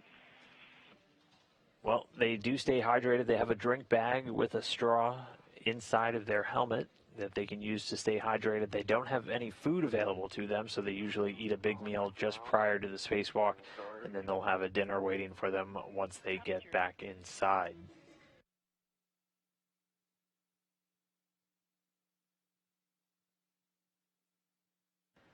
Next question comes from Devereaux. Wants to know, is the movement during spacewalks that effortless, or do Astro, Christina, and Drew Morgan just make it look that easy? Well, they certainly put on a spacewalking clinic today, getting all their tasks done really quickly, and a couple from the next spacewalk. It is one of the most physically intensive activities that they'll do while they're on board. They can burn up to 2,000 calories or more throughout the process of doing a spacewalk. You're constantly fighting against the pressure of the suit, making very difficult movements with all of your hands. You're basically working inside of a giant balloon as you're walking. So it's definitely not effortless, but these crew members are able to train pretty extensively before they ever fly. And then our astronauts are just exceptional people, and Astro Christina Cook and Drew Morgan doing a fantastic job today. And our final question for right now comes from Nuan. Wanted to know, can't the astronauts use the robotic arm or some kind of powered moving equipment to move the batteries and themselves around? Well, if you've been following along, a lot of these spacewalks or these battery replacements in the past have been done primarily using the robotic arm, and it's a very dexterous attachment known as Dexter, the special purpose dexterous manipulator. However, these batteries that are getting replaced are so far out on the station the robotic arm can't actually reach, which is why the astronauts are doing it by hand. Okay, so you don't have to get called back after an OLS. Drew, for the CETA carts, we need you to press the brake release 2 times on both the inboard port CETA cart and inboard starboard CETA cart. Copy. Just did the port one. I'm about at the starboard one. Copy. Thank you. Christina, friendly reminder, you'll place a fare lead on airlock handrail 0500. Copy that. Air lead 0500.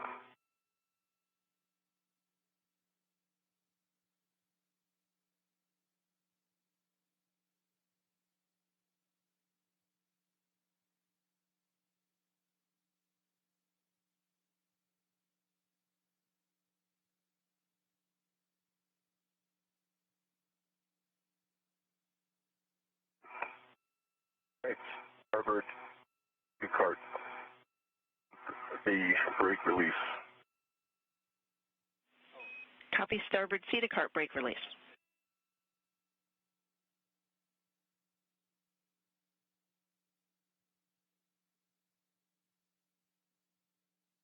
Can I handle 500? Copy fare lead on 500.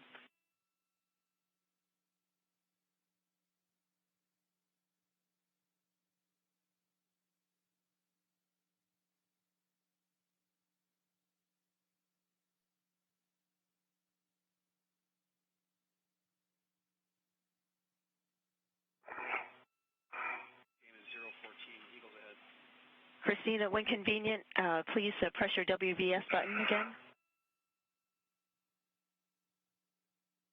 Yeah, I'm sorry about that.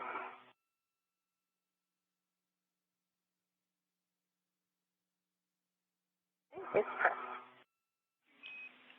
Copy, thank you. And good news, Eagles are ahead 14-0 in the second quarter. Oh, copy that. Go Birds. Thank you. Christina Cook getting some fantastic news while she and Drew Morgan move back to the airlock. It might still be on when I get in. Never know.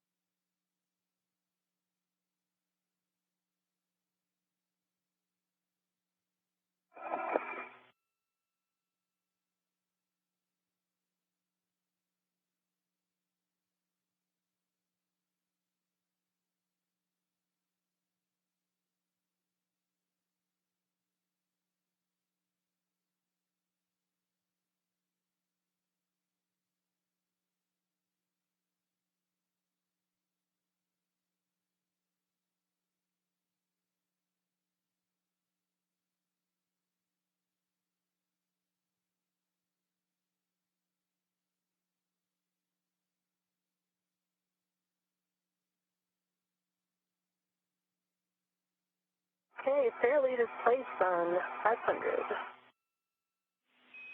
Copy. Thank you.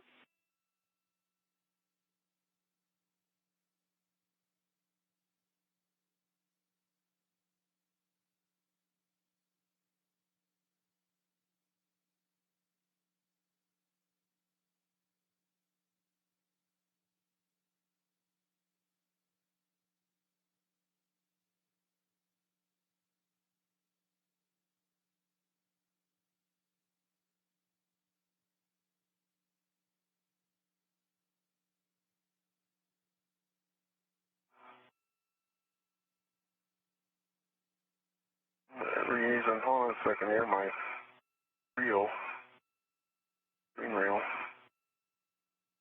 not reeling out anymore, and then the lock.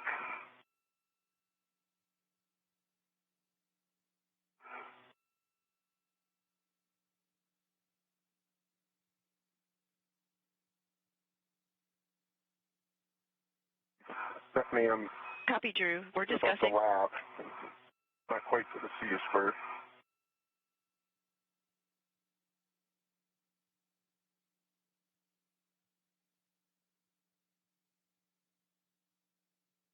And I'm holding at the airlock.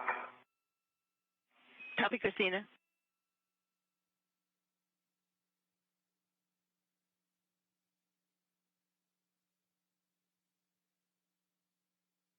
Put down a local here.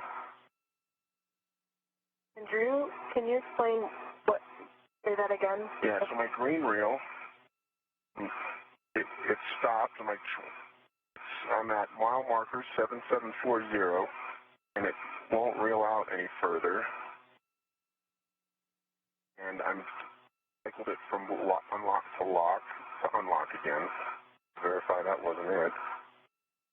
That's the reel going to the anchor hook at 9180, right? Correct. So your other one is able to. Okay. So let me. I didn't. Yeah. So I'm just going to look at my configuration again here. Make sure. Green reel. Green hook back to the red reel. My yellow hook back to the green rail. Locked. My red hook is still in place. Locked. Configuration looks good.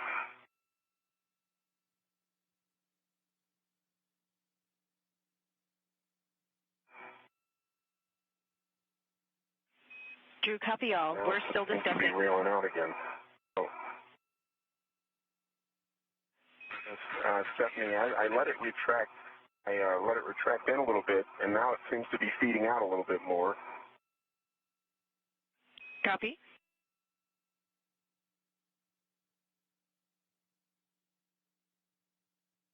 See?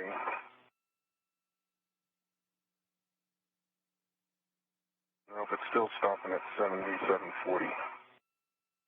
Copy. Still stopping. We're discussing.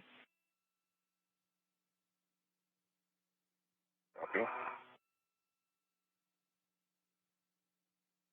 And where are you on the cedar rail right now? No, I'm holding right on the wagon wheel by the airlock. That's Okay. where I got your report. Okay.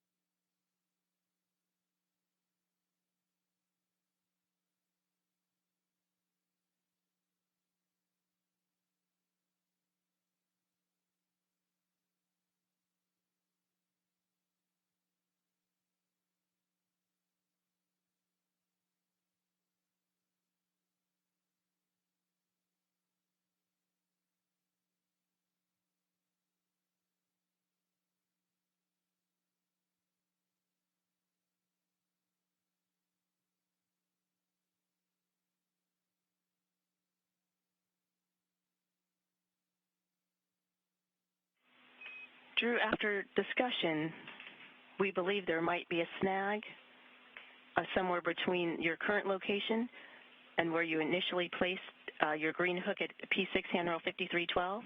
We'd like you to translate back to that location, handrail 5312. Okay.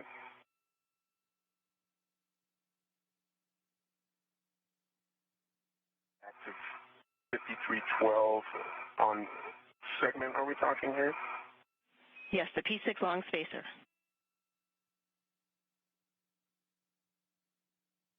You're already inboard of the anchor hook, is that right? Yeah, you can see it going back to the anchor hook. Yeah, I'm at the, I am past the Stand by, MC Drew. on phase 1 above the lab.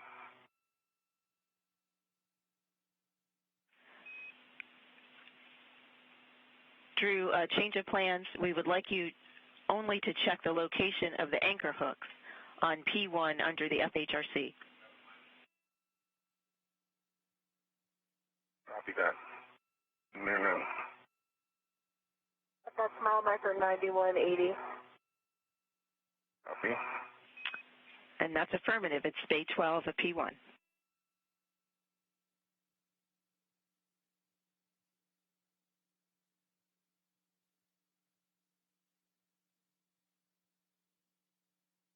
So far, everything is retracting cleanly.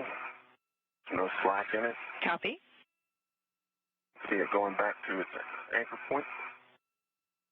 And I see the anchor point in sight, straight line to it. There's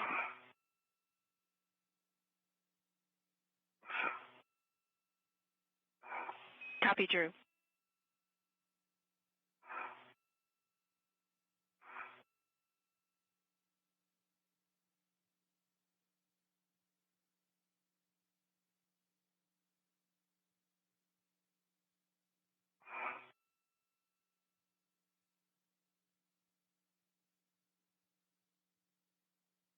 under the card. And see, it looks like it is on 3688.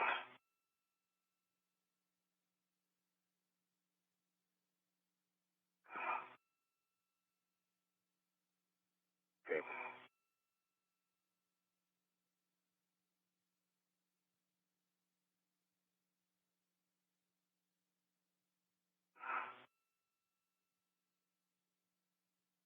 Right, that's freed it.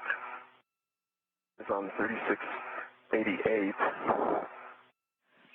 Drew, your anchor should be on handrail 3650, 3650. No, there was a snag on 3688. So, does that make sense? Copy. Understand the snag was at handrail 3688. We're discussing.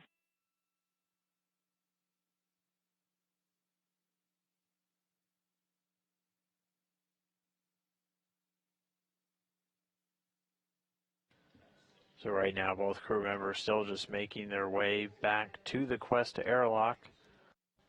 Drew Morgan's having to work through a couple of tangled up tethers. Again, the astronauts use a number of different tethers to keep themselves attached to the station structure at all times. So he's just going to work through a couple of snags and then go and continue on and join Christina Cook. I think you might have found the source of the hang-up in your reel. However, just to make everything clean and fresh, we would like you to translate fully back to the location of your anchor hook, 3650, and then translate back to the airlock. Great.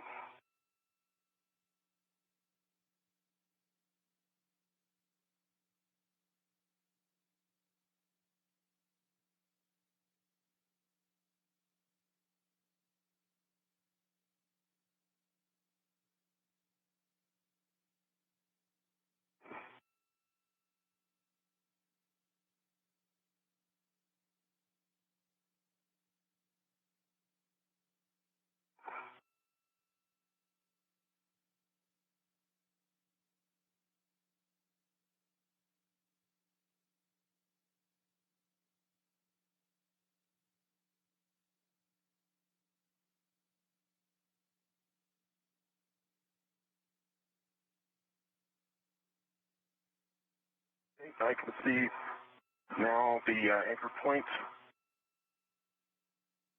The snag was just past the anchor point. Copy and understand. At that 3688. We copy, and we would expect you now to be able to reach to the airlock. After that. Stephanie, I have something for the team in this location where I've been hanging tight. I am now seeing that there is an MMOD stripe on the label for width 8 at the airlock, and it has a pretty significant lip that I would consider a sharp edge. And I can, but if you can GPA my VVS, I can give you a love it.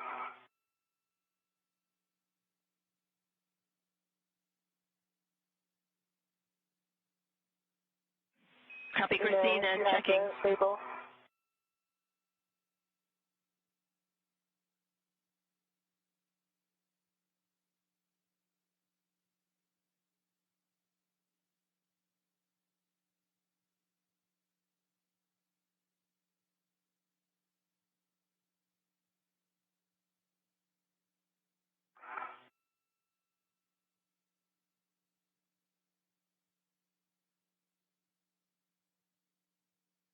Okay, I'm past that point. That was troublesome before, so that was clearly what it is. Copy, Drew.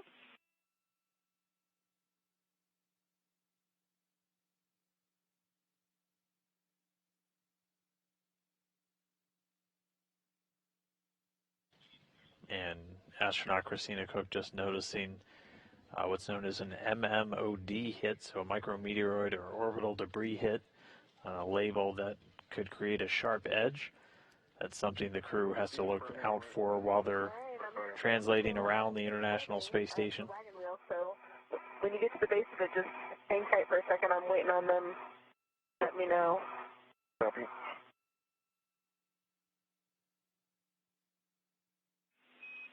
Copy you both.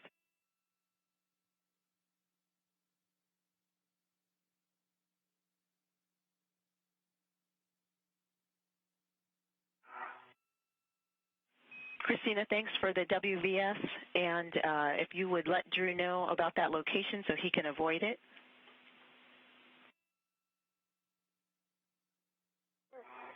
And now that I look at it, it may just be the label that's turned up, and it has a metallic look to it, but it may be soft and not a sharp edge hydroid. So we can talk about that. And Drew, for you, where it is, it's at the above the 3 o'clock position on the wagon wheel. It's the label for width 8. The label for width 8. Yep. And you wouldn't normally brush your hand on it. It's not on the handrail or anything. Copy that. I see it. Yep. I see width 8. Okay.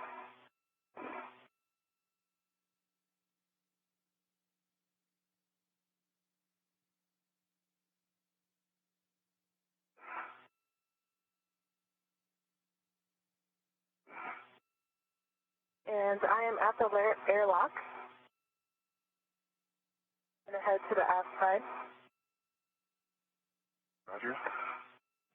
Copy, Christina. When you're ready, open the thermal cover and stow the ORU bag. The thermal cover is open and working on the ORU bag. Copy.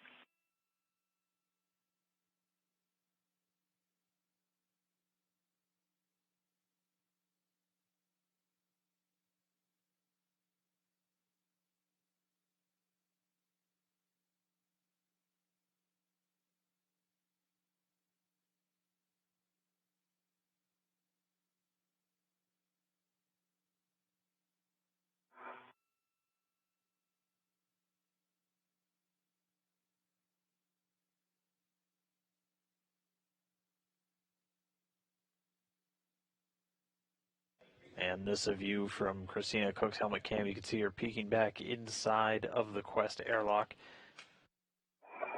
That's the crew lock position.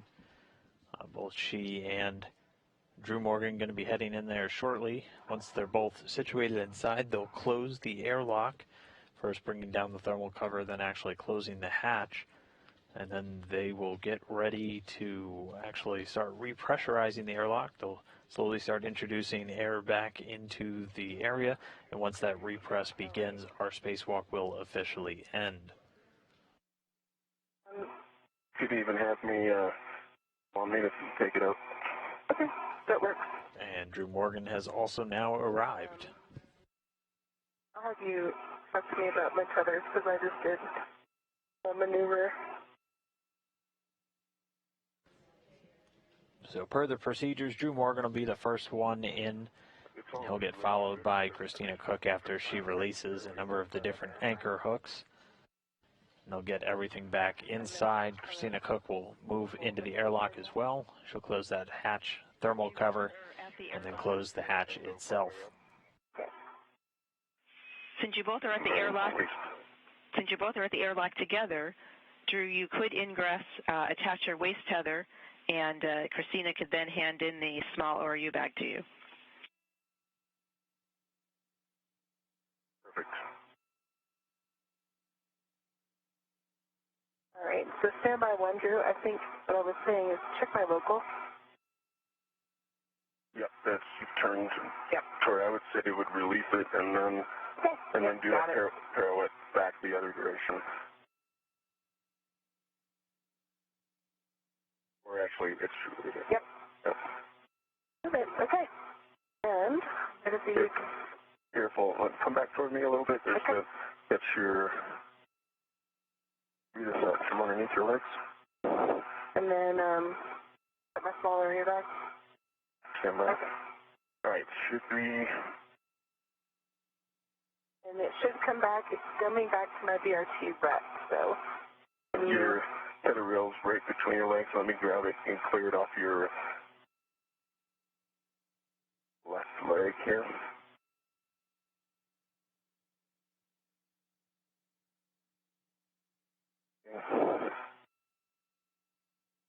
Now it's clear. All right. Okay, so now for the ORU bag, see the rep.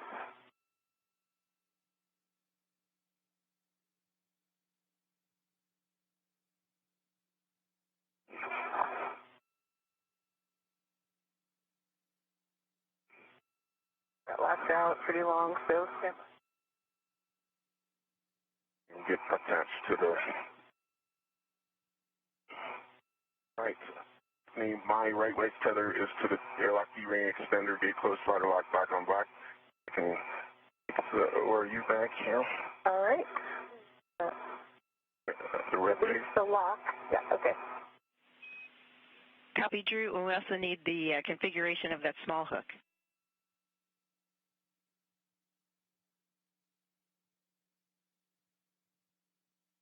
There's the ORU bag.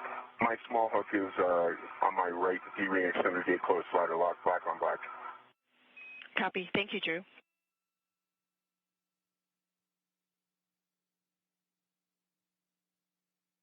Okay, it's ready. Okay, I'll remove mine.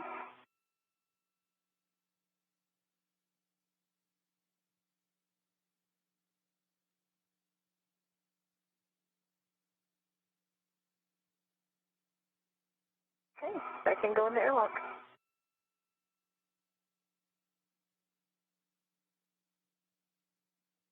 Inside.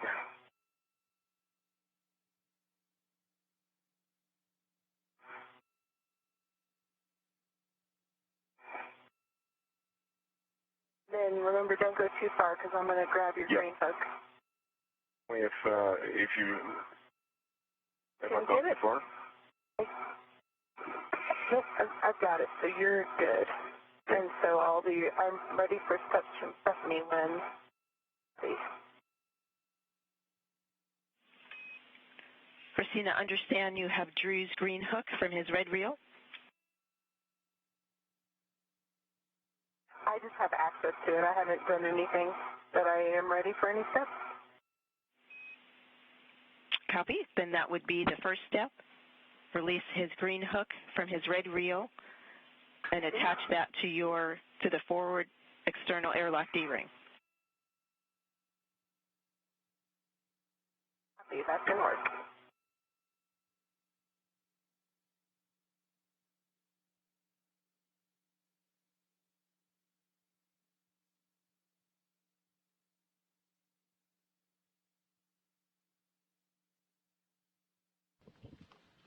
Christina Cook still outside the airlock. She just has to finish.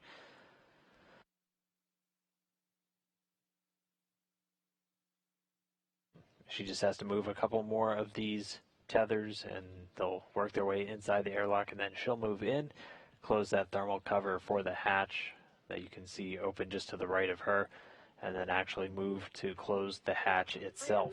Green hook is on the airlock forward D-ring. Stay closed, fire lock, black on black. Check reel unlocked.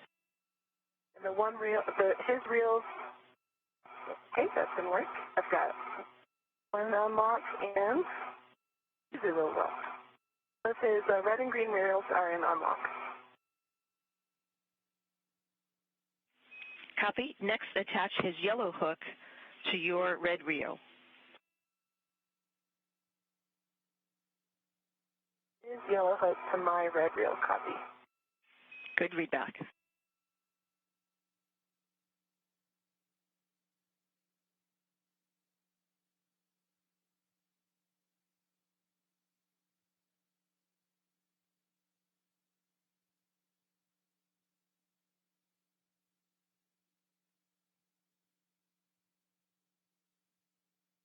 Drew's yellow hook is on my red reel, gate closed.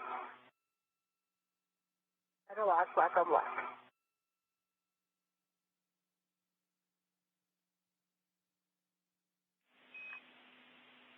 Next, take your green hook, attach it to the aft external D-ring of the airlock. Copy, it worked.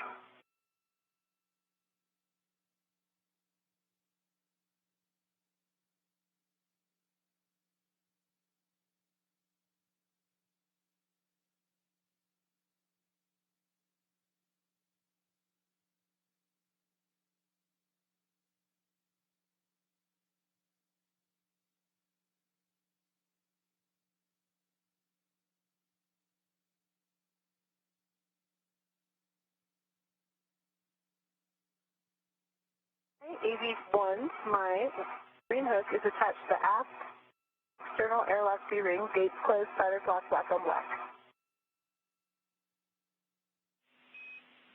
Check the reel unlock.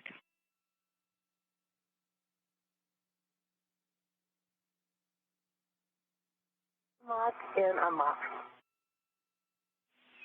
Copy. Release your yellow hook and stow it on your mini workstation. Copy, and work.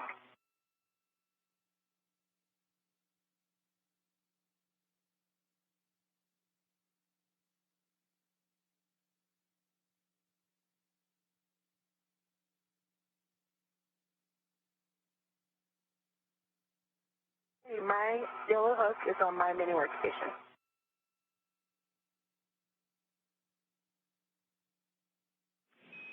Copy. That's a good tether config.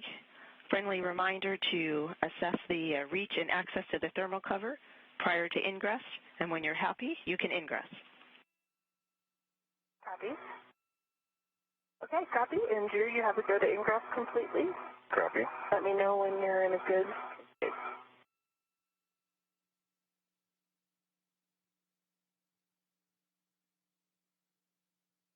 I am fully ingressed. Okay. Understand your forward as much as possible. And forward as much as possible. Okay. And legs are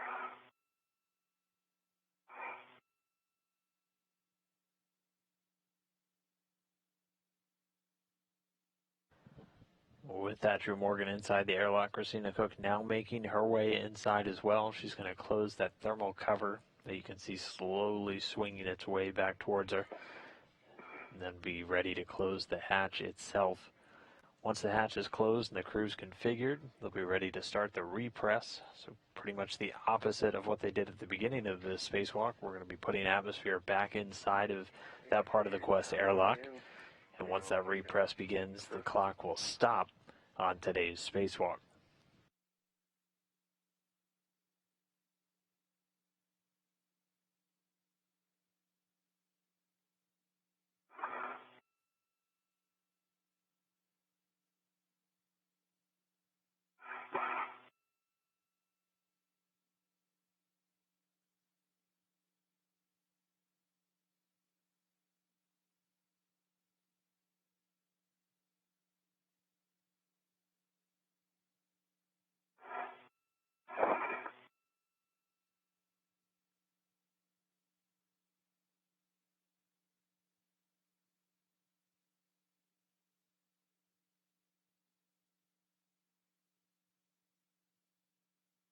Stephanie, should I go ahead and connect my SCU?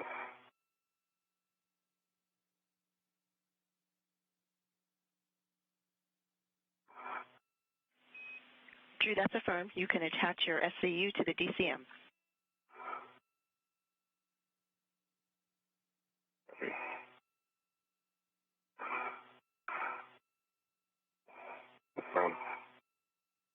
And I'll just kind of help direct here. That'd be great. Yeah.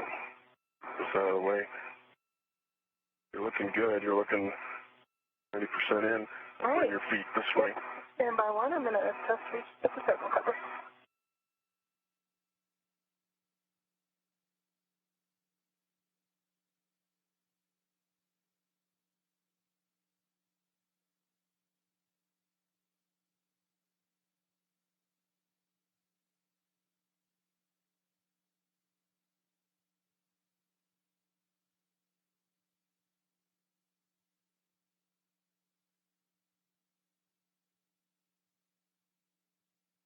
There we see Christina Cook closing the thermal cover.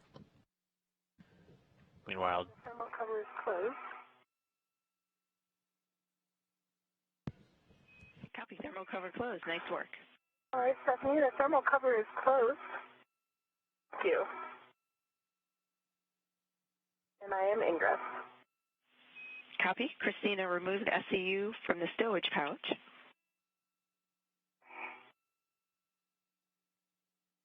Copy.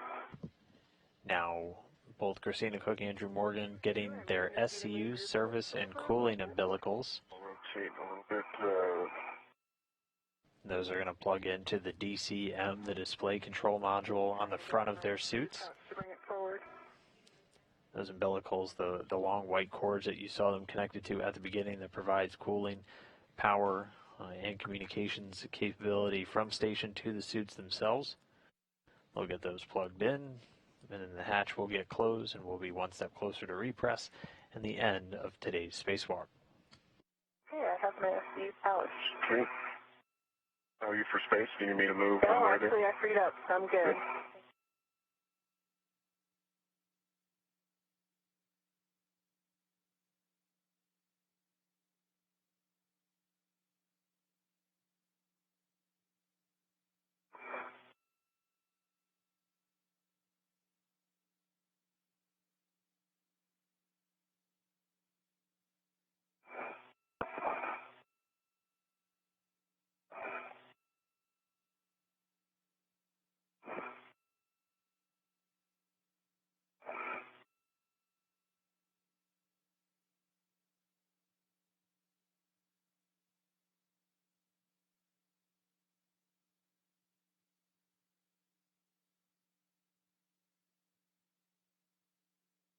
And another short handover.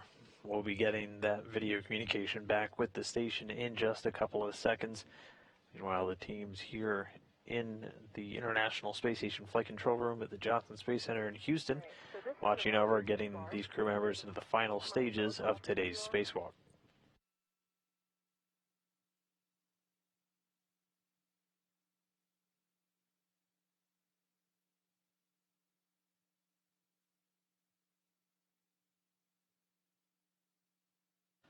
Right now our clock is at 6 hours 47 minutes. Again, that's going to stop counting and the spacewalk will end once the repress of the airlock begins. It's the repressurization. So taking all of that atmosphere that was taken out and pumping it back in.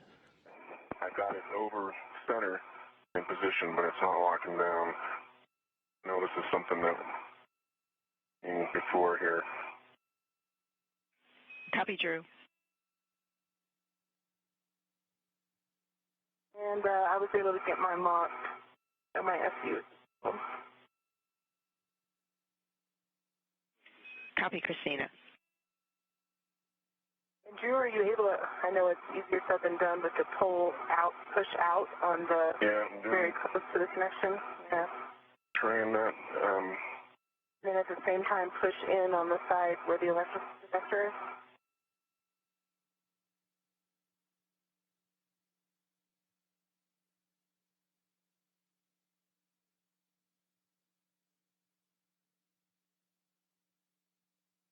I can still I mean, it's staying in place, but I can feel that the lock is not engaged. So if you pull the lever out, it just comes? If you're careful not to pull it out, it just... Yeah, but if I try to rotate it, it will rotate. Okay. It will stay in place.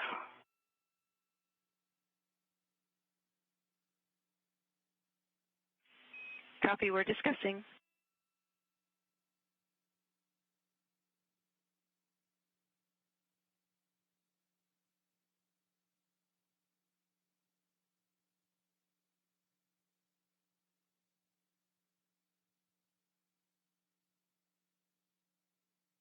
Yeah, like you're doing it and push in. Yeah.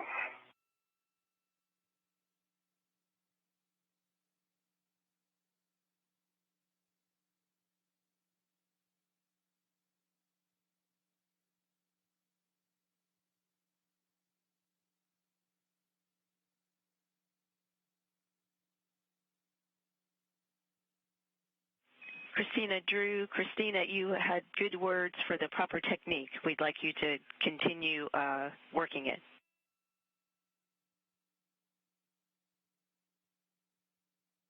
And Stephanie, I'm familiar with the technique, and I'm pulling out on the cable on the themselves a little bit, and putting pressure on the connectors itself. And can you see closer to the? I think the pressure, the outward pressure on near the connections should be closer to the QDs and stuff. Yeah, like really try and get it up in there. And then remember to also push in the lever. It's kind of pushing out on SCU, but push in on that lever.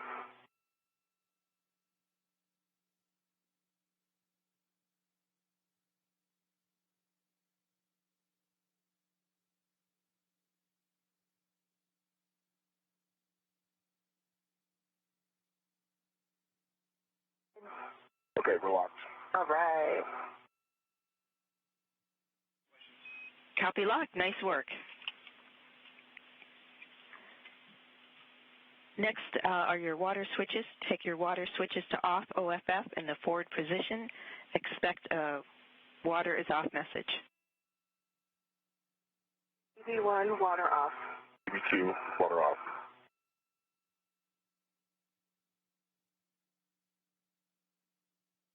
And we have started the 2-minute timer for hatch closure.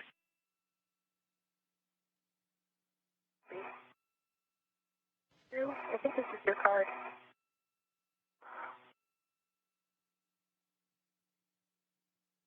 Both spacewalkers now plugged into those service and cooling umbilicals. A 2-minute timer has started.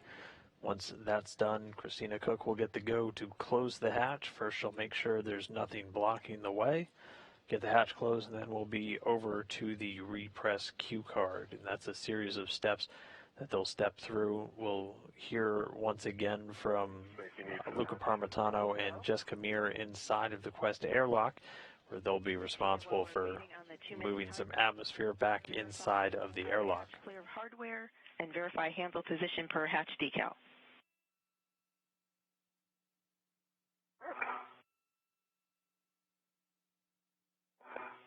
Okay. This is clear hardware.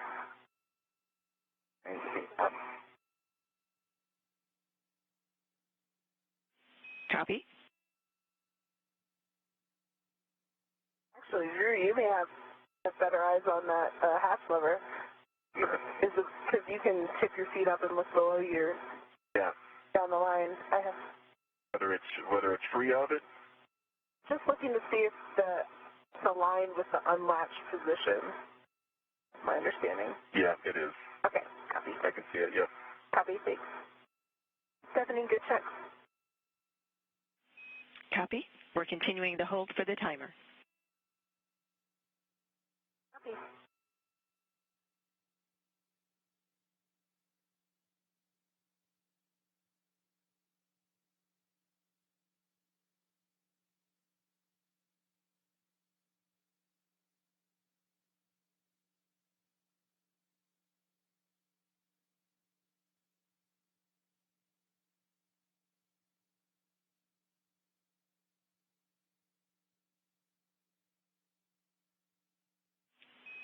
Christina, the 2-minute timer is complete. You have a go to close and lock the hatch. Copy.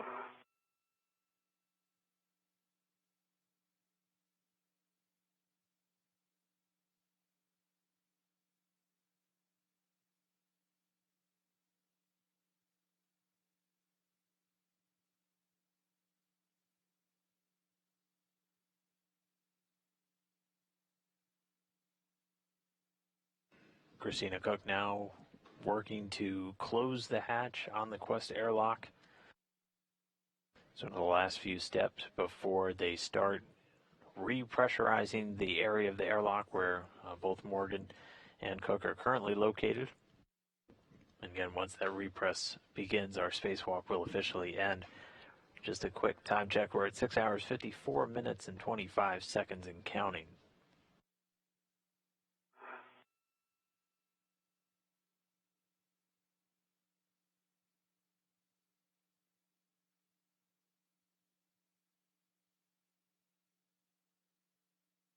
Yes, out of the hatch key. Roger. Nice. And if there's any way, Drew, you can hold my seat or way, I would take it. Yep. Okay. We're back in the hatch key, so stand by one on that. So you can put my seat down. There we go. Okay.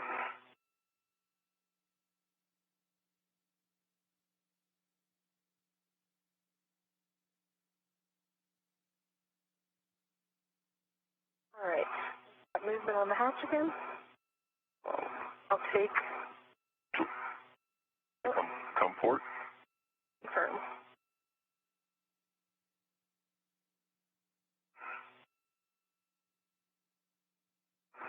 I think it might be back in 1 second.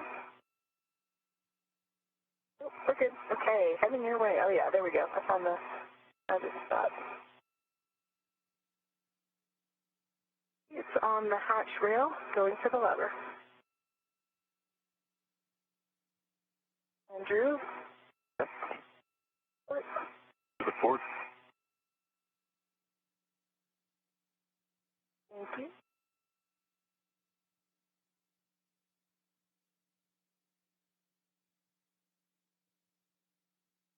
Once more, getting a view inside of the equipment lock. You can see Here we are in the latch. Jessica Meir and Luca Parmitano looking through the window as Have a lock engaged. Christina Cook works to close this hatch.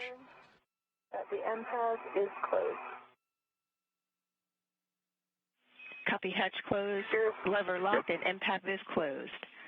That completes the detailed timeline. We transition now to the pre-repress cue card. On your DCMs, check your SCUs are connected to your DCM. Connected. EV2 connected.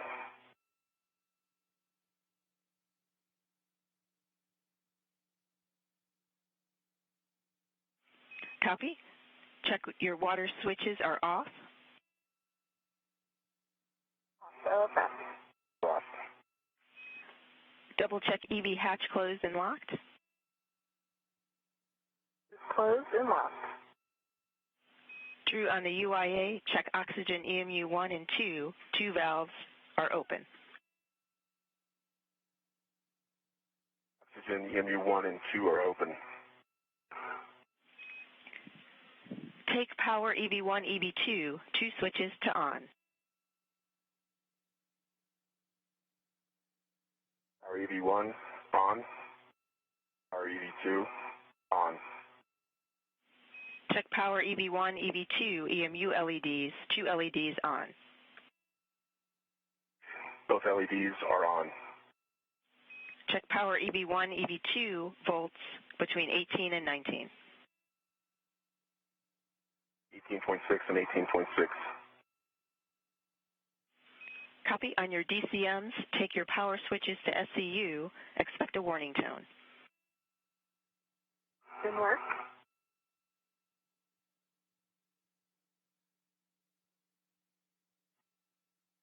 Towers and SCU.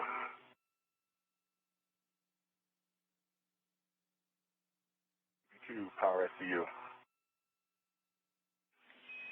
Nice work. Well, that completes our time together today. On behalf of the P6 Battery EVA ground team, we'd like to thank you for your awesome work today. We have made great progress in upgrading the batteries on the 2B side.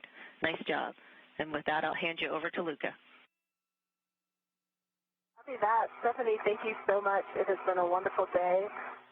Also wanted to say a huge congratulations to the teams across the world, the EVA team in Houston as well that made this day just an awesome day. You guys are the ones that work hard. You guys have the dedication that makes us able to keep this space station running at peak capacity, being an awesome example of international cooperation leading to the greater good for everyone. And for us, it's just an honor and a privilege to be part of your team. We look forward to the rest of the series. Thanks again. Thank you. We appreciate the words. And we agree 100% with you. Stephanie, thank you so much. And welcome back on board. Christina, Drew, it's fantastic to have you back. Will you please put your O2 actuators to press? Copy that, Luca. Great to hear your voice, and that's in work.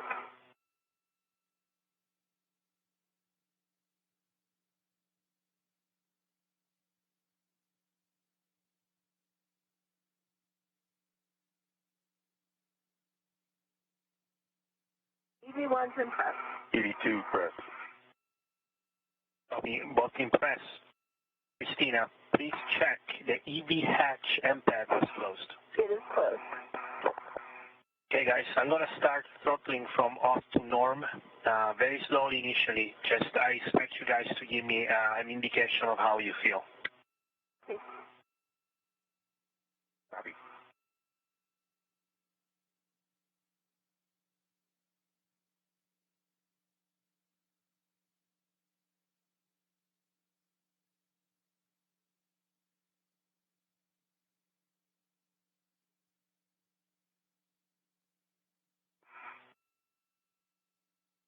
Let me rotate this a little bit there. Copy. Yeah, no worries. And during Christina, you can expect an alert tone. Okay. There it is.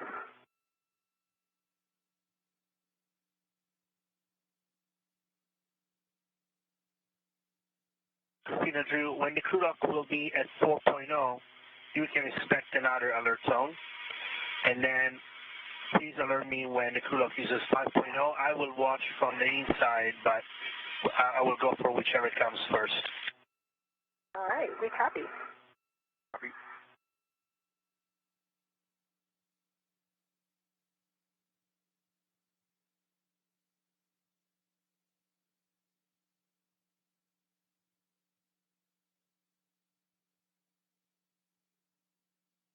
And how is the rate, guys? Fine for me. That's good rate.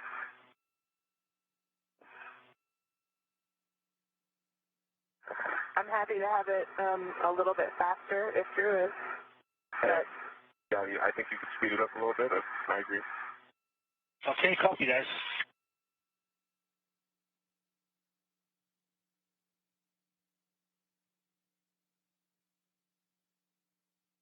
Let me know of any adjustment. I'm here for you. I show us at 1.5. okay.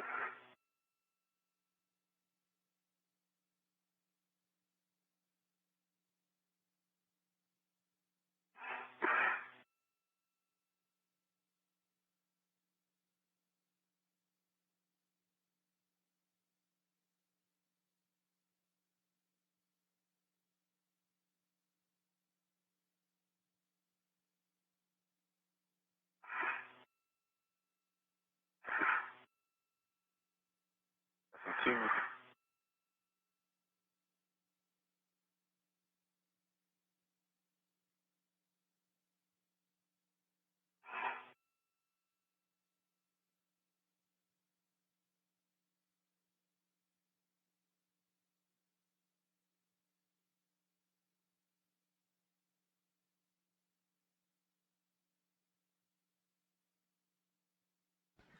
All right, with the repress now in work, The official end time for today's spacewalk was 1:40 p.m. Central Time, 2:40 p.m. Eastern Time. That's giving us a total elapsed time today of 7 hours and 1 minute.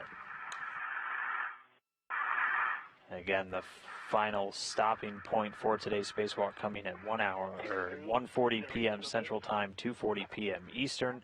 Total elapsed time is 7 hours and 1 minute. Today's spacewalk started at 6:39 a.m. Central Time, 7:39 a.m. Eastern.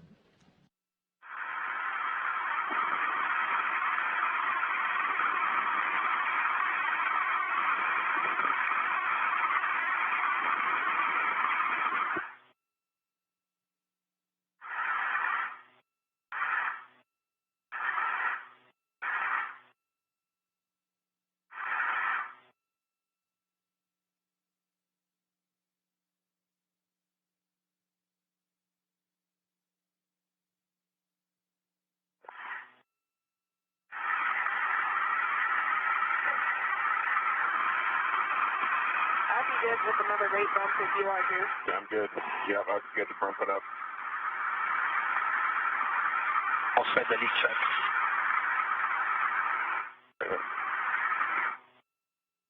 Yeah, we're at 5.0. We're at 5.0. Excellent. Starting at 2 minutes for stabilization.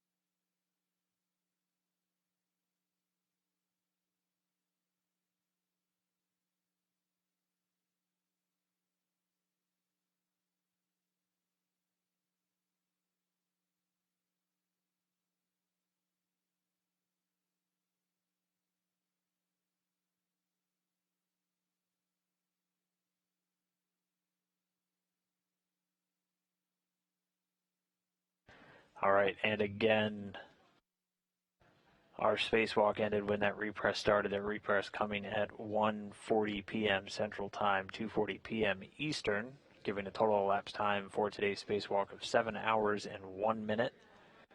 A couple of quick stat updates for you then. This was the second spacewalk for both Christina and Drew. This was the 219th in support of station assembly and maintenance.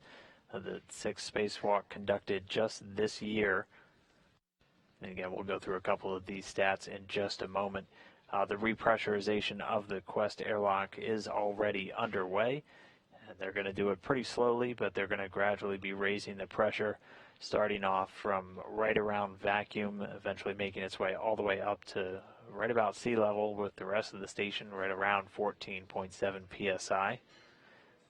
At this point, they're already right at about 5, and they're going to do a quick pause at 5. They'll wait 2 minutes for the pressure to stabilize, and then they'll continue on up.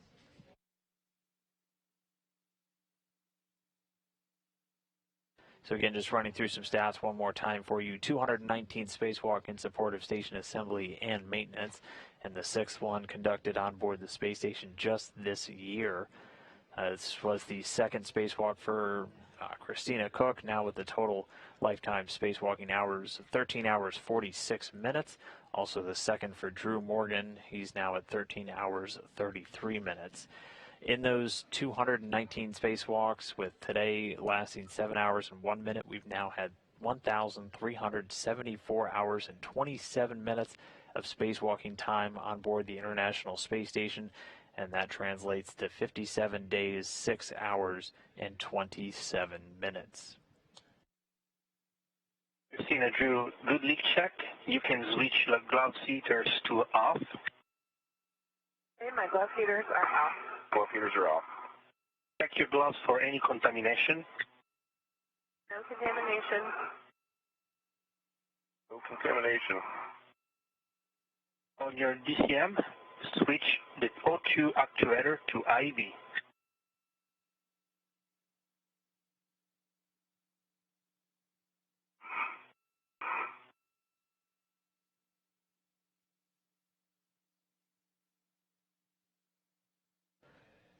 And this time around, they do a quick leak check to make sure no air is escaping from the airlock as they introduce it in.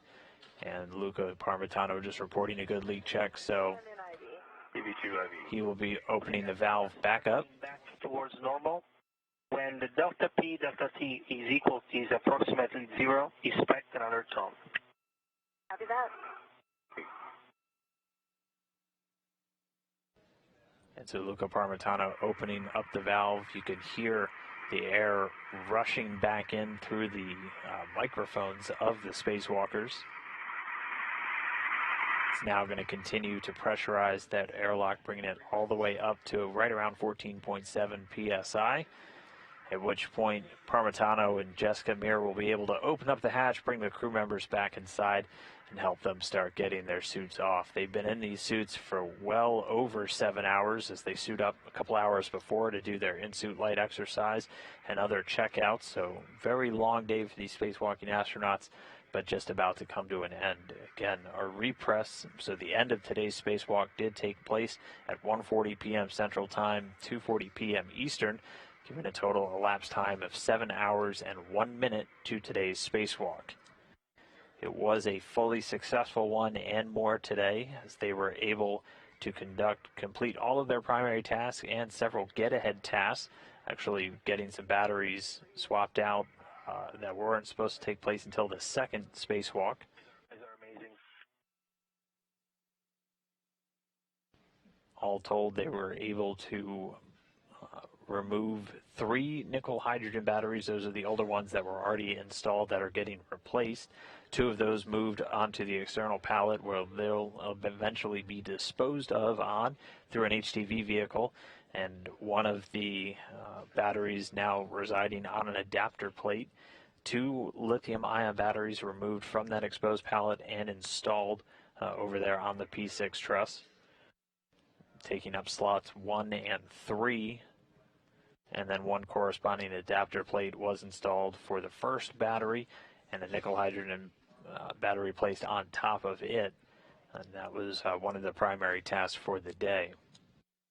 They also did something called braking torque, so just starting the removal of 2 of the other batteries that are going to get replaced on some upcoming spacewalks, and reoriented a number of the scoops, or those metallic handhold devices that they attach to the batteries to give themselves a good handhold to pass back and forth.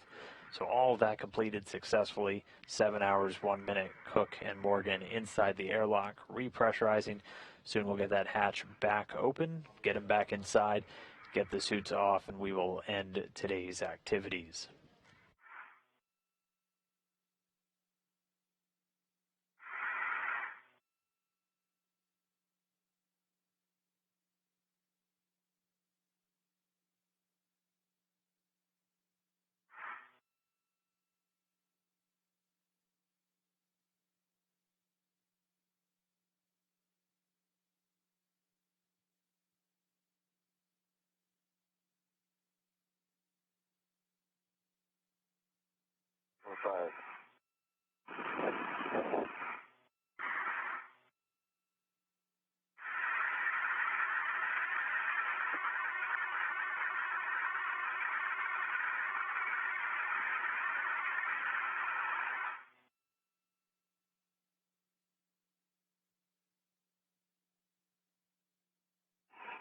How's the rate, guys?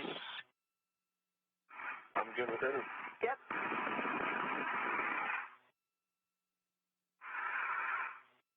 .1.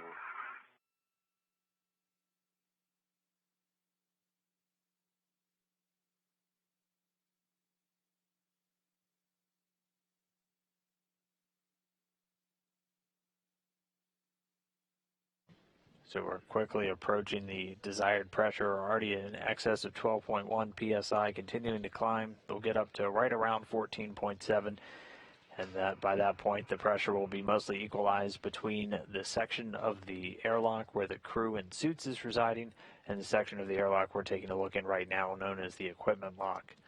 Once we get there, Luca Parmitano will be able to open up the hatch and begin bringing Drew Morgan and Christina Koch back inside.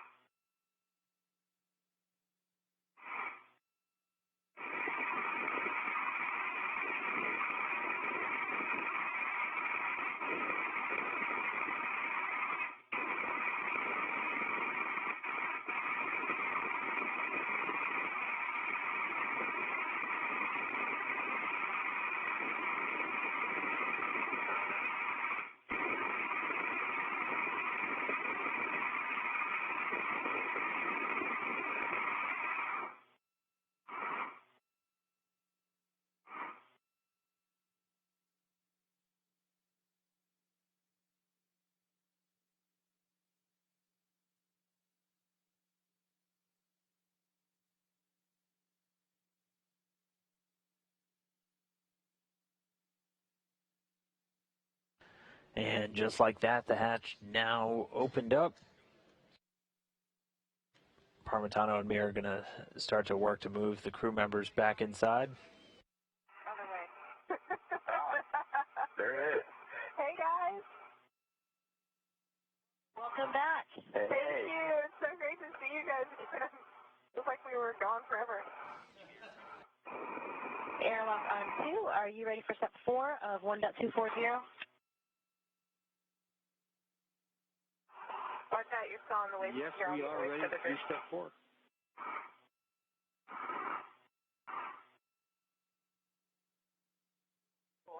And Jessica, just to make sure we're in sync. Are we still hot? Yeah, we're hot. Yes, you are both very hot. And Jessica, to be All right. clear, step 4, the ground's going to do that step, and you're clear to continue right through that step. A-firm, that's what we were hoping. Thank you.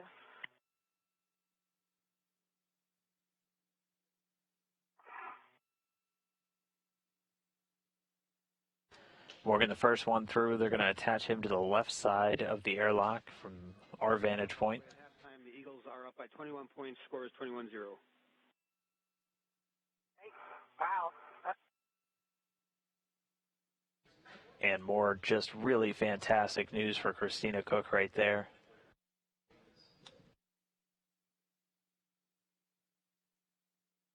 So first up is removing the SAFER unit.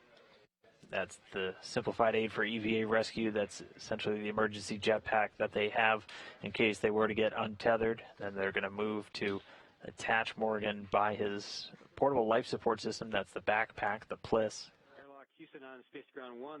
The EV crew is no longer hot mic'd.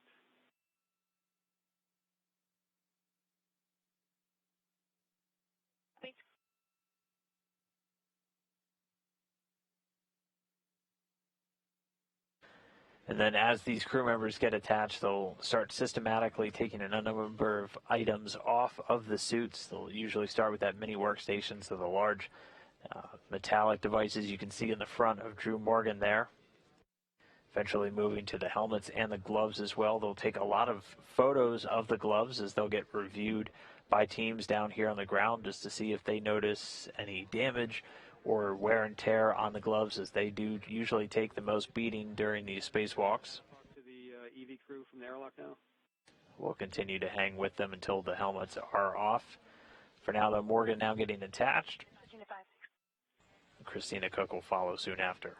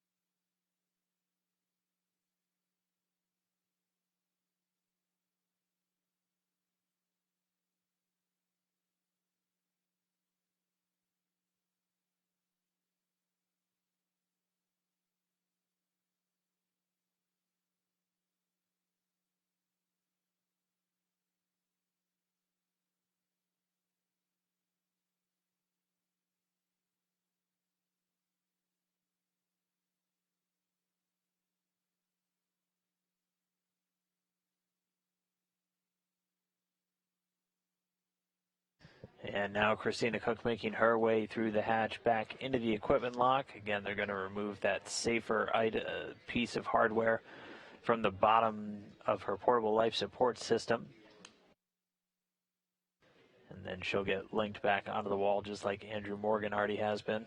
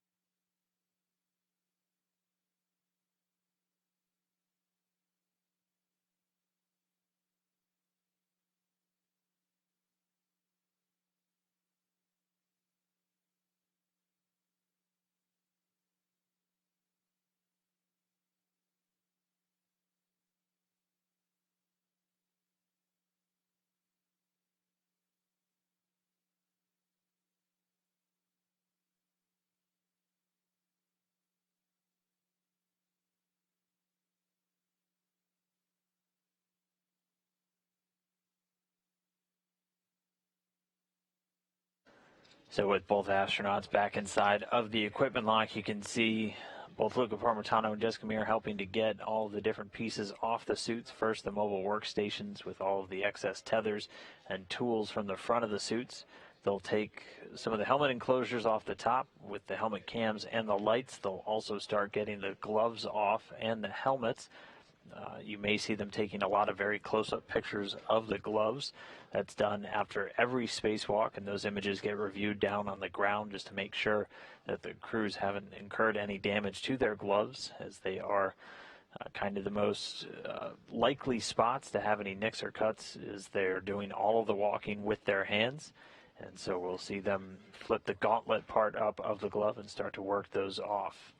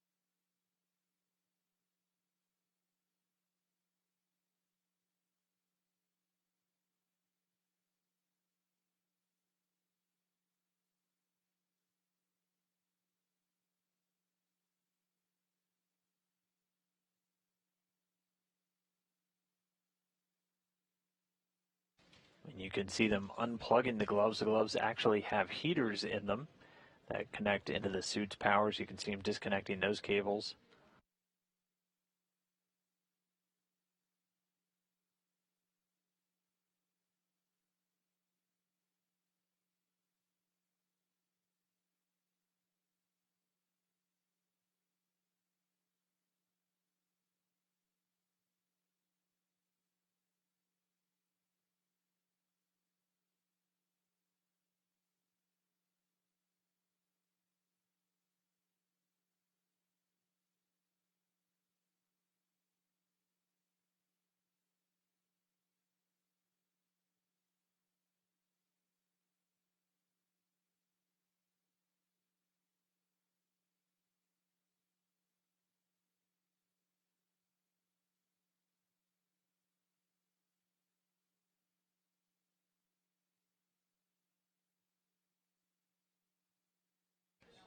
And at this point, we are just a couple of minutes away from the gloves and the helmets coming off. Once we see those helmets come off, we will be wrapping up today's coverage.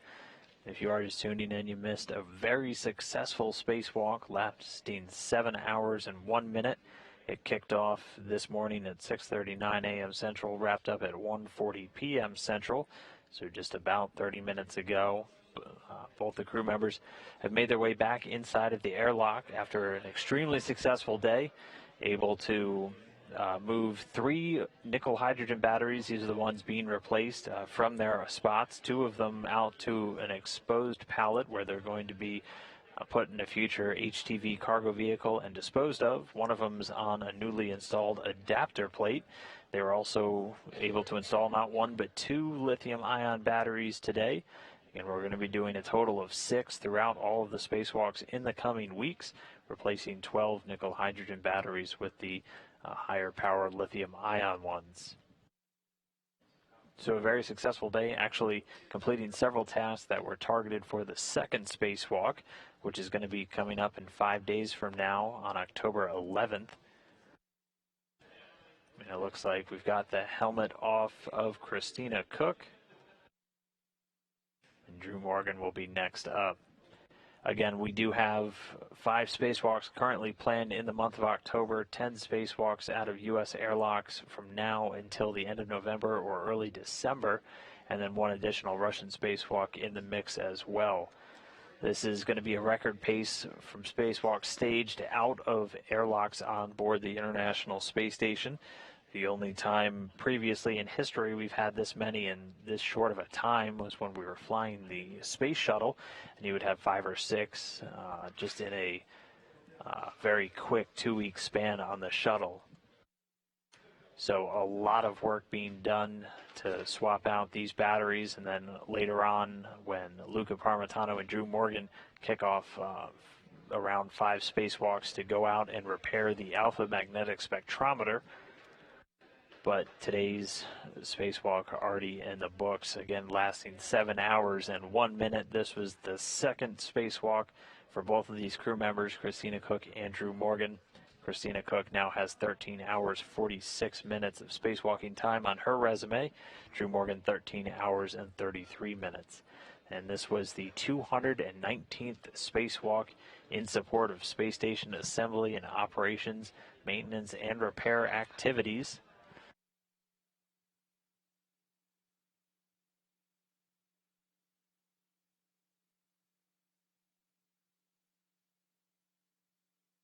And just flashing up the stats for you one more time here. Again, second spacewalk for Christina Koch and Drew Morgan. You can see their totals there. The spacewalk today, 7 hours and 1 minute. This was the 219th in support of space station operations and repairs, giving us a grand total of 1,374 hours and 27 minutes of spacewalking time. That translates to 57 days, 6 hours, and 27 minutes.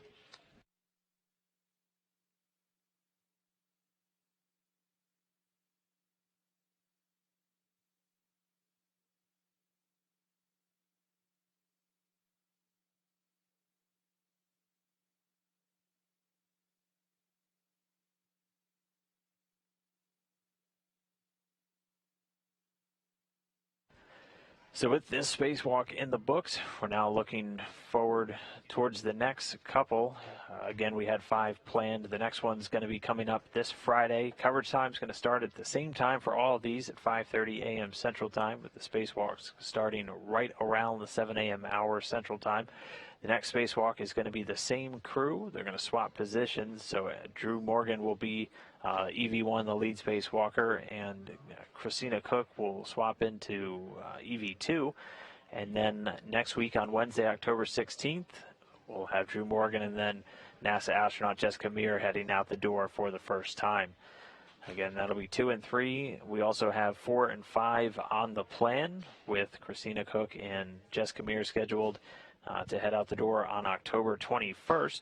And then Luca Parmitano will get his first shot at one on this increment, going out the door with Jessica Meir on October 25th. So be sure to tune in for all of those spacewalks coming up throughout the month. Spacewalktober, as one of our flight directors so eloquently put it. But I do want to thank you for joining us. We started off early in the morning. It's now mid-afternoon. Not a bad way to spend a Sunday, watching 2 people walk outside in the vacuum of space 260 miles over your head, swapping out some batteries and getting all of their tasks completed successfully.